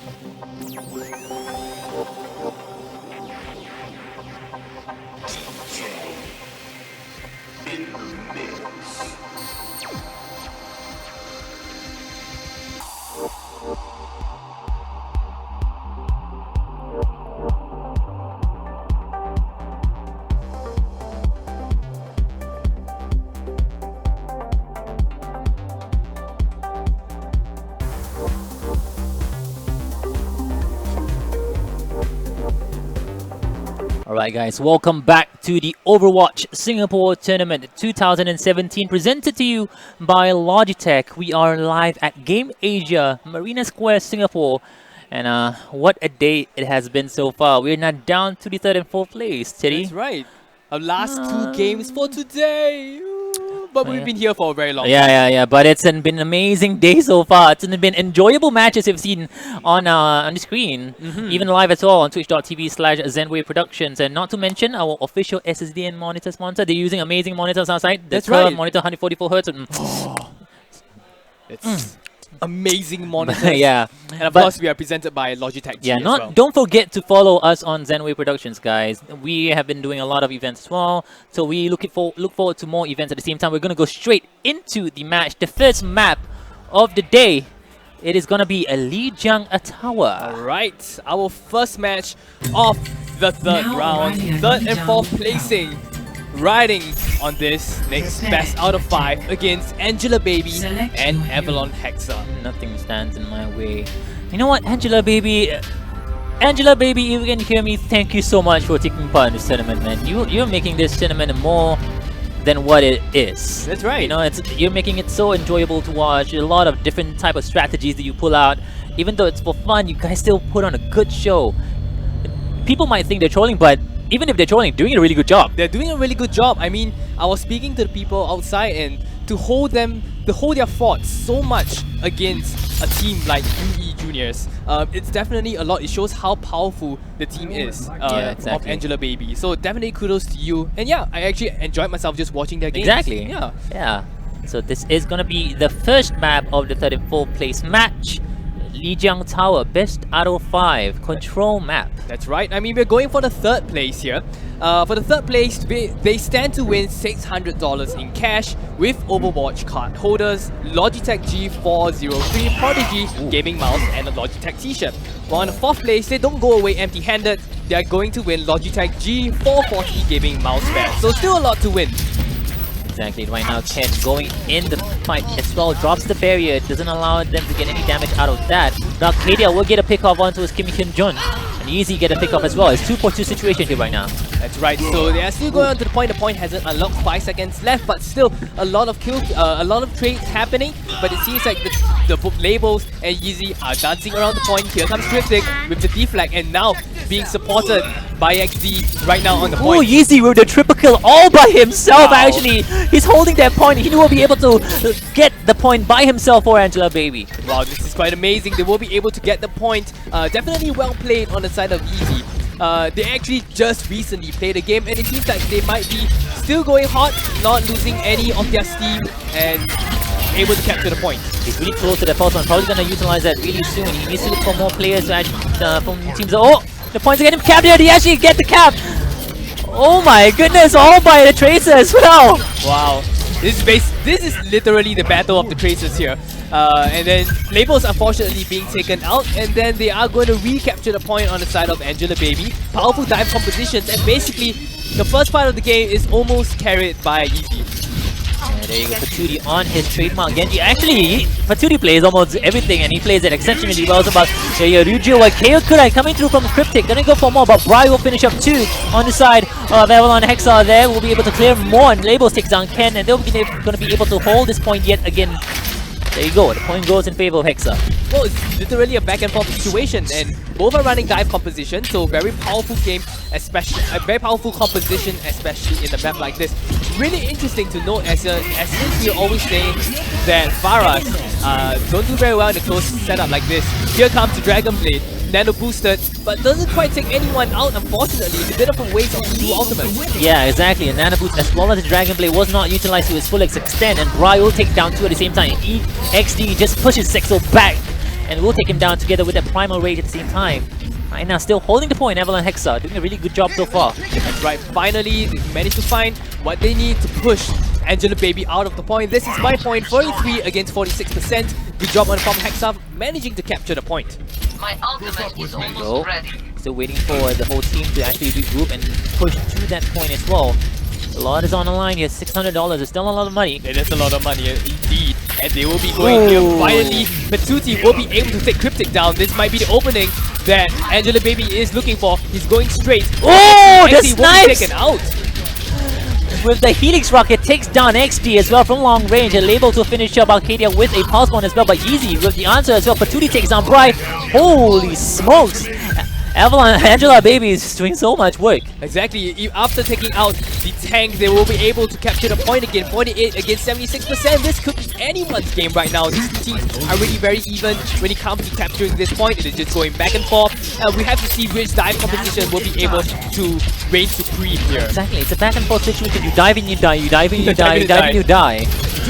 And here we go, the sound barrier. So they are going in for the kill right now. Here comes Cryptic. You will be able to take Patootie out now.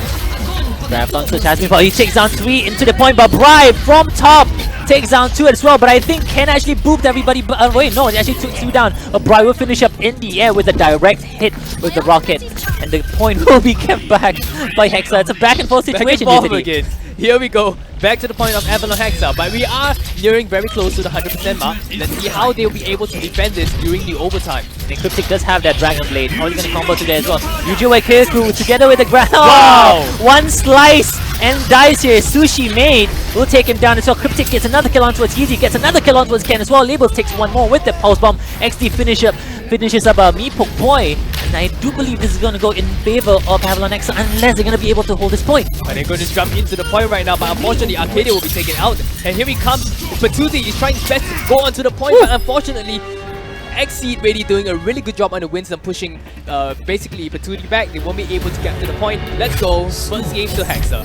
There you go. The back and forth situation is normal to see, but it depends on how long you'll be able to hold that point. And eventually, you saw that Hexa was doing so much better when it comes to utilizing those Hulks. Well, the Patootie earlier on, he did get the Nano Boost, but he wasn't using it to the full extent. He didn't give anyone at all. And also, quite interesting seeing that Cryptic was actually going to the backline, Nano boosted, and actually saw someone out of place, I believe. And he managed to take it out and be able them to capture the point. Exactly. What's up, Anna? What's good, homie? Drinking some tea. Nothing like tea in a hot rainy day as well. That's a hot right. rainy day, a cold rainy day. I mean. Cold rainy day. Well, we do have some hot rainy days here in Singapore. It gets pretty humid. Oh yeah, that's true actually. Singapore is one humid and hot country for those who do not know. Right now, Ken going in the back lines. Anna is out of position. He's gonna get taken down as well. Cryptic takes down Sexo as well. Both Annas are down. So 1-for-1 trade. But Hyunjin will boop down Arcadia. We're getting down as well. But it's a back and forth situation here. Everyone's getting kills by kills. And Cryptic's really low on HP. But Switch Strike will take him down. But Yeezy says no. I'm gonna get you down as well. But Bri is back on the point as well. We'll cap the point for his team. That's right, Brian on the Farah, holding on to the point. The first few minutes are going to go to Avalon Hexa, and here he comes. Ken is just jumping in, going straight for the point with the barrier. Will be able to prolong his life just for a little bit, but will be taken out by Exceed, unfortunately. Arcadia might actually get taken down. He's out of position. He's gonna get booped out, but no. Meepoke Boy says, no, you're gonna get taken down, bro. You're not gonna take down my Lucio. But Arcadia is still alive for some reason, but he goes back into the fight as well, but Cryptic will finish him up. So it's really interesting to see how a team of 6 Flex players play in this kind of competition. I think Patootie actually got a kill with 1 Swift Strike. 2 kills. Wow. Yeah. So going for the double. Oh! Wow. There's knives onto its Cryptic with the shurikens will take him down. Wow, so this is going to give Angela Baby the point just for a little while, but of course they're just going to jump straight in with the dive composition in the form of Avalon Hexa. But they do have a lot of ults coming up for the side of Angela Baby here. They might be able to pull this point through. Let's see what Avalon Hexa. Easy with the kill onto his Cryptic with the Pulse Bomb. Replies with the answer says no. Going on for more. Meepoke Boy gets a double kill as well. Ken holds the point, takes down Kipani as well at the same time. So with all those kills, that's going to show that Angela Baby is still dominating the point right now. Anyone that comes in, basically you have Meepoke Boy on the skies, and if Meepoke Boy is not enough, Patootie on the Genji will clear. Patootie and Yeezy on both of these heroes will be able to clear anyone on the ground. They are actually holding the point very, very well here. Exactly. This is a best out of 5 for those who do not know. So there's full of 5 laps to actually play around with. Oh, Pulse Bomb doesn't get anyone though, unfortunately, but they do have more ults up. Usual KO Kurai from both teams actually. It's gonna be Bankai mode for both through, but they do have the Nano Boost for both teams. Both of the Genjis actually. It's gonna be a Naruto team fight there, but Paturi will be the better Genji. He's the ultimate weave in this fight as well. He gets taken down. That's right, fantastic. Even though Paturi won the Genji 1v1 duo, the point is still going to go to Evan Hexa. They are now on the point, trying to contest the point. Pulse Bomb goes off, doesn't quite take, will be able to take Pipani down, and then the entire team of Angela Baby just swarms right in to try to take everyone out. The point is going now to Angela Baby. Oh no, contest is coming out from the side of Angela Baby and Hexa. No, but says nope, he's gonna get taken down. Unfortunately, but they do have 2 ults to play with for the next fight. So, I mean, it's like a basketball situation yet again. It's really very even on this King of the Hill map. They're both playing pretty well. Really just dominating the skies. I mean, we both have Farah, Brian on the Farah, and Meeple Boy on the Farah. And here it comes the Missile Barrage, but will be taken out, unfortunately, by Brian. He was just waiting. And now he has the Missile Barrage to play with. Let's see what he'll be doing there. They are going to the point on the left flank. They're trying to go on their fair. Bry still alive, but finally gets taken down by Yeezy as well. 2 are down.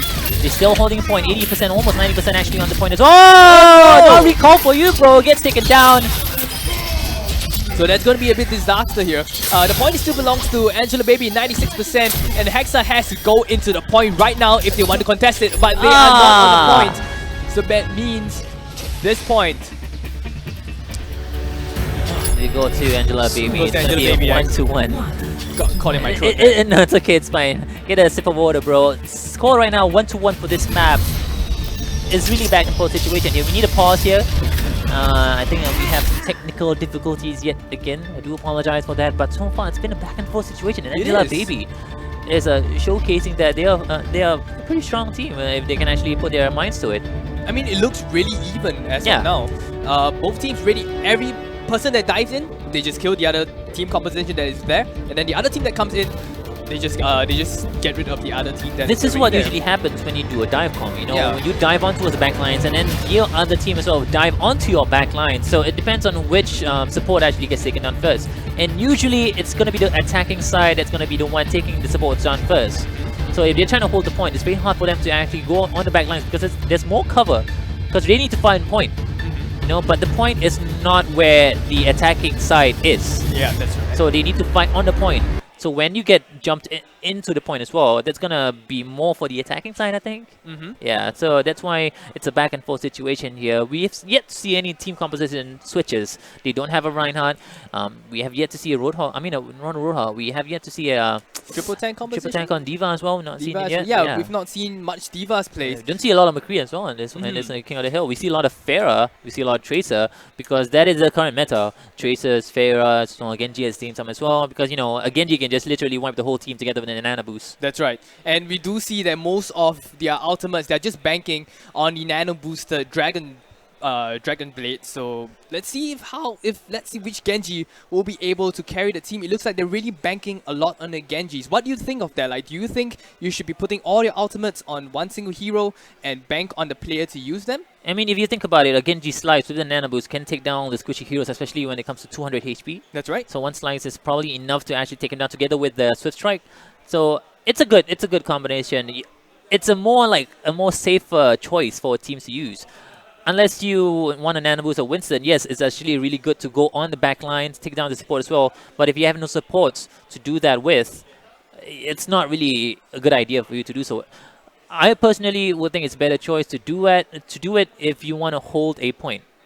Yeah, so when you know that your enemy team is going to come on a point, Nano Boost your Winston, just trying to keep the point alive as long as possible. The moment that the supports from the enemy team come to fight you, your job as a Winston with the Nano Boost is just to take down those supports. I see. So it is more of using that the combination of both the Nano Boost and the Dragon Blade to hold on to the point. Will you use it to attack into a point? It's usually used to attack on the point. Attack into a point. Yeah, exactly. But it really goes both ways. It's really up to how the team wants to play it. Usually when you give a Nano Boost towards the side of the Winston just jumps on the back lines. That's right. But you still have the option to still utilize your Dragon Blade. A Dragon Blade without Nano Boost does still do a lot of work. It does, right? Yeah. So it makes more sense. And then the moment you put that Nano Boost onto the Winston, you take less 50% damage. That's one. What's I think less 50% better. I think so. And then Yeah, I not to think so, mention you stay alive. If you have Primal Rage again, you can pop the Primal Rage after the Nano Boost is down. That's gonna give you more health, more opportunity to just stay on the point. So definitely a 101 crash course of how to nano boost in a dive composition. I mean, I've seen nano boost their tracers. The Korean teams actually love nano boosting their tracers because they respect their tracers. They know that their tracer can do well with that nano boost. A tracer with a nano boost doesn't take a lot of damage at the same time as well. So that's gonna allow them just go around the match and dealing a lot of damage at the same time. So that's one of the ways as well. Yeah, that's right. So maybe we can see a nano boosted tracer, but it seems like they're still more comfortable with nano boosting their Genjis exactly. on both teams, for Exactly. Angela Baby and Hexa. Yeah. So yeah, that should be interesting to see. And of course, there is a lot riding here, third and fourth placing, a lot of money to be won if you're third. Once again, we can reiterate the cash prizes here. $600 in cash for the entire team of the third place, Overwatch card holders, and of course, everybody gets a Logitech G403 Prodigy gaming mouse, and of course, everyone gets a Logitech t-shirt like this. Yeah, exactly. We're gonna go for a short break, and when we do come back, we're gonna see Angela Baby versus. I think they're having a really bad technical issue there. So when we do come back, we're gonna go still continue the first map. So stick around, guys.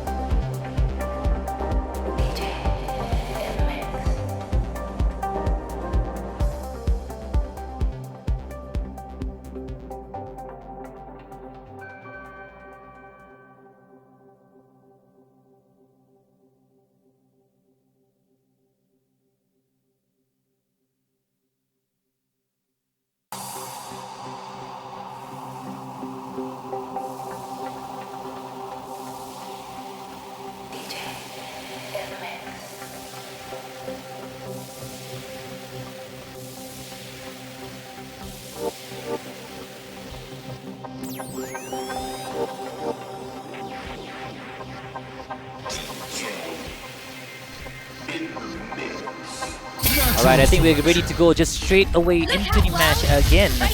We apologize for the technical difficulties coming up from this game today, but it's okay. The matches have been amazing so far. That's right. So the technical difficulties will be evaded, I guess I would say. So we're not gonna care about them. Let's not talk. Exactly. Yeah, we don't talk about them. Because We the matches talk have about been amazing so far. The performance coming up from all the players tonight have been amazing so far. I can't imagine what's gonna happen during the grand finals, man. Yeah, grand finals is going to be epic. Yeah, exactly.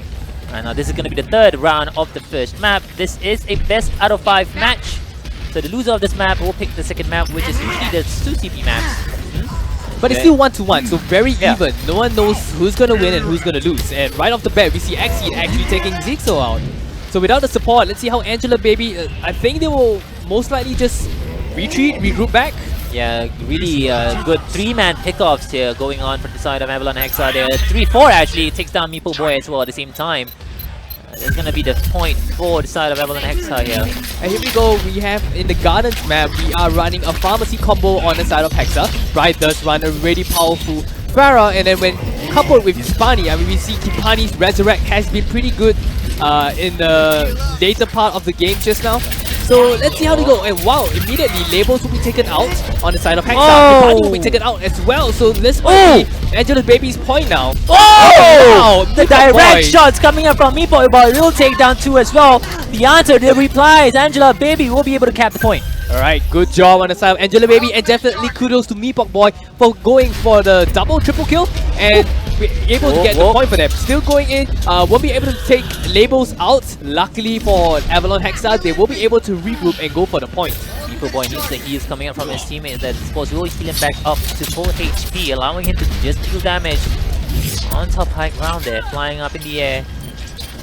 There's still someone's contesting against the point actually. Yeah, Label is going to be the one coming to the back lines here. Pops the Pulse one, doesn't get anyone though unfortunately, but Paturi with the Dragon Blade takes down Ginjun, but 2 are down for the side of Evelyn Hexa here. It's a 2-4-2 situation. Primal Rage is going to be popped by the Winston there. XD going back on the point as well. Patootie is still on the point trying to contest this. But still, with the deflex coming off, Patootie will be able to land a finish blow on Labels, will be able to take Exceed out as well, and this is still going to be Angela Baby's point. Finally, we actually see a bit of a wreck in the flow.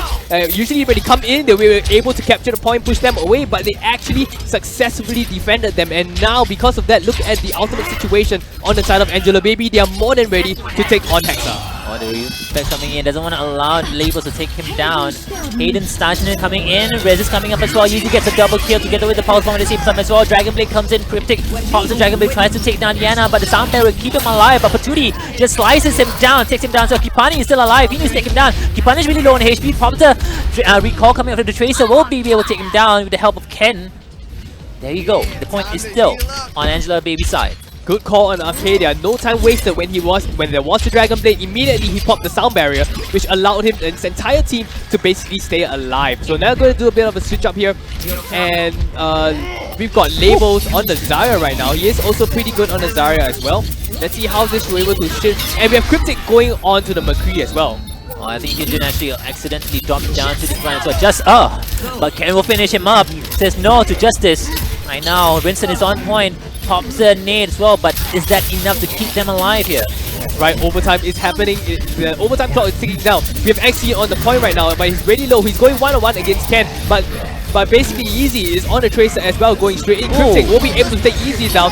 Going to stop a bit of the offense coming in, but Patootie immediately responds, taking Cryptic down with his Dragon Blade. He's going one-on-one with Lucio. Will be able to take Hyunjun down, and this is going to be huge right now on the side of Avalon Hexa. They do have 99%. What they can do is going to just fall back, allow them to get the point back, and then come back with another team fight, win that point back again, and then win this round as well. But they're still fighting on the point. They say no to it, but right now Yeezy and Zexel gets a kill each, and Yeezy pops the Pulse Bomb onto a Zexy. That's down, one down. Ken with the Nano Boost as well, holding the point. Yeezy actually was MVP for that round. Will be able to cap the point for his teammate. That's right. So finally, they managed to break the flow. They didn't keep losing the points. They hold it. The Angela Baby really held the point really well. And because of that, Hexel actually had to change the team composition to actually go through, but they didn't manage to break through in the last minute. Exactly, right. The score is 2-1 in favor of Angela Baby.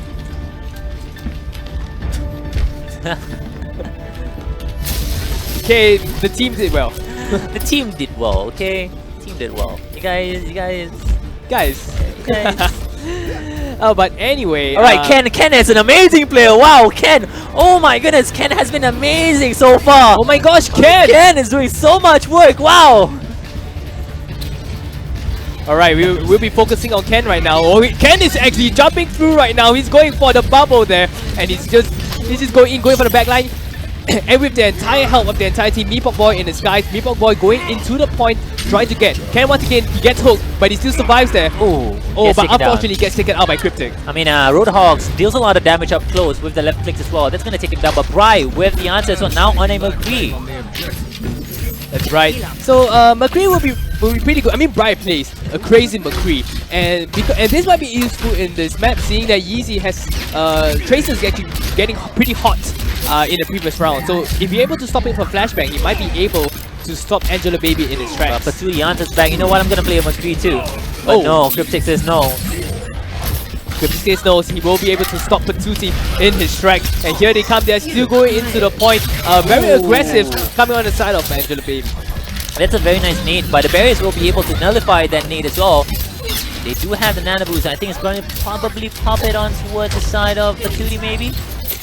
So they're still going in. Ken now on the Zarya to defend basically a pretty aggressive composition. They do not have a main tank. They sacrifice it all for damage here. So Meepok Boy on the Assassin count, the Roadhog, and they're now going in. He gets a hook, doesn't quite go. Here comes the Graviton Surge with the whole hog combination. And here we go. He goes for a triple kill there before being eliminated by Patootie. But it doesn't matter. He basically did his job. So far, it has been a very clean round for the side of Hexa. They do have a lot of ults still to play around with for the next engagement coming up from the side of Angela Baby.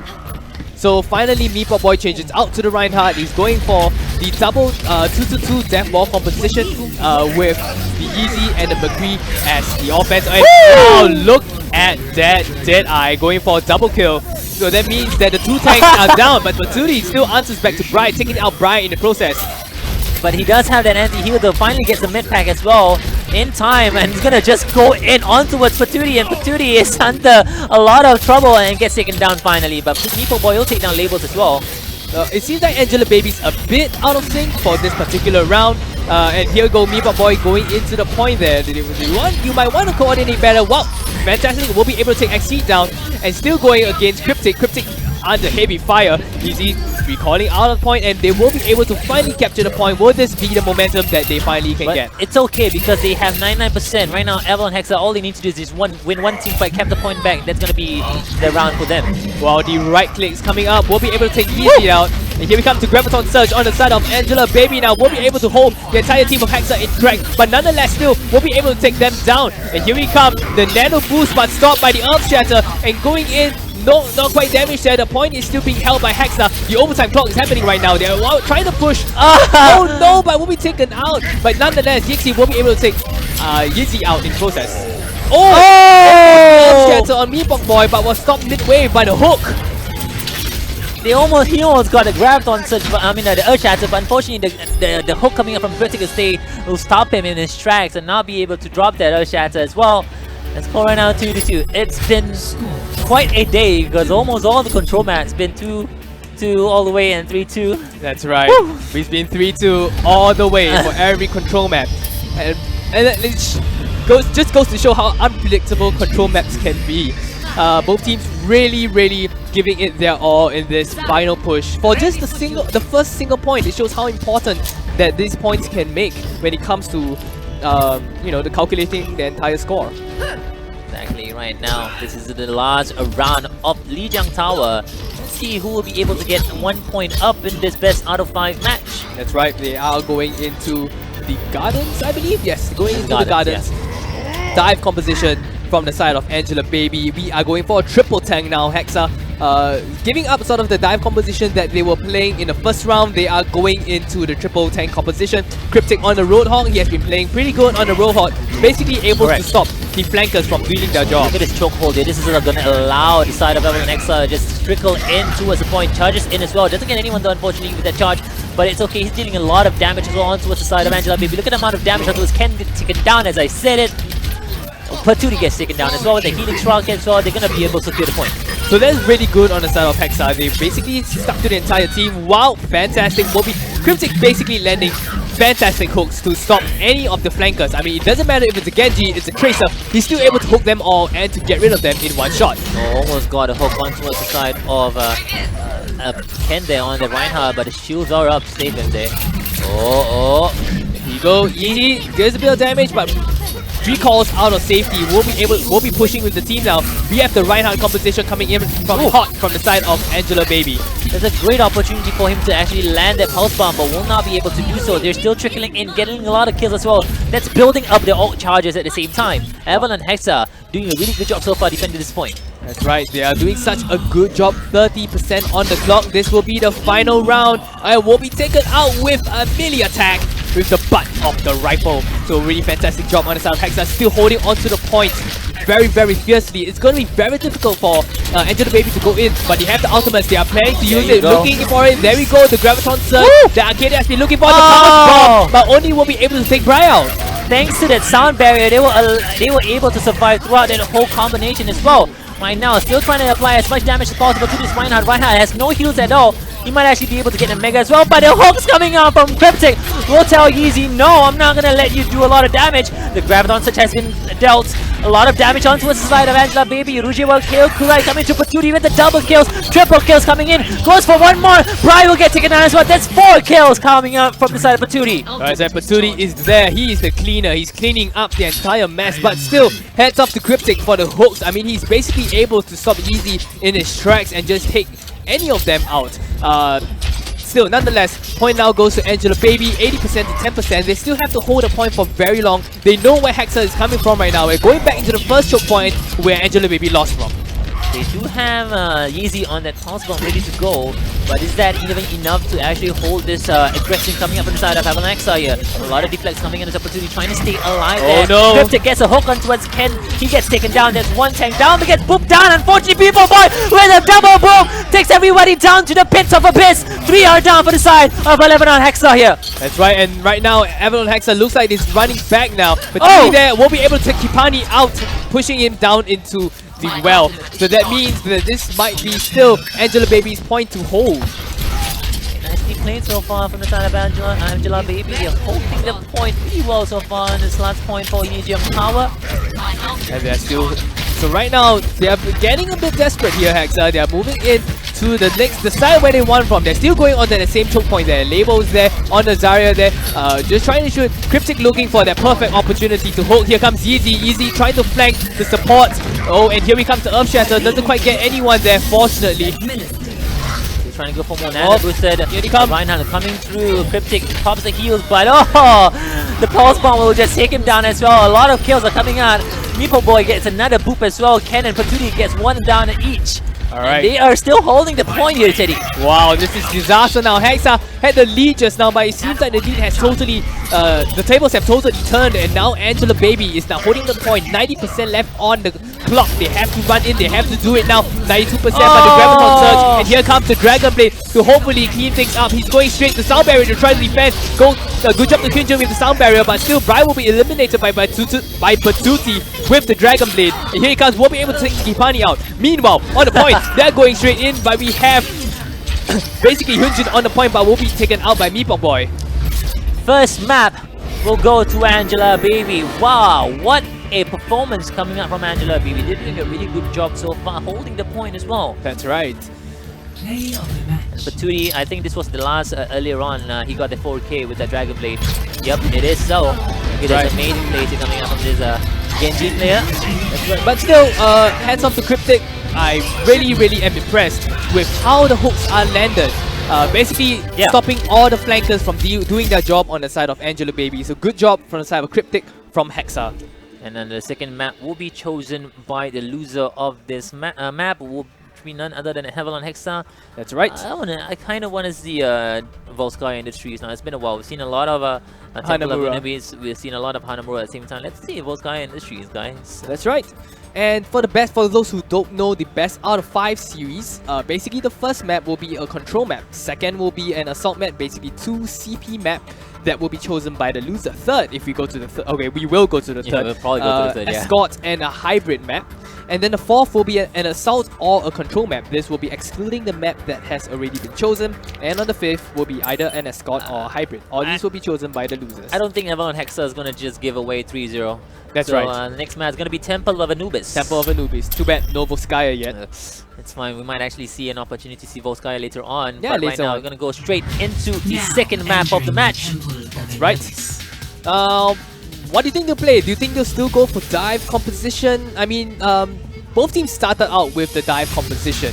And then slowly at the end, they actually shifted back to their death ball, triple tank compositions with the Roadhogs. I mean, yeah, okay. To be fair, 2 CP maps might be better for the dive composition on offense. What do you think?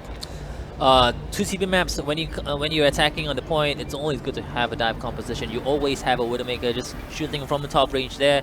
Even each map as well, it depends on what kind of map. I mean, usually when you see Hanamura, they have their top lich. You utilize that for your Widowmaker.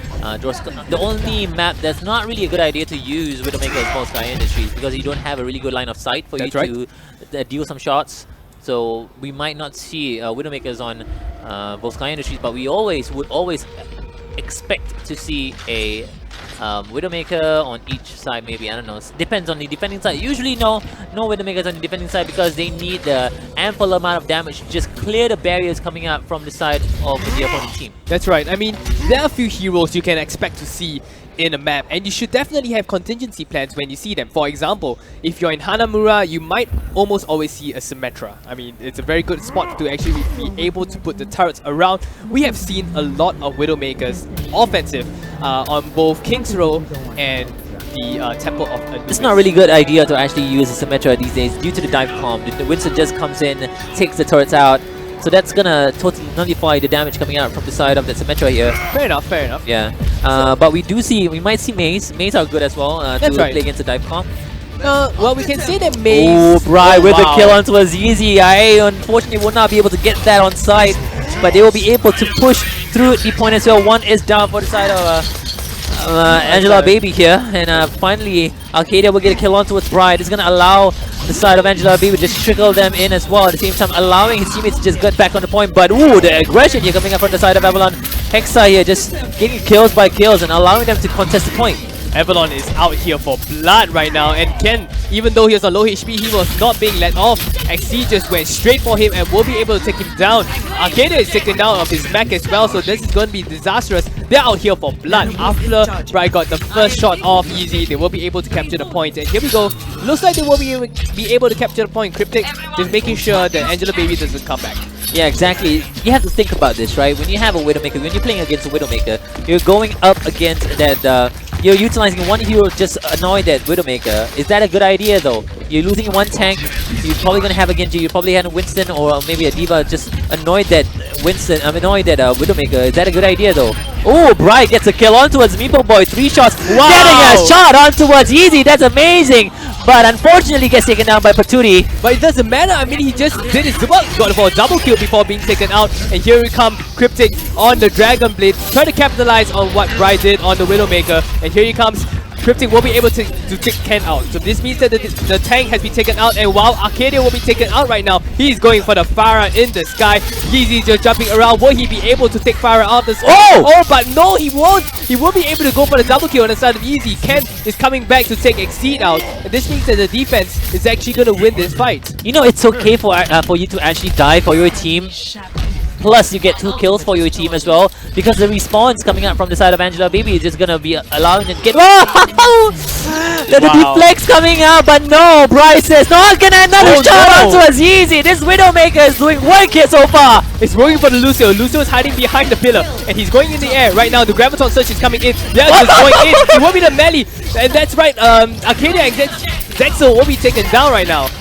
Cryptic tries to go for Meepo Boy on that Lucio right now. They deflect onto Azizi as well. Doesn't want to allow him to get any damage onto him. They're still contesting the point, but no ticks so far coming up from the side of Avalon Hexa. Well, Brian really plays such a crazy hit scan hero right now with his Widowmaker, basically just creating openings. We've seen him do this so many times, like in maps like Hanamura, and now with that, this could be a very good chance to finally flex those Widowmaker's muscles and taking anyone out. Here comes the Dragon Blade on the side of Cryptic now. Ooh. He's just going in for the backline, going straight for Meepo Boy. Will be able to take Meepo Boy out of the equation here. Trying to stay alive for the longest time possible here. Ken actually will be able to stay alive. And there you go, Sleep Dogs onto a Cryptic, and Patudi will finish him up. Still, contesting the point, no tick so far for Hexa. That's right, even though they were playing such a good game, I mean with Brian and then the follow-up from Cryptic, they're still not able to capture the first tick. That's really unfortunate. So they have to regroup again. No ultimates on both sides, so this could be interesting to see what's going to happen right now. So right now we see, obviously, Brian is still in the air. So he's trying his best to find an opening, but here comes the tank. No, you're no way fighting. Here comes the bubble. Will stop him from actually getting any point. Looks like he might be going back to change the hero now. Exactly, it's not going to work because they have a Winston, they have a Genji as well, but Easy with the answer back takes down Cryptic at the same time. But there you go, switches up to a Pharah. But yeah, earlier on, you mentioned earlier, Widow, he got a lot of pick calls, but once your enemy team notices that, switches up to accordingly to counter you, that's your time to actually switch up. That's right. And he does exactly that. So good call on the form on the side of Avalon. Hexa will be able to switch out to Bry. So Bry will be in the air basically trying to contest the space that is of Easy. And then basically they're just leaving it to Cryptic to try to clean up the mess on the ground level. So let's see how that's going to play out. They have a lot of ults ready and willing. Grab concert, DJ will kill, correct. Oh my goodness. Doesn't even need the nano boost as well, just doing so much damage. There's 2 ults utilized for the side of Angela Baby. That's really good so far. The ult economy, all the, I would say, utilization coming up from the side of Angela Baby. Very well played. That's right. Perfect dive composition on the side of Angela Baby. They will be able to prioritize any of the backlines, and then basically we have the Genji with the Dragon Blade to clean up the mess. Well, Avalon Hexa, they do have the nano blade to utilize as well, together with the Graviton Surge at the same time. But I see a combination here. There you go. You're powered up. Get in there. Going in with the Dragon Blade. Gets one, gets two actually. But Yeezy with the Rocket Barrage will take down the labels as well. They did pop the Graviton Surge, but the Primal Rage has been popped by Ken. It's going to allow him to just hold the point for the longest time possible here. Patootie might actually get taken down with a slice. A melee takes him down, so pushing everybody back away from the point as well. They have yet to get a tick on the point, Hexa. My, that's actually pretty crazy. I mean, they're just doing such a good job pushing into the point, but Angela Baby just keeps getting back onto the point and contesting it as much as possible, and because of that, no ticks at all was given to Hexa. They're right now still controlling point. Yeezy is right now going one-on-one against Bri, but still unable to take him out. Yeezy unfortunately being taken out by Cryptic, so this might be an opportunity for Hexa right now. That's right, Bri will be able to take Ken out. There's very little defensive heroes. Arcada is taken out right now, and here we go, 2 ticks left. We're gonna have 1 tick left. This might be a chance right now for Hexa. Here we come, the Dragon Blade in response to defense, but unfortunately will be taken out. Now they will be able to just get 2 more ticks on this point, but finally really close on capturing that point as well. And they actually do it, and they will! 2 minutes left. That was pretty close, but they still managed to capture the point. They did have so many attempts coming out. We had the Widowmaker on the form of Bri. Bri switches out into the Pharah, and then basically it was just a Pharah 1v1 battle. And the entire time, and still finally at 2 minutes left on the clock, they will be able to capture the point. Exactly. Right now it is 2 points for the side of Avalon Hexa. They have 2 minutes and 2 seconds left for the next round. Can Angela Baby get a faster point here? I mean, a faster cap here? We'll see. We'll see for sure. Yeah, we'll see. And we're not gonna see any compositions yet so far. So, but looking from the side of Avalon Hexa, Avalon Hexa. No, Angela Baby. Angela actually. Baby, Yeah, that's Angela right. Baby. It's might actually be a fast cap here. We'll see. We might see. I Yeah. mean, But it's very theory- different though. It's very different. There's a little bit of difference because they're missing 1 DPS here. Oh, that's right. In theory, if you want to go for the fast cap, you will want to go for the dive composition. If you go for a composition like the triple tank, you might be giving up. You might be giving up the time for what might be for a composition that is more reliable and not so risky. I mean, this is still considered a dive comp because you're gonna put a lot of utility as well. So we'll see. Yeah, I mean that's right. They have a lot of abilities for them to utilize to jump onto the point as well, and staying alive at the same time as well. So that's gonna be an interesting pickup coming up from the side of Angela Baby here. But And, I mean, there are a lot of heroes that Hexa can still run as well. I mean, they can still run a Symmetra in the defense. We've seen them do that for a few maps as well. I think we've seen... no, I think that was the... Yes, I believe they were running a Tourbillon on the Hanamura map in the previous game against Temple. So they can still run a Tourbillon as well.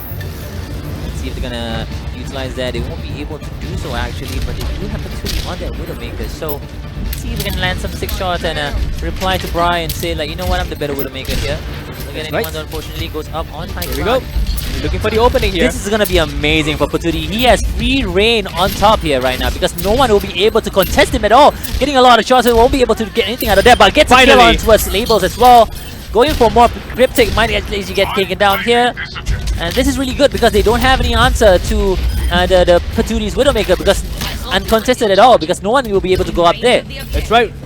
Now this is a bit interesting situation. It is not that Patootie was opening the assault. Patootie was there to clean it up like what he usually does with his Genji. Exactly. The thing is that whether will Patootie actually stick up to that Widowmaker, he will actually hold that Widowmaker down, but Cryptic answers back, switches out to a Genji.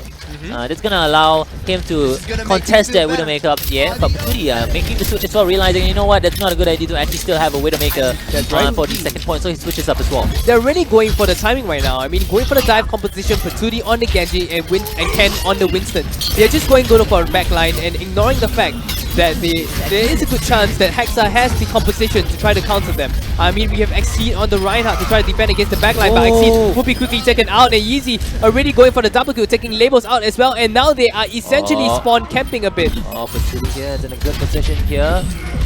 He wants to actually put a really good rocket barrage, not allowing them to get the point. Pushes them back, but they do have a diva right now, so the rocket barrage might. The kill! Oh my goodness, rocket barrage incoming. Will take down Cryptic as well, and going for the Lucio as well. He's only one on point. Well, talk about dominating. They are basically dominating this entire map right now. the defense have absolutely nothing they can do. The sound barrier is coming in as well. Money might get taken down here, trying to get the land those Oh, shots here, and no. then there you go, get taken down as well. With that melee going on labels, will get taken down as well. With the Swift Strike coming in, Diva is on point as well, going for Hyun John, and I do believe he's gonna get taken down as well. Still contesting the point yet. This is 2 CP, guys. That's right, it's still forever no one tick on He the popped side. it. No one tick. No one tick. They wouldn't be able to go for the one tick. And here we go for Tsuri right now. He's no more Dragon Blade. Here comes the Graviton Surge as well. Arcadia just holding Exceed. Exceed just undergoing so much damage, but with the primal form, will be able to hold up just for a little bit more cryptic on the Diva to try to contest the point as well. Not even a single tick for the side of Angela Baby. Switches up to a Mei here. This is gonna able to. Oh no! Gets backed, gets meleeed into the ground as well, and Patuli will get another kill. This is a nano boost of Winston coming through, dealing a lot of damage. It seems on the backlines. Kipani might actually get taken down. He switches up to a Genji. They are really desperate to get this point, but the Winston, the Lucio's just doing so much for keeping the point alive. It is still alive there. Wow, the Lucio really doing a lot of work, just jumping around the point, prolonging the point right now. And here we go, they are almost in the one tick, but not quite. They're just jumping in. Here we come, Patuli with the Dragon Blade attempting to heal up. He won't be able to take Rai out, and then he's still going in. Still going in. The Dragon Blade has finished, and he's going one-on-one against Exceed. Will be able to take Exceed out. Do you realize that? Do you realize that they are just killing them one by one, but the contest coming in, they just keep contesting and contesting, but they have yet to get a single tick. And finally gets a tick here. Oh, it's 2 ticks. This could be an opportunity right now. They're just going in. Oh! Wow. They will be able to get the point. What a fast cap so far, but see, when you push into the point, right, you need to realize that when you kill them one by one, they're gonna just keep coming back to the point, contested.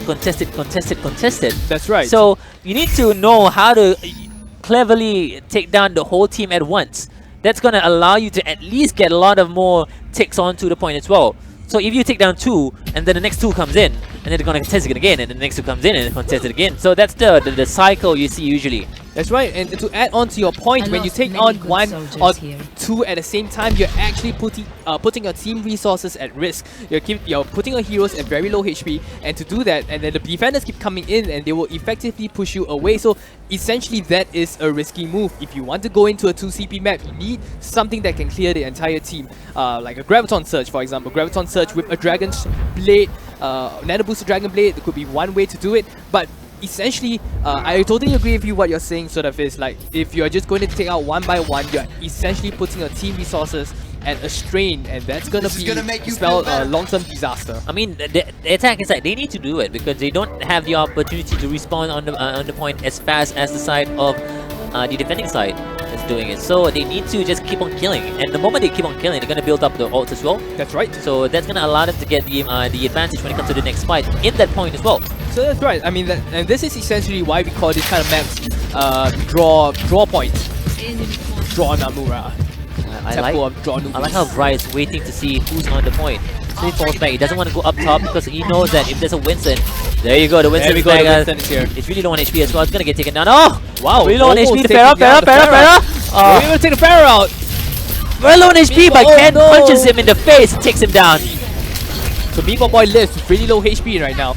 Cryptic now changing out in going into the Pharah. Going into the point now. Basically, they're trying to flank the support there, pushing back Kipani. Kipani will be taken out. Now Hexa struggling to get to this point. He seemed doing a really bad job so far, but the next push will be the deciding factor here. That's right. They did have a very awkward push there, and because of that, they were basically essentially singled out and destroyed. But here we go. This is going to be the next push. Briar right now on the McCree instead of the Widowmaker. He's going in for the backline. That's good. That's a good opportunity. Oh, wow! But it doesn't matter. It still won't be able to take Arcadia out. So without the tanks right now, this could be an opportunity. He goes in and takes down easy as well. Briar really powerful on the McCree, especially in mid range. Briar is doing well so far with this McCree. No heals at all, but he's still surviving so far. Coming up from his teammates that gets stunned as well at the same time. Paturi almost gets taken down, but the Winston comes in. Stop Briar from doing anything at all, but it's getting a lot of damage and would take down Ken at the same time. Oh wow, this Briar basically solo carrying that entire fight, and now with his teammates there, just pushing everyone away. Really hats off to Briar. He was the MVP of that point capture there. So they'll be able to cap the point. They do have sub 1 minute to actually get the point.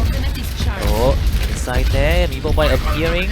Gonna allow them to get to the point as fast as possible, but they need to regroup. But they have a lot of utility to play with on the next fight. That's right.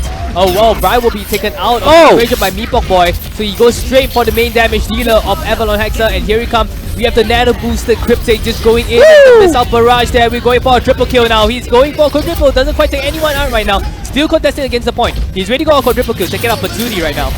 And here comes the sound barrier on the side of Yeezy. He's basically trying his best to control the point. Cryptic will be able to take Arcadia out. So this might be a bit disastrous here. Meatball Boy does have the rocket barrage. Maybe gonna pop it soon. I'm not gonna use it just yet because there is a Deadeye from Brian. Doesn't want to go in the air. Jumps in, pops the primary rage as well, puts him down to the grave as well, takes him down, Bryce down as well.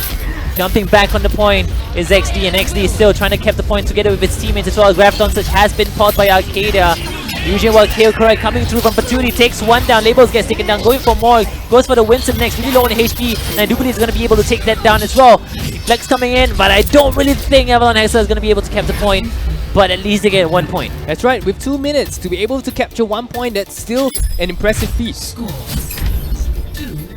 Alright, 2-3. Let's see if Angela Baby will be able to capture 4 points. I mean, they do 4 have minutes, so 4 minutes 4 and 30 minutes, yeah. seconds. 4 minutes. I think based on the current trends, they might. It is a good chance they can capture the first point. It is the second point. Yeah, exactly. That is the question. Exactly. If we draw this, we're gonna go straight into a best out of 1 control map. That's right. So it's not really nice to watch that happening, right? Because anything can happen. yeah, exactly. Anything can happen in best out of 1. So let's see if Angela Baby can actually at least get a point or 2, or can Avalon Hexa totally hold the first point. It'd be really impressive if Avalon Hexa can hold a point for a good 4 minutes 30 seconds, and if they can do that, they definitely deserve this 1 point. But let's see if will Angela Baby capture the next point. They'll definitely see. Here comes, 20 seconds left on the clock. Interesting team compositions on both sides so far. We'll get to that in a really short time when the teams come out. Exactly. This is the second map of the match. It is a best out of 5. That's right. So I'm really looking forward to see what's gonna happen in this match. That's right. So of course we've seen Widowmakers on both teams that have been coming out so far. Basically everybody starts with a Widowmaker. We see Patootie and then Bride and Patootie again. Will Angela Baby start with a Widowmaker this time round? And here he comes. Here we go. We do see Patootie on the Widowmaker again there. Going for a few shots. Doesn't quite take anyone out now. And now he's doing the same thing. He's just waiting to actually go up. And of course the Winston is here to give him a hard time. He goes straight up. He's going for the Pharah. Will he be able to take Pharah out? Will be able to take Exceed out even though he was aiming for the Pharah. Really interesting. Bright takes down Ken with that Roadhog as well. Doing a lot of damage so far, but Patootie is uncontested. No one is there because Ken has been taken down. And yes! he still will be able to take down Cryptic there with the shots on the body. Looking for more. Trying to deal as much damage as possible. Brian is open.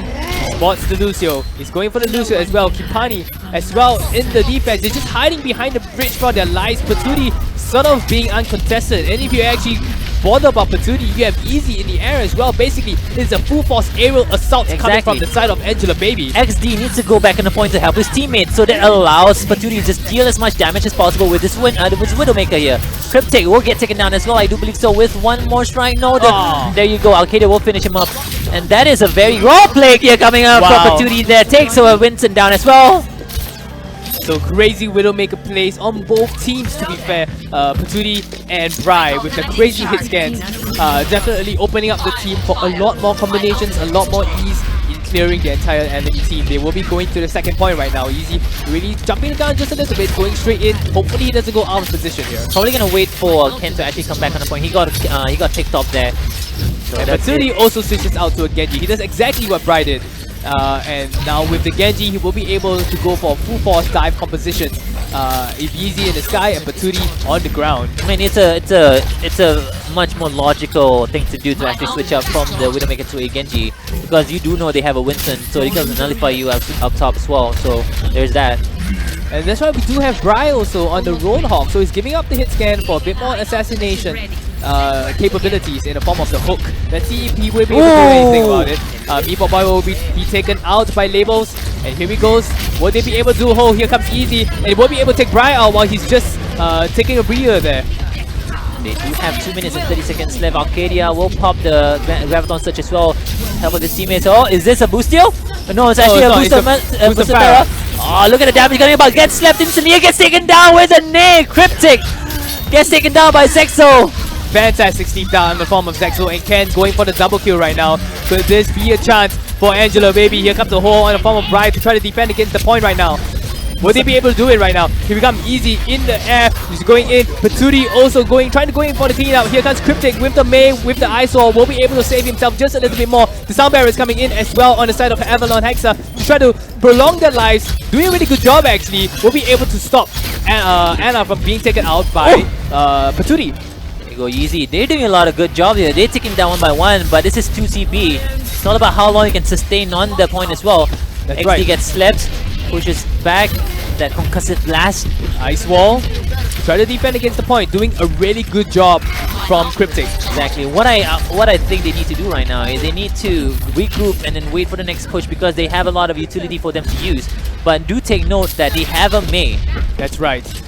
You have no idea when the May's ultimate might be coming. Blizzard at the final point of 2 CP, it's going to be devastating if you do not have the proper countermeasures. And here we go, they are going out just a little bit here far here, and Exceed will be coming in. He'll be retreating back to safety there. Oh! But Yeezy will be able to take Kipani out. So with Kipani out as the support, this might be a good opportunity. Here we go, Patootie is going in 1v1 against Bright. Bright's out of the mech.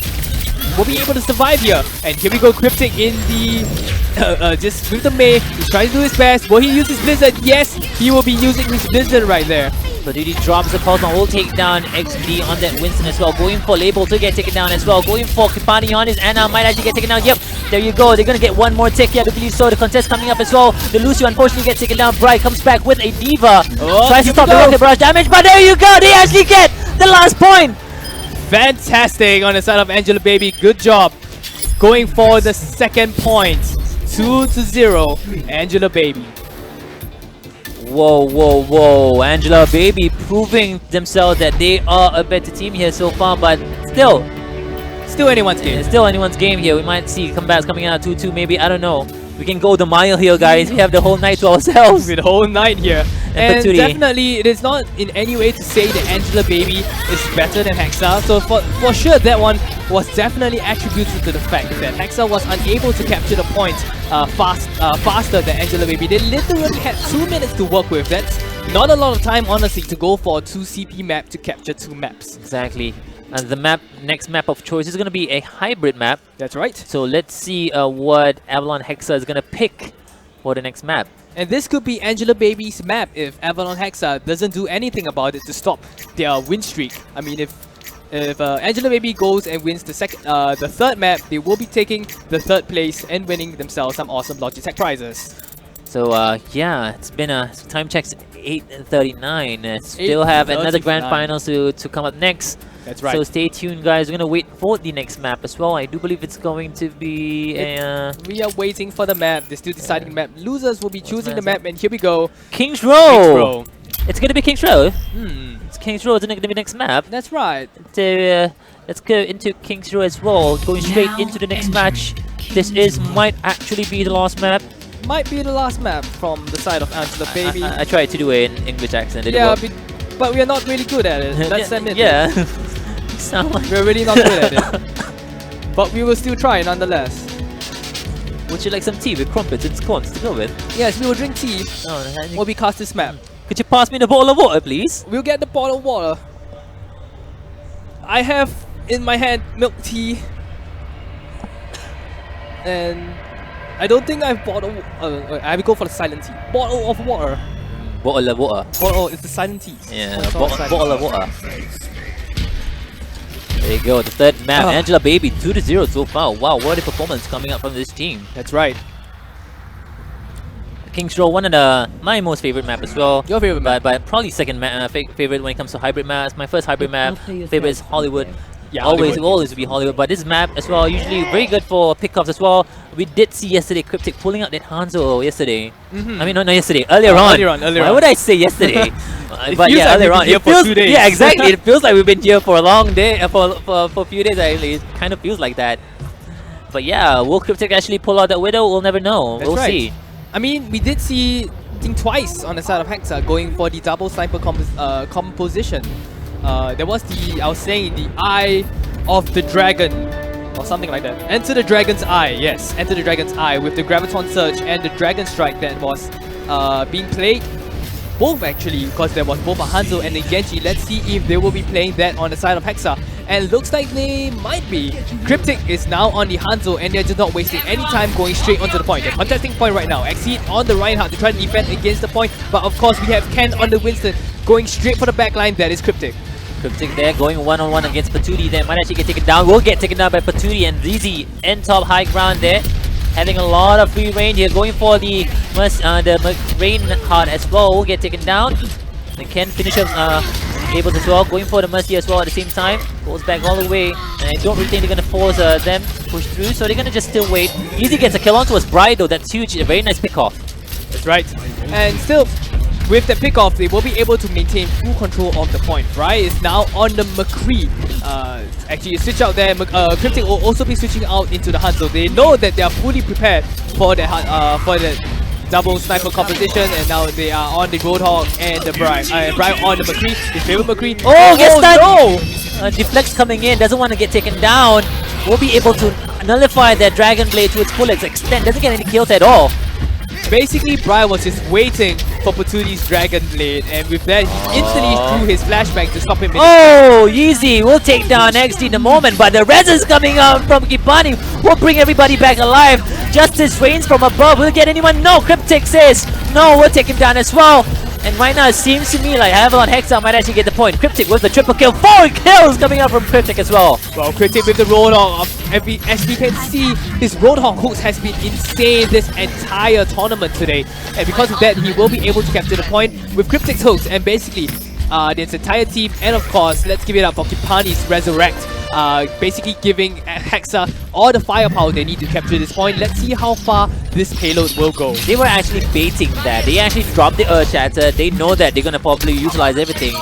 And then the res is coming up as well. And Ken even switches out to the Reinhardt now. So they are going a bit for the 2-2-2. With Easy going on the Pharah and Patootie on the Genji. So let's see if this two-dimensional threat will actually do well. Wow, good flashbang. Will be able to stop Ken in his tracks, but doesn't quite take Ken out. Here comes the Graviton Surge there. But Arcadia is going for the Mercy. He's afraid of the Resurrect, and of good cause he actually has the Resurrect. But unfortunately, Arcadia won't be able to stop him. Still, nonetheless, the Resurrect comes in. Here comes the Graviton Surge. I'm so sorry, Arcadia. You had the right idea, but unfortunately wasn't able to execute it. How is Kipani alive throughout this whole time? You know what Patootie is gonna go straight for. How is still alive? Kipani has been alive throughout this whole period of time. Kipani is on fire right now with this Mercy. That's right, the powerful Resurrect will be able to continue pushing the payload twice. The entire fight was governed by how Kipani lands the Resurrect. And wow, and here we go, Yeezy and Xexo just taken out almost immediately. This looks like this might be Avalon Hex's point with record timing. 3 minutes left on the clock. They are going straight in for the next checkpoint, and they are actually in a very dominating position above and beyond the checkpoint, pushing Angela Baby back. Ken might actually get taken down here. Ken really low on the HP, but answers back. Arcadia will take down Labels instead. You have the res up coming up yet again, but the Earth Shatters to Earth Shatters. Everybody's down to the ground. Let the bodies hit the floor, but nothing is getting taken down. But finally, Meepo Boy will take down Cryptic as well. The res is coming up. Resurrect again on the side of Hexa, and then followed by the sound barrier there. Just going in, he's trying his best to push in. Brian's unfortunately, Exceed is unfortunately taken out by a charging Ken. Ken already going for the double kill, so finally they managed to hold a point. But unfortunately, the payload has reached the checkpoint. It's going to extend the time to 2 minutes 30 seconds. I don't think it's a good idea for Angela Baby to hold the point at the point itself. No, they actually didn't get to the point. They didn't get to the point. They didn't get the point. Oh, wow. It's still like a few meters. This is weird because the meter is there. Oh. Okay, we'll see. I have no idea. Okay, but let's see. Nonetheless, they're still holding the choke point right now. Arcadia has the Graviton Surge. He's looking for an opportunity right now. You can see. He's just being sneaky. He's going in, and finally, the Graviton Surge. Here he goes. With the whole no, the res is coming up again! Resurrect! Oh my goodness! Kipani with the clutch res there will be able to revive the entire team. Everyone's down again! Look at that! Oh no, even with the Resurrect, Ken still managed to land such a crazy up shatter there. And here we go into take Cryptic out.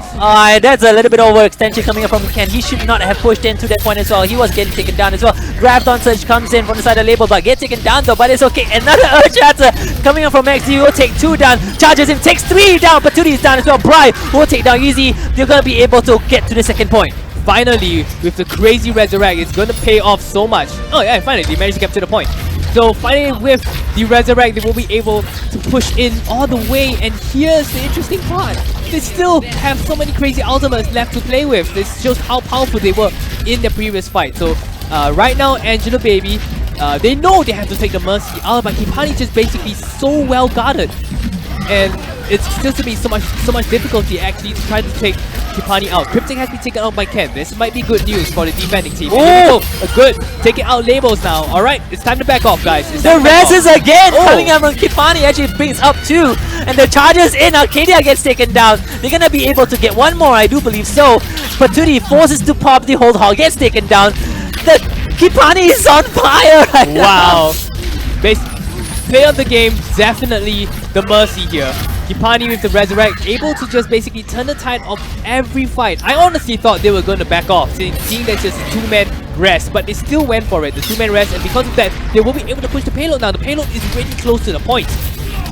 But it's okay because the Mercy builds up their ult really fast. They have that sound barrier to utilize as well. High noon.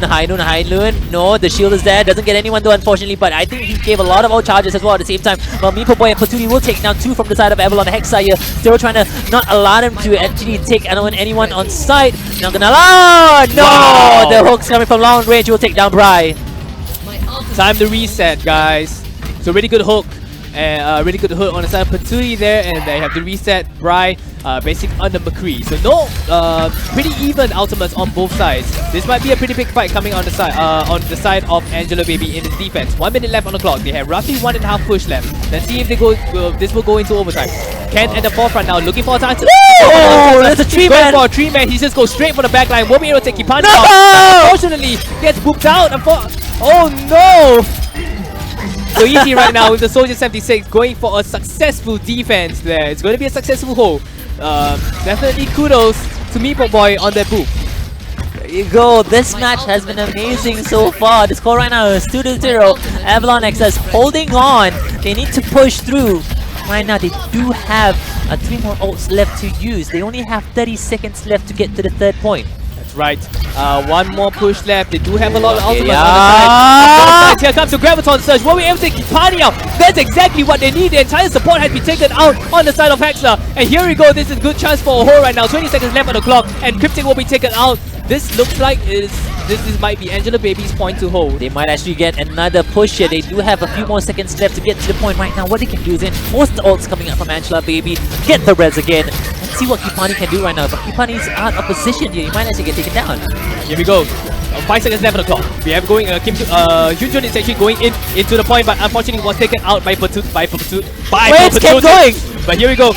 Will he be going for the Resurrect? There we go. He's trying to heal Cryptic right now. Over Patootie!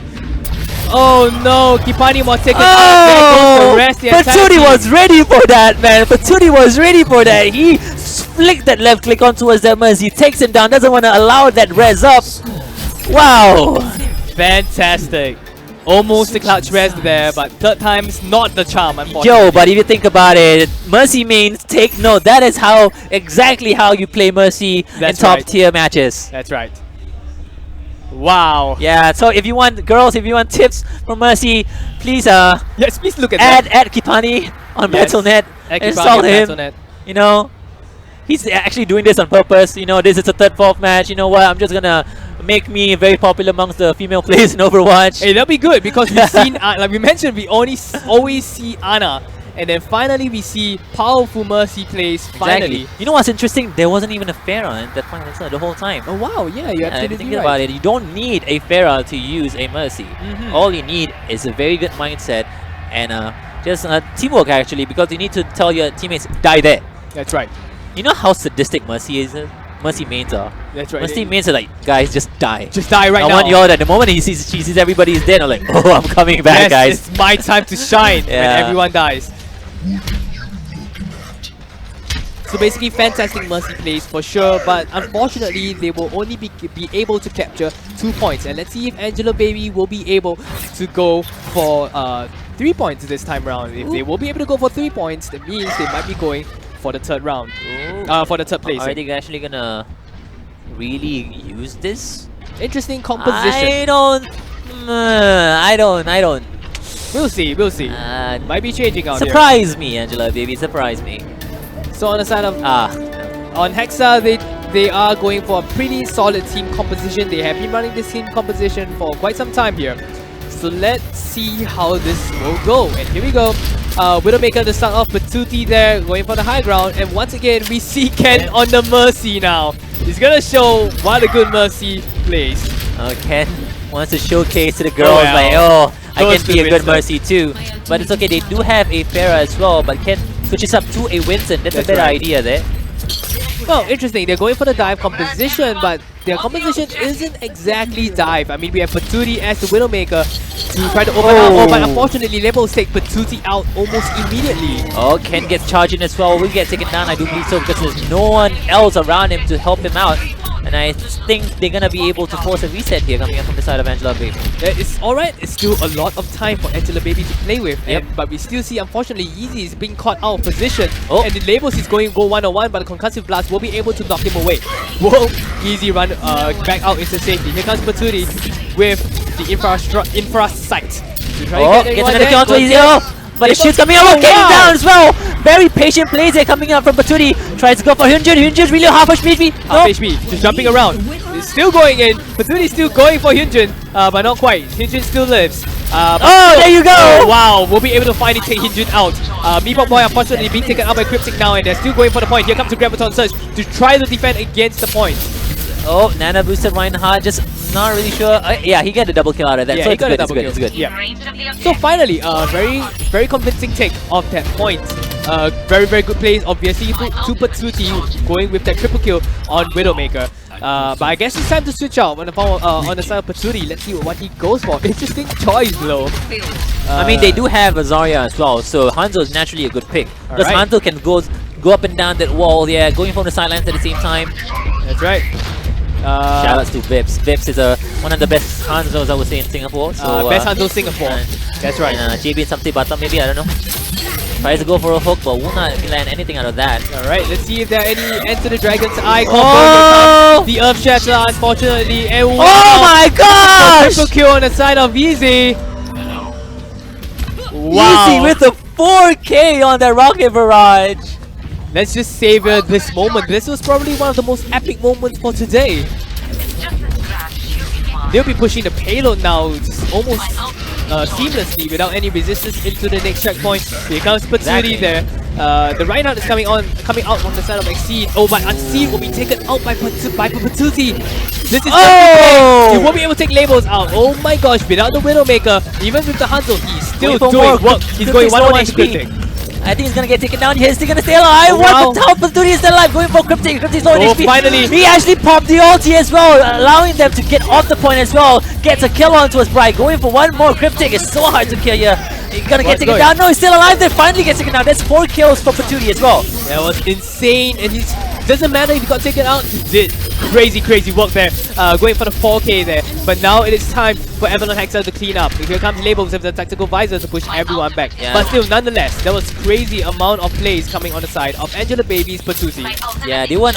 Unfortunately, they were not able to get to the second point because they forced all their ults out for the side of Avalon Hexa there. That's right. But nonetheless, we still have a good amount of ultimates coming out on the side of Angela Baby. They can still push the point right now. What is going on What here? is going on here? What is going on here? What is going on here? What is going on here? Let's see what they're gonna do here. And they're coming out right now. And surprise! And here we go. Now here's John. That's just caught totally unaware. Bryce taken out. Wow, that was insane plays here. What a play coming up from Angela Baby. They will secure that point as well. The thing is that they didn't even use... They only used the Earth Shatter for that fight. Surprise! I think they used the Nana boost as well. But hey, 2 ults for that, I think it's perfectly fine. It is worth it for sure. They had the element of surprise on their side, and that's how a ninja works. Still, Patsuti still with the Hanzo theory.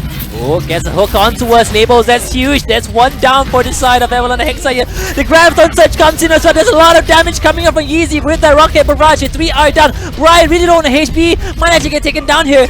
Oh no, this is disaster right now. The payload is going into the final point. This could be disaster for Avalon Hexa right now. Brian is taken out, and here we go. We have Patsuti right now on the point. He went out. He hooks and labels in, and then that's it. They're just going to go straight into the point right now. Oh, he's gonna get taken down as well. The whole hog is utilized as well. The push cryptic away from the point. They might actually get the point here. Yeah, they can actually third place. They actually get third place. Congratulations, Angela Baby! 3-0 against Avalon Hexa. That's right. Angela Baby came out of nowhere just like RKO. Wow. Congratulations, Angela Baby. And if there was any play to be watching, I don't care about who got the play of the game. The play of the game was the sneaky play. Ken, wow, Yes. Ken, what a player. Ken, what a play, Ken! Oh my goodness, Ken. Insane plays right here. Oh, the arm shatter. Wow. That's actually a really good play. It is a good play. That's actually a really good play. It is a good play. Yeah. Cleaned up by Easy as well. Yo, if anything, even if they get to place, Angela Baby, you are champions in my heart. You guys have put on a good show. Thank you so much for joining in this tournament as well. It was such an amazing 3rd and 4th place match. I mean, Afis has been telling me that he loves Angela Baby's plays. It's just a fun match. you saw what they did, right? A Yeah. lot of it, very weird, but it pulled off. Unorthodox plays. Unorthodox plays. Yeah. So yeah. But still, it really shows how fun Overwatch can be. You don't have to go for the strict dive compositions. You don't have to go. You can just go for the unorthodox plays, going from the back door, just going up the high ground and everything. Really good plays from the side of Angela Baby. Right, I think we don't have a lot of time on our hands, so we're gonna go straight into the grand finals right after a short break. This is the Overwatch Singapore Tournament 2017, presented to you by Logitech. Stay tuned, guys. You just gotta keep moving forward.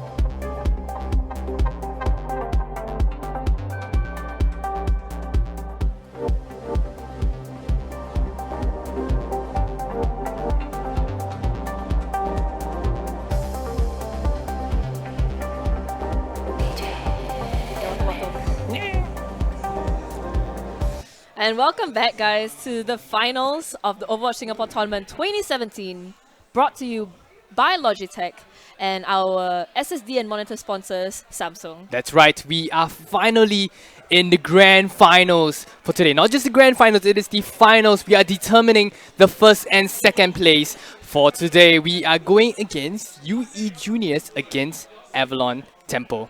Yeah, and I mean, I wouldn't want to play against either of them, so, you know, not at all. But That's not at all. we're going to see who today takes home the grand prize and the second prize. We already decided who is the third place, so just, I believe it was Hexa versus Angela Baby. Angela right. Baby got third, Hexa placed fourth, and now it's Tempo versus UE Juniors. It's going to be a lot running, a lot at stake for the first prize. For the first prize, the winners will win $3,000, winning a keyboard, a Logitech keyboard, a Logitech mouse, Logitech headset, and a monitor. For the second place, they'll be winning $1,500, headsets, and SSD. And of course, both teams will be winning t-shirts and card holders, Overwatch card holders. Yeah, so I mean, the big prize here is not just the cash prize of $1,500 more than the second place, but it's also those monitors. And The monitors are worth a lot of money. That's right. If you are here today, you can see the monitors as well. They're also pretty good monitors, but of course Logitech is nearby as well. If you want to go there, down there to take a look, they are pretty awesome. And if you get into trouble, But yeah, we're gonna see Tempo versus Unestablished Juniors. Both these teams coming out today, doing a very good job. There were a few close calls where we saw Tempo, I think it was 2-1-ing.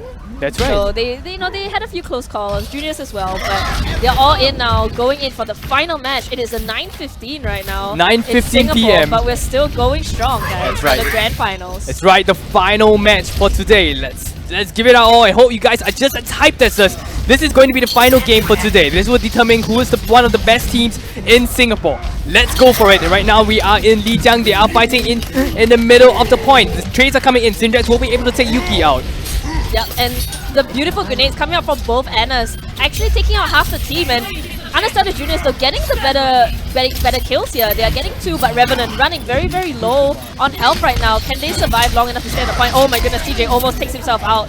But Reborns picks off Doubted, and Syndrax in a lot of trouble now. He has to run away, and Juniors are gonna secure the point first. And finally, this is going to look up. Looks like this is going to be an established Juniors points, and sees how they will be able to hold on to it. Interesting tech in of a Reaper in a triple tank composition. They are going for a close range combat if you think about it. I mean, we have Reinhardt, we have Roadhog, and Reaper there.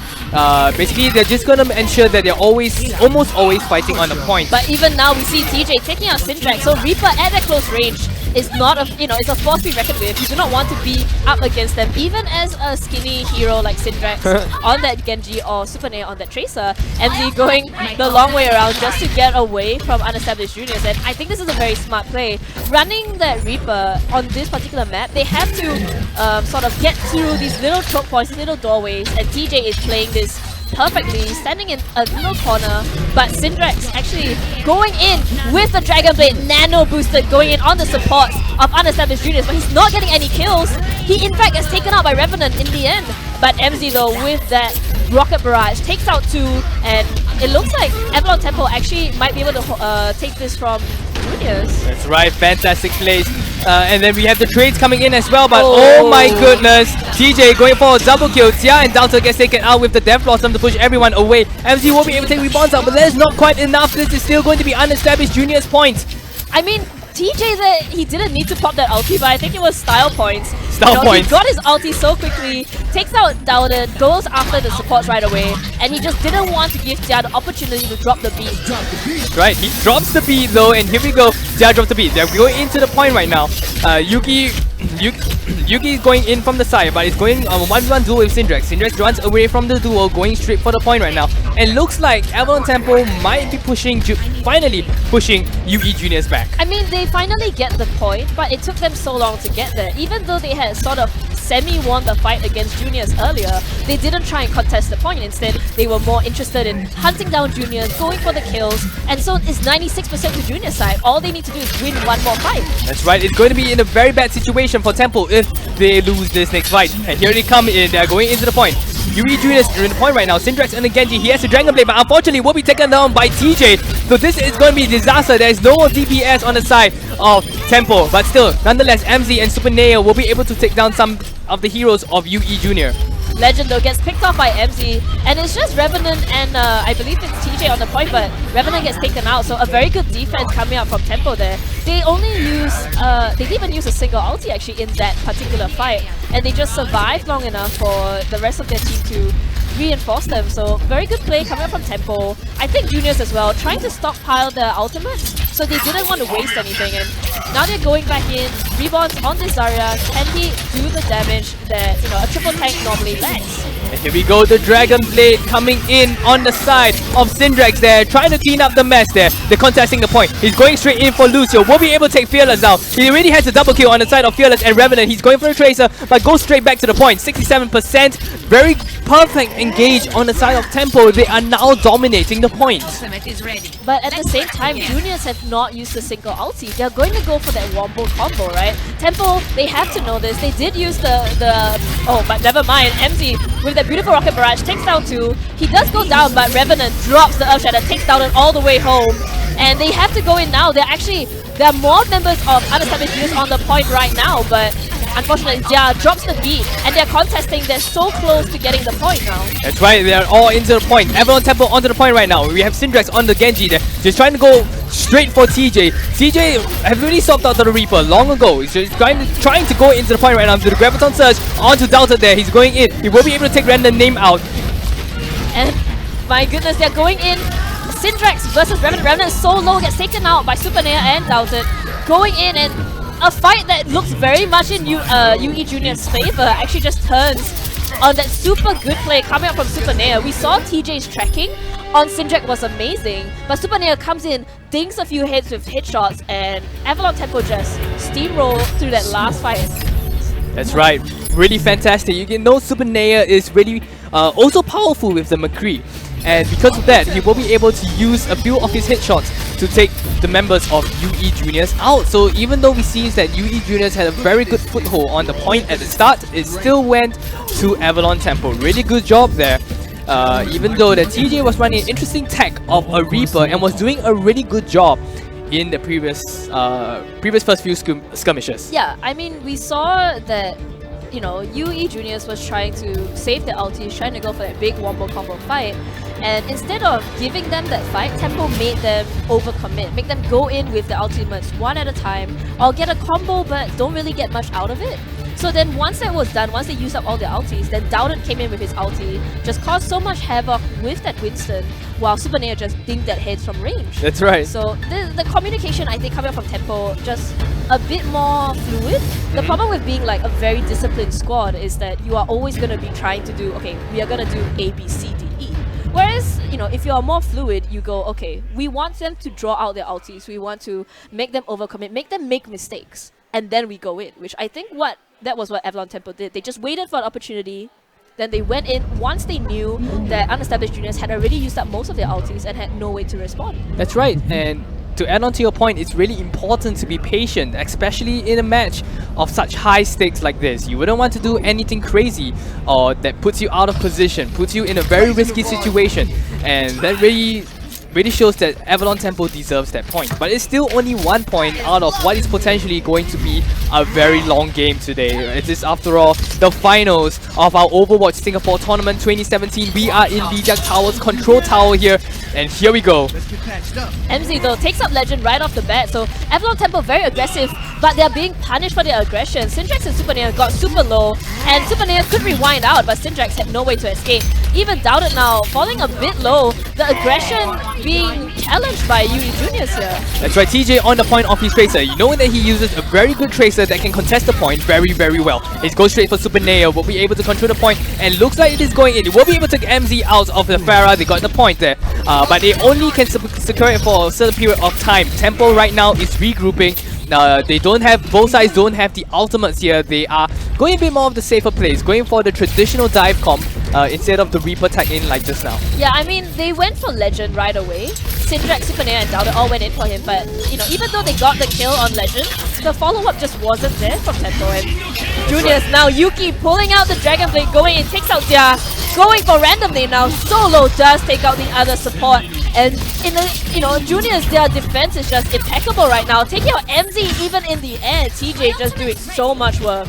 They are here for blood right now, and they will be able to get them out of their point. 40% now. They are doing a very good job in holding onto the point, even though it is a very aggressive dive composition. They know exactly who to target. They go for that person, and we see that Syndrax basically he has a lot to play right now on the Genji to actually try to push them all back away. And, you know, both teams dropped the beat there, but Reborns gets picked off too early, and unfortunately Fearless unable to save his teammate. Legend as well gets taken up by Doubted. Doubted with that ultimate causing so much havoc, and Avalon Tempo, oh, beautiful stick gets two. MZ and Dia going down to that beautiful pulse bomb from TJ. TJ going for more. He's on fire right now, going after random name. Can he take him out? Oh, he does take a random name, and by himself TJ has cleared half the team of Tempo, but they're going to lose the point maybe. No, they go back in. TJ going for Doubted. TJ just playing out of his mind on that Tracer. That's right. TJ's Tracer can be such an annoying pest when it comes to control point. He has shown how powerful he can be in executing and securing those kills. He managed to get those kills, and now they're able to push Avalon Tempo back. They say, this is my point. Here comes the Graviton Surge. It doesn't matter if they won't be able to get any kills, even though they can get the kills. But this point is still being taken. They're rushing back into the point right now. There's someone on the point. Yeah, and now, you know, Tempo, they split in half to try and deal with this hyper-aggression from UE Juniors. But UE Juniors now have the numbers on the point, and the bomb, TJ once again, beautiful pulse up onto Doubted. Super Neo dropped the bomb earlier and didn't get anyone, but yeah, it's on the point. They're just trying desperately to contest. But they can't make it back in time. Can Random Name jump in? Maybe, yes. He actually gets onto the point, gets a beautiful grenade onto TJ. But is it enough? He gets taken out. They're just cycling, trying to buy time, and it's 100-0. Junior taking the point from Tempo. That was very convincing take on the side of UE Juniors. And we are 1-2-1. That was pretty insane. Definitely the MVP for that previous round was TJ with the Tracer. Basically annoying pass, just jumping around, and even when the heroes like Xia and Random Name was jumping onto the point to prolong the timing, he was just uncontested and he can just take everyone out as quickly as possible. I mean, that was a beautiful pulse bomb. I don't know if it hit MZ or Random Name, but it got both of them. And it just opens up the fight. Once you get a pick like that on two such key heroes, your team is just free reign to go in all the time. TJ definitely just, his tracking on this Tracer and his pulse bomb timing is just fantastic right now. That's right. So there might be a need for tempo right now to keep TJ in check. You might want to use a hero that can take Tracer out as fast as possible. Let's see what they'll go in. They are choosing the McCree on Super Nea. Let's see if that will be able to do so. Here comes CJ doing his exact job, going straight for Random Name. Doesn't quite take him out, doesn't matter. He still sticks to the team. Fantastic Tracer plays. Very patient on the side of UE Juniors. But unfortunately, Fearless and Yuki will be taken out during that skirmish. And look, Super Neo with his McCree. He's really powerful on mid-range. And there he goes, will be able to push UE Juniors out of the point. Yeah, I think the Super Neo McCree actually caught them off guard. Yuki went in on it. And I believe he got stunned and killed. And now MZ, very smart play, booping the enemy rebonds into his team so that they can slowly cycle him. But he's still surviving. He finally gets taken out by Doubter there. And the side of Unestablished Junior is now a bit split. MZ now is completely uncontested. TJ does take out Super Nea, but there's no DPS onto this MZ Pharah. That's interesting because we see that MZ was in the sky, but he didn't lend any support to McCree. And he got taken out.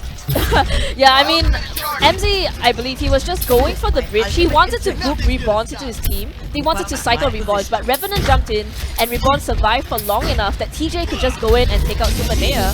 So, you know, the kills coming out, both sides doing really well. And Revenant takes out Jia very early on with that nano boost. Yuki gets slapped and taken out by Super Nea, but Revenant on this Winston doing so much work for his team, trying to boop people off, and he's just going in ham right now. But MZ on this Pharah needs to kill someone. He needs to get doubted, but in the end, Reborns takes out that Pharah, and you know, Anastasia Juniors do take the point, but Avalon Temple actually has gotten 56% already. That's right, kudos to Revenant for that powerful engage. The Primal Rage was able to push everyone back, singling out any of the heroes that was left on the point. And with that, they're able to slowly isolate and destroy. Basically divide and conquer the entire point. Doubted just wrecked TJ, jumping in. Yuki does take out Syndrax, and both ultimates from the other the Lucio gets got in, but never mind. Yuki drops the Dragon Blade, and they pretty much clear Avalon Temple. That was such a messy fight. Both the Lucios popping the beat, but you know, in the end, Unestablished Juniors getting the much better response here. That's right. There was really a huge clash in the form of ultimate, but nonetheless, Unestablished Juniors will be able to get the favorable end of the trade, and they will be able to continue holding on to the point. 56% to 44%, who will be getting the next point?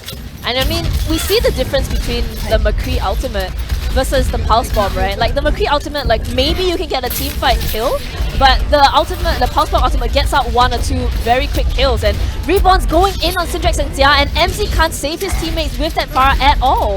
That's right, look at MZ just basically being uncontested, dealing so much damage, but still isn't able to take anyone out, unfortunately. Because of that now, they will be on the point. UE Junior still basically uncontested here. Yeah, and UE right now getting to 75%.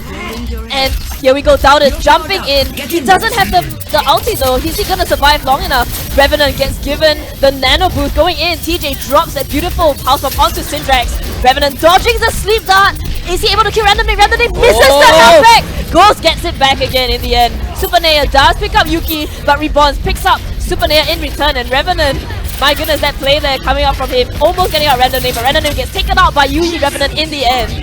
And here we go, we have the Miss of Barrage, Syndrax with the Dragon Blade going one-on-one, but unfortunately it was taken out by TJ, and Reborns being on the point. So right now, UE Juniors having a really firm foothold onto the point. Yuki there going one-on-one with Super Nea. Super Nea on the Tracer, just jumping around. Here comes the deflag there. Will be able to keep it alive. But we have Jia right now supporting Super Nea to try to get Yuki out. But Yuki just being so annoying there. 15 HP. Oh, but unfortunately will be taken out. There was a mistake coming out from Legend. He actually missed Yuki twice, and that cost Yuki his death. But he does have his ulti coming up soon. 61%. They still have a couple of fights left in them juniors if they can regroup fast enough and go in. That's right. So here we go. They're going back into the point. They have around, as you mentioned, Suki, around one and a half to 2 pushes left. And here they go. They are not wasting any time. Here comes the sound barrier. They are going to choose this fight here. So seeing that they've already invested the sound barrier in.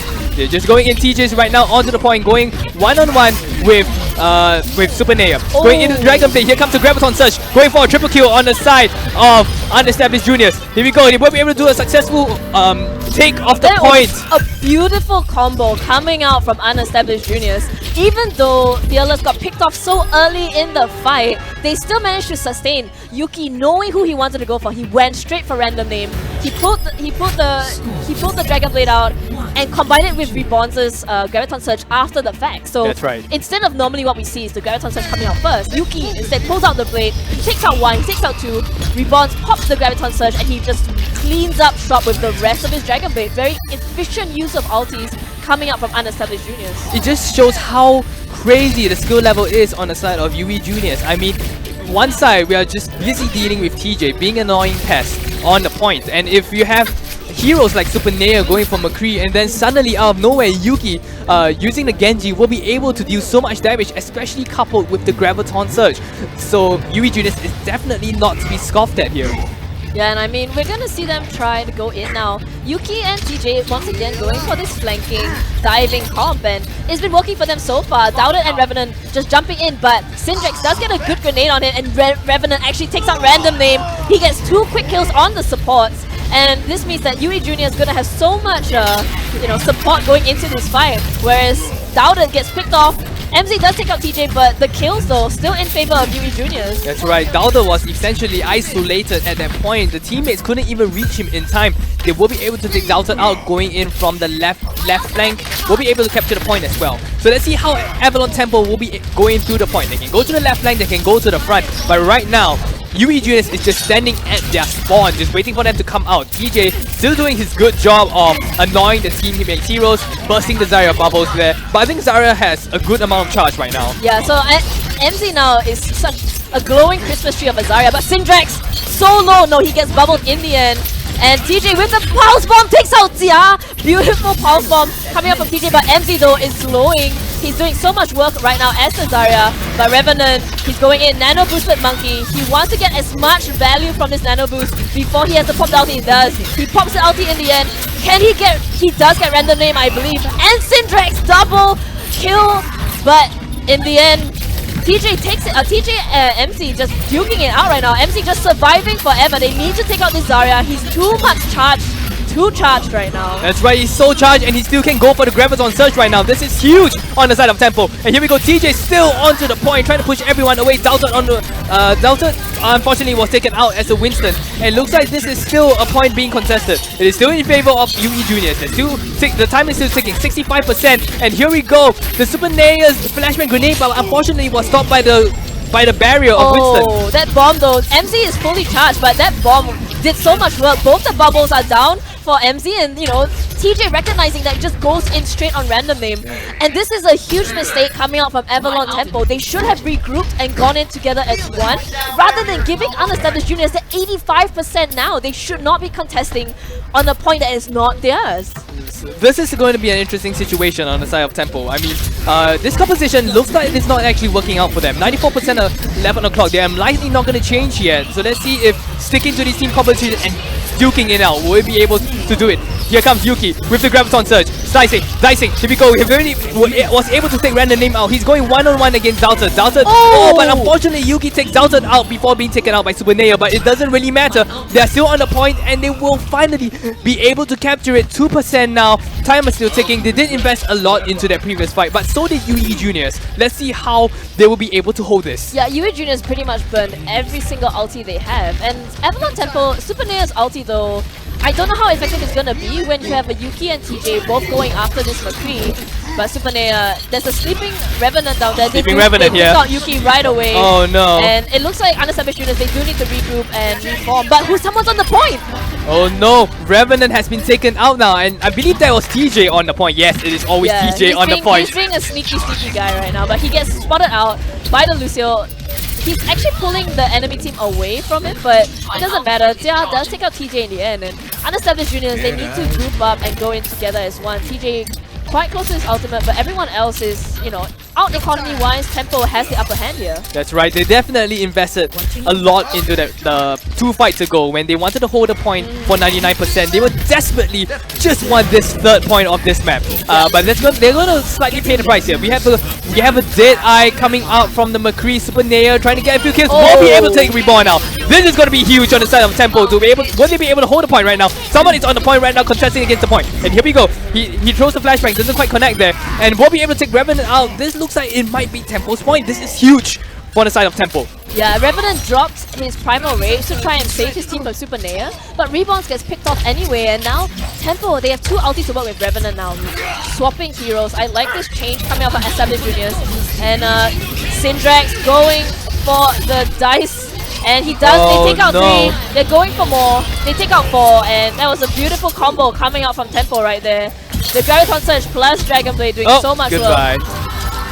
Wow, this is crazy. 95% left on the clock. Will anyone on the side of UE Juniors come in right now? And here he comes, Yuki onto the point with the Dragon Blade. It's just going one-on-one, but everyone's coming in. Unfortunately, he'll be taken out right now. Overtime clock coming in. TJ is on the point right now, keeping the dream alive. 2 points. Will they be able to keep the 3rd point? Looks like they're not going for the 3rd point. Reborns is just, you know, saying hi. Saying good evening, Avalon Tempo, and so it's a 2-2. They're both these teams doing so much.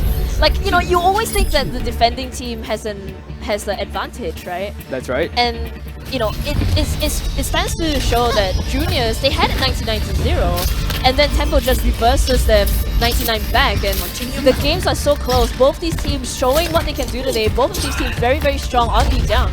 That's right, it really steamrolled from that fight where UE Juniors really invested all their ultimates to defend against the point when they were 99%. But Tempo wasn't phased by that. They just went through, they pushed through, and took all their ultimates, returned them with their own ultimates, and managed to capture the point.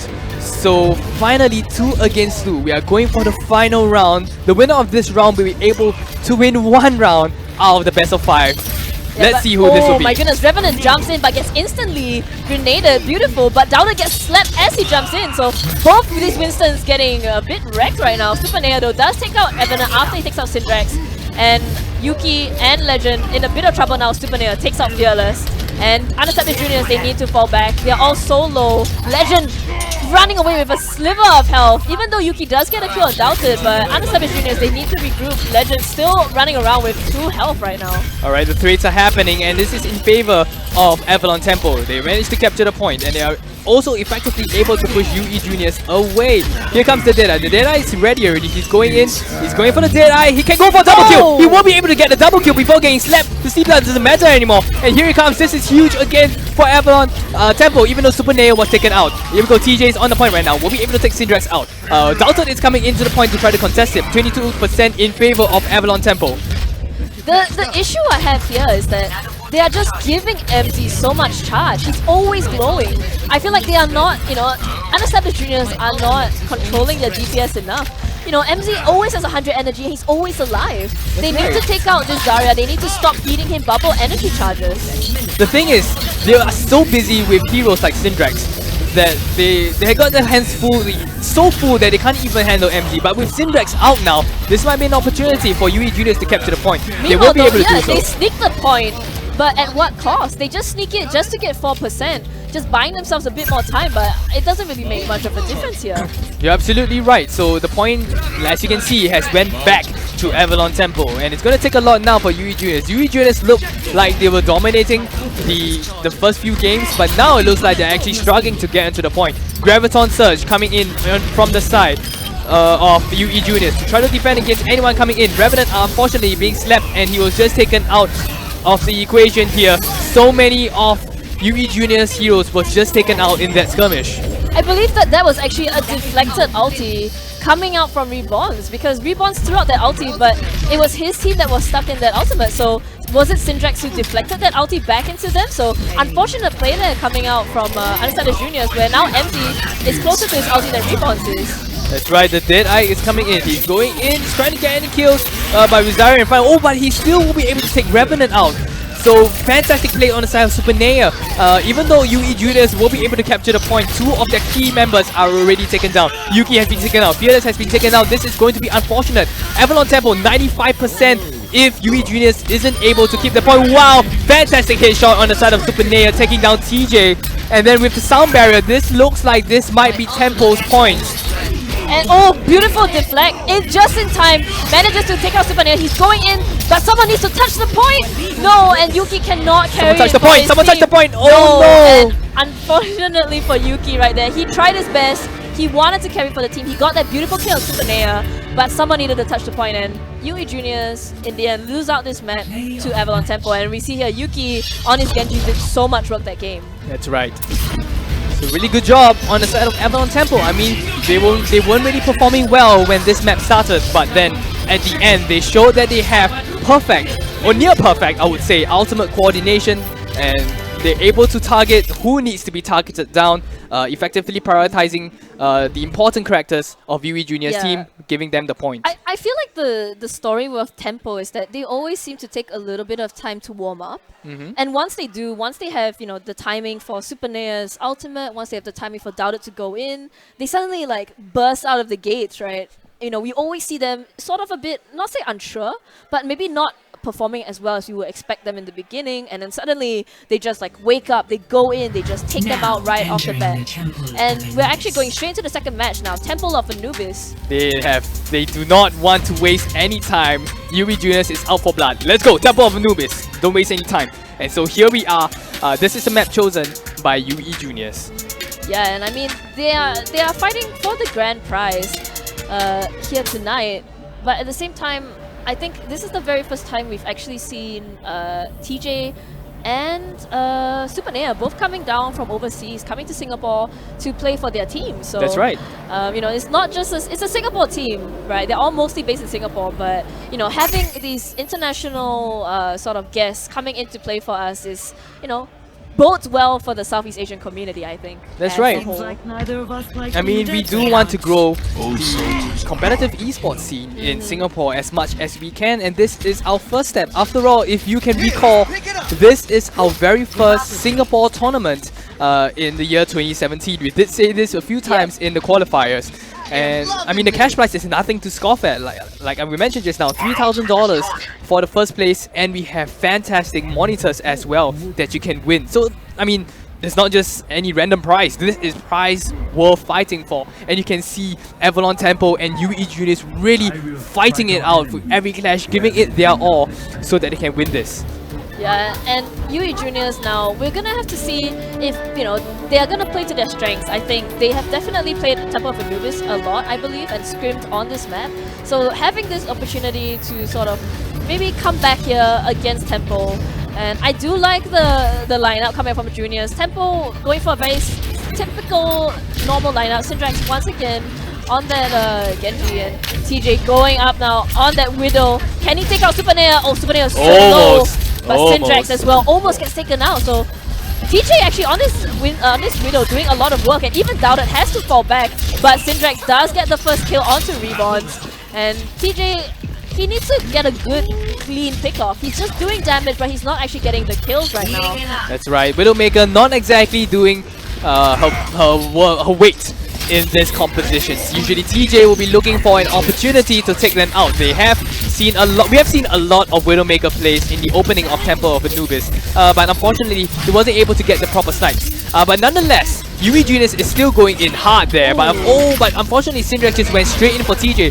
Revenant falls to Syndrax as well. Syndrax really doing a lot of work here in defending the point, just going in straight for the squishies and the back line. I mean, two of the heroes do go down on the side of Temple. Unestablished Juniors have the closest spawn, but Supernea killing Fearless actually cycles them a little bit, and Juniors, they need to regroup, they need to decide what they want to do. But Reborn's going in, and Yuki dying to MG there. An unfortunate play, and kills are chiming in back and forth, but they need to get time on the point. They need to contest. Someone, I believe it was Revenant, drops the Primal Rage, going ape right now, going after that soldier, but he gets sucked in by MZ's ultimate. Super Nair once again with that beautiful Helix Rocket and Syndrax combining together with MZ for that ultimate combo, but they've used up all their ultimates. But nonetheless, really fantastic hold on the side of Tempo. TJ, Widowmaker really not cutting it. He has to switch out. He did switch out to the Tracer not recently, just now. And so let's see, here comes opening with the D.Va self-destruct. Doesn't quite take anyone out. The Tactical Visor coming in as well. Legend was taken out by Doubter. MC will be able to take Yuki out. This basically destroys the entire offense coming in from the side of UE Juniors. That was such a smart play coming out from Avalon Tempo. They saw Yuki going, dashing into the sky, going in for that Nano Blade, and instantly Jia drops the ulti, Super Nair drops his ulti, and MZ bubbles Super Nair. So Yuki, who wanted to chop Super Nair straight off the bat, didn't have a chance to. So, very smart plays coming up from Avalon Tempo, and I think Unestablished Juniors are going to have a lot of trouble going now. They just popped all the ultis for that fight. Fearless, the only one with an ulti, and he does drop it, but can they get anything done now? That's right, they are really desperately trying to get into the point right now. Revenant there, trying to go, is he going to go for the backline there? Fearless is unfortunately being taken out. Amazy is going in, Yuki has successfully taken out Xia as well. MZ right now on the point, Doubted there, trying to push everyone back, will be able to push everyone back out. Syndrax on the Dragon Blade is going in, he is going straight and for Revenant, but Revenant has already been taken out by Super Nair. Once again, another beautiful defense coming out from Avalon Tempo. They know exactly what the game plan is. They know Yuki is going to be on the Genji. They know that he's going to try and go for the, Super Nair. Going for that Nano Blade, right? And they just counter him so perfectly. Super Nair just running, even though he popped the Tactical Visor, he didn't go straight for kills. He wanted to escape Yuki first, and TJ actually gets jumped on by, I believe, Doubted, and Revenant now trying to go in, but Syndrax is causing so much trouble in the back lines. So wow, here comes the Graviton Surge coming in, going already for double kill there. Revenant is just booping everyone around the point, but unfortunately was taken out mid-flight. So it looks like this is crazy. This is going to be a successful hold. A team wide on the side of UE Juniors. What a crazy defense coming up on the side of Tempo. And they can't get back in time, so oh no. Avalon Tempo, that was actually a perfectly played defense for Temple of Anubis. A surprising turn of events here. That's right. So even though UE Juniors chose this map, Tempo just defended it with their lives. And no points given to UE Juniors. Let's see if Tempo will be able to capture the first point. UE Juniors definitely sweating now. They're not off to a good start in this finals. Losing out the first game and now not even able to capture the first point of the second map. Yeah, and I feel like it boils down to, knowing your opponent, right? So like Avalon Tempo know exactly what Juniors are gonna do. They know the combo, the Nano Blade combo was gonna come in, and they just perfect counters, I feel Tempo definitely, their coordination right now is just off the chain. So unfortunately, Unestablished Juniors are gonna have a a long uphill climb. It's very hard to full hold this map on the first point. Yeah, it's really, let's see if they will be able to do better than Avalon Tempo in defending the point. I'm still really interested to see their team composition. I don't think we've seen a Reinhardt play on the side of UE Juniors, and they've been running dive composition so far. So let's see if have they? Am I right? Revenant does play Reinhardt on certain maps, but it hasn't actually been. I guess I wouldn't say it's their forte. I feel like UE Juniors, where they do really well is when they're always. You don't know where they're coming from. That's how they do well, right? They are always coming out from your blind spot. They're always taking out your weakest supports. But Tempo, I feel, because they group up very... they play around MZ a lot. Like, his bubbles have been so key in saving his team, and that's why he always has 100 charge, or at least very high energy. I see. So, Tempo right now, doing very, very well. We'll have to see if they can just get the first point. That's all they need to do to win this map. That's right. You're absolutely right, and that was really insightful. I mean, MZ, as you can see, he almost always has a full charge bubble in the fight against Li Jiang, and because of that, he was able to successfully defend a lot of teammates just now and still deal a lot of damage. And here we go, Super Nair on his Widowmaker. He does run a mean green hit scan machine. but nonetheless, Yuki is just coming up to contest against the top perch. It's going in. Oh. Whoa, will be able to take rebounds out. He did exactly what TJ couldn't do, which is to find the opening that is needed for the team. Syndrax is really low right now. Will he be able to go against the point? Yuki's job is just to give Super Neo a hard time, but goodness, still, he will be beautiful able to shot. take Yuki out. This is insane. This is huge. They might be able to get into the point right now. Oh my goodness, Super Neo chiming in once more with another kill. They have no chance. Unestablished need to get onto the point right now, but Super Neo just getting the pickoffs, getting the perfect headshots, waiting for the kill. One's gonna go for TJ. The bubble coming out from Reborn saved him, but Reborn is alone now against 6. And can they get back on the point in time? Yuki goes in, but he gets taken out. 60 energy charge onto MG. And this is just bad news for Unestablished. They cannot survive. Revenant does pop the ulti, but he's already so low. Even with the Primal Rage, gets taken out by Tia. And the time is ticking down. They have no time. They cannot get back onto the point. It gets contested. Who is on it? I believe it's either TJ. TJ. Yeah, It's always TJ. Yes, it is TJ. It is on the point. Best, but in the end, a ridiculously lightning fast map coming out from Avalon Temple. Wow. That is crazy. They managed to full hold a point and capture the point with such lightning fast speed. Congratulations, Avalon Temple. You will be capturing the second point.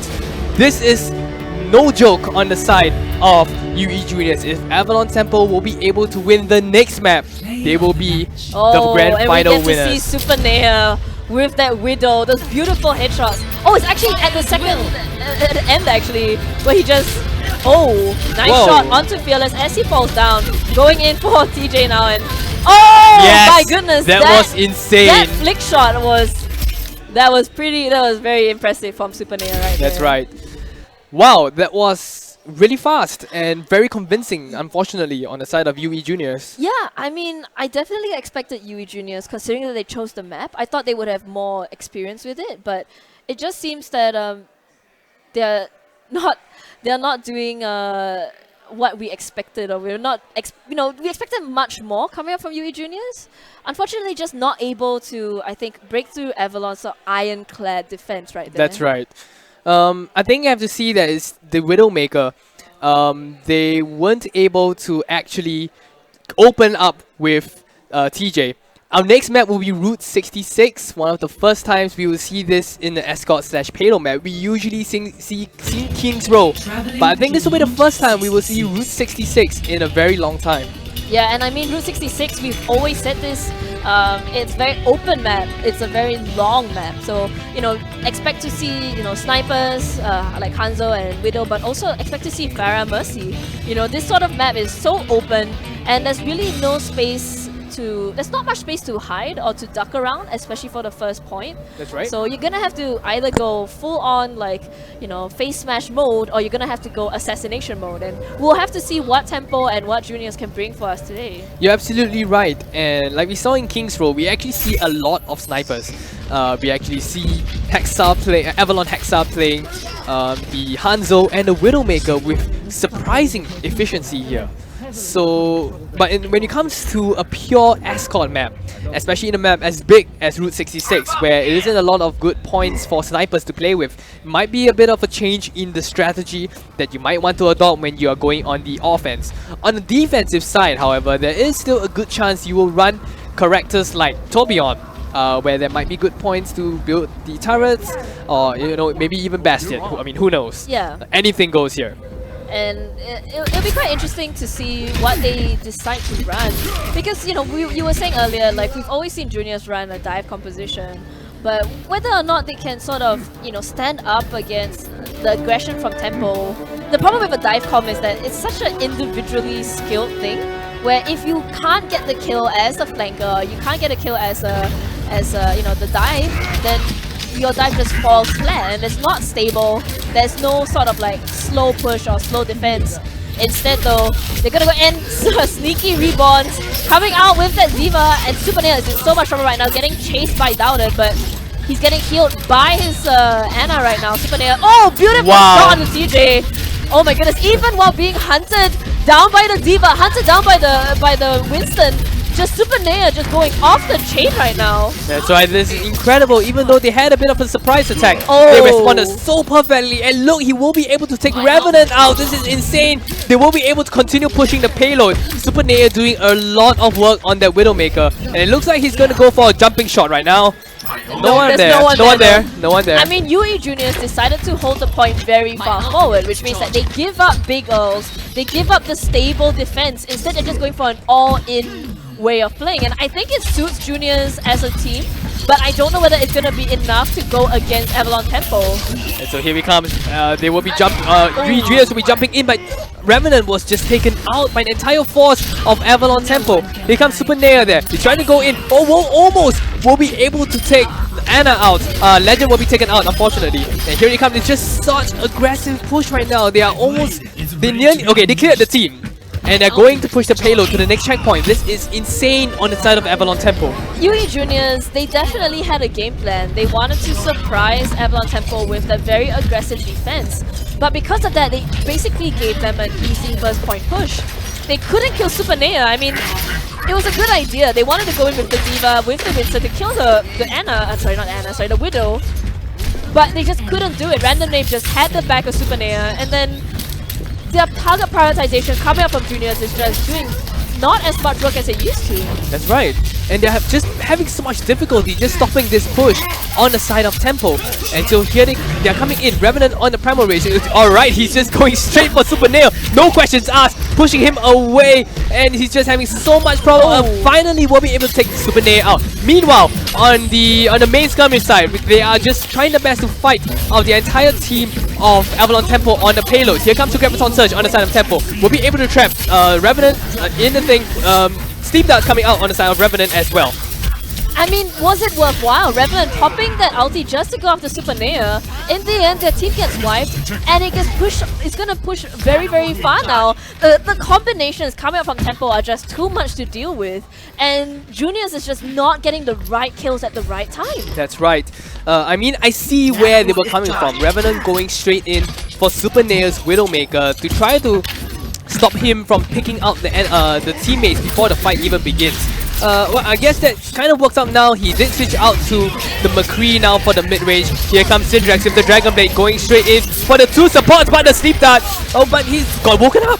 He got woken up. Yeah, he got woken up immediately, and a bit of a misplay there, I think, coming out from Understanding Dreams. It was a beautiful sleep, but Reborn's now alone on the point, and they just push it all the way in. That was, you know, I mean, Legend there. He landed the Sleep Dart on an ulting Syndrax, and Juniors someone woke him up, and very unfortunate play there coming out from the team. Maybe, I feel like a bit scattered.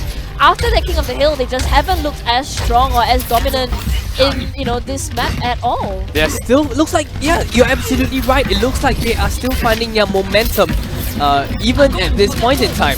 Here comes the Graviton Surge coming up on the side of UE Juniors. They'll be going for the whole hog, and look at the amount of kills coming out on the side of Tempo. They will be able to effectively clear the entire team. Oh my goodness, that was such a bad engagement. Reborns and Yuki wanted to combine to kill the enemy team, but Syndrax, I believe, actually deflected the majority of that damage, and UE Juniors just kind of killed themselves on their own bullets. Oh my. This is not the way to be ending, guys. Here we go. They'll be pushing the payload into the final point. Here he comes. Enzi is going in. He has the Graviton Surge. He didn't waste any time there. He's going in straight for rebounds. TJ will be taken out in the process. Revenant will be able to take MZ out. So one of the main damage dealers and support has been taken out on the side of Avalon Temple. Will they still be pushing in the point? Syndrax is on the Genji. He's going straight in to the final point. Goes straight in. They won't be able to take Legend out. There's only one character left on the side of UE Juniors, and that is Revenant. He is taken out as well. TJ coming in with the tactical visor. He will be able to take Random Name out right now for finally a full hole, but they're living ready by the edge. This is the one fight that UE Juniors have won, and it's literally, I think, 2 meters away from the end of the map. Wow. This is either the start of the greatest comeback ever or the beginning of the end. Oh my. Like, unestablished Juniors, they just need to solidify themselves. They need to know what they want to do. You know, they were very scattered and they didn't seem to know what they wanted, but now they're, you know, falling back onto the triple tank meta. I think this is where they need to hold strong. I always thought that UE Juniors was stronger on the triple tank meta, as in that's my personal opinion. And it looks like they're going for it. Let's see if this can change up things a little bit. Dalton is also on the Reinhardt. Here comes the Deadeye. And also the Nano Boost. They're giving a lot to this Deadeye actually. Doesn't quite hit anyone, but he's still going in. Flashbang is coming in as well. Earth Shatter is coming in. Super Naya will be able to take Yuki out, but unfortunately, Jia was able to eliminate Revenant before he starts his charge. This is huge coming out from the side of Tempo. They're going straight in for the final point. Here comes Syndrax there. The Anonate will be able to take TJ out. And here he goes. Fearless was taken out as well, and with the Dragon Blade, Yuki gets taken out.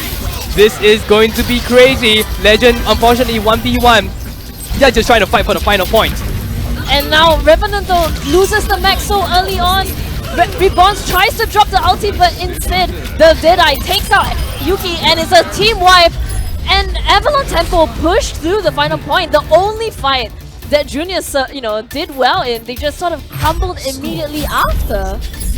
Wow. And we saw that Revenant actually missed that Earth Shatter. I think that was key to the start of Tempo just steamrolling forward. I mean, we saw that they put so much ultimates into Super Nea's Deadeye, right? That's right. They gave him the bubble, they gave him the Ana boost, they gave him the shield, everything. They just wanted him to get the ulti off. He missed the ulti, but then Revenant was being pushed by, the Reinhardt, by the McCree, by the Ana, and he just outs the enemy Reinhardt shield. So, and a very unfortunate play there coming up from UE Juniors cost them the first half, and they have a minute 45 left for Avalon Temple if they want to attack. But UE Juniors have to push to the end now. UE Juniors has to push to the end. They can't. It looks like they can't even afford to lose more than one team fight here. If you calculate how many team fights that happened, Avalon Temple basically won 90% of it. Yeah. But of course, let's not give up. Let's not give up hope on the side of UE Juniors. They still can turn this around here. I mean, we always say that UE Juniors as a team have always been very good at attacking and being very aggressive on the point. So hopefully now we'll be able to see a lightning fast take. I mean, UE Juniors did choose this map. They probably have scrimmed on this map quite a lot, but Avalon Temple, they're gonna go for the traditional, what we expect from a defensive side. And hopefully we'll be able to see some interesting plays, but I have a feeling that Avalon Temple are not gonna give them any room. No, they'll definitely not give them any room. There's a lot riding at stake here. So right now we are still waiting. 8 seconds left on the clock. This could be the match for Avalon Temple, or will UE Juniors finally score 1 point for themselves and bringing this game into the 4th round? Yeah, and we see now they're just going onto the point. Both sides positioning well, but they already know what's gonna happen. So on top of Earls is where Avalon Temple have decided to make their stand, and this is what we expected from most competitive teams, rather than the defense that UE Juniors did earlier. But oh my goodness, a beautiful grenade coming out from Legend. Actually gets 3 or 4, but MZ takes out Yuki right off the bat, and TJ, he needs to go in aggressively, takes out Syndrax. Can he get Dowda? Dowda is actually very low right now. Oh my, this is actually a really, really good assault coming out on the side of UE Juniors. They're able to hold on to the point. TJ, once again on his tracer, shows how much work he can get done on it. Yeah, but he can't get enough kills because he can't go in as aggressively as he was previously. Random Name scores a beautiful bite getting onto Fearless. And TJ needs to fall back. Doubted actually on his Winston doing so much work. He finally gets taken out. But Random Name on that high ground, able to heal. Oh, but he does get taken out. MZ gets taken out in the end. Syndrax taking out TJ, and the kills are just chiming in for UE Juniors right now. Revenant even getting the nano boost in that fight. But you can see that actually Avalon Temple is sort of sandwiching UE Juniors right now. You can say that they have the advantage when it comes to positioning. Let's see if they will be able to hold. Like you see, Syndrax and Dalton actually had the foot in front of Revenant and took Revenant out. So they have the positioning that is more superior. Here comes the Pulse Bomb, but if the Sound Barrier will be able to nullify it. I mean, they are very smart. Avalon Temple keeps taking out Legend straight off the bat. But wait, a beautiful ulti coming out from Reborn, but it doesn't get a single kill. Instead, the Dragon Blade chiming in now for Syndrax. Can he get a kill? He gets a slice, 2 slices onto Fearless. And he does get an ulti, but is it worth it? Is it enough? UE Revenant going in with the Primal Rage, trying to disperse Avalon Temple's defense. Oh wow, looks like UE Revenant just trying to get rid of the entire backline while the Graviton Surge happening in front. Reborns is there to try to deal with anyone is coming in his way. Syndrex will be able to take Yuki out as well. Supernay on the Tracer just darting around the battlefield, dealing out damage. He goes straight for Revenant. Will be able to take Revenant out. This is going to be huge again on the side of Avalon Temple. They're going in there. They're still very successfully defending the point actually. I mean, the target prioritization from Avalon Temple is just perfect. Going after Legend means that Revenant has no sustain, and they keep taking out Legend straight off the bat, which means that they can just keep going in onto this unestablished squad without having to, you know, give up too much. Genji, Syndrex going in, Yuki as well, I believe, both popping their ultimates. Oh, beautiful Nano Blade coming out from Yuki, gets out too, and Syndrex not getting the same sort of success that Yuki did. And is this the first fight that Juniors might win here? But no, Syndrex picks out Yuki at the end.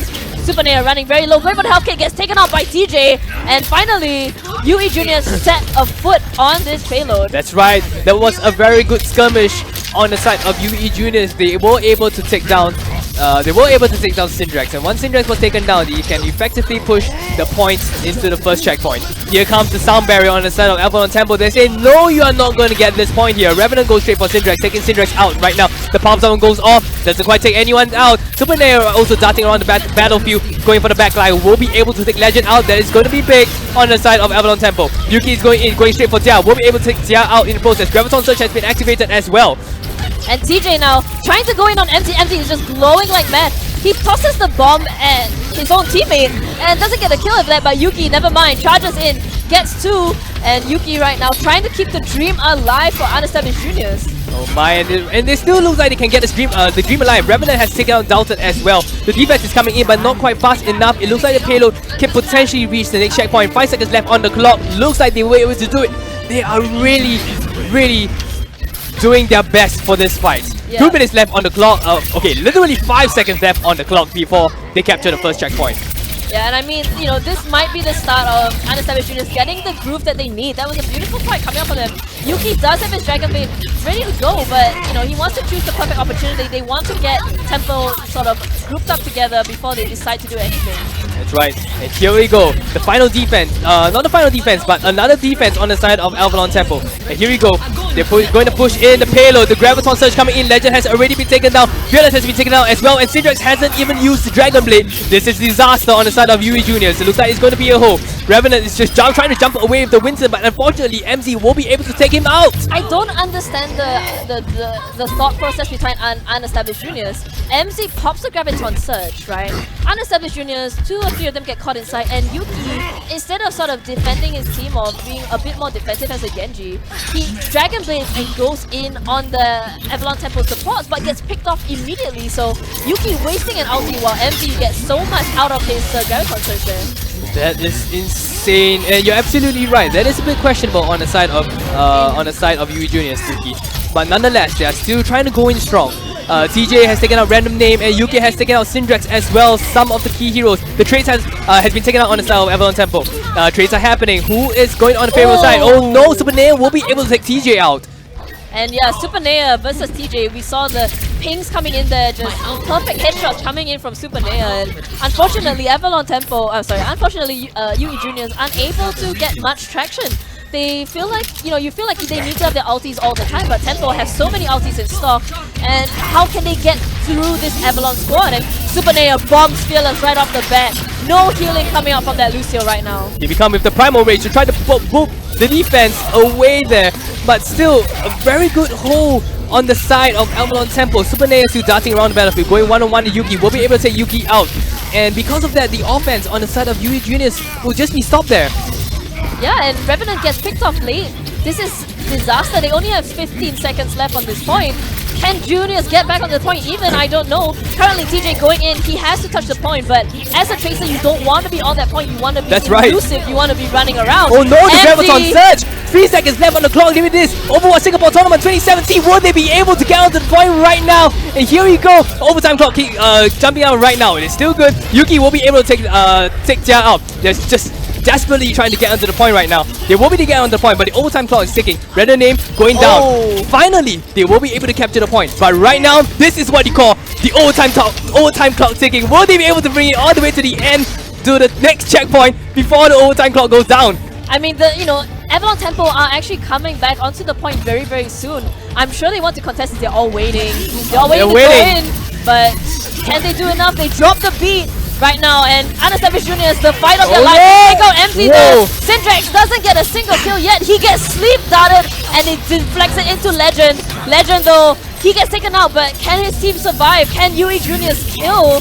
Right now, the Nano Boost going on to Doubted. Doubted doing so much work at Revenant. Last minute attempt, ultimate Primal Rage, trying to defend the point as much as he can. The payload is so close, they just have to push it just a little bit more to extend the time right now. And here we go, Revenant on his Winston will be able to take Tia out. The support is coming in, and even Legend has joined back in. Overtime! Oh no, the overtime! Avalon Temple Doubted with that beautiful Primal Rage actually pushes all of Unestablished Units back. We have your grand final champions, Avalon Temple, take the grand prize in the first Logitech Singapore Overwatch Tournament 2017. That's right, congratulations Avalon Temple for making it this far. 2.5 weekends worth of fights, of skirmishes, 2 qualifiers, and right now in the grand finals here in Game Asia, they will be able to beat UE Juniors to win the top prize. Oh my goodness, he actually threw that pulse bomb onto the Ana. It misses the Ana, hits Fearless. Supernea, that play was, I think, an accidental win right there. Accidental win. A little bit accidental, just because he wasn't aiming for the Lucio, but he goes down anyway. So congratulations to Avalon Temple. You take the first prize, but I mean, hey, UE Juniors do get the second prize. They do go home with $1,500 SGD. So kudos to all the teams that played in this tournament. That's right. Great games today. We had a lot of teams. Let's just not look at these 8 teams. We had a lot of teams in the first 2 qualifiers for a good 2 weekends, and now with the 2.5 weekends, we have crowned one of the best teams here in Singapore in our Singapore Overwatch Tournament 2017. Congratulations, Avalon Temple. Yeah, so I mean, that's it from us actually. So that's right. Once again, thank you to Logitech who was here to help us present this tournament, and as well as our SSD and monitor sponsor Samsung. And this entire event was organized by Zenway Productions. Give the Twitch channel a like, a follow us on Facebook. I'm Suki. You can find me at Jaegersuki for my Facebook and Twitch. And that's right. Teddy Pay. Hi, facebook.com/TeddyPaycast, and of course our third caster, Afis. Soda Fizz. On facebook.com/SodaFizz. Soda Fizz. So thank you once again for joining us, and it's been a pleasure presenting this tournament to you guys. Do give us, feedback about how we can improve and how you enjoyed the tournament. Always keeping an open communication between us and you guys, the viewers, because you guys, without you, we wouldn't be able to do any of this. We are nothing. So thank you guys, and till we next see you again. That's right. Zenway Productions signing out.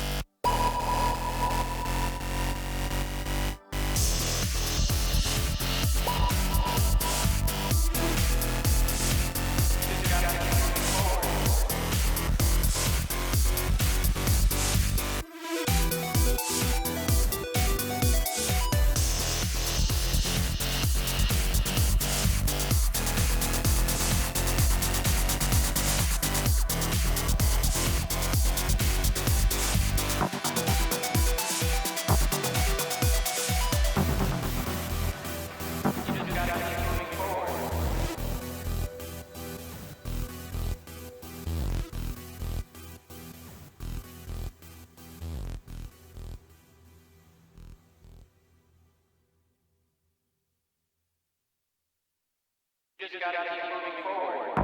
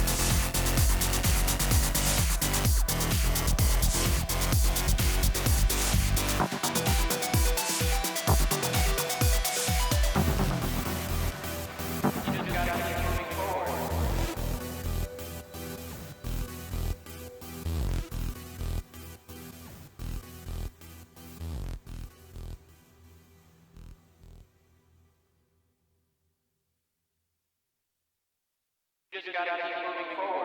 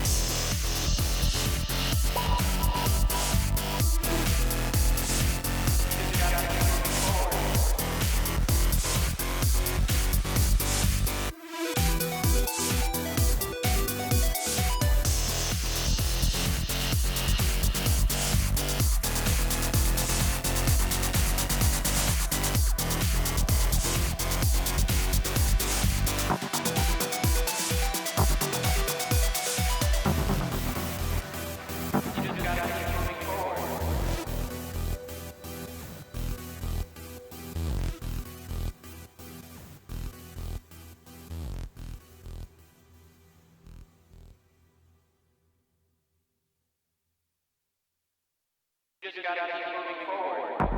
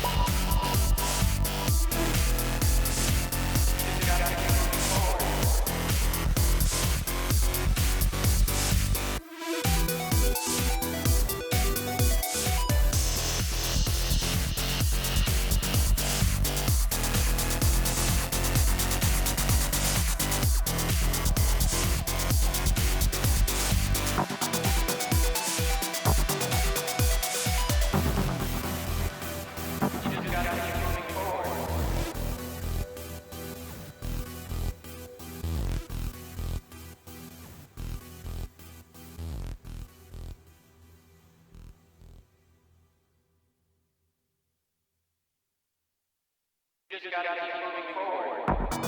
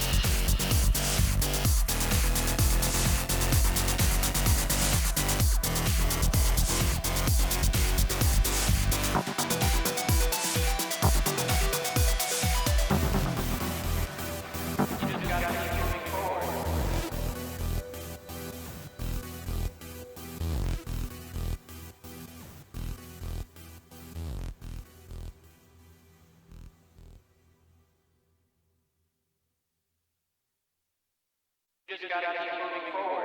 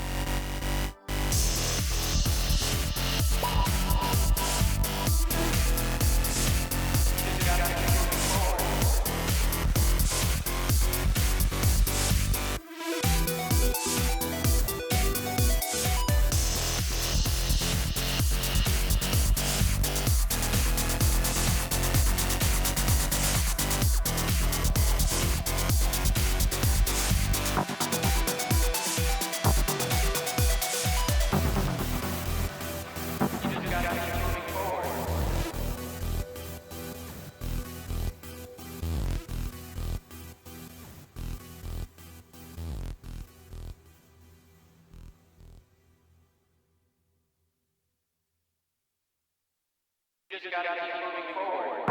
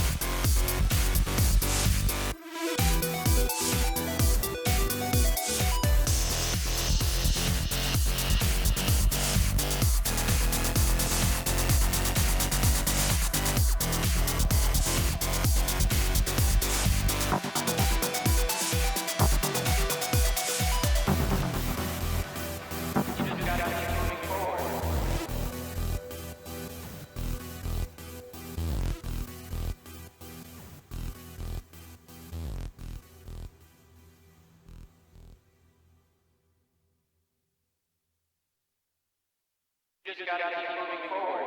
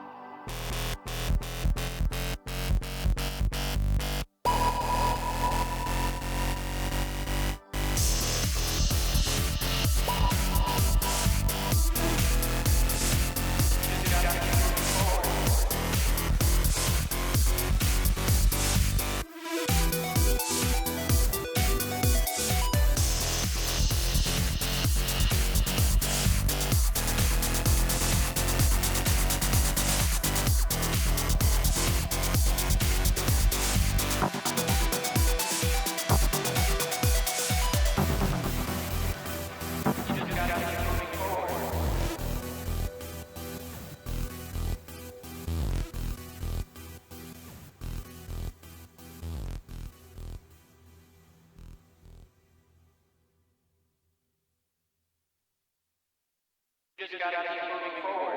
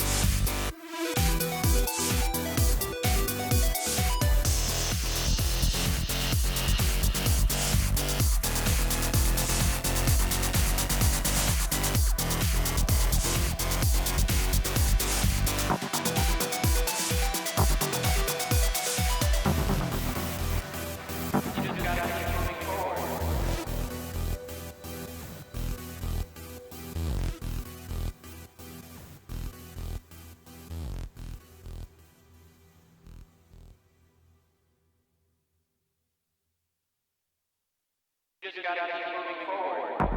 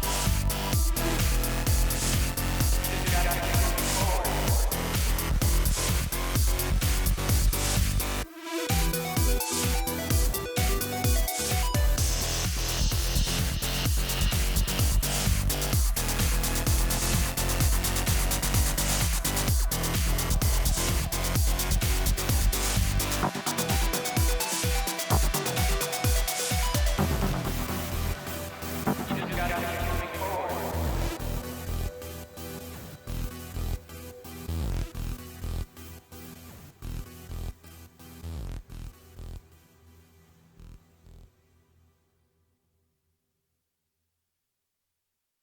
You just gotta keep moving forward.